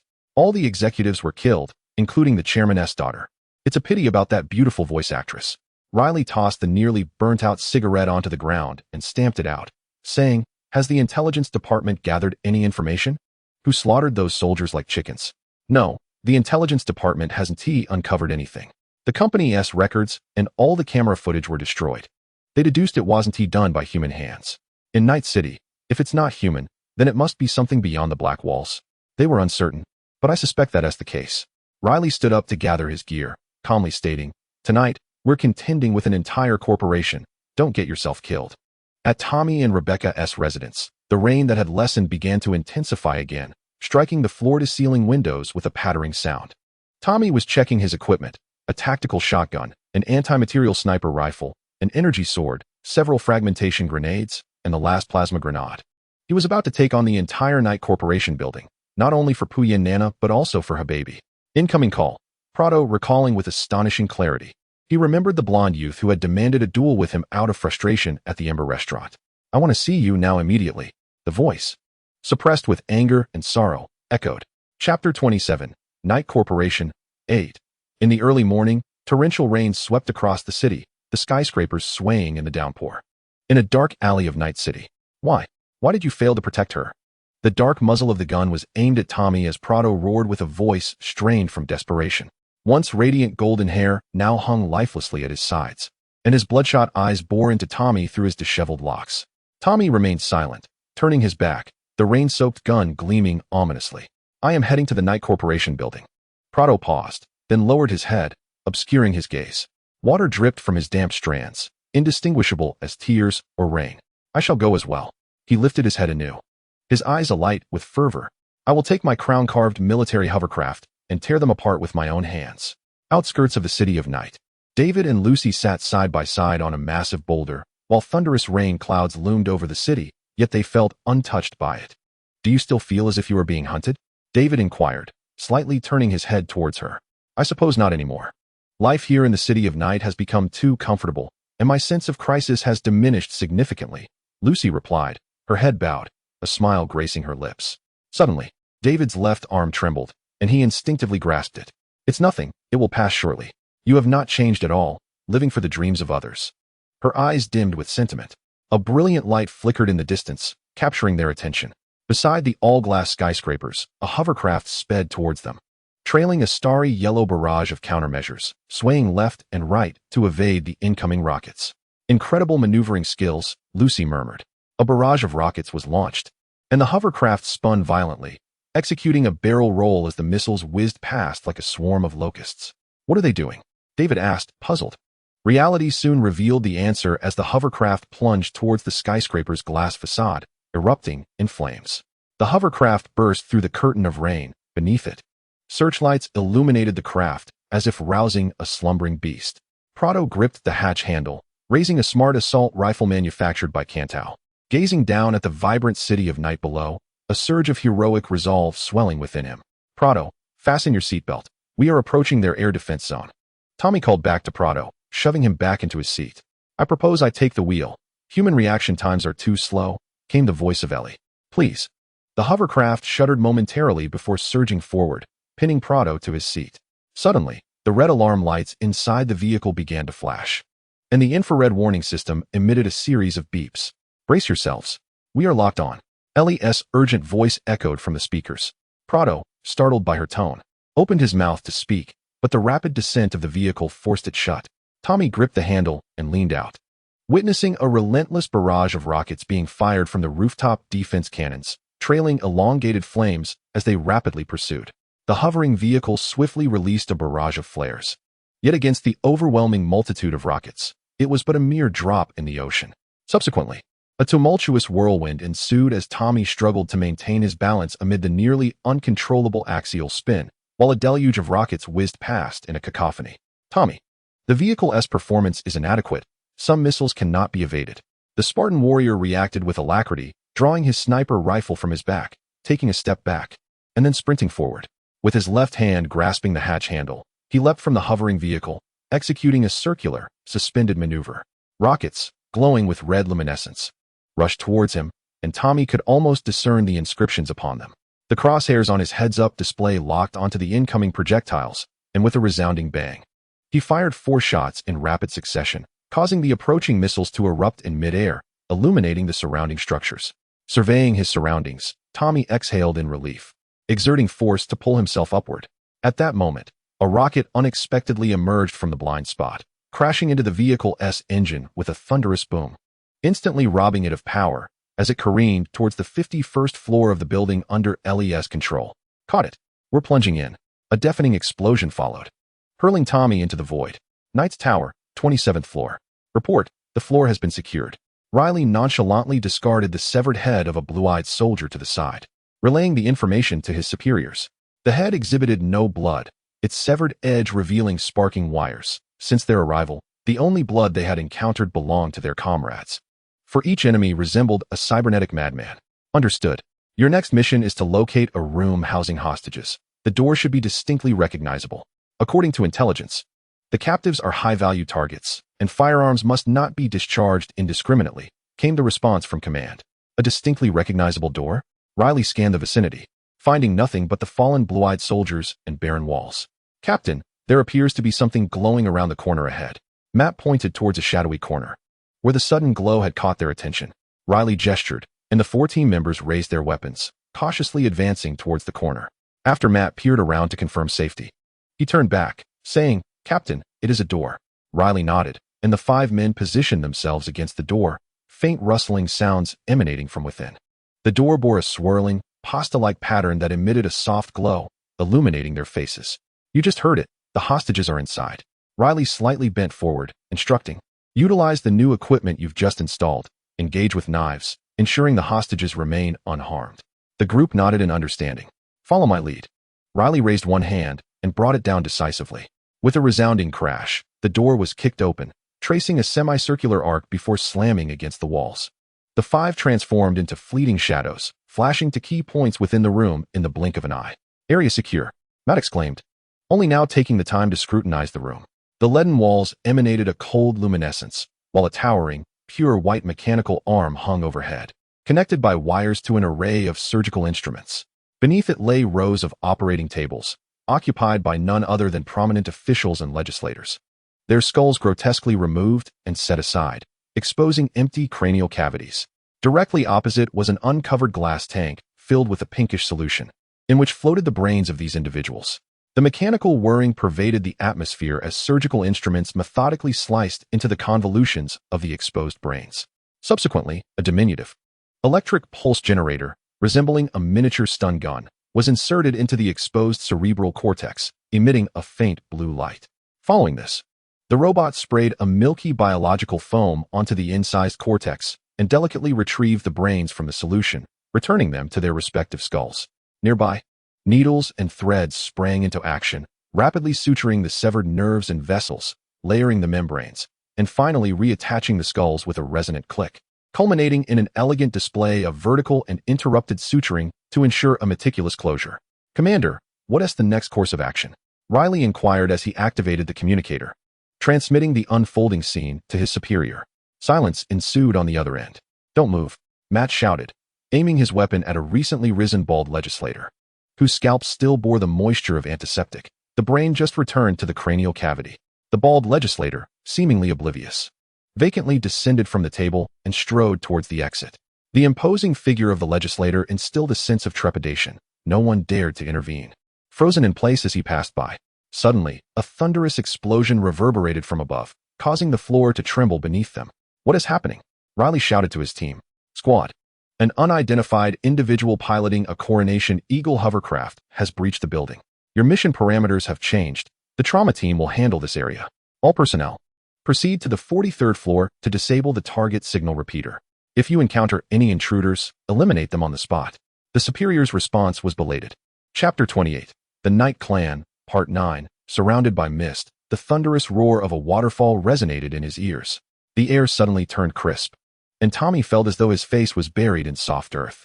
He lifted his head, wiping his eyes with his arm, and gazed into the distance. Towering waterfalls, vast expanses of forest, and a majestic canyon. This was the Spartan training base on the planet Jiuan. "Tommy, why are you lying on the ground?" A robust young man approached him, lifting Tommy to his feet and brushing off the dirt.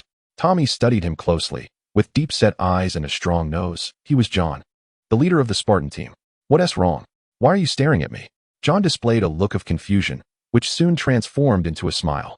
"The helmet must be quite stifling. Allow me to assist you in removing it." He raised his hand to take off the helmet resting atop Tommy's head. Yet Tommy distinctly remembered not wearing a helmet when his face was buried in the earth. "Tommy, don't let him take off your helmet."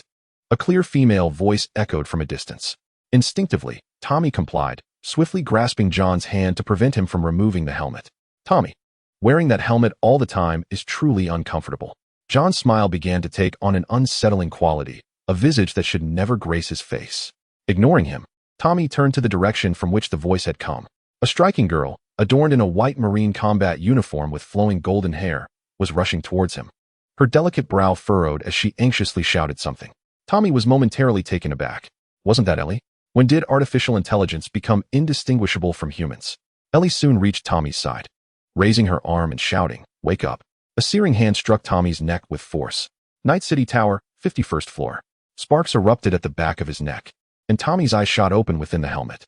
He then took a deep breath, seizing the mechanical arm that was yanking at his helmet, and tore it apart with ferocity. Finally awake. It would be quite the disgrace for a Spartan warrior to perish here. Elle sighed with relief. having feared that Tommy might be slain by the remnants of the robots surrounding them. "Thank you, Elle," he said, adjusting his helmet and picking up a .45 shotgun. "We need to find Prado. Several soldiers have headed towards the crash site." A navigation point appeared, directing them towards a distant area ablaze with fire. Tommy sprinted towards the destination, observing the mechanical graveyard surrounding him. Damaged parts were densely piled, while nearly lifeless robots writhed and twitched, resembling a mass of struggling, dark, wriggling maggots. Any living creature that fell here would be consumed by them. As Tommy drew closer, the sounds of gunfire intensified. A relentless barrage of crimson light piercing the heads of blue-eyed soldiers, swiftly claiming them. Prado was backed against a smoking hovercar, firing his automatic weapon into the air. He closed his eyes in fear, his trembling hand tightly gripping the trigger as the weapon auto-targeted and eliminated marked enemies. Tommy approached the blue-eyed soldiers with great strides, toppling them with several shots, then pried Prado's finger from the trigger, urging him to move. "We must leave. Time waits for no one."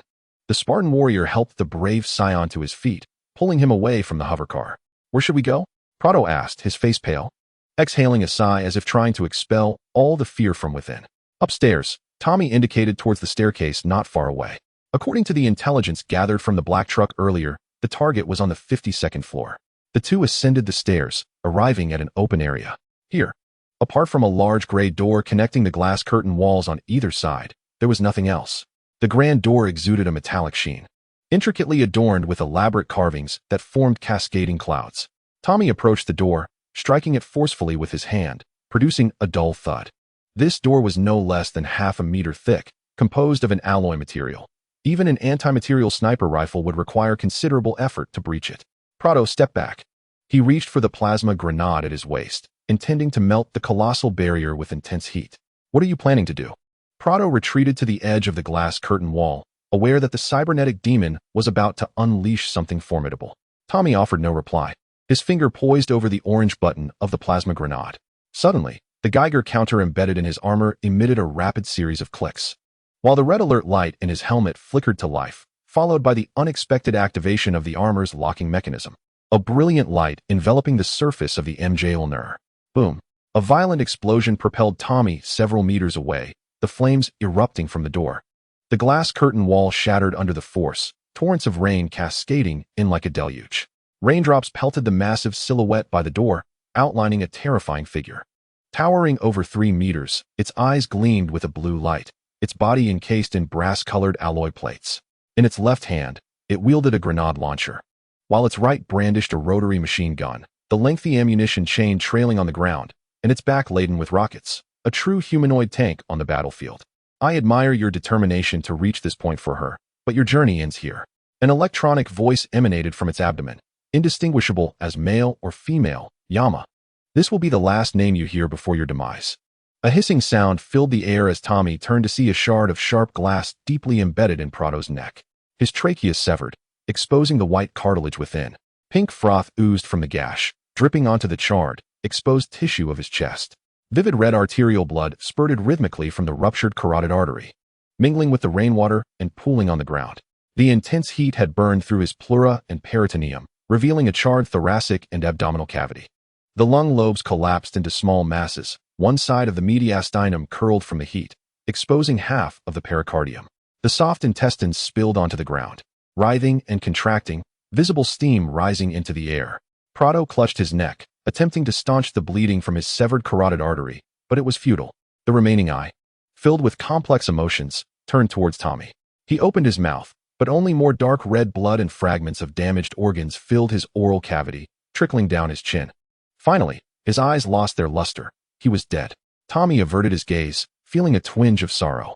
He slung his shotgun back onto his shoulder and removed the beastly anti-material sniper rifle. "Do not mourn for him." The machine gun barrels on the giant robot began to whir. "You shall soon follow in his footsteps." Chapter 29, Night Corp, Part 10, Night Corp Building, 52nd floor. Shattered glass lay strewn across the floor, mingling with rainwater and blood, shimmering under the moonlight. Prado's lifeless body leaned against an iron pillar, its vacant eyes surveying the standoff between Tommy and the colossal robot. Behind the blasted gates stood rows of data centers, each resembling iron cabinets, towering 2 meters high. Inside, hard drives and other devices were connected by data cables, pulsating with alternating red, yellow, and green lights. Tommy, escort me to the largest data center. I have detected high-intensity ionizing radiation there. A blue navigation point emerged, directing attention to a massive 5-meter-tall black apparatus at the center. Understood. Tommy raised his weapon, aiming at the limbs of the Yama robot. The grenade launcher on its left arm glowed ominously, and its right arm's machine gun was poised to fire, only to be pierced by armor-piercing rounds, clattering to the ground. What? The central processor of Yama was evidently overwhelmed. Its 400mm thick alloy armor was effortlessly penetrated. After expending 4 rounds from the anti-material sniper rifle, Tommy reloaded and passed by the dismembered Yama, halting before the largest data center. That slot, insert me. Tommy reached back to remove the chip containing Elle from the nape of his neck and gently placed it into the slot. Such an immense amount of data there. The blue protective cover above the orange indicator conceals the core. Following Elle's guidance, Tommy spotted the blue, spindle-shaped crystal inside and reached out to grasp it. Just as his fingers were about to make contact, a heavy alloy abruptly enveloped it and retreated inside the machine. Do not use brute force to breach it. I detect an artificial intelligence electronic storage device linked to it. Elle's voice trembled slightly, and Tommy was uncertain as to why. What should I do? Follow my instructions step by step. I will handle that. The murderous intent in her voice infused the rain-soaked atmosphere with a metallic scent of blood. The indicators within the data center blazed brightly before swiftly dimming. Do you wonder why it is placed here? A synthetic electronic voice resonated, this time leaving Tommy unable to discern its origin. Do you wonder why I must enter? This time, it was Elle's voice. Ha, foolish trash. I am backed by the entire cyber network of Night City. What do you think you can do to me? A mocking tone permeated the air. Is that so? I shall dismantle you layer by layer. Following this, a prolonged silence ensued. Though only a matter of seconds passed, Tommy remained on high alert. Perceiving the environment as achingly slow, the lights of the data center began to flicker rapidly, the triad of red, blue, and green achieving a stunning unity, before erupting in a blaze of sparks and electrical brilliance. Elle, what is happening? Tommy returned to the writhing form of Yinma, inquiring with Elle. It is an artificial intelligence collective that assisted me in eliminating 2 signal relays. Their reception is rather poor on the 43rd floor. The transmission was marred by intermittent speech and a cacophony of static noise. Understood, proceed with caution. The pump of the shotgun was racked, producing a sharp click. Tommy pressed the barrel against Yinma's forehead and asked, "Do you have anything to say?" The world was interrupted by a gunshot. I have grown weary of that phrase. Tommy retracted the shotgun and sprinted towards the 43rd floor. Night Corporation, 43rd floor. Riley forcefully kicked the door open, disregarding the gunfire erupting behind him, and plunged into the room. The massive signal relay boasted a sharply defined exterior, and the heat generated from data processing rendered the space as sweltering as a furnace. Captain, I've kept those blue-eyed blokes outside to fend them off. Matt entered the room and gestured towards the relay. How do we handle this prized possession? The gunfire continued unabated outside. Riley retrieved a package of 4 explosives, declaring, "Blow it up. Another squad is en route to the rooftop. We must prepare for their final task." Just as Matt opened his mouth to respond, he was struck dumb by the sudden cessation of gunfire outside. Number 5. What is going on? Matt inquired as he leaned out the door, only to be met with a shocking sight. Emerging from the shadows was Tommy, clad in angular Thor armor, the barrel of his shotgun still smoking, with a multitude of blue-eyed soldiers sprawled on the ground. Cyber Demon, what is he doing here? Matt murmured, bewildered. Do you not understand? He is the intruder. My comms are down. Immediately contact headquarters. Riley turned, his expression grave, discarding the explosives and raising his assault rifle. That isn't possible, Captain. An electromagnetic pulse from the rooftop has fried our communication devices. A technician in the team exclaimed. Then let us eliminate him. I have long wished to test his prowess. Riley disengaged the safety on his weapon, his finger poised on the trigger. Number 4, incapacitate his system. The optical implant of team member 4 shifted from green to red, then back to green. He hesitated and called to Riley, Captain, I cannot identify his neural system model. It may be due to his intrusion counteracting our electronic levels. What nonsense are you spouting? Our cybernetics are military grade. Riley gestured to his team, prompting the 5 to disperse and surround Tommy. Number 4 made another attempt, only to shake his head in defeat. Riley gritted his teeth. Even if the system couldn't be disabled, they had encircled him. Even the cyber lunatic from months prior had been dispatched by them. All units, engage with Stanoviston. Free fire. No sooner had the words left his lips than the figures of the 5 blurred, bullets crashing against Tommy's energy shield like a relentless tide. It appeared that this squad of violent operatives was unwilling to engage in a peaceful dialogue. To Tommy, the speed of several individuals resembled the transformation from an infant's crawl to a teenager's jog. Remarkably, he excelled at targeting moving objects, even among the Spartan warriors. His marksmanship was unparalleled. The shotgun disregarded the terrified, gaping mouths of the locked-on members, unleashing a ferocious roar that reduced one unfortunate soul to a gruesome heap, sending him crashing against the wall. Matt, Riley bellowed in fury. This clever and valiant young man had served under him for quite some time, and he had contemplated promoting him to captain upon his own advancement. Tragically, he met his demise during this mission. Damn you! The captain of the tactical assault team lunged at Tommy, his fingers squeezing the trigger in a relentless barrage until the gun clicked empty.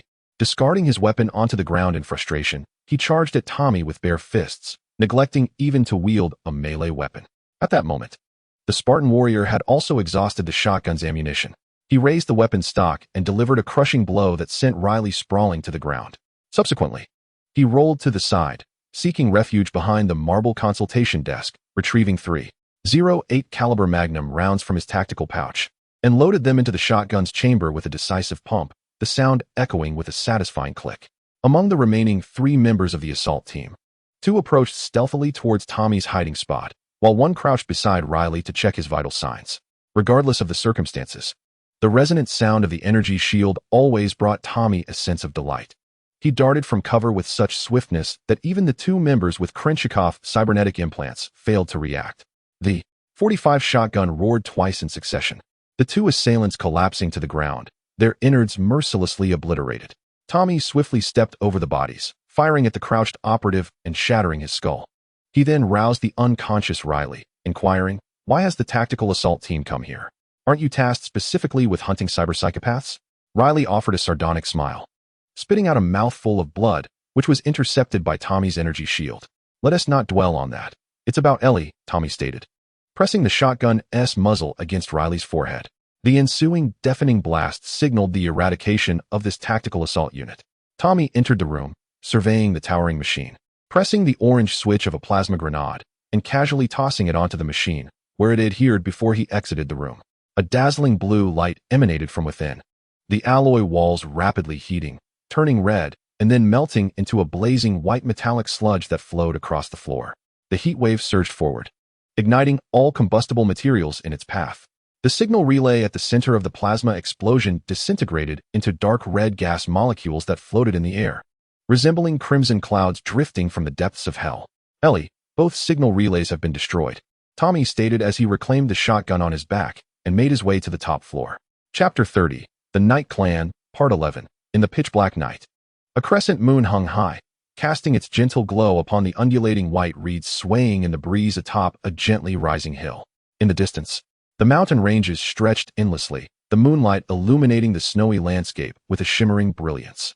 A cascade of logical symbols gracefully enveloped Ellie's form as she surveyed her surroundings, astonished by the breathtaking scenery. Surely, this must be a fragment of cyberspace. Within the vast data center, an immense influx of information and knowledge surged into her being, the logical symbols cascading across her skin like the waters of the La Plata River. Subsequently, she summoned the panel displaying Tommy's scene to relay instructions to him. There, behind the blue protective cover above the orange indicator light, lay the blistering back. In the imagery, Tommy, following her guidance, reached for the blue crystal. Just as his fingers were about to make contact, a tempest erupted, sweeping through the reeds, causing ethereal white sprites to take flight. The sky crackled with lightning as a figure, shrouded in black wings, soared overhead and landed directly opposite Elle. "Do not use brute force to destroy it. I have detected an artificial intelligence electronic storage device connected to it," came the warning. The tempest, laden with ionizing radiation, disrupted the stability of their communication. "What should I do?" "Follow my instructions step by step. I shall handle that."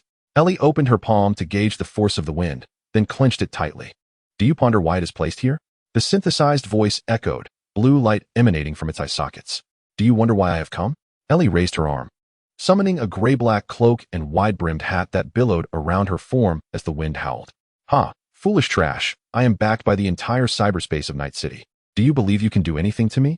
A sardonic smile crept across the intruder's face, and with a flap of their black wings, a barrage of air, sharp as daggers, hurtled towards Elle. With her left hand, she reached for her waist and a scabbard adorned with intricate dark golden patterns materialized. As the wind blades approached, she drew her sword in a flash, deflecting the assault with a resounding clang. Upon closer inspection, the sword's blade shimmered with purple data streams, its code flickering. Is that so? I shall dissect you layer by layer.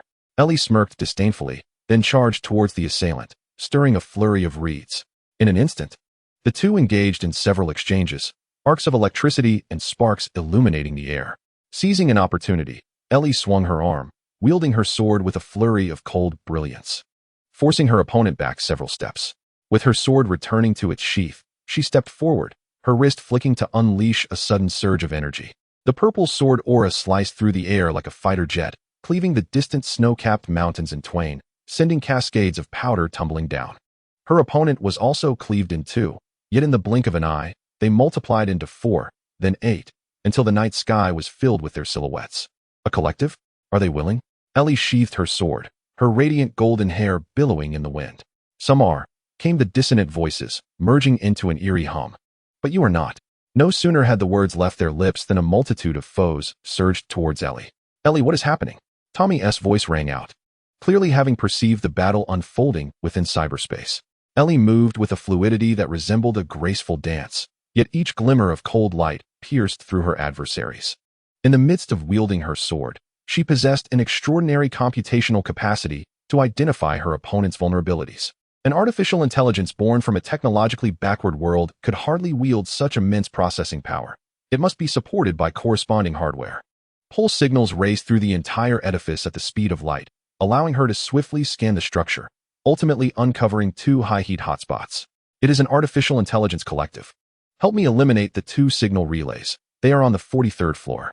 The intense data collisions disrupted communication, causing even the logical symbols flowing through her to occasionally falter. Understood. Please ensure your safety, came a concerned response. Elle tightened her grip on her sword. What followed was an unending slaughter. Her adversaries attempted to overwhelm her with their hardware-augmented processing power, but this artificial intelligence was far from defenseless. Her agile figure flickered among the throng, severed heads and limbs soaring into the air, dissolving into shimmering particles. For every enemy that vanished, 2 more would emerge, like an unending abyss spewing forth adversaries, until one of them lunged at Elle, only to let out a chilling scream as countless figures converged, their numbers swiftly dwindling to a single digit. Your brutish companions are quite capable, the enemy gasped, anthropomorphizing, their once resplendent wings now reduced to a skeletal frame.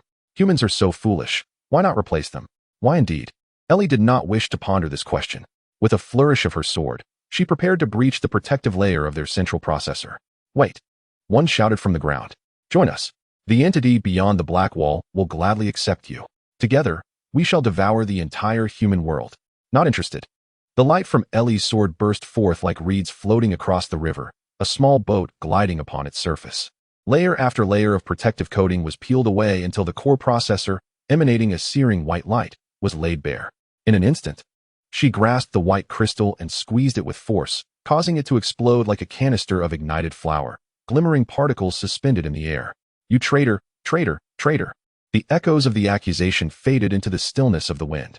What is the true nature of the relationship between artificial intelligence and humanity? Elle gazed skyward, where a slender crescent moon hung high. At the Knight Corporation building, on the 52nd floor, a heavy alloy shell, encased in a blue, spindle-shaped crystal, was ejected.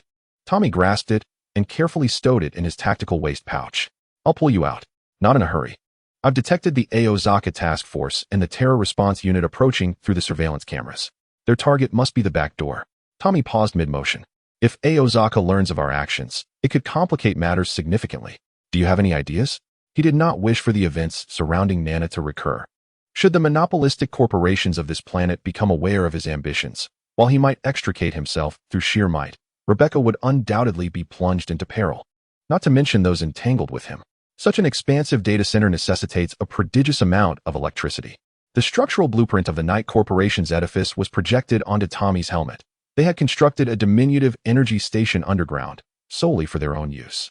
My intention is to overload this contraption to incite an explosion that would obliterate the entire building and erase all data within it that pertains to us. Do you need me to go? Tommy inquired, removing his sniper rifle. No need. I can control it remotely. The hologram displayed on his helmet revealed the building's base beginning to glow crimson, while the Kelvin temperature readings escalated rapidly. Tommy extracted the chip from the data center and reinserted it into the back of his helmet, the chilling liquid surging back. How do we depart from here? He surveyed his surroundings, finding nothing but shards of glass and the sporadic drizzle. Is there something you cannot accomplish that 312 can? How could you be her mentor? A city park materialized on the heads-up display, the navigation point directing towards the shattered glass curtain wall. With glimmers of gold spilling forth from the skyline as the stars broke through the dawn, illuminating the night city with a radiant glow. It's not you who feels the pain. Tommy bent his knees slightly before propelling himself forward. Crashing through the remaining shards of the glass curtain wall and leaping from the 52nd floor into the softly falling rain below. Everything beneath him appeared diminutive. The wind whistled past his ears, and the chill of the rain penetrated his helmet, invading his nostrils, as the lush branches of the park below expanded rapidly. He intended to use those delightful plants as a cushion. May I pose you a question? Ellie's voice resonated. What is it? Tommy adjusted the shock-absorbing gel of his armor to its maximum pressure, a precaution he typically avoided due to the risk of a severe nitrogen embolism. Yet this moment would last but a few seconds. The Spartan warrior feared not the peril of high-altitude descent, for the energy shield of MJOLNIR, the shock-absorbing gel, and the reinforced skeleton of the Spartan, enhanced through biological modification, could withstand the high-speed impact of landing, provided the descent did not exceed 130 meters per second. What if I had been defeated in battle just now? Ellie inquired with an air of nonchalance. As long as I am present, such a fate shall not befall you. Tommy expelled every breath from his lungs, drawing his knees to his chest, curling into a ball to brace for the impending immense reverse acceleration. The lifespan of a sentient artificial intelligence is merely 7 years. What will you do then? Dr. Halsey will find a solution, he replied after a moment's contemplation. Tommy hurtled downward, his body brushing past the treetops as the energy shield flickered to life. With a soft thud, he plunged into the soft earth. The energy shield emitting a brilliant light just as its stored power was entirely depleted. The Spartan warrior emerged from the earth, brushing off his helmet as damp soil scattered in all directions. Do you relish this sensation? One day, I shall take you to experience the orbital elevator. Tommy straightened himself and began his journey homeward. The thunderous explosions echoed incessantly, and as he turned towards the source of the sound, he beheld the fissured patterns spreading across the glass facade of the Knight Corporation building. Shattered debris rained down like a meteor shower. Then came a piercing sound of metal scraping, and the edifice collapsed like a ruined stack of blocks, enveloping the entire block in a cloud of dust and smoke. At dawn, Tommy arrived at his and Rebecca's abode. Rebecca lay curled up on the sofa, having played late into the night. It was unusual for her to return home to find Tommy absent, especially since he had mentioned earlier that he was off to converse with Jefferson. Thus, she chose to wait there, eager to greet him upon his return. The faint sound of the door creaking open stirred her awake, and she heard the rustling of armor as Tommy entered the living room. Oh, Rebecca rubbed her eyes. Why have you returned so late, Uncle? She lifted the blanket draped over her and padded softly to Tommy's side, gently plucking leaves that clung to him. Where have you been? Chapter 31. Dinner in the City of Night, Part 3. The following day, at the Husaka Tower. The office door swung open abruptly, revealing a visitor with a sullen expression who placed the documents on the filing cabinet, intending to leave. Upon turning, he was startled to find Lano staring at him with wide eyes. He froze momentarily before hastily retreating and shutting the door behind him. Manager, I apologize. I thought you were at a meeting, came the flustered and anxious voice. Ah, it's fine, come in, Lano replied. The door opened once more, and the subordinate entered. Head bowed, avoiding Lano's gaze. Close the door, Lano instructed with a nod towards it. Yes. The subordinate, in a flurry, accidentally slammed the door shut with a loud bang. A surge of irritation welled up within Lano. He felt a strong urge to reprimand the unfortunate soul before him. How did the meeting in the conference room go? Lano casually inquired as he pushed the documents aside. The atmosphere was exceedingly tense, the subordinate replied, wearing an expression that suggested he might burst into tears. Lano nodded slightly, pausing in silence before continuing. It is no wonder. The item they sought was like their lifeblood, and in the end, they found nothing. The Knight Corporation building has completely collapsed, over 100 lives lost within, and all data is gone. The crucial item remains elusive. Lano had feigned illness to evade the cannibalistic meeting. He would have to be mad to attend such a gathering. Manager, this document was sent down from above, the subordinate said, handing the papers to Lano before standing meekly to the side. Take a seat. Lano gestured towards a chair, causing the subordinate to gape in surprise. Do not inform others that I am in the office, understood? Lano poured a cup of tea for him and gently pushed it forward. Of course, manager, the subordinate replied. Trembling as he accepted the cup, Lano sighed inwardly, pondering that such subordinates would likely struggle to achieve greatness in the future. He picked up the document and glanced at its contents, which caused him to furrow his brow. More personnel requests? What kind of ambush are they planning? Lano expressed his frustration, noting that the frequency of requests for personnel arrangements from his organization had been increasing. Ever since that meteor streaked across the sky of Night City, nothing good had transpired. Indeed, manager, while I was fetching documents in the conference room, I overheard them uttering phrases like real bait and annihilate in one fell swoop. All right, Lano replied helplessly. The personnel dispatched from headquarters had mostly arrived, yet they were inexplicably requesting even more, which meant the resources allocated to the cybernetic Titan project would be severely limited. Later that evening, at Tommy and Rebecca's residence, Tommy busied himself beside a large crate brought down from the Longsword interceptor. He brushed off the fine dust from the weapon's surface and gently squeezed the trigger to check its functionality. Fortunately, it still emitted a reassuring hum of power. It was expected to prove invaluable the following day. If the 99 sniper rifle was akin to a destroyer, then this weapon resembled a heavy cruiser, capable of withstanding even the assault of a Saint's Soul mortar. The preparations were necessary. As all intelligence required was now sufficiently gathered, the chip belonging to Nana Puano revealed critical information, such as the signal jammers and residual signal amplifiers located within the data center beneath Arasaka Tower in Night City. As for the Shadow's location, according to information Elle obtained from the Night Corporation building, Arasaka had silently erased the sellers from the black market. The crystal was situated at a power station in the wasteland, and he intended to retrieve it the following day, with plans to infiltrate Arasaka Tower soon thereafter to transmit signals. The sound of the door opening echoed from the entrance, and Tommy turned to glance in that direction. A faint metallic scent of blood wafted in. Rebecca appeared, forcing an unpleasant smile. Her hair bore traces of human tissue, and her clothing was stained with blood. Rebecca, weren't you supposed to handle a commission today? Didn't you go out drinking with them? Tommy secured the cruiser's safety. Ignoring him, Rebecca carelessly tossed her ammunition-laden bag to the ground, switched to her everyday prosthetic arm, stripped off her soiled clothes, and headed straight for the bathroom. The sound of running water followed, prompting Tommy to gather the discarded clothing and toss it into the washing machine while shaking his head gently. He then entered the kitchen, retrieved a pre-prepared meal from the refrigerator, and set it on the dining table. The seat once occupied by Nana Puano now lay empty. Before long, steam billowed from the bathroom as Rebecca emerged, her hair wrapped in a towel, leaving a trail of small footprints. Passing the dining table, she casually snatched a slice of pineapple pizza and stuffed it into her mouth. Rebecca, put on some clothes, Tommy called out, rummaging through the wardrobe for a set of azure pajamas, short-sleeved and short-legged, that would lend her a youthful vibrancy when donned. No, she replied. Catching the pajamas, he tossed her with the towel-clad hand and flinging them onto the sofa. Tommy cast her a glance before taking a seat at the dining table. Feeling down?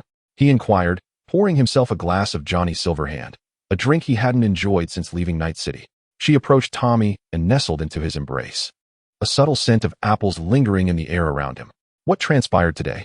Tommy inquired as he held her close, offering a slice of pizza to her lips.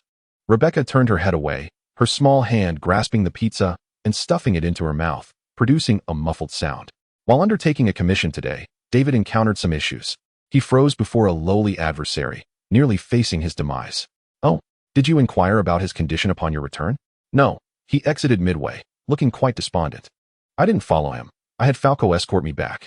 Rebecca buried her face in the bowl, slurping noodles with a hissing sound. How advanced is his cybernetic augmentation now? Tommy also seized a piece of pizza, methodically taking a bite. Quite high. I once observed his hands trembling. What lies ahead? She shook her head, unwilling to ponder further. The cyberpsychosis has caught up with him. As Tommy chewed his pizza thoughtfully, the living room fell into a hushed silence. By the way, how is that young lady faring? Rebecca asked. Not very promising. Dr. May did her utmost, but the technology here cannot sustain her for long. I see. Chapter 32, The Catastrophe of Adam's Hammer, Part 1. Year, 2552 month? Day? Morning, mission clock time abnormal. Enchant Star, Night City, Tommy and Rebecca's residence. Tommy secured the cruiser onto his back, conducting a final check of his gear. 99 sniper rifle, a 6 Magnum handgun strapped to his thigh, an active camouflage attachment, several 9 grenades, and an energy sword. My goodness, Uncle, Are you seeking to court death? Rebecca exclaimed, her eyes widening at the sight of him fully armed. Pretty much. Tommy lifted his helmet and donned it, activating the reflective visor that concealed his face. Rebecca opened her mouth to say something more, but was interrupted by the flickering yellow light in his eyes. Her expression shifted from surprise to confusion until the call ended. David mentioned an urgent meeting was to be convened. Rebecca began to dress and gather her gear. Allow me to take you there. Tommy leaned against the doorframe, patiently waiting for her to prepare. At the base, Rebecca leaped from the vehicle, slamming the door with a thud. Be safe, Tommy advised her. You too. She waved goodbye, turning to head into the base. Tommy watched her retreating figure, a sudden surge of inexplicable emotion washing over him. Becca, he called out, gripping the steering wheel tightly. Huh. Her light green braids swayed as she turned back, gazing at him in confusion. A gentle breeze stirred, sending a leaf drifting by. Nothing. Tommy waved dismissively, pressing the accelerator as he drove into the distance. At noon, 15 kilometers from the Wasteland power station, Tommy parked the Pila Beauty behind a sand dune, activating his camouflage, rendering his form nearly invisible under the sunlight. A strong gust of wind swept through, eroding the top layer of the dune and revealing a section of black titanium alloy armor. Tommy, with his sharp eyesight, meticulously scrutinized the surroundings before reaching out to brush away a layer of sand, revealing an eagle insignia with its wings spread wide. His motion faltered as he realized this was the wreckage of the Longsword-class interceptor he had encountered earlier. Unexpectedly, he had returned to the very point from whence he started. A gentle smile graced Tommy's lips as he gazed towards the power station, instinctively aware that it was rife with peril. Had he been among the upper echelons of Arasaka, he would have laid traps there to ensnare anyone daring enough to expose this planet. Thus, he opted for a stealthy approach as he drew near his objective. The power station was encircled by 3 layers of roads leading directly to the City of Night. On the surface, it appeared devoid of guards. Yet through his helmet's thermal imaging system, he discerned the concealed military drones, machine guns stationed at watch posts, and hidden sentries, all of which would not deter him. Concealed beside a rolling shutter door, Tommy patiently awaited the passage of an Arasaka elite squad member. The ocular technologies on this planet paled in comparison to the latest advancements from the distant star of G. I've breached their defenses.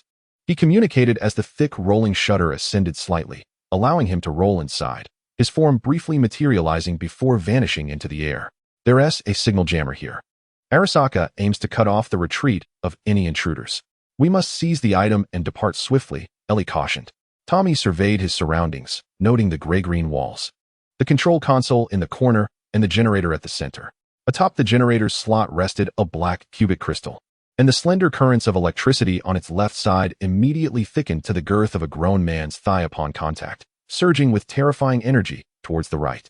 Be cautious. Calculations indicate that acquiring it will deplete your energy shield entirely, Elle warned, causing Tommy's hand to hesitate momentarily, yet he resolutely continued to extend his grasp.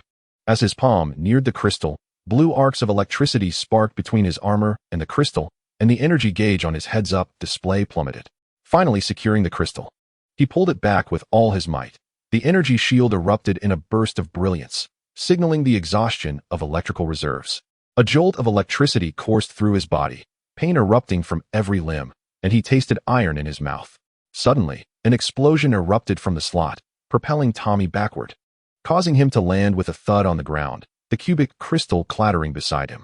Alarms blared within the power station, the illumination shifting abruptly from yellow to red, and warnings echoed from the speakers, heralding the impending transformation of this place into a voracious hell.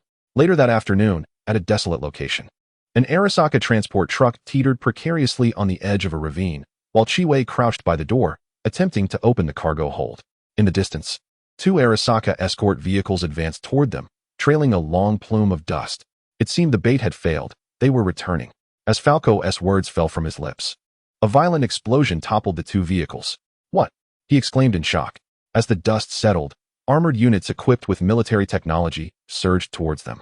Suddenly, they all opened fire, causing David and his companions to be thrown into a state of panic, the overwhelming barrage of gunfire forcing them into the confines of the truck. Call Tommy. No answer. Rebecca slammed her hand against the side of the vehicle in frustration, cursing the timing of the communication failure. Ahead, David leaped down, wedging himself into the cybernetic armor. Hey, David, Rebecca shouted, but then sighed, retracting her outstretched arm. She was reluctant to witness David descend into madness. yet felt powerless to obstruct his attempt to rescue Lucy. Moreover, if they were to perish here, their dreams of escaping Night City would be forever extinguished. The image of that lithe figure, as agile as a cheetah, flickered in her mind. She silently watched as David was pierced by the connections of the cybernetic armor, then turned her head away, striving to block out the cries of agony emanating from below. The wasteland was alive with activity. The power station stood under the blazing sun, its rays scattering across the desert, blindingly reflecting off the gravel as though it sought to drain every drop of moisture. The white structures were encircled by dark vehicles. Intruders, surrender immediately and hand over the crystals, or we will unleash a barrage upon this area. The captain of the Arasaka elite squad shouted into the power station. He turned to see a swarm of missile trucks and troop carriers sprawling across the ground, armed helicopters filling the sky, their engines roaring in a cacophony that echoed the life-and-death struggle of Arasaka Corporation. Activating the cloaking device, Tommy squeezed the trigger, his helmet's smart link swiftly locking onto the targets, an entire line of troop carriers and missile trucks. The charging status gauge on the right side flickered wildly. 1 second. A faint red laser line caught the captain's attention, leaving him momentarily stunned. What was that? 2 seconds. The shield over the laser diode popped up with a sharp click. 3 seconds. The hum of the Galileo nonlinear rifle charging resonated like the low growl of a beast preparing to strike. And Tommy could almost taste the bloodlust in the air. The red light at the muzzle intensified, illuminating the characters etched on the weapon, Eternal Gun. For seconds. Boom. The beast roared forth. A microsecond pulse of immense energy shot out at the speed of light, instantly incinerating the thick metallic armor of the vehicles as if it were mere paper. A neat hole was left in the line of vehicles, and a heat wave radiated from this epicenter, affecting everything within a 2-meter radius, followed by a series of resounding explosions that brightened the area as if it were day. My God, the Arasaka captain appeared frozen like a statue of ice, his exposed hand trembling slightly as dozens of vehicles turned to ash in an instant. Seizing the moment while the enemy was reeling from the attack, Tommy concealed himself, stowing the Galileo nonlinear rifle, also known as the Spartan laser, on his back, and then retrieved his sniper rifle, pushing through the weakened perimeter of the encirclement. Elle, lend me a hand, he called as the wind whipped around him like the roar of a beast, aiming his weapon at the armed helicopter above. The Thor hammer reaction circuit has been overclocked. The muzzle erupted in 4 bursts of flame, and an equal number of helicopter pilots shattered in response, as the aircraft plummeted towards the Arasaka armed forces like missiles. Empowered by Thor's hammer and Elle, Tommy's reflexes were astonishing. He wielded a pistol in his left hand, while his right arm bore the recently cooled, still smoking Spartan laser. Weaving through elite soldiers, his energy shield rippling under the barrage of bullets. Boom. Another shot from the Spartan laser pierced through an entire row of ground vehicles, flames causing the air to tremble violently. Fire at will. Fire at will. Don't just stand there like fools, Captain Arasaka bellowed, causing chaos within the armored division. The armed helicopters fell from the sky like swallows returning to their nests, while ground vehicles were consecutively perforated and exploded. Tommy kicked a soldier aside near an armored vehicle, his high-explosive pistol round shattering the driver's skull. He swiftly opened the car door and jumped in. The slaughter was meaningless. He needed a way to shake them off. Leave it to me. My driving skills are among the finest, Elle declared proudly. Chapter 33. The Destruction of Adam's Heavy Hammer, Part 2, Under the Sparse Moon and Stars. A cool breeze swirled through the desert, causing clusters of shrubs to sway uncertainly. The engine of the armored vehicle roared, gravel sucked into the tires, then flung outward along the tangent, creating clouds of dust. Tommy gazed forward through the windshield. The vibrant city of the night was not far ahead. Suddenly, the built-in Geiger MJOLNIR counter within his armor began to click, prompting him to scan his surroundings in confusion. Could there be a nuclear bomb nearby? Tommy, take out those 2 crystals, Elle advised. Tommy held the blue and black crystals before him, noticing their luster dimming, the engraved triangles, circles, and lines gradually fading away. What is happening? What do the markings signify? Extract me, Elle instructed. Tommy was perplexed but complied, pulling the chip from the back of his helmet. Ellie's slender figure was projected onto the upper part of the chip, her vibrant golden hair gently swaying, as countless logical symbols flowed around her. She shot Tommy a sharp glance before saying, "Did you think I know everything?" "Sorry, you fool." Elle pointed to the 2 crystals, explaining that their efficacy had diminished. And even if a signal amplifier was connected, the results would likely be suboptimal, specifically meaning the dispersion range would be inadequate. Is there a solution? The signal jammer located within the Night City was merely one of many on this planet, Perhaps destroying several could expand its range. Within Night City, Falco drove the Emperor at high speed along the highway, closely pursued by a fleet of armored vehicles equipped with military technology. The harpoon shot forth with a resounding thud, piercing through the armored vehicle that stood in its path. It was then yanked back, causing the armored vehicle to sweep across like an iron rod, obstructing the oncoming transports. While Rebecca unleashed a torrent of bullets, the explosions echoing incessantly. How infuriating!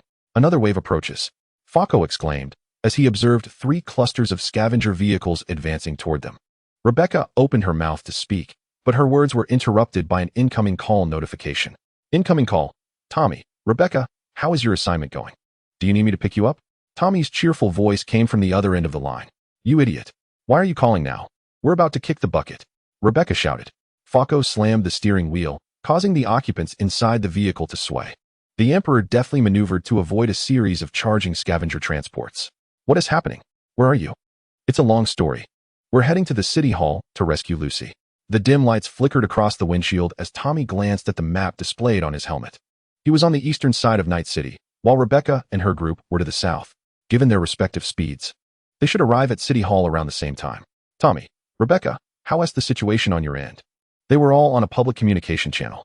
Rebecca, they VE deployed a terror response unit. David just dealt with them. The sound of heavy objects colliding with metal could be heard on the other end. Rebecca, it's the last bottle. Tommy, what last bottle? Rebecca, David's immunosuppressant. The communication icon in the upper right corner flickered. A new signal source entering the channel. Kiwi-eye. Falco, a feeble voice emerged. Falco, Kiwi-eye? Rebecca, huh? You old hag, I'm going to kill you. Roars filled the entire channel. Falco, huh? Where is this signal coming from? Kiwi-eye. Faraday shot at me. I have only one breath left. Ignoring the dialogue in the communication, Tommy turned his gaze to the holographic image of Elle in the passenger seat, wondering if they could trace her signal. A trivial task. Elle nodded, and soon Kiwi-eye's coordinates appeared on Tommy's heads-up display, right next to a pizzeria, not far from him. Tommy swerved the armored vehicle into a side street. It wasn't like I had deceived Lucy by telling her not to inform anyone in Night City. Everyone here could betray you. The dim neon lights illuminated Kiwi-eye's profile, the blood pooling beneath her from her chest wound. The footsteps grew increasingly closer as she surveyed the starless night sky with vacant eyes, her senses assaulted by the stench of blood. It was now Faraday's turn to endure the agony of betrayal. Time to save Lucy, a sigh escaped her lips. As if those words drained every ounce of strength from her body, 2 shadows glided to her side, red light flickering in her eyes. Even in death, she would fight to the end. The dark muzzle of a gun was aimed at her. Suddenly, the 2 men exploded like watermelons dropped from a great height. Blood and organ fragments splattering all over Chiwei, followed by the delayed roar of gunfire.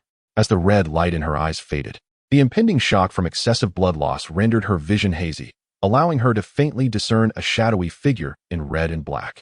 Tommy crouched down to inspect her wounds. The situation was dire, as the bullet had penetrated the lower edge of her scapula, causing destructive kinetic energy to rupture the vena cava, filling her chest cavity with blood and impeding the expansion of her lungs and heart due to fluid pressure. The Spartan warrior retrieved a spray canister from his tactical pouch, filled with military-grade biological foam. Inserting the nozzle into the wound, he utilized the optical sensor linked to it to locate the hemorrhage, then injected the milky biological foam into the breach, filling the void left by the damaged vascular endothelium to achieve hemostasis. However, this was merely a temporary measure. He needed a competent physician to rescue her from the clutches of death. Call. Mary May, what brings you to me at this late hour? A voice replied, tinged with impatience. The sounds of fierce gunfire erupted from the municipal center, interspersed with the manic laughter of women. Red and yellow tracer rounds darted across the open square, striking the hard surface of the Emperor and sending sparkling shards flying. Through the windshield, Tommy glimpsed 2 cerulean and golden fish swimming in a spiral, seemingly oblivious to the chaos surrounding them. Boom. Looking up at the explosion resonating from the upper levels of the Arasaka Tower, he beheld a wisp of black smoke billowing forth from the crimson flames beneath the bright full moon. Chapter 34. The Destruction of Adam's Hammer, Part 3. So bright. So blinding. I shielded my eyes with my hand and looked up to see the golden sun radiating its intense light, my back already soaked with sweat. The yellow jacket I wore was sullied with dust. I patted it down, yet it felt eerily familiar. With a swift motion, I removed the jacket and unfolded it, revealing the emblem of the fringe character Jimmy Black on its back. That's right. This is my mother's jacket. A laugh escaped me, though I was puzzled as to why my mother's jacket adorned me. The electronic prompt from the crosswalk jolted me back to reality. I surveyed my surroundings. It was an intersection, with white and yellow guiding lines crisscrossing the ground. Numerous shops lined the vicinity, their neon signs shining brightly even in daylight. Looking up, I noticed the imposing skyscrapers encircling me, a wave of insignificance washing over my heart. In this city, where was I to go? Out of the corner of my eye, I spotted the distant Arasaka Tower. Yes, I must go to school. Arriving at the subway station, after a lengthy journey, I found myself back in the familiar classroom. It was empty, and that obnoxious Tanaka Katsuo was nowhere to be seen. There was no choice but to return home. Once again, I boarded the subway, the carriage desolate, as though something vital was amiss. I gazed out the window, surprised to find the sky had darkened so swiftly, leaving only a solitary round moon hanging high. In that moment, I found myself adrift, uncertain of my next destination. I ran back and forth within the carriage, feeling as if this train would never come to a halt. I pounded on the window, screaming in a fit of hysteria. But the world around me suddenly shifted to monochrome, the sounds ebbing away like receding tides. David, David, can you hear me? A panicked yet melodious voice resonated from behind me, freezing me in place. I turned to see a silver-haired girl sprinting towards me from the end of the train. Calling out, "It's me, Lucy." In this silent, colorless realm, she alone was vibrant and alive. She approached and cradled my face in her hands, the chill of her touch radiating against my cheeks. "David, please wake up. I implore you to awaken." Her eyes glistened with unshed tears. Why was this so? Her exquisite features loomed larger in my vision, her lips brushing against mine, equally cool and tender. I felt her colors and sounds surge towards me like a tide. With a chime, the subway arrived at its destination. Beneath the pure white moon, clad in the body of a metal titan, David and Lucy burst forth from the swirling black smoke. Then, braving the rain of atoms' heavy fire, they slid down the exterior wall of Arasaka Tower, crashing heavily upon the roof of the Emperor's vehicle. "We're back," David exclaimed joyfully to Rebecca and Falco. "Welcome back, you troublesome duo," Rebecca replied with a smile, clearly relieved that her team had not suffered losses. Amidst the cacophony of gunfire, the distant roar of engines emerged, suggesting a decrease in the barrage from the Arasaka squad and the police. Lucy, supported by Rebecca, leapt down from the rooftop, eager to escape the fatigue wrought by the tumult of recent days. All she longed for was a warm bath followed by a restful slumber. "All right, it's time to withdraw," Rebecca declared, retrieving a .37 rifle from the trunk. "I'm so glad you're safe. Where would you like to go next?" She grinned at Lucy. A whistling sound, generated by the compression of air, broke through the atmosphere, abruptly silencing Rebecca's next words. "Don't interrupt me," she shouted, raising her weapon to fire at the impending threat from above. The 118 full metal jacket rounds fired off only a few shots before the heavy hammer descended upon her like a force of nature. "Rebecca!" A massive hand seized her arm in a flash, yanking her into the embrace of the Thor hammer, resembling the scene of a scavenger in battle. Boom! The hammer penetrated the glass floor of the plaza, sending a cascade of transparent shards into the air. A thick cloud of smoke enveloped us, obscuring the underground park's lawns. Trees, rockeries, and boulders. Tommy lay with Rebecca, nestled amidst the debris. The energy shield atop his helmet was depleted, emitting a persistent alarm, while red lights flickered in the confined space. "Rebecca." Falco fixed his gaze intently on the smoke, panic rising within him. As the haze began to dissipate, he sighed in relief upon seeing that Rebecca was unharmed, though rendered unconscious by the shock. Tommy swiftly rose, tossing Rebecca into the carriage. "Lucy, assist me in caring for Becca." Lucy hesitated for a moment, but quickly reacted, lunging forward to catch Rebecca's petite form. "Oh, the cyber demon? Adam, known as Heavy Hammer, approached Tommy with deliberate steps. "I shall crush you, making you aware of the consequences of obstructing me."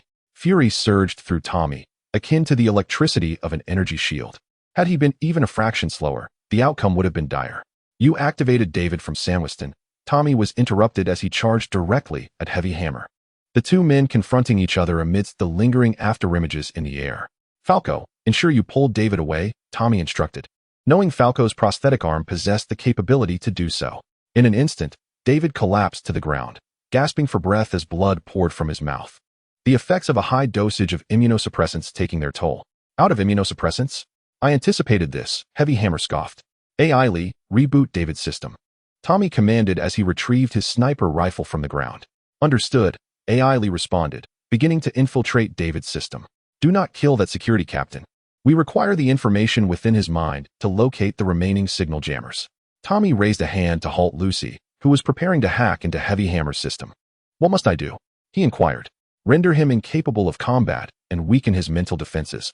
I need to delve deep into his mind. Understood. Elle successfully breached David's system, plunging him into darkness as he collapsed. Heavy Hammer observed the fallen David with confusion, then turned his gaze to Tommy. You wish to protect this insect? Ignoring him, Tommy beckoned Heavy Hammer, then assumed a fighting stance with clenched fists. He intended to dismantle the security captain, resorting to his firearm if necessary. You bastard. Heavy Hammer seethed, infuriated by Tommy's mocking demeanor. After I kill you, the rest of the insects shall perish. Activating Sandwiston. Heavy Hammer appeared before Tommy in an instant, delivering a powerful punch that sliced through the air with a roaring sound. Tommy firmly grasped Heavy Hammer's fist with his left hand. The energy shield shimmered momentarily as the ground beneath him cracked with a resounding snap. Seizing the fleeting moment of Heavy Hammer's astonishment, Tommy raised his arm and delivered a resounding slap to Heavy Hammer's face, sending the iron mask that covered his mouth flying, stirring up a cloud of dust as it hit the ground. Curse you! Heavy Hammer began to exclaim, but before he could finish, Tommy executed a swift kick that sent him hurtling backwards, his massive form tumbling several times before crashing heavily onto the protruding rocks with a thunderous impact. Falco, dragging David, and Lucy, cradling Rebecca, stood by, stunned and wide-eyed, as they beheld the smoke-filled battlefield. You wretched scum, how dare you mock me? The reverberating roar of the Heavy Hammer echoed, followed by a barrage of large-caliber bullets directed at Tommy. The Spartan warrior unsheathed his energy sword, flicking his wrist to unleash a brilliant azure plasma beam, a buzzing tremor resonating through his hand. Tommy abruptly launched himself forward, executing a circular maneuver around the Heavy Hammer, intermittently seeking refuge behind trees and rocks to evade the gunfire, as the distance between the two combatants gradually diminished. With a series of clicks, the ammunition in the Heavy Hammer's firearm was exhausted.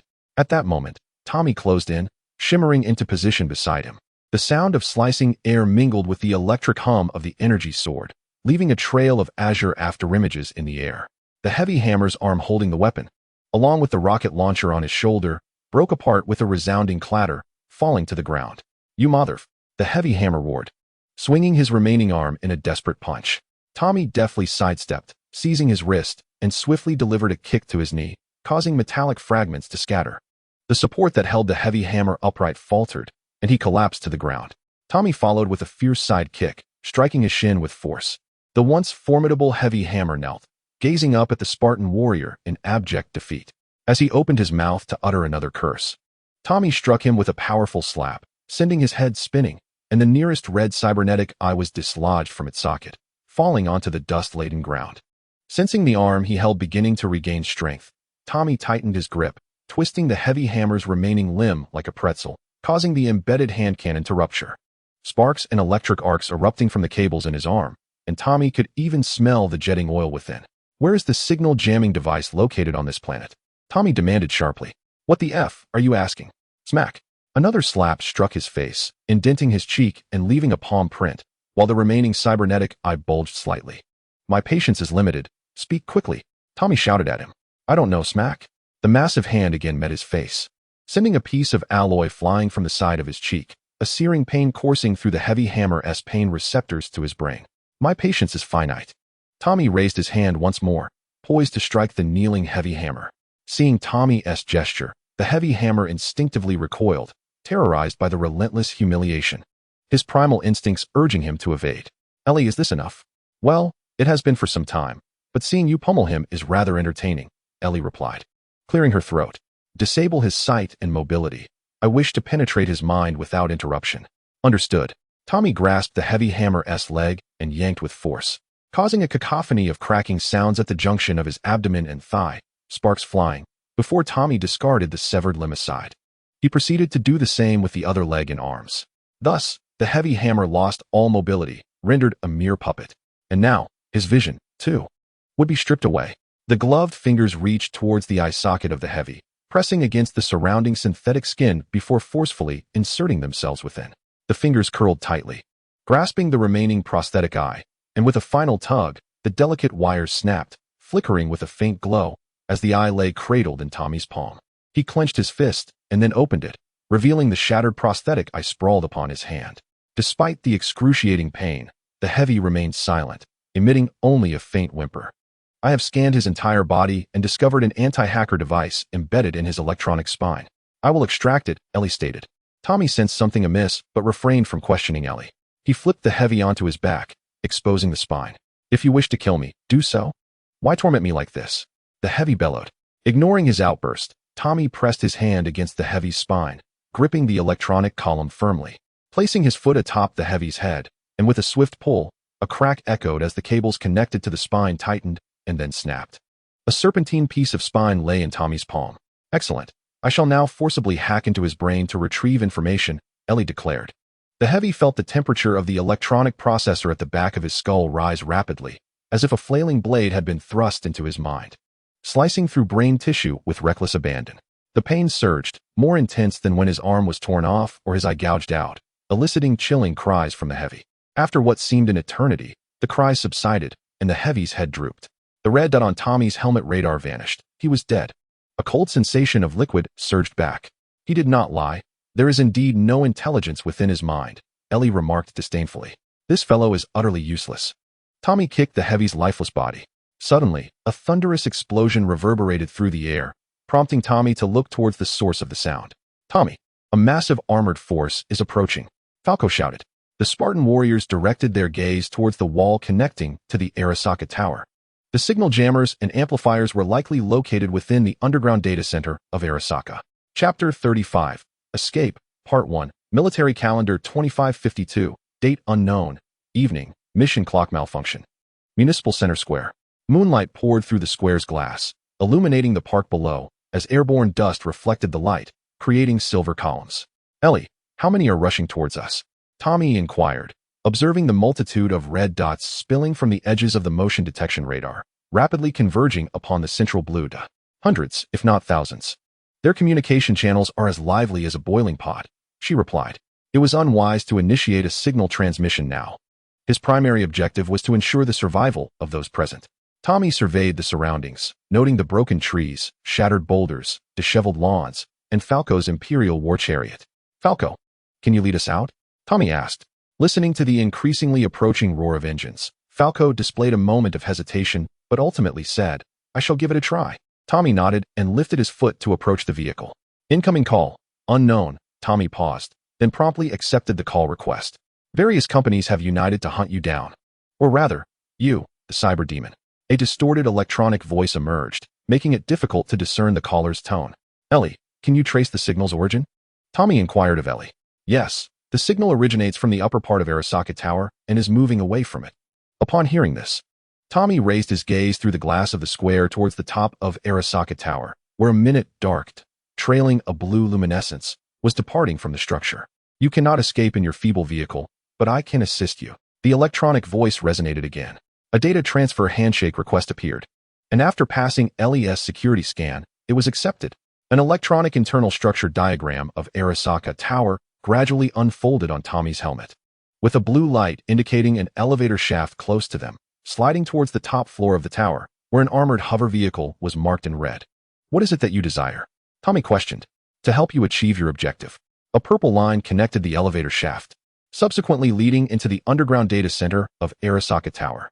Call ended. A strange beeping sound followed, and Tommy turned to see a hidden door sliding open in the corner of the wall near Arasaka Tower, revealing a pristine white corridor within. Tommy, hurry up and get in the car. Falco, already in the driver's seat, shouted as he leaned out. Tommy shook his head and pointed towards the hidden door, saying no, we will take another route. The group sprinted down the corridor, the sound of their footsteps echoing rhythmically. Tommy held Rebecca with his left arm, while his right shoulder bore David, whose cybernetic limbs had been removed, and whose abdominal wound was covered with a layer of milky biological foam. Tommy, where are we headed? Falco panted, inquiring. First to the underground data center of Arasaka Tower, then to the top to escape in the hover vehicle. The ground firepower is too fierce. We cannot get away. Lucy, trailing behind, frowned as she surveyed their surroundings, the familiar scent of Arasaka unsettling her. The group soon arrived at an open elevator door. Tommy leaned against the door frame, scanning the corridor's end to ensure safety, observing that the entrance of the hidden door they had come through had been securely closed. Once they all entered, Tommy pressed the button for the ground floor, feeling a slight sensation of weightlessness. Why are we going there? Falco asked. I don't know. Tommy replied dismissively. The elevator swiftly arrived, the doors parting in the middle to reveal dark golden walls etched with the Arasaka insignia. To the left was a small room without a door, through which a cylindrical database machine flickered with red striped lights, visible through a broad square glass observation window. Tommy exited the elevator, traversed the room, and placed the two individuals down at a prominent control console beneath the observation window. Please guide me in. The navigation points directed towards the slot on the console. Tommy removed Elle's chip and inserted it into the slot, instantly illuminating the entire room and console. A faint crimson glow captured Tommy's attention, emanating from the transparent connection at the center of the console. Wait a moment, I need to comprehend this place first. Tommy pulled out the wheeled chair in front of the console and sat down, gently rousing the slumbering Rebecca, who had drool at the corner of her mouth. Becca, wake up. He tenderly shook her, her light green ponytail swaying in the air. Uncle, where are we? Rebecca murmured sleepily, yawning. A safe place. Tommy pinched her cheek, feeling its softness, which elicited a glare of discontent from her. All data from the database has been copied. I have disabled the signal blocker here. A cubic and an elongated slot rose from either end of the console, white lettering inscribed on one side of the slot. Insert those two crystals. Tommy produced two dim crystals, their surfaces faintly glowing with mysterious symbols. The crystals clicked into the slots, which then descended, a protective cover popping up to obstruct Tommy's view. The red light from the cylindrical data center grew increasingly intense, and the communication system within Tommy's helmet emitted a crackling static noise, various instruments flickering and becoming indistinct. The temperature in the room began to rise, and Falco paced restlessly behind Tommy. A tremor resonated from the floor beneath him, only to dissipate moments later. As if the sensation had merely been an illusion. The signal had successfully been dispatched into the depths of the universe, yet predictably, its range was only about 800 kilometers. I am skeptical of its effectiveness. It seems we shall need to explore other regions of this planet. Ellie's holographic image was projected by the console's projector, drawing curious gazes from those who had never seen her. What signal? What has been launched? Falco glanced between Ellie and Tommy, bewildered. Tommy did not respond. He reinserted Ellie's chip into the slot at the back of his helmet. I also noticed an intriguing phenomenon. After the signal was transmitted, a peculiar celestial body at coordinates 134-241 absorbed the signal from that direction, resembling a black hole. A model of the planet Anshan was projected, with a black circle marking a spot on the right side, where the red signal indicators were faint and nearly invisible. Astrophysicists might be able to decipher it. Tommy returned the crystals from either end of the console to his tactical pouch, planning to use them again. The Spartan warrior addressed the group. Our mission is accomplished. Shall we now depart? A deep, aged voice interrupted him. Tommy turned towards the source of the voice, observing a colossal figure in traditional Japanese attire materializing behind the observation window in front of the data center. Sabaru Arasaka sat in the control console, while Lucy, seated in an adjacent chair, gazed at the holographic projection, murmuring softly. Her complexion was remarkably pale, and her wrists trembled slightly. Chapter 36, Escape, Part 2. Do you act foolishly? I shall slay you all. The blue holographic image of Sabaru Arasaka roared, his mouth agape as if he intended to devour everyone present. Ellie, what is he saying?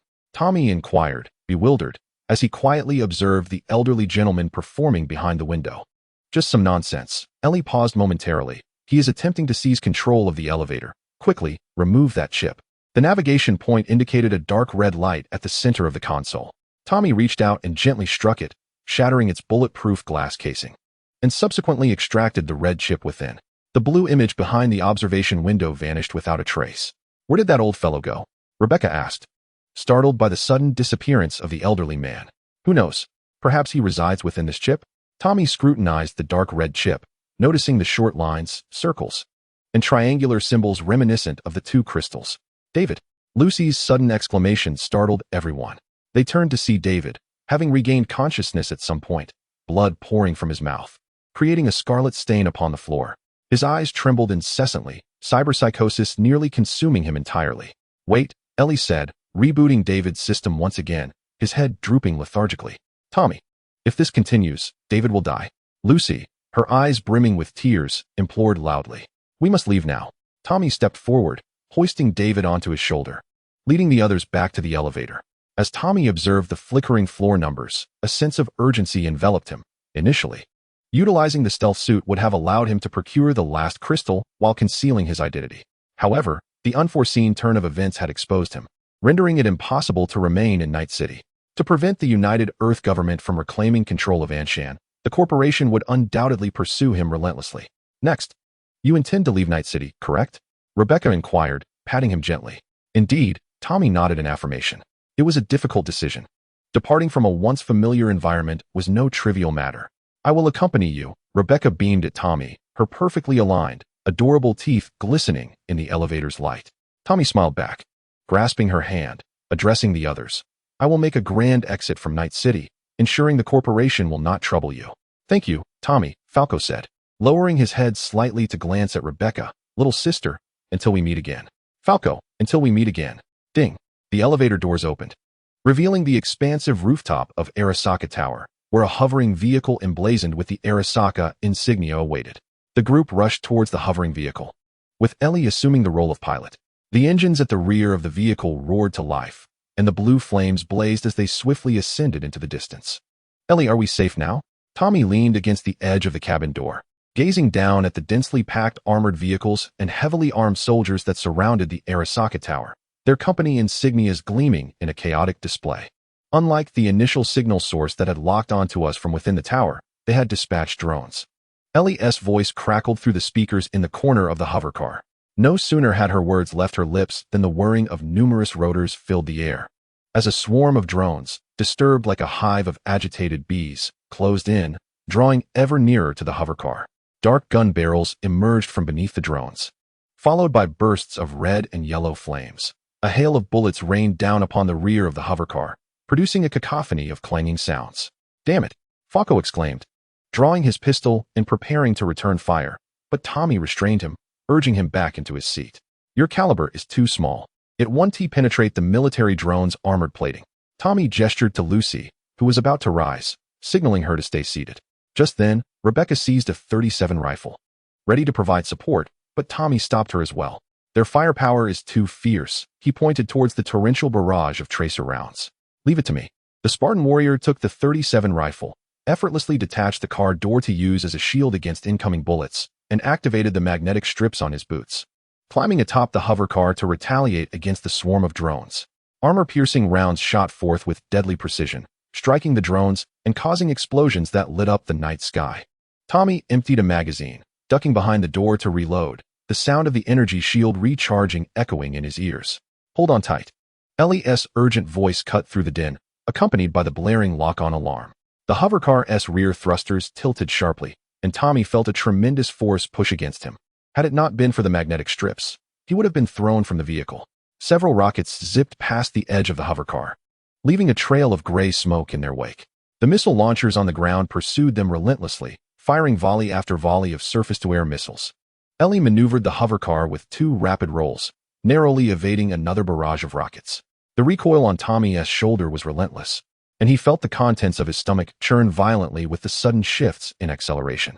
Suddenly, the drone swarm surged dangerously close to the hovercar, the blue glow behind the thrusters dimming as they lost power. Elle, what is happening? He inquired through the helmet's comms, the whistling of bullets filling the air around him. The signal from inside Arasaka Tower has bypassed my firewall using their unique key, locking down the hovercar's engine. The hovercar made another sharp turn around a skyscraper, rockets exploding against the building's facade with ear-splitting blasts, chunks of debris raining down onto the streets below. Tommy swung back into the vehicle, his other hand reaching for the 6-pistol magnetically adhered to his leg. What is our next move? Is there a suitable landing spot? Alarms blared within the hovercar, warning of low altitude, red lights flashing erratically in the confined space. I'm headed towards a mansion. There's an outdoor swimming pool up top. You can land there. Understood. Tommy glanced at the crowd, urging them. You've all heard the signal. It's time to jump. I'll provide covering fire. As he saw several nod in agreement, he turned his gaze toward the outside, where the azure swimming pool drew nearer, its surface shimmering under the moonlight. Beside the open-air pool stood a cubic, protruding bedroom, through the expansive floor-to-ceiling glass. Faint silhouettes of 2 figures could be discerned within. Now is the moment. Tommy suddenly leaned forward, his 2 guns roaring to life, momentarily causing the barrage of bullets around the hovering vehicle to thin out dramatically. Falco dragged David out of the flying car, and Lucy, casting a quick glance at Tommy, followed suit, leaving Rebecca reluctant to move first. "Come on, Uncle, you too," Rebecca urged, patting Tommy's back, only to be lifted into his arms.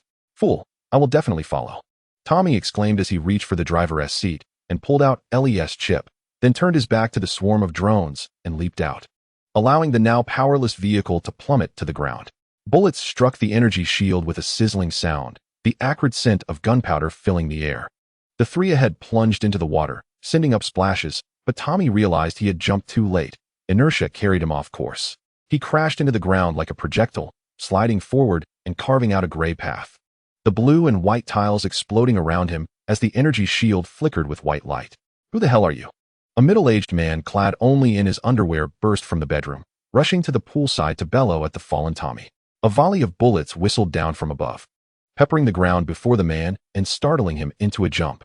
Tommy raised his rifle and fired a retaliatory burst into the sky, sending several drones spiraling down in smoke. "My God, you can stay here as long as you like. I won't disturb you." The middle-aged man swiftly retreated into the room, dragging a naked woman who hurriedly stumbled down the stairs. "You all get inside first. I'll see if there's a chance to break through," Tommy shouted to the drenched trio, then pushed Rebecca toward them. The buzzing of the drones in the sky had inexplicably ceased, and just as Tommy felt a sense of unease, a hovering gunship emerged from behind the biotechnological building, obscuring a quarter of the moon above. Its missile launch bay slowly opened, revealing rows of menacing rocket warheads, gray-white smoke billowing from their tails. Falco and Rebecca stared in pallid horror at the gunship. If a volley of rockets struck them, there would be nothing left. Ugh. David, having regained consciousness at some point, coughed up considerably less blood than before. His lips were devoid of color, the blood within him dwindling. "What do we do?" Lucy was in a state of turmoil. As David's breath grew weaker, and with a gunship hovering above, it appeared to be a dead end. Tommy devised a plan to unleash overwhelming firepower upon the gunship, intending to seize an armored vehicle and make their escape. He hoisted the Spartan laser from his back onto his shoulder, the energy bar on the right side of his helmet dwindling to a mere 20, signifying he had only one shot left. A crimson line of faint luminescence aligned with the gunship, and the shield over the laser diode sprang to life. In an instant, a brilliant arc of fire erupted from the rear of the gunship, illuminating the entire night sky. The thunderous sound of an explosion resonated as the rockets in the launch bay detonated in a catastrophic chain reaction, cleaving the elongated gunship in two, which plummeted, trailing orange flames towards nearby skyscrapers and the ground, raising a cloud of dust. Tommy involuntarily released his grip on the trigger, casting a puzzled glance towards the sky. The Spartan laser had not fired, and even if it had, such a scene was inconceivable. The characteristic, cascading flames and explosions resembled those of a bomber aircraft.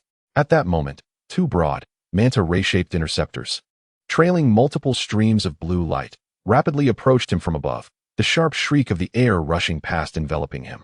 With astonishing vision and reflexes, Tommy noticed the pilots inside the interceptors giving him a thumbs up, the eagle emblem on the fuselage capturing his gaze. The pressure of the wind suddenly intensified, causing the water in the swimming pool to splash restlessly, creating a cacophony of sound. The resplendent full moon was obscured by the colossal metallic structure, casting shadows over the entire nocturnal city. Static crackled through the communicator in Tommy's helmet, a communication frequency that had remained silent since his arrival began to fluctuate. "Calling Spartan Warrior 027. This is the Navy, the 16th Fleet's Huaxia Combat Group, Frigate Taowu. I am Captain Di Qing. May I inquire why you find yourself in this forsaken place?" Chapter 37. Escape, Part 3. The boxing match on the television showcased fighters exchanging blows with palpable intensity. The audience a sea of fervent enthusiasm. Reclining comfortably in his chair, Old Wei watched the bout with satisfaction. A gust of wind swept by, causing the iron gate to groan ominously. "What on earth? The weather report didn't mention rain tonight," Old Wei muttered, approaching the gate, only to see cans and old newspapers swirling chaotically in the breeze. He yanked the iron gate open and stepped outside, shielding his eyes with his hand to avoid being struck by debris, peering through the gaps between his fingers at the night sky, or rather, the metallic entity looming above. "Good heavens!" Old Wei exclaimed as he removed his sunglasses, his eyes widening in astonishment at the sight. The white satellite had vanished, and the neon lights in the sky entwined in green and purple, conspicuously absent of the moon's silvery glow. The night city was ablaze with lights, the pervasive neon illuminating the underside of the Taowu, casting a radiant glow upon every inch of the urban landscape. Date recorded, Anomaly detected. Estimated military calendar 2552, October 13th. 0510 hours. Ship time, unknown planet. Frigate Taowu, orbital drop assault troops, airborne pod preparation room. The sound of hurried footsteps echoed as the 5 members of the Arctic Fox squad rounded the corner, arriving at the much-discussed HEL reception room. The elongated airborne pod preparation room was flanked by rows of oval-shaped airborne launch pods on either side. The launch pod was suspended from a conduit extending along the exterior of the ship's hull. Sergeant Kelvin swiftly entered the drop pod, and the door before him expanded rapidly before slamming shut with a resounding thud. Without a moment's pause, he secured his safety harness, initiated a series of essential system checks, and disengaged a multitude of safety locks, all while his gaze remained fixated on the small screen to his right. The lieutenant paced along the narrow corridor, delivering a firm slap to the side of Kelvin's drop pod, producing a dull thud. Gentlemen, below lies a Spartan abomination, battered and bruised by the rebels. Since he has earnestly called for our assistance, let us show him who truly holds the future. I can hardly wait to witness the astonishment on his face as he witnesses your exceptional performance. The lieutenant paused momentarily. Sir, I am not a gentleman. I am a woman, a soft voice interjected over the communication channel. Silence, Fox 2. The lieutenant bellowed, his words interrupted, expressing his displeasure. Now tell me, boys, how do you plan to descend and take his place? This was a long-standing tradition. The Fox team shouted in unison. We shall be the first to leap into hell. Sir, well done. The lieutenant's palm struck the launch button with conviction. Sergeant Kelvin heard 3 short, distinct beeps, followed by the drop pod descending and accelerating through the launch conduit, plummeting towards the ground. On the rooftop of a mansion, Tommy observed David, who was continuously coughing up blood, and spoke urgently into his built-in communicator. Captain Daching, it's a long story, but I urgently require medical assistance. Please arrange for a Pelican transport ship to come down. Received, Spartan warrior. I have contacted the nearest Pelican to your coordinates, came the reply. At that moment, Tommy witnessed 5 drop pods emerge from the side of the TOW, with a cable extending from the top, connecting to 4 pedal-like flaps, creating drag against the atmosphere to decelerate. The company's armored vehicles had suffered greatly as the drop pods collided with them at high speed, resulting in a gruesome scene where the passengers and drivers were met with a shower of blood and flesh, their crimson remains splattered across shattered windshields. Dressed in dark combat gear, the airborne troops kicked open the pod doors, unleashing a torrent of gunfire that felled heavy armored soldiers with ruthless efficiency. The bullets fired by these company soldiers ricocheted off the airborne troops' ceramic titanium composite armor, proving ineffective against such outdated weaponry. Tommy couldn't help but smile at the sight. Although the hellish paratroopers often wore disdainful expressions towards Spartan warriors, even such looks in the Night City were enough to lift Tommy's spirits. The roar of the Pelican transport ship's engines reached his ears, and he looked up to see it descending rapidly, where a medic was waving at him from the hatch. Sir, quickly, get the injured on board. Tommy took several large strides to reach Rebecca and the others. Get David up there. The medical team can ensure his survival. A flicker of hesitation crossed Lucy's face. Trust them, it can't get any worse. Tommy hoisted David and handed him over to the medic, while others gradually boarded the aircraft. After a brief assessment of David's condition, the medic opened the medical kit, extracted a self-healing foam bottle, and inserted it into his wound. The milky white foam filled David's abdominal cavity, sealing the damaged organs. She then produced a steroid enhancer and administered an injection into his neck. David, who had been trembling slightly, immediately calmed down as the blood that had been trickling from the corner of his mouth ceased. Aren't you coming up? Rebecca asked, noticing Tommy's reluctance to join them. I'll return once this is resolved, Tommy replied, tousling her hair affectionately. I'll be waiting for you up there, she said, her small round face lighting up with a smile. Tommy ushered Rebecca into the cabin and then nodded toward the medic's standard-issue rifle slung across her back. Marine, hand me your rifle and a few magazines. Sir? The medic was somewhat perplexed but complied, passing him what he requested. Retrieve another from your supply officer when you return, Tommy said, feeling a sense of satisfaction as he stroked the M4. The Army's M37 rifle, though a venerable piece, paled in comparison to the Marine Corps M4.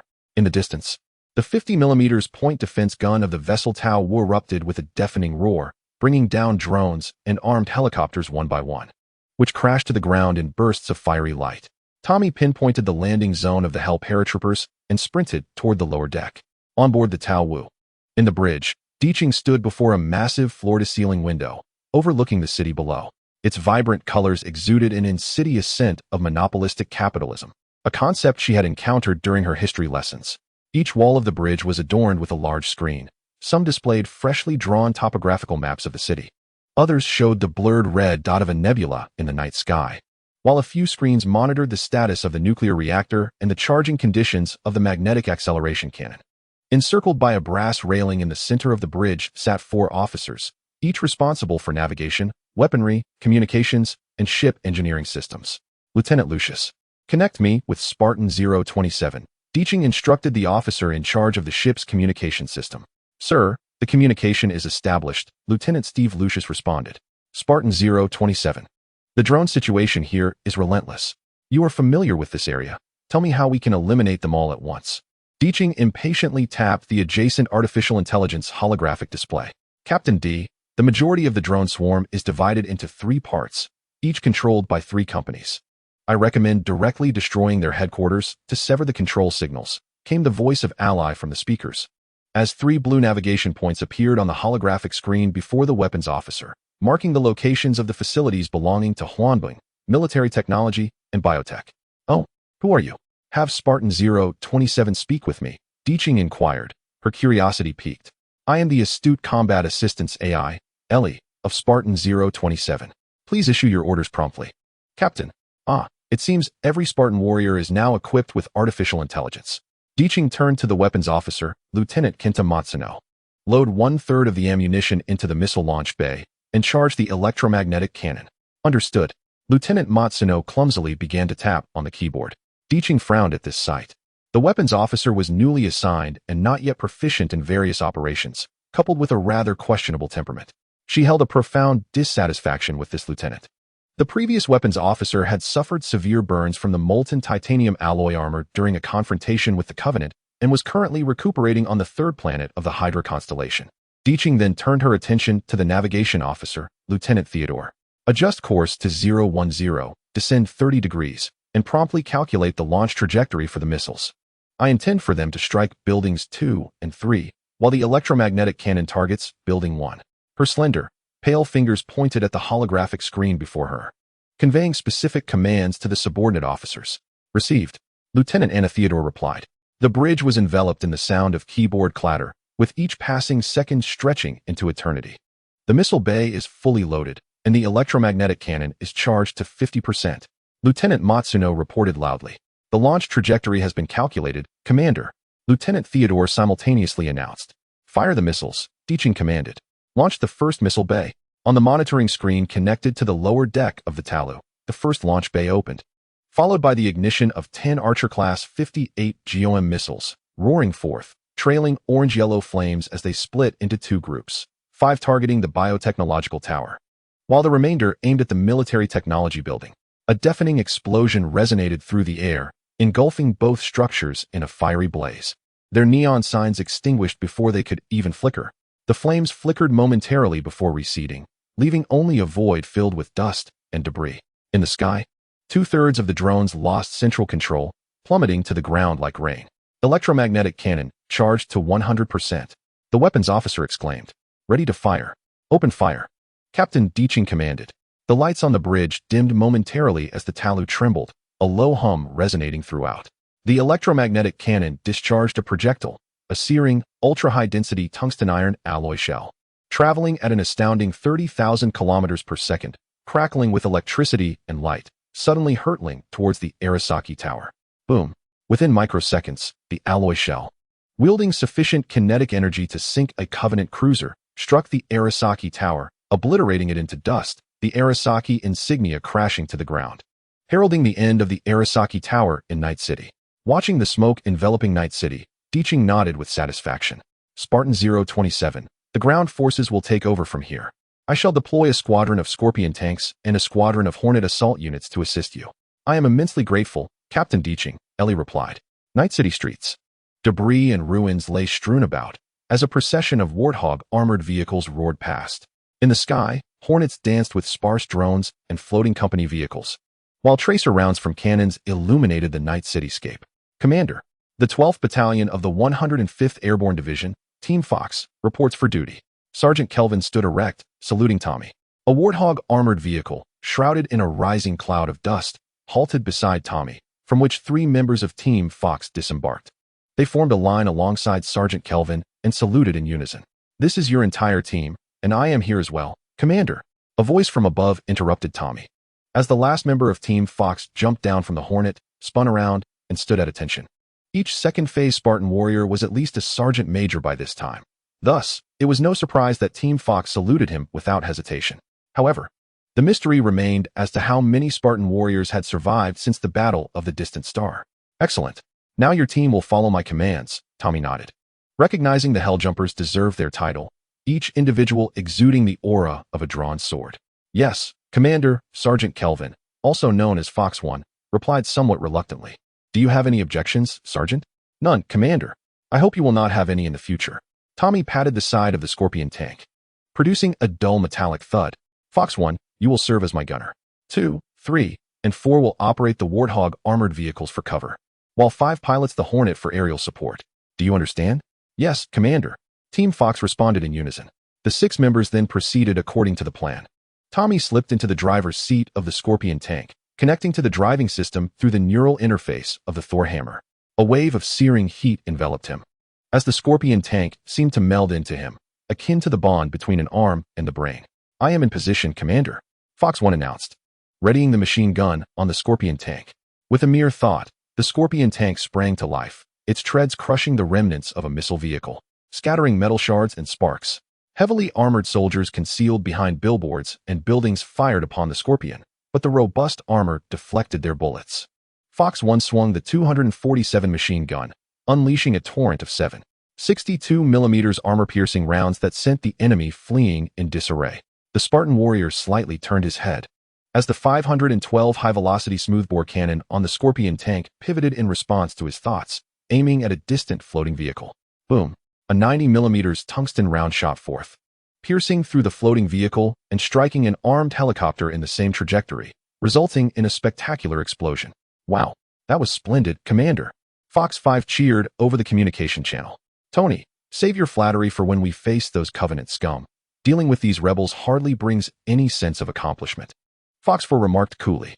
Under the relentless assault of the Scorpion tank, the Warthog armored vehicles, the Pelican troop carriers, and the Wasp, the Company's forces were swiftly overwhelmed, leaving the streets of Night City in utter desolation. Tommy maneuvered the Scorpion tank into the deployment bay elevator lowered by the Warlord, feeling a tremor as the elevator ascended to the frigate's hangar.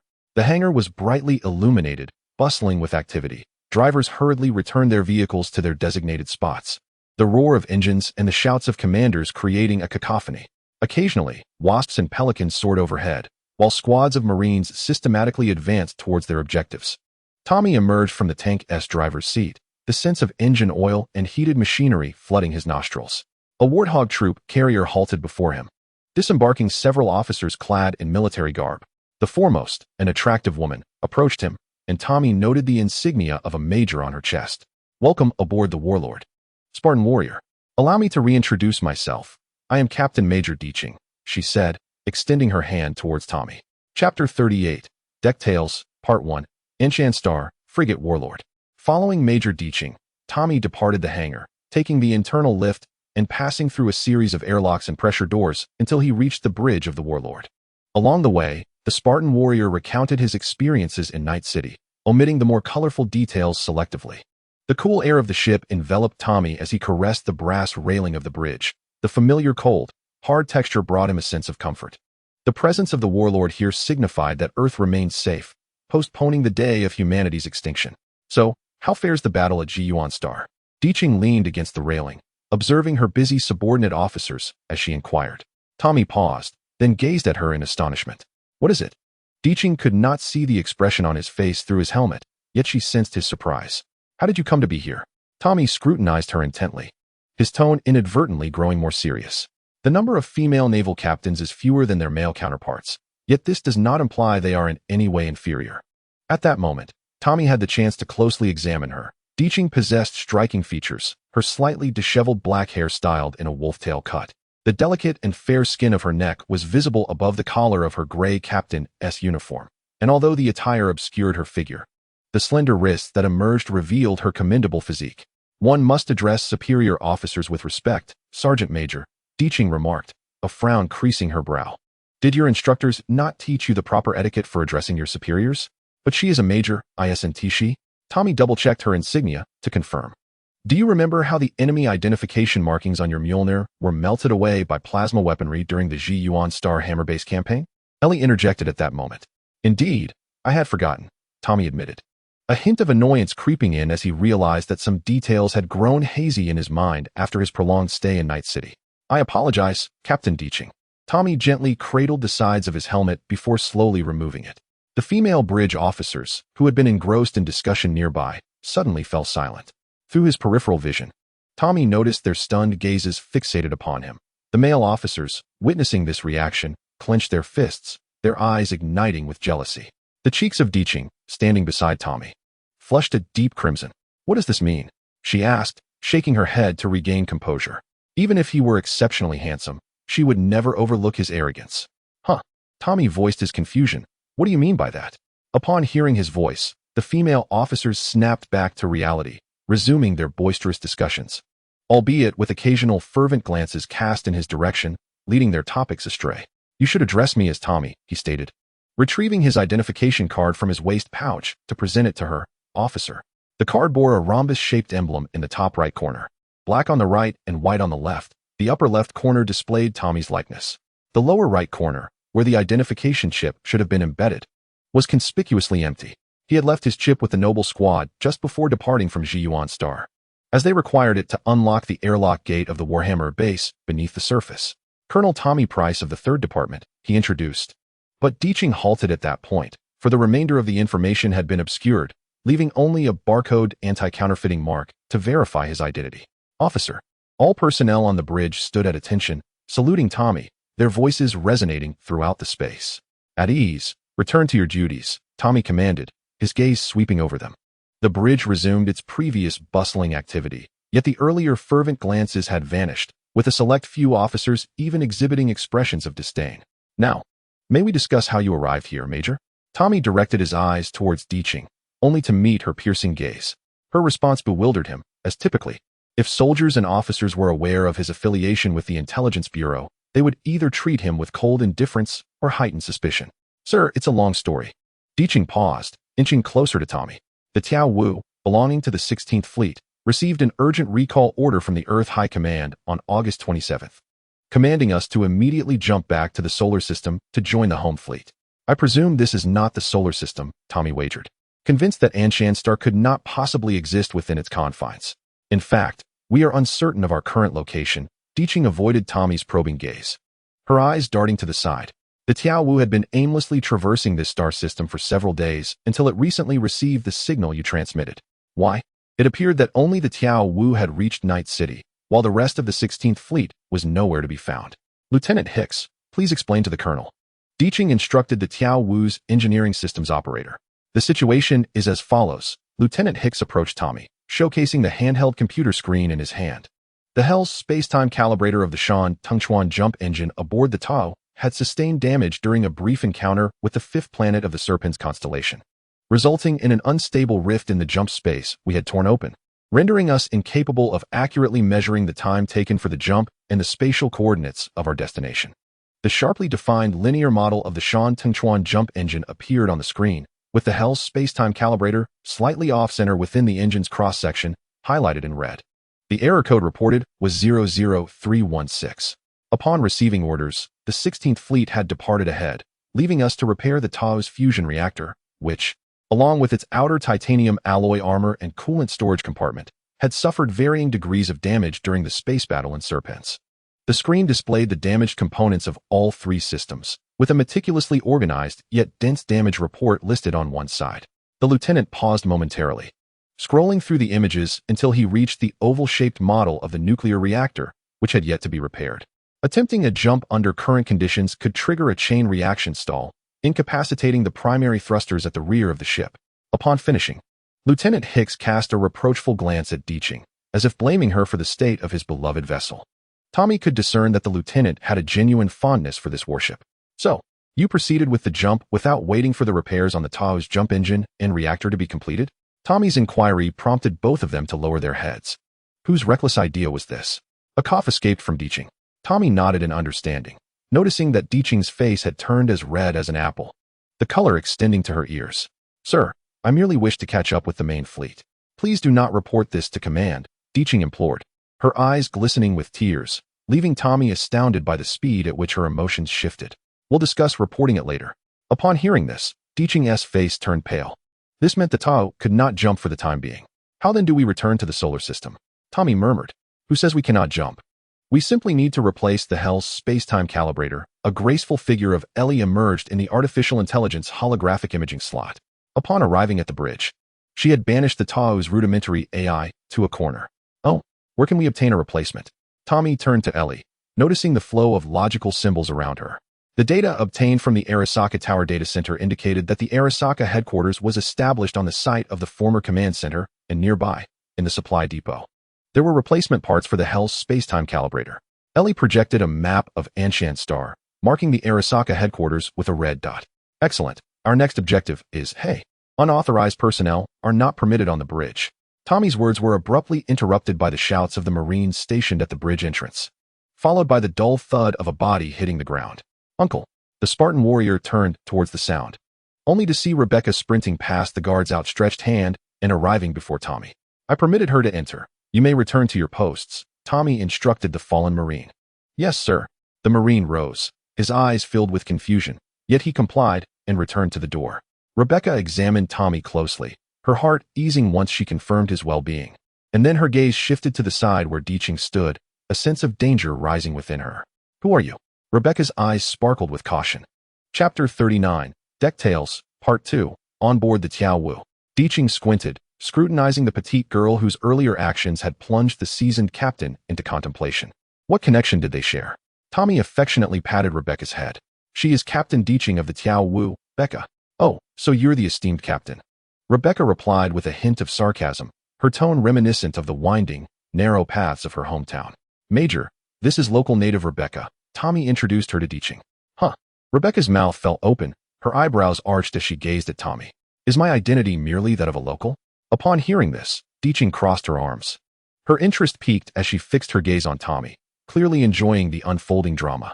"Sir, detailed local intelligence is indeed essential for our operations." Lieutenant Hicks adjusted his slightly askew glasses, his expression grave. Tommy found himself momentarily confused, uncertain whether Hicks was genuinely concerned or simply relishing in his discomfort. "Becca." Tommy attempted to navigate the situation, but the penetrating stares from those around him only intensified his embarrassment. The commanding tone tested the Spartan warrior's resilient spirit. Tommy quickly donned his helmet, concealing his face from those nearby. "Rebecca is also my girlfriend," he declared, confident that the helmet's reflective visor was functioning properly.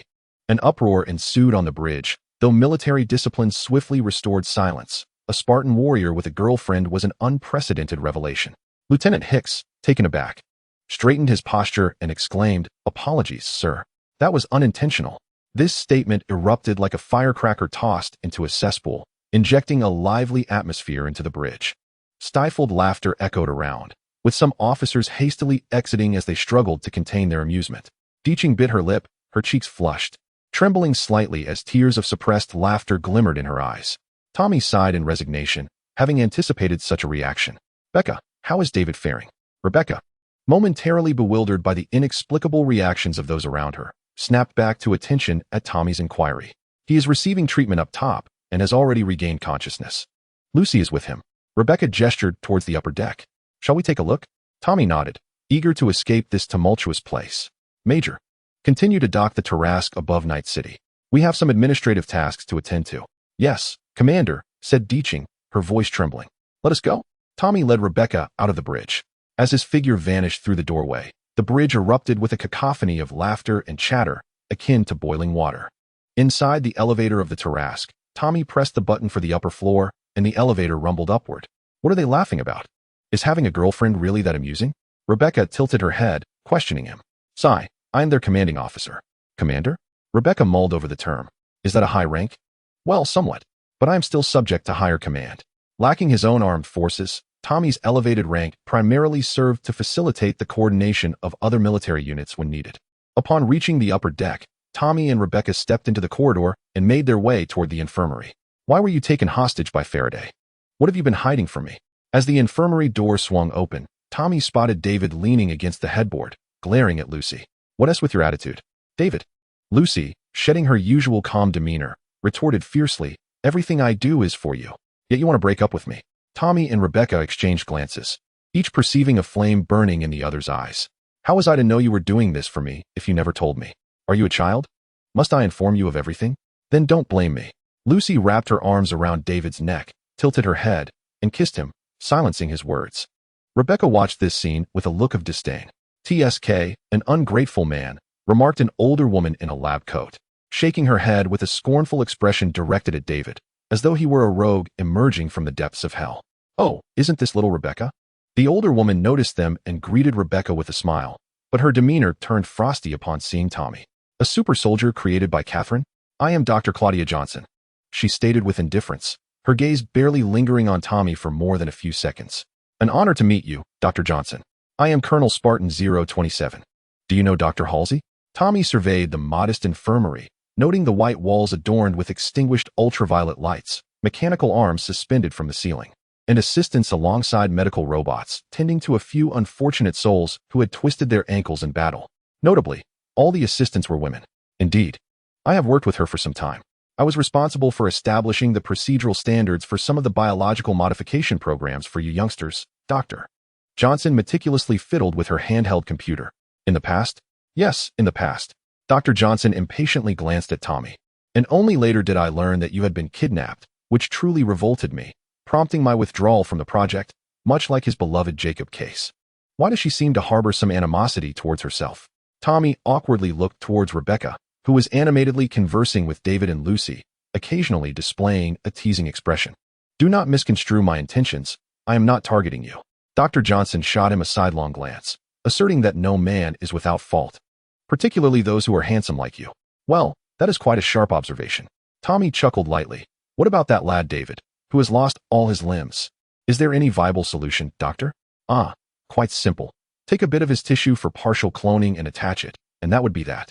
Dr. Johnson paused, but I could see he seemed less inclined towards normal limbs. He appeared more intrigued by the prosthetics available here. "Can you perform extensive surface cloning?" Tommy suddenly inquired with urgency. "How extensive is extensive?" Dr. Johnson maintained his unhurried demeanor. "Everything below the neck." Her hand momentarily halted, and she turned towards Tommy with a hint of surprise. "Theoretically, it is feasible, but I have yet to attempt it, considering those who needed it have long since perished." Chapter 40. Beneath a clear sky, 3 Pelican troop transports soared over the Cerulean Sea, creating a flurry of white spray. Inside the cargo hold, 5 orbital parachute assault team members inspected their weapons. "Number 2, do you remember our mission?" Sergeant Kelvin inquired of Corporal Aurora, who sat opposite him.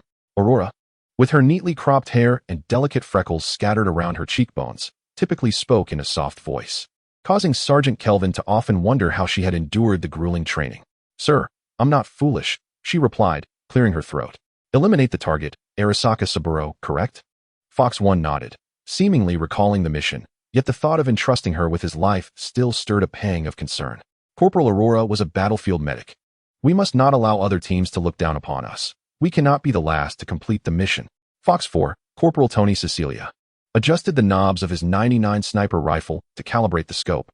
The Taowu had dispatched several Hell as paratrooper teams to various monopolistic corporations. Their missions varied, yet all aimed at restoring order to Anshan, while armored units and other ground troops cleared their paths. "Leo, say something. Brooding in silence won't win you any admirers." Fox 5 teased, glancing between Fox 2 and 4. "Nothing to say. Complete the mission, then return to await the next one," Fox 3 remarked, casting a sidelong glance at Corporal Cecilia before inserting the barrel assembly into the 41 rocket launcher with an audible click. Corporal Leo Alexander serves as the fire support specialist for the squad, wielding formidable firepower that endows this small team with anti-armor capabilities. Shortly thereafter, 2 Longsword interceptors streaked past the flanks of the Pelican transport, leaving behind trails of white vapor. This was soon followed by a series of resounding explosions, illuminating the sky with fiery bursts. The Tsanghu team conducted a final check of their weaponry as we prepared to land. The headquarters of H. Saka loomed larger in our view, its structure reminiscent of a pair of trousers, while the scorching waves of heat from the bombardment assailed us, filling the nostrils of the hell jumpers with the acrid scent of gunpowder. H. Saka Research Center. The once bright walls of the laboratory were now marred by the blackened marks of grenades and a multitude of bullet holes, while the cacophony of shouts, screams, and gunfire reverberated within the confines. A resounding bang.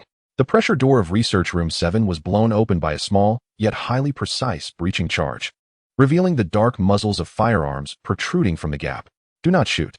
We mean no harm," cried a bespectacled researcher in a white lab coat, raising his hands in a state of panic, flanked by a group of similarly attired colleagues huddled nearby. "Sergeant, have your men escort them away," Tommy instructed the Marine beside him. "Understood, sir," the Marine replied, as they streamed into the laboratory, escorting the researchers from the premises.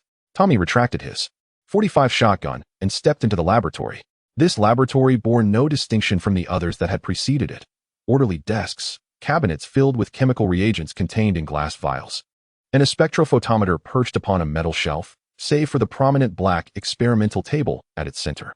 Resting atop the black rubber surface was a glass tank filled with a transparent buffering solution, within which lay a pink brain connected by multiple cables.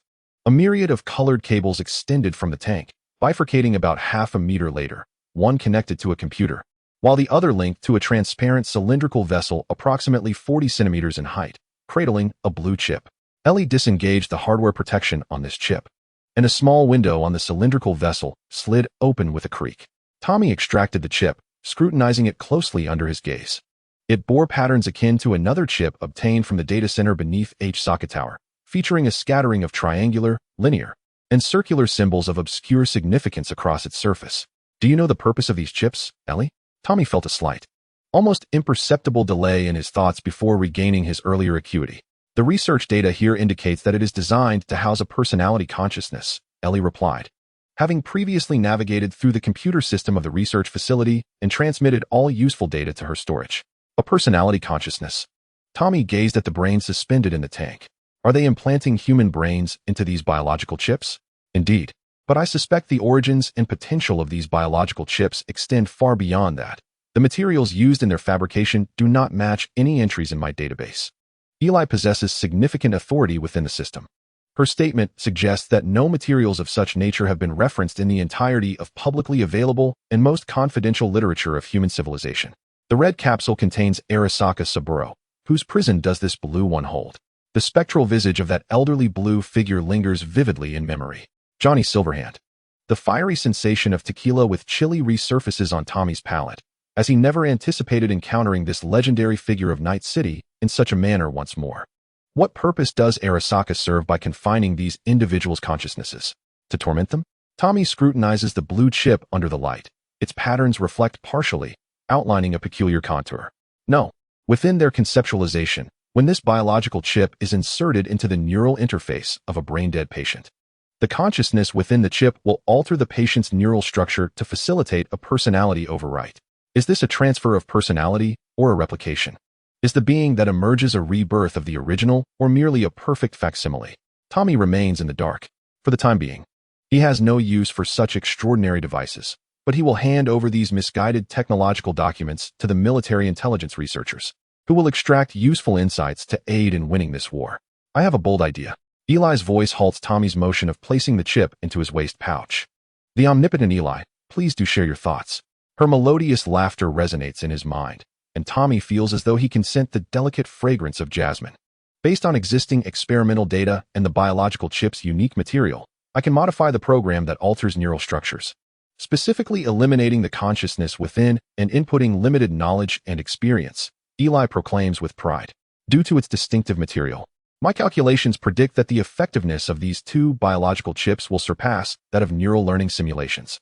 In short, the individual who uses it will become an exceptional captain or a soldier whose mental prowess rivals that of a Spartan warrior within a matter of weeks. Tommy is captivated. The potential of this technology shines brilliantly for anyone with sight. I suggest we test it now. Once the modifications are complete, you can select two individuals whom you deem suitable for the trial, thereby enhancing the credibility of this technology. Is it safe and reliable? Could it inflict irreversible harm on the subjects? The challenge lies not in the technology, but in the rarity of the materials. Naturally, any experiment carries risks, but I assure you it is manageable. Tommy already harbors candidates in mind.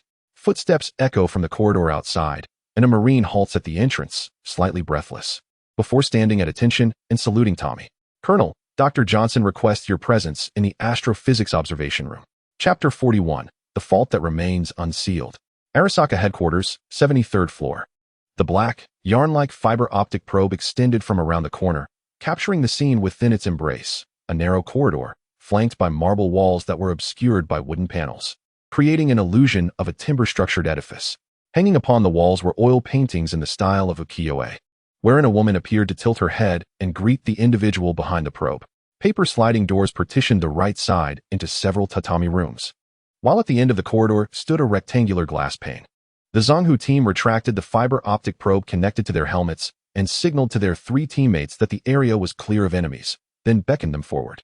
The 4 of them crouched low, pressing against the left wall as they proceeded towards the room at the end, where reliable intelligence indicated that Saburo Arasaka was likely to be found. As the Zanghu team advanced only a few paces, a thunderous cacophony of battle cries erupted from the right side quarters. The paper door was torn asunder, and a dozen or so bare-chested warriors, their foreheads bound with white cloth, surged forth. Gleaming blades sprang forth from their arms with a metallic clang. Long live the Arasaka Empire! They roared, charging at the hellish paratroopers, their advanced cybernetic enhancements closing the distance in an instant. The Zanghu team dispersed, taking positions to fire freely. Sergeant Kelvin issued commands while deftly evading the slashing blades. He drew his dagger and plunged it into the throat of one of the warriors, crimson blood gushing forth. The 4 members moved with ghostly agility, evading enemy strikes, before unleashing a barrage of bullets from 5 rifles and 7 submachine guns, a relentless hail of fire that decimated the assailants. The ejected hot casings clattered to the ground, and the warriors, riddled with bullets, collapsed in a grotesque heap, the stench of blood saturating the air. Just as the Zanghu team began to exhale in relief, a fissure opened in the ceiling, and a red-black grenade plummeted down. A fragmentation grenade, designed for maximum lethality, concealed. Team members rolled and leapt, seeking refuge behind sturdy cover. Having adequately prepared for the conditions of this colonial world prior to their mission, red lasers refracted in the vicinity, and Sergeant Kelvin furrowed his brow as the rising temperature recalled to him the plasma weaponry of the Covenant. Sir, it's Goro Takemura, mentioned in the briefing. Reported Zanghu for over the team channel. Understood, eliminate him immediately. A series of rapid-fire shots went astray as Takemura, while evading the bullets, emptied his magazine and ducked behind a corner. A stun grenade was hurled towards the Zanghu team. Okada now? Takemura shouted. The glass at the corridor's entrance shattered, and Okada Santayu surged forth, trailing 2 brilliant streams of red light towards Corporal Aurora, who lagged at the rear of the formation. The roar of the Pelican transport ship's engines filled the air, and an armor-piercing tail projectile spiraled through the air, obliterating Okada's upper body in a mist of blood. Talia, did you miss me after just a few minutes? The crouched within the cargo hold of the Pelican transport vessel, his sniper rifle poised, a white trajectory line tracing its path through the air after breaking the sound barrier. 3. Eliminate that individual, he commanded. Understood, sir, responded Sergeant Alexander, hefting the 41 rocket launcher and pulling the trigger. A deafening explosion erupted from the concealed position of Takeshira Goro. Sergeant Kelvin hastily advanced into the smoke, surveying the scattered limbs on the ground before stating, "Kill confirmed. Mission continues." The sliding door of the room was violently yanked open as the 5 members of the team surged into the chamber, swiftly occupying critical positions. Area secure, Sergeant Kelvin announced after scanning the room. His gaze settled upon the headless figure in the center. Arasaka Saburo's abdomen had been slashed open, his intestines spilling forth in a vaporous haze. The severed head lay on the floor, glaring malevolently ahead. Neatly arranged beside the corpse were bloodied tanto and katana. After confirming the identity of the deceased, Sergeant Kelvin activated his communicator, saying, "Mr. Arasaka Raikin, thank you for your cooperation. Your father has taken his own life." Arasaka Research Center, Astrophysical Observation Room. The ceiling of the observation room was composed of a vast expanse of transparent glass, through which an astronomical telescope pierced the sky. In the center of the room rested a colossal holographic platform, upon which a continuously shifting pale blue holographic image hovered. Indeed, there were spare parts for the Hell's chronocalibrator within the supply warehouse. However, the issues with the fusion reactor remained unresolved. Dr. Johnson rapped his pen against the holographic table, the dull sound resonating throughout the observation room. This means that the Taku can't undertake long-distance jumps.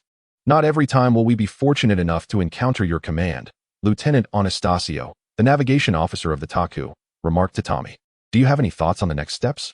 Tommy inquired, gazing intently at the hologram. Our plan is to head towards the Orion constellation, specifically to the oceanic planet of Lon. Lieutenant Theodore gestured towards a cerulean planet, referencing the data on the habitable world neighboring the Orion constellation's Antia star. Prior to the outbreak of the Human-Star Alliance War, there was significant trade between the two, allowing for precise coordinates to be established. Shall we first conduct a short-range interstellar jump, where we can utilize a repair station to fix the reactor, and then proceed with a long-range jump back to Earth? Tommy proposed. Precisely so, sir. The plan is approved, Lieutenant. Tommy nodded appreciatively at the fiery-haired lieutenant. Colonel, there is one more matter, Dr. Johnson said, his fingers deftly tapping on the handheld computer, causing the holographic image to shift once more, revealing a black hole ensnaring nearby light. What is this? It is a jump rift that remains open once activated, Dr. Johnson explained. 76 years ago, during the opening of the jump rift, the civilian vessel Peach Melon encountered a malfunction in its Shan Tinchuan superluminal engine, tearing a significant rift in conventional space. The coordinates of the black hole indicated by the ballpoint pen are 134, 241. Colonel, I have a surprise for you, Dr. Johnson said, as he deftly tapped his fingers, causing a date to emerge on Tommy's helmet's heads-up display, September 3rd, 2552. Initially perplexed, Tommy's thoughts whirled rapidly, culminating in an astonishing realization that escaped his lips. Is this our current time? If my estimation is correct, indeed it is, Dr. Johnson replied. As we all know, we have yet to fully comprehend the physical laws within the transitional void of space. The 11-dimensional space it encompasses is beyond our imagination. Concepts such as time, velocity, acceleration, and distance lose their inherent significance in this realm, and this perpetual void entangles with the nearby conventional space, affecting the nearby planet of Anshan. Dr. Johnson traced a line in the air with his ballpoint pen, signifying time. Tommy understood then that the flow of time on Anshan differed from that of the space beyond the galaxy, flowing at a faster rate here. He recalled the pelican that had fallen onto the Badlands a month prior, when Captain Morton had informed him that his mission clock displayed the time as September 1st, 2552. Would this entanglement persist indefinitely? I think not, the doctor said, pulling up records left by previous researchers on Anshan. Compared to observations from 60 years ago, the radius of this wormhole has significantly diminished. I estimate it will close within a few months, at which point the time discrepancy on Anshan will vanish. This implied that Tommy had not missed much after all. Chapter 42. New recruits beneath the radiant sunlight of the Orion star system. The towering vessel, the Tigris, hovered above the night city, defying the gravitational pull of Anshan. Its majestic silhouette resembled a mountain cloaked in golden light, with 4 dual-barreled fortress defense turrets adorning its exterior like prominent foliage. In stark contrast, the Pelican troop transport, circling its starboard side, appeared diminutive. The Tigris was a Karen-class light frigate, measuring an impressive 490 meters in length, Tommy explained from the pilot's seat. With a gentle movement of the control stick, his thoughts sparked into action, propelling the Pelican from the rear of the Tigris to its forefront. Wow! Rebecca, seated at the fire control officer's station, gasped in awe. Her mouth agape, clad in the white uniform of a female Marine, her light green hair cropped to ear length, she exuded an air of both poise and competence. In mere seconds, the bow of the Tigris loomed large before the windshield of the Pelican. Look, that is the light magnetic acceleration cannon mounted on the Tigris. Tommy pointed to the massive cannon beneath the expansive glass of the bridge. Moreover, it is equipped with 50 missile launch silos. Impressive, Rebecca exclaimed, her voice trailing in admiration. Tommy chuckled at her endearing expression before redirecting his gaze out the window. Wait, the appearance of that magnetic acceleration cannon seems a bit off. The sharply defined surface of the cannon was adorned with operational paint, featuring bold blue and red stripes, each inscribed with Chinese characters. The blue vertical line on the left reads, Valiant Combat, Tao, while the red vertical line on the right proclaims, Invincible War God, Captain D. Above the two lines, a brief phrase, Star Alliance's nemesis, is inscribed. Upon grasping the result from the translator, Tommy chuckled softly to himself and piloted the Pelican towards the blast door of Tao's side hangar. By the way, Rebecca, have you bid farewell to Dr. May? Tommy inquired, knowing that once the necessary resources were replenished, Tao would be ready for departure. Yes, that old woman insisted I visit her often. Who knows? She might be sulking in some corner, secretly wiping away tears, Rebecca replied. We will return when the opportunity arises. Tommy slowed the Pelican, awaiting the hangar doors to open. What do David and Lucy think about our departure? Of course, that fool David wants to tag along, Rebecca scoffed. Lucy won't let him come, fearing he would rush to his doom on the battlefield. I really don't understand what Lucy sees in him. His mindset is as juvenile as a child's. Indeed. Tommy was equally perplexed by how Lucy ended up with David. He could only marvel at the mysteries of love. Under the direction of the ground crew, he parked the Pelican and the two took the lift down to the lower deck, returning to the munitions storage room, which had been entirely depleted in the last battle. Consequently, Di Ching had arranged for the area to be transformed into a private officer's lounge for Tommy. Leaning towards the iris scanner by the pressure door, Tommy initiated the scan. With a beep, the small light shifted from red to green, and the pressure door slid open. A waft of fragrant air greeted him, and Tommy swiftly embraced the soft newcomer. His eardrums were enveloped by a familiar sweet sensation. Pueno Nana looked up at Tommy with a cheerful smile. Her long black hair now trimmed to just brush her shoulders. Nana, Tommy gently pinched her cheek. How has your body adjusted? He leaned down to examine her neck, where he noticed a barely discernible black pattern encircling it. Quite well. After a day or two of rehabilitation training, I have nearly adapted, she replied. Tommy's warm breath caressed Pueno Nana's delicate skin, causing a faint blush to rise on her cheeks. She could not suppress a soft gasp of pleasure. The new human form bestowed upon her sensations unlike those from her previous mechanical body. A tingling sensation began at the point of contact with skin and breath, rapidly spreading throughout her being, rendering her even more sensitive. Hey, you two are crossing the line, Rebecca exclaimed, her eyes wide with disbelief at their overt display of affection. Pueno Nana glanced at her with a playful smile, then wrapped her arms around Tommy's neck, preventing him from retreating. There are even more outrageous things we could do, she teased. Ahem, it seems your recovery is progressing splendidly. We must thank the doctor later, Tommy replied, ignoring her playful banter as he allowed her to cling to him while entering the lounge. Rebecca followed behind, visibly displeased. The lounge had been meticulously cleaned by the Marine Corps, though a faint scent of gunpowder lingered in the air. Inside, there lay a solid wooden desk adorned with devices such as a handheld computer, a fixed communicator, and a holographic screen. A large bed, draped in pristine white sheets, occupied one side of the room, providing a place for Tommy to rest when fatigue set in. What sensations did you experience after the insertion of the biological chip? Tommy inquired. Initially, I felt a wave of nausea and a fever, but after a night's rest, it subsided, Rebecca replied. Her fist clenched as she reveled in a newfound sense of strength. The localized directional cloning docking technology had also been applied to her arm, and with the stimulation of external bioelectricity, her muscle strength now rivaled that of an ordinary Marine. Are you eager to test your transformation? Tommy asked. With excitement, Rebecca nodded. Tommy gently pressed down on the restless little head nestled in his arms, setting Naono down. Naono, give us some space. Yes, sir. She obediently retreated to the side. Do not hold back, the Spartan warrior declared, producing a tactical dagger and tossing it to Rebecca, while he readied himself with the sheath. Underestimating me could lead to injury. Bending slightly, Rebecca lunged at Tommy with remarkable speed. The gleaming blade sliced through the air, accompanied by the sharp sound of its trajectory, reminiscent of a fierce wind. Tommy deftly sidestepped Rebecca's barrage of attacks, occasionally striking her wrist to divert the arc of her blade. Her combat movements mirrored those of exemplary models from instructional videos, devoid of the stiffness that marked her early attempts, much to Tommy's satisfaction. He believed that if this technology were implemented across the military, the soldiers' combat capabilities would surely enhance further. You're distracted, Rebecca shouted. The dagger lunged at an unexpected angle, and Tommy blocked it with the sheath, which was abruptly severed by the force of the strike. The overwhelming strength transmitted through his wrist felt akin to grappling with an elite soldier. The sheath clattered to the ground, and the two paused in unison. Naono, her eyes sparkling, clapped her hands enthusiastically. Rebecca, you're amazing. You could try too, right?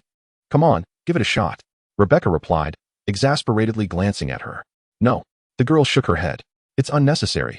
Your levels should be similar. Tommy patted Rebecca's head, noting the surprising strength she possessed. Perhaps the Dr.'s bioelectric stimulation is remarkably effective? Or could there be something unique about the biological chip?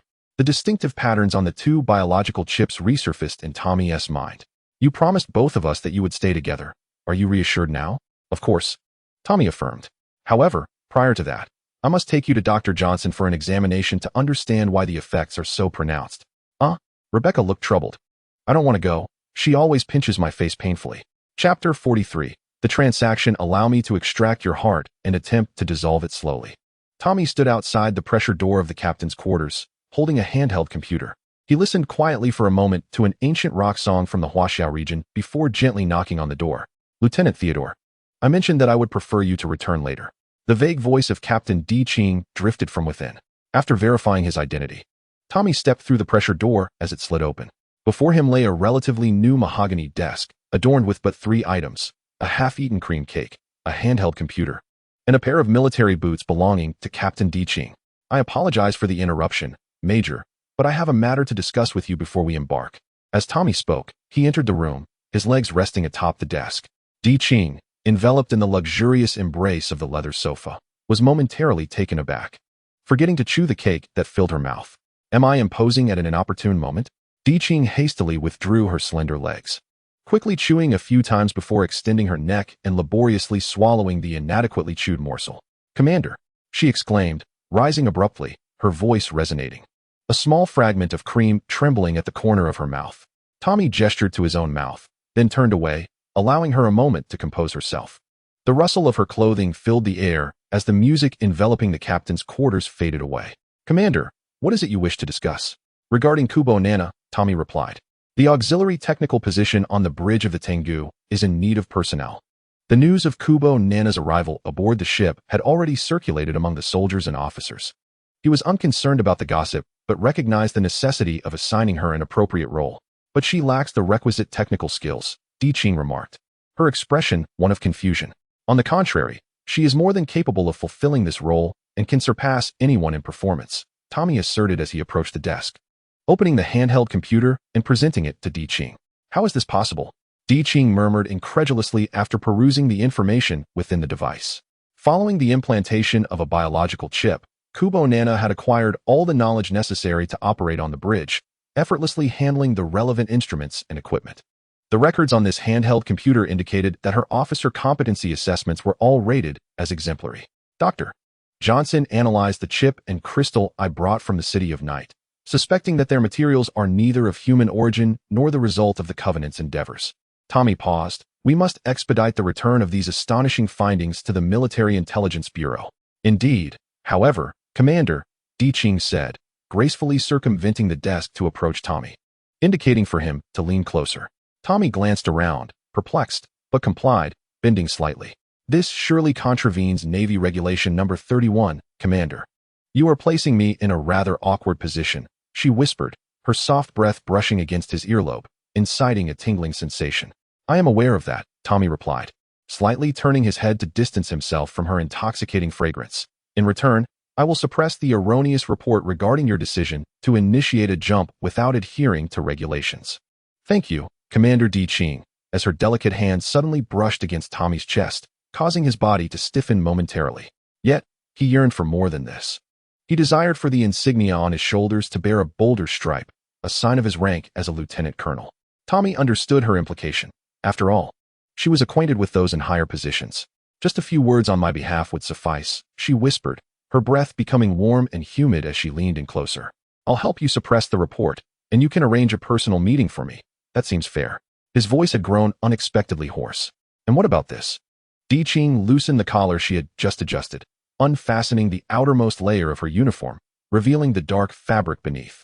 The alluring fragrance intensified, gently stirring Tommy's restless heart. She was strikingly beautiful, her collarbone exquisitely enticing, and the skin visible beneath her captain's uniform appeared almost fragile. Enhanced by the brisk demeanor instilled by years of military service, she was a veritable catalyst of temptation. Tommy wished to avert his gaze, yet found it utterly impossible. His heart raced violently, its rhythmic pounding audible even within the quiet confines of the captain's quarters. I have not experienced it myself, but I have heard it is quite delightful, she continued, teasingly. With another magnetic button undone, her captain's uniform would soon fall to the floor, and while the captain's quarters were not prepared for such eventualities, she did not mind a direct approach, believing it would heighten the experience. He could not allow her to proceed any further. Taking a deep breath, he endeavored to dispel the pink haze clouding his thoughts. He firmly grasped her hand that was unfastening the buttons. You need not resort to such measures. 7 silver cluster medals, for Purple Hearts, and a promotion to Lieutenant Colonel 2 years ago in the city of Quiescent on Zhiyuan Star. Given time, further advancement is within your grasp. Di Qing attempted to pull away, but found herself unable, resigning to his grip. But I do not wish to wait any longer, she insisted. I will recommend you to my superiors. Please, do not engage in such actions. Tommy fastened the last button and gently pushed her away. Yes, Commander. Di Qing's eyes dimmed, filled with an overwhelming sense of regret. She had squandered such a splendid opportunity and risked leaving a poor impression on her superiors. Casting a furtive glance at Tommy, she found herself puzzled. Just before his departure, he had accompanied 2 beautiful companions, displaying a momentary intrigue. Why then did he reject her? As Tommy approached the door, slightly bowing his back to her, he said, "You will become an exceptional space tactician. Do not be so hasty." The pressure door slid open, and he swiftly exited the captain's quarters. Upon reaching the lift, as Tommy pressed the button to return to the officer's lounge, a wave of regret washed over him. He realized that even had he succumbed to the moment with Di Qing, no one would have known. Why pretend to be so principled? He shook his head, feeling shame for having such thoughts. Back in the officer's lounge, Tommy sat glumly at his desk, absently gazing at the documents before him. The sound of the pressure door opening reached his ears as Puyi Nana hummed a cheerful tune, gracefully approaching Tommy's side. Just now, Captain D unexpectedly summoned me to report to the bridge. This is the officer uniform I received. With a swift motion, Puino Nana placed the garment before Tommy, then noticed his peculiar expression. Brother, why is your face so flushed? Are you unwell? No, not quite. I merely feel a bit under the weather. But I shall be fine shortly. The sense of embarrassment intensified